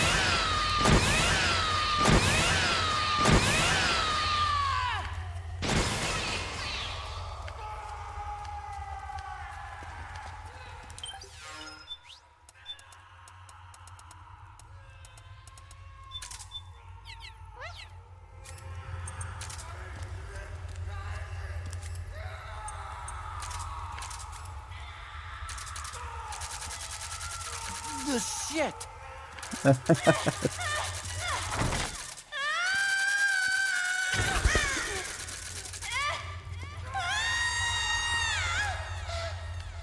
Yeah, there she is.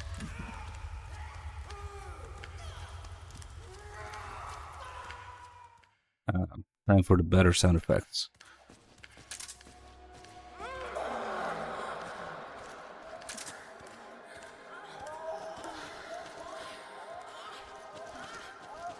When we... One day, maybe, we'll meet the MGS4 sound director and ask, what did they mean by this?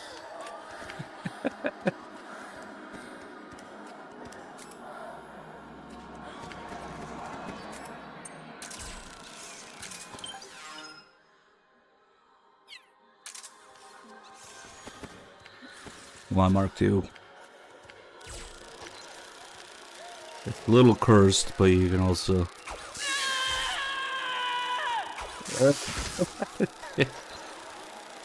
Wait a second, there's gotta be a way to do it without bumping into her. The recording studio, yes. Just shoot a porno at that point, I don't know.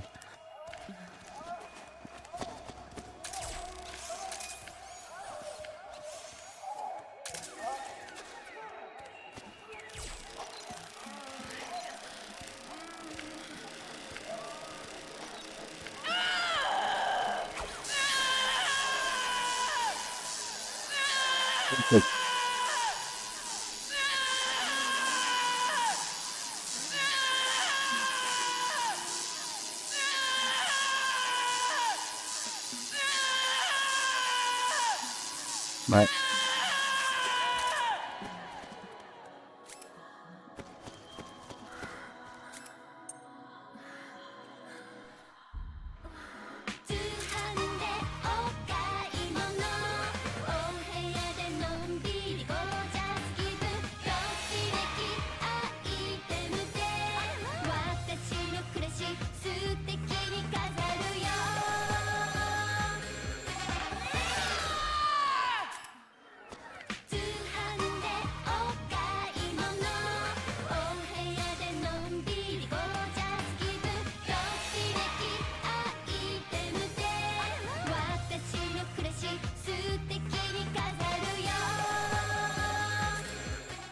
Let's see if Sun is also...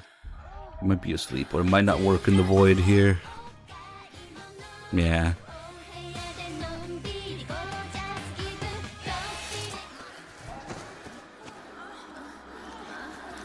The fucking sound effects of moaning in the background. Like, you can maybe justify everything else, but that... Like, what the fuck?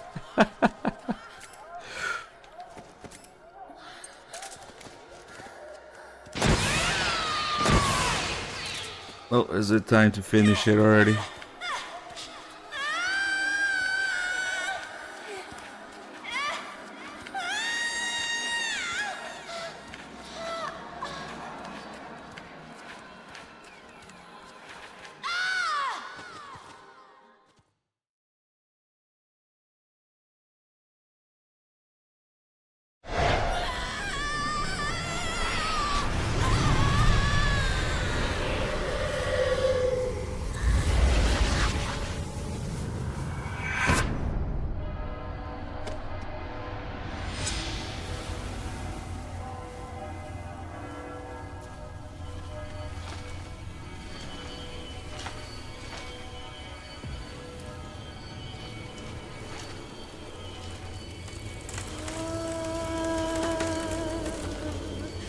sitting there.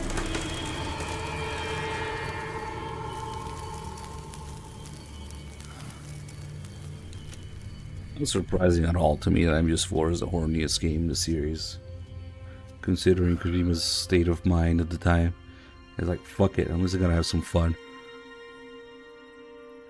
What if that's what kept Kojima somewhat sane enough to finish the game?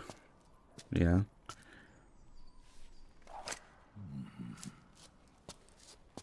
He really wouldn't have it otherwise. Now you see, we have to record these lines. And you have to do this motion capture. Allegedly naked, but not really confirmed or anything. And you got yourself a souvenir too. A grenade launcher. Nice. That's a real Yeah, the naked frog, they talked about it in the podcast. me without an ID though. I'll launder this one free of charge. What's the catch? Only that you give it to me when you're done with it. A weapon with that many decades of rage stored up inside it? Now that's a collector's item. How old was she? I'd say about 20. But she had years of soldiers' rage hidden away in that youthful body of hers. Soldiers? Yeah, the soldiers of Ake. A place that hasn't seen peace in a long, long time. She was captured by one side or another, and kept caged up like an animal, along with God knows how many other kids. Anonymous violence. Exactly. It's unknown whether her captors were with the government or the rebels. In any case, they got their kicks by abusing these helpless little kids day after day after day. That constant barrage, that battlefield rage slowly built up inside their bodies, their minds. The kids tried to keep each other's spirits up, always clinging to the hope that someone would come to their rescue, barely surviving off of scraps of food. But those soldiers didn't stop. They called the kids parasites and shit-eating ravens, beat them even harder. Then one morning, the soldiers just up and left, leaving the surviving kids to be eaten alive by the birds. Almost like one of those sky burials. One by one, their bodies were picked apart by ravens' beaks, until finally the flock came for her. But by some miracle, their beaks cut her bonds instead. And like that, she was liberated. In that instant, she was filled with an uncontrollable rage, and it smothered her soul. She ripped the ravens pecking at her to pieces, and then went after the soldiers. And when she finally caught up with them, she waited until nightfall like a hunter awaiting its prey. They say that when a raven cries, a man dies. And that's exactly what happened that night. Screeching and cawing, she killed every last living being in the camp. Both the soldiers and the civilians they'd enslaved. In her eyes, there was no longer a difference. The cruelty her friends had suffered, the pain and humiliation she'd endured. Hers was the distillation of the rage that decades of war had imparted on those soldiers. It was her strength, and her greatest weakness. You're something else, Snake. You managed to cleanse Raven of her rage. No, seriously. You're the seed of war. In fact, I'd say you might even be war itself. Draven. Maybe it's still too early to tell. You've still got half the B&B Corps ahead of you. Keep your eye on the ball, pal.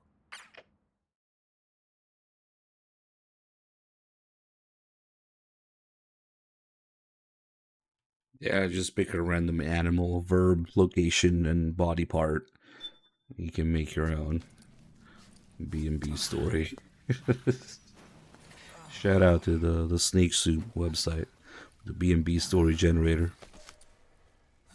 Very much on point. I have to apologize. The 3 vans that came out with us are decoys. The real one is floating down the river, headed downstream. I managed to get in touch with the children. The Pix is safe. We're going to rendezvous on the riverbank, downstream. Land and air routes are cut off. But there's a cruiser waiting for us. The Volta River is our only chance of escape. Let's get out of here. Hurry. Good thinking.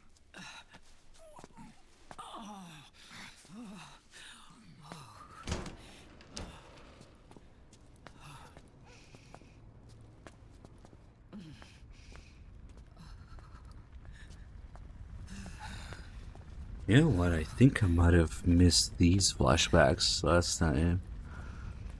Maybe. Fuck, I don't remember which ones I missed. We'll know when I get the trophy. Follow me.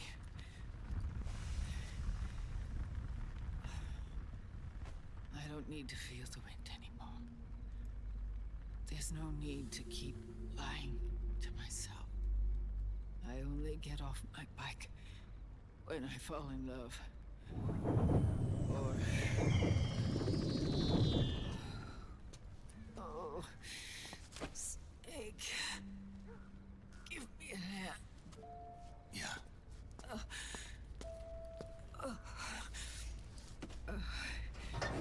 The underground aqueduct leads. Yeah, I don't know which ones I missed. There should be fewer of them down there. Oh.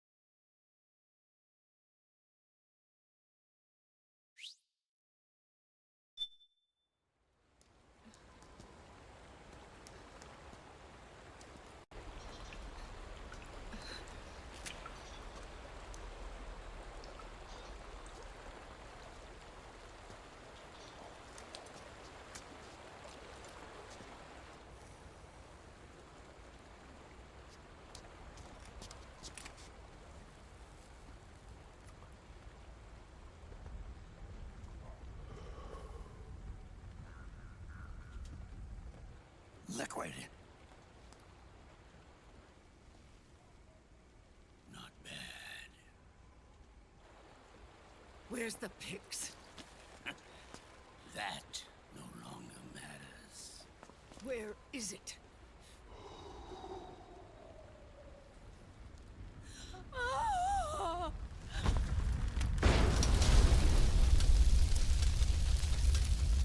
Is that it?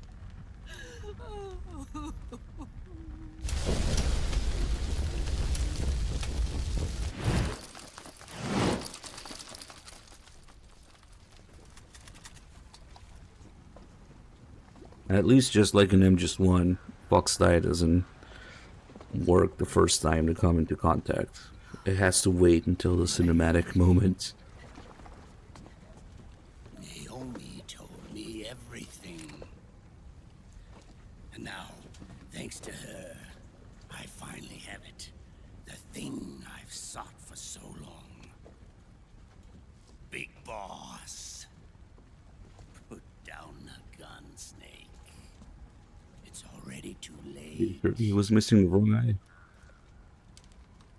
Yeah, he should have noticed too. You'd think he would know too. But it looks like I win after all.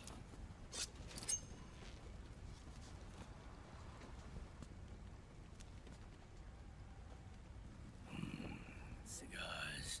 Father's favorite. What do you say?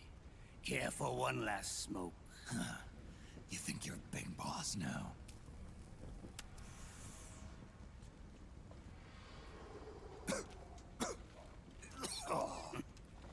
Guilty as charged.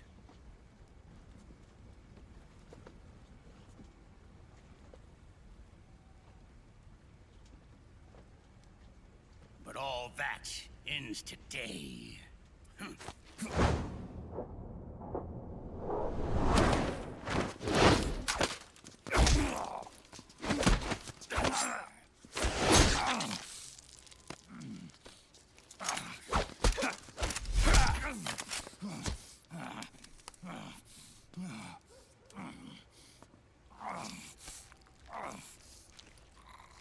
Nice try.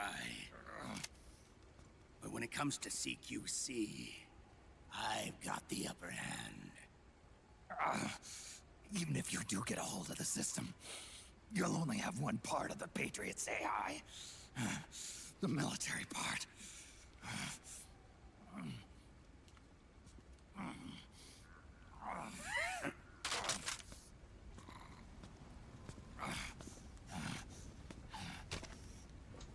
What of it, brother? It's only a matter of time before I have everything.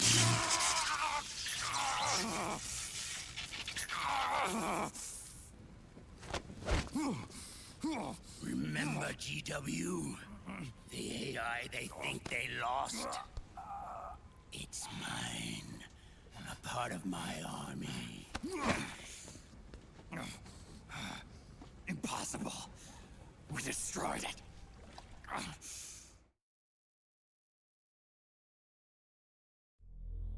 Your worm only managed to cut GW into little pieces. Pieces we were able to reconstruct. And then we stowed it away inside JD's network. This man's body has served me well, allowing me to pass every security barrier between me and GW. After all, the Patriot system is nothing more than a machine. Now that GW is a spook inside the network, there's no way JD would recognize it as an external threat. Once I destroy JD with a nuclear strike, the Patriots network will be mine. And then, I'll build my haven, free from all forms of control. I'll cast aside my old identity and take my own name for the first time. I think it's the opposite. Actually, in Japanese, it was also supposed to be Ocelot's voice, but they had to do Liquid's voice because the voice actor passed away. So we got the intended experience in English. It's the opposite of the usual what happens. If I remember right, that's what happened. But it also would have worked if it was simply Liquid's voice, yeah? But then you had the whole thing where he's just merely pretending, so yeah, okay. Also, he no longer has Liquid's arm. It's a prosthetic arm now. Generations never prosper.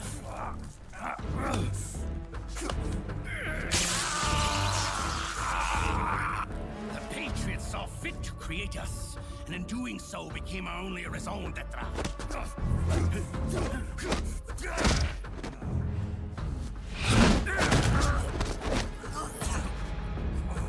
I won't fight my fate any longer.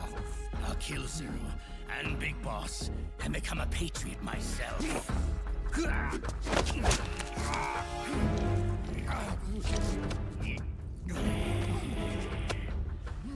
all began with Zero and Big Boss. Our purpose in life is to fulfill our destinies. And once all is returned to Zero, the world can be reborn. Pretty sure Ocelot's original hand is rotted away. No, that's not it.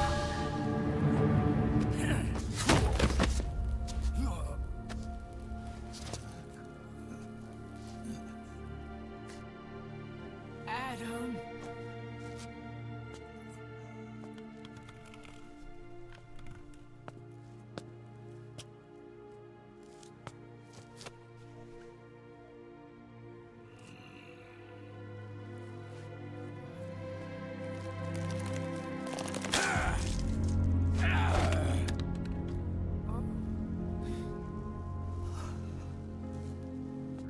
So long as we both live, the world will not know an age of light. If we're to pass the baton to the next What you generation, just do is just right below the elbow. And I'm just for it's at the shoulder. that the whole thing is prosthetic. But in MGS2, if you look closely, you can see where it changes. So it's just right below the elbow, basically his forearm. The players have all assembled, Snake. The time has come for you to witness. Witness our moment of triumph.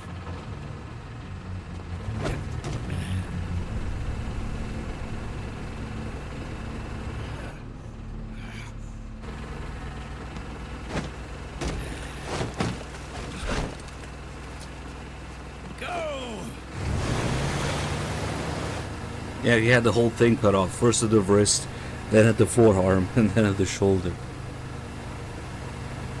That's right. Actually, I never thought about it. Here we can still zoom in, which means it's not pre-rendered.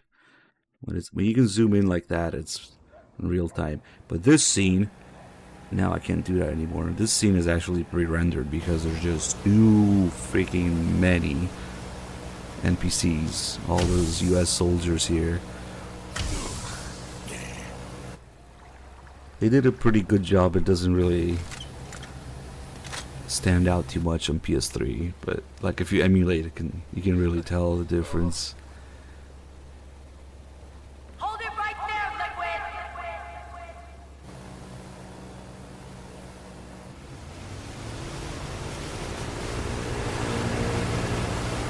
Which is funny because the trailer for this game said, "Forget pre-rendered stuff, FPS." Forget rendered stuff. Yep. I can see why the PS3 would fucking implode with all these NPCs.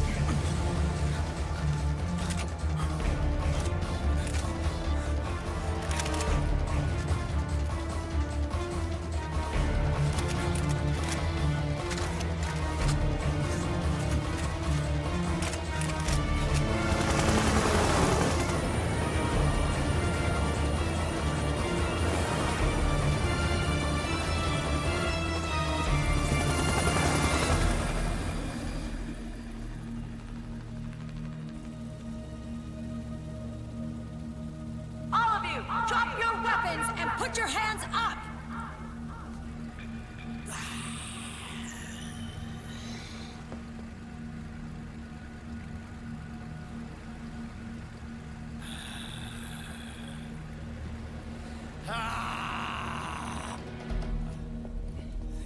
Barrel!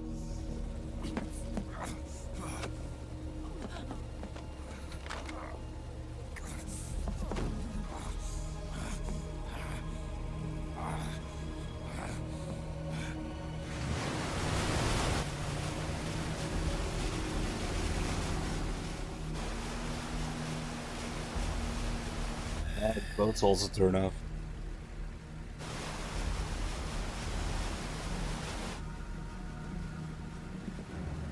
That might be the first thing that turns off. Wait, no, I think first is like one of those flashlights, one of those big searchlights. And the boats, helicopters, everything.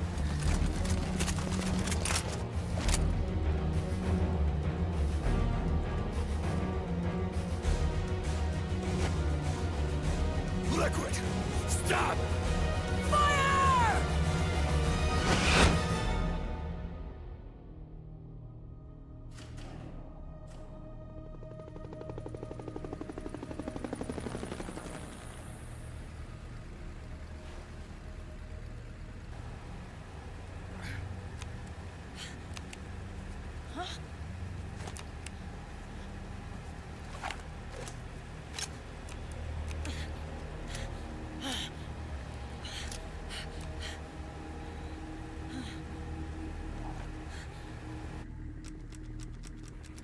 What?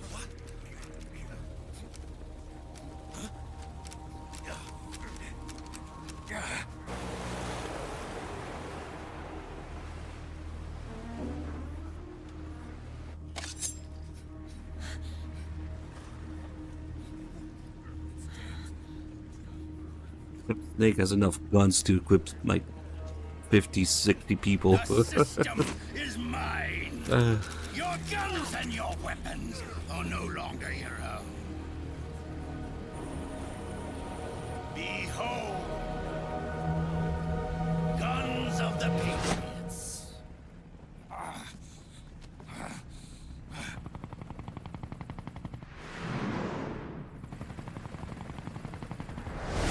Bang! Bang!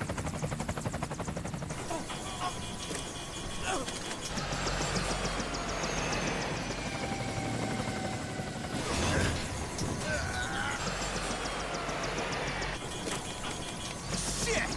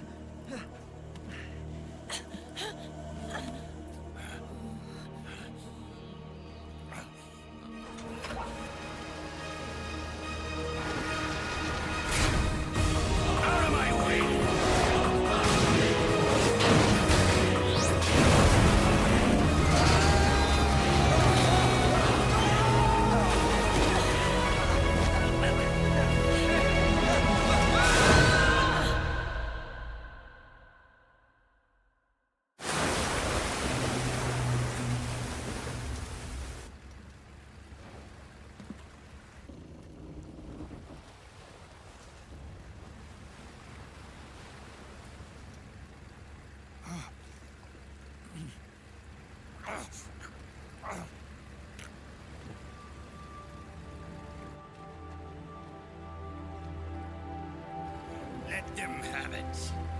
We don't need it anymore.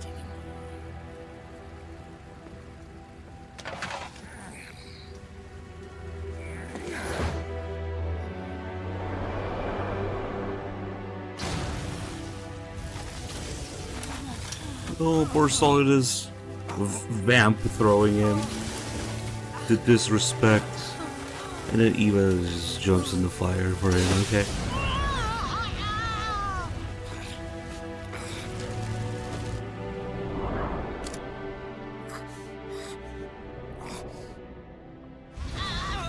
Even though she knows that she also got the real big boss's body, okay? Not clear to me what he shoots here, but luckily Snake's mustache is made of asbestos.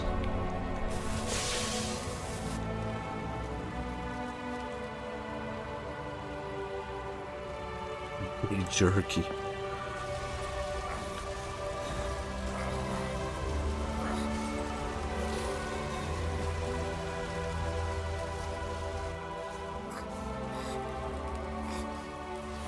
I mean, you can see the directions there for the scene, it's cool, but I just wish it didn't make it so convoluted with the thing with the body. Like, especially after Liquid does gain access to the system.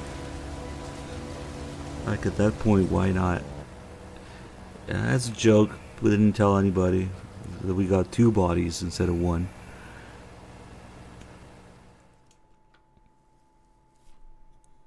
Although it's probably because the ending changed. That's probably why. And they had that whole thing with Akio Otsuka and his father. Probably as a big reason to do it.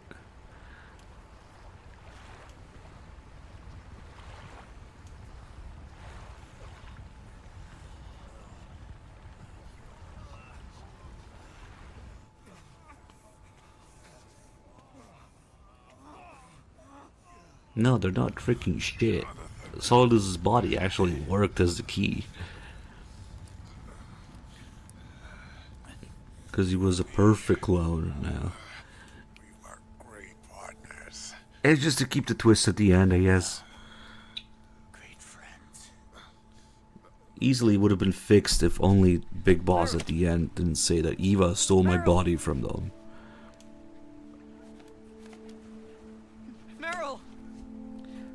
Vamp's only in this game so his powers can be explained so that people will stop bitching about it.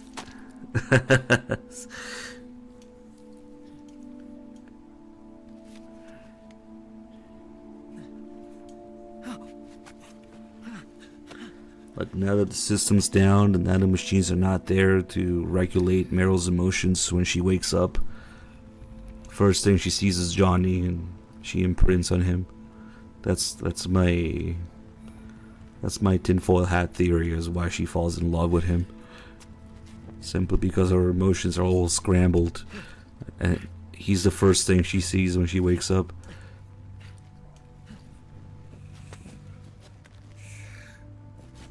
And now that he took the mask off, he's never gonna hit himself again. Now he's cool, you know? Oh no, he's hot. And now he's gonna be cool for the rest of the game. How did he use his weapons if he didn't have nanomachines? He doesn't. He never once fires any guns until Act 5 when they're, you know, they have Drebin say that he laundered everybody's guns. You don't see Johnny shoot anything until Act 5. He just does it.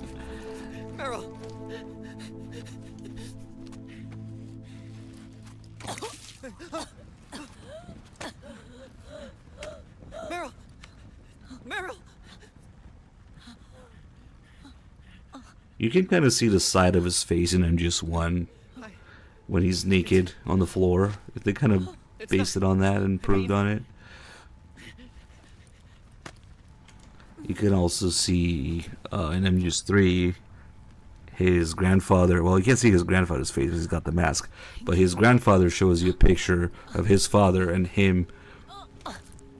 Oh, wait, no. That's That's that's also his grandfather in the picture holding his baby father. So, because otherwise the timing wouldn't work.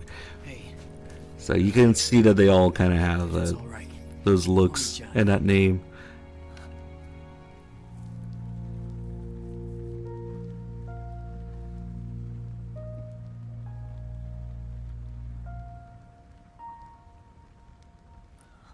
Nah, he's just somehow managed to cheat it. Avoided all the shots and all the training. Scorched shadows born to the world. When a beast steps into the light. Now would be a pretty good time to mention that you've retrieved 2 bodies, Eva. Fuck it, just die. Cannot be erased.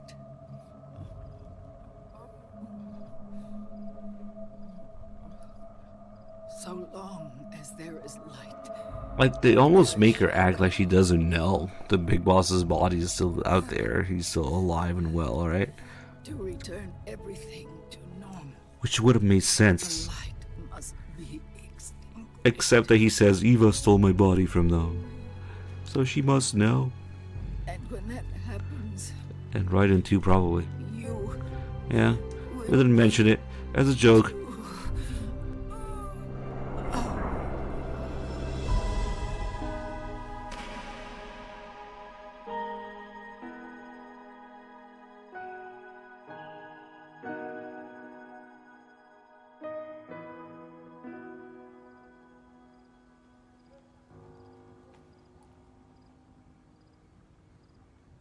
I almost want to check that line in Japanese, because it's one line that ruins it. Otherwise, Eva would have just been oblivious to the fact.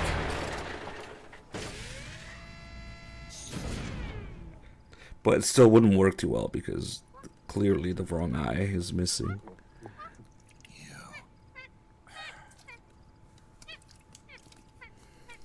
Like I said, we pride ourselves on service. Come on, let's take this guy to his friends. Very iconic moment. I always knew when Eva's time to die would come, there would be a dancing hairless monkey next to her.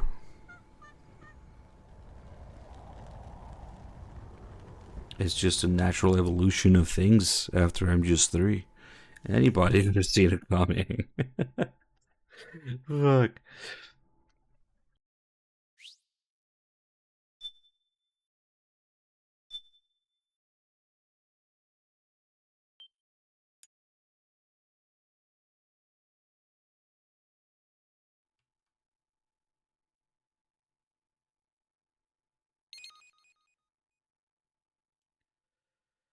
Alright, boys, that'll be it for today.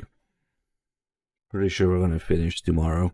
Timing should work pretty decently to do nice extended Act 4 and 5. I was hoping maybe keep it a few days, but there's a lot of stuff. And I also did a little bit of experimenting today in MGS4. So yeah, tomorrow we're finishing the big MGS4 story.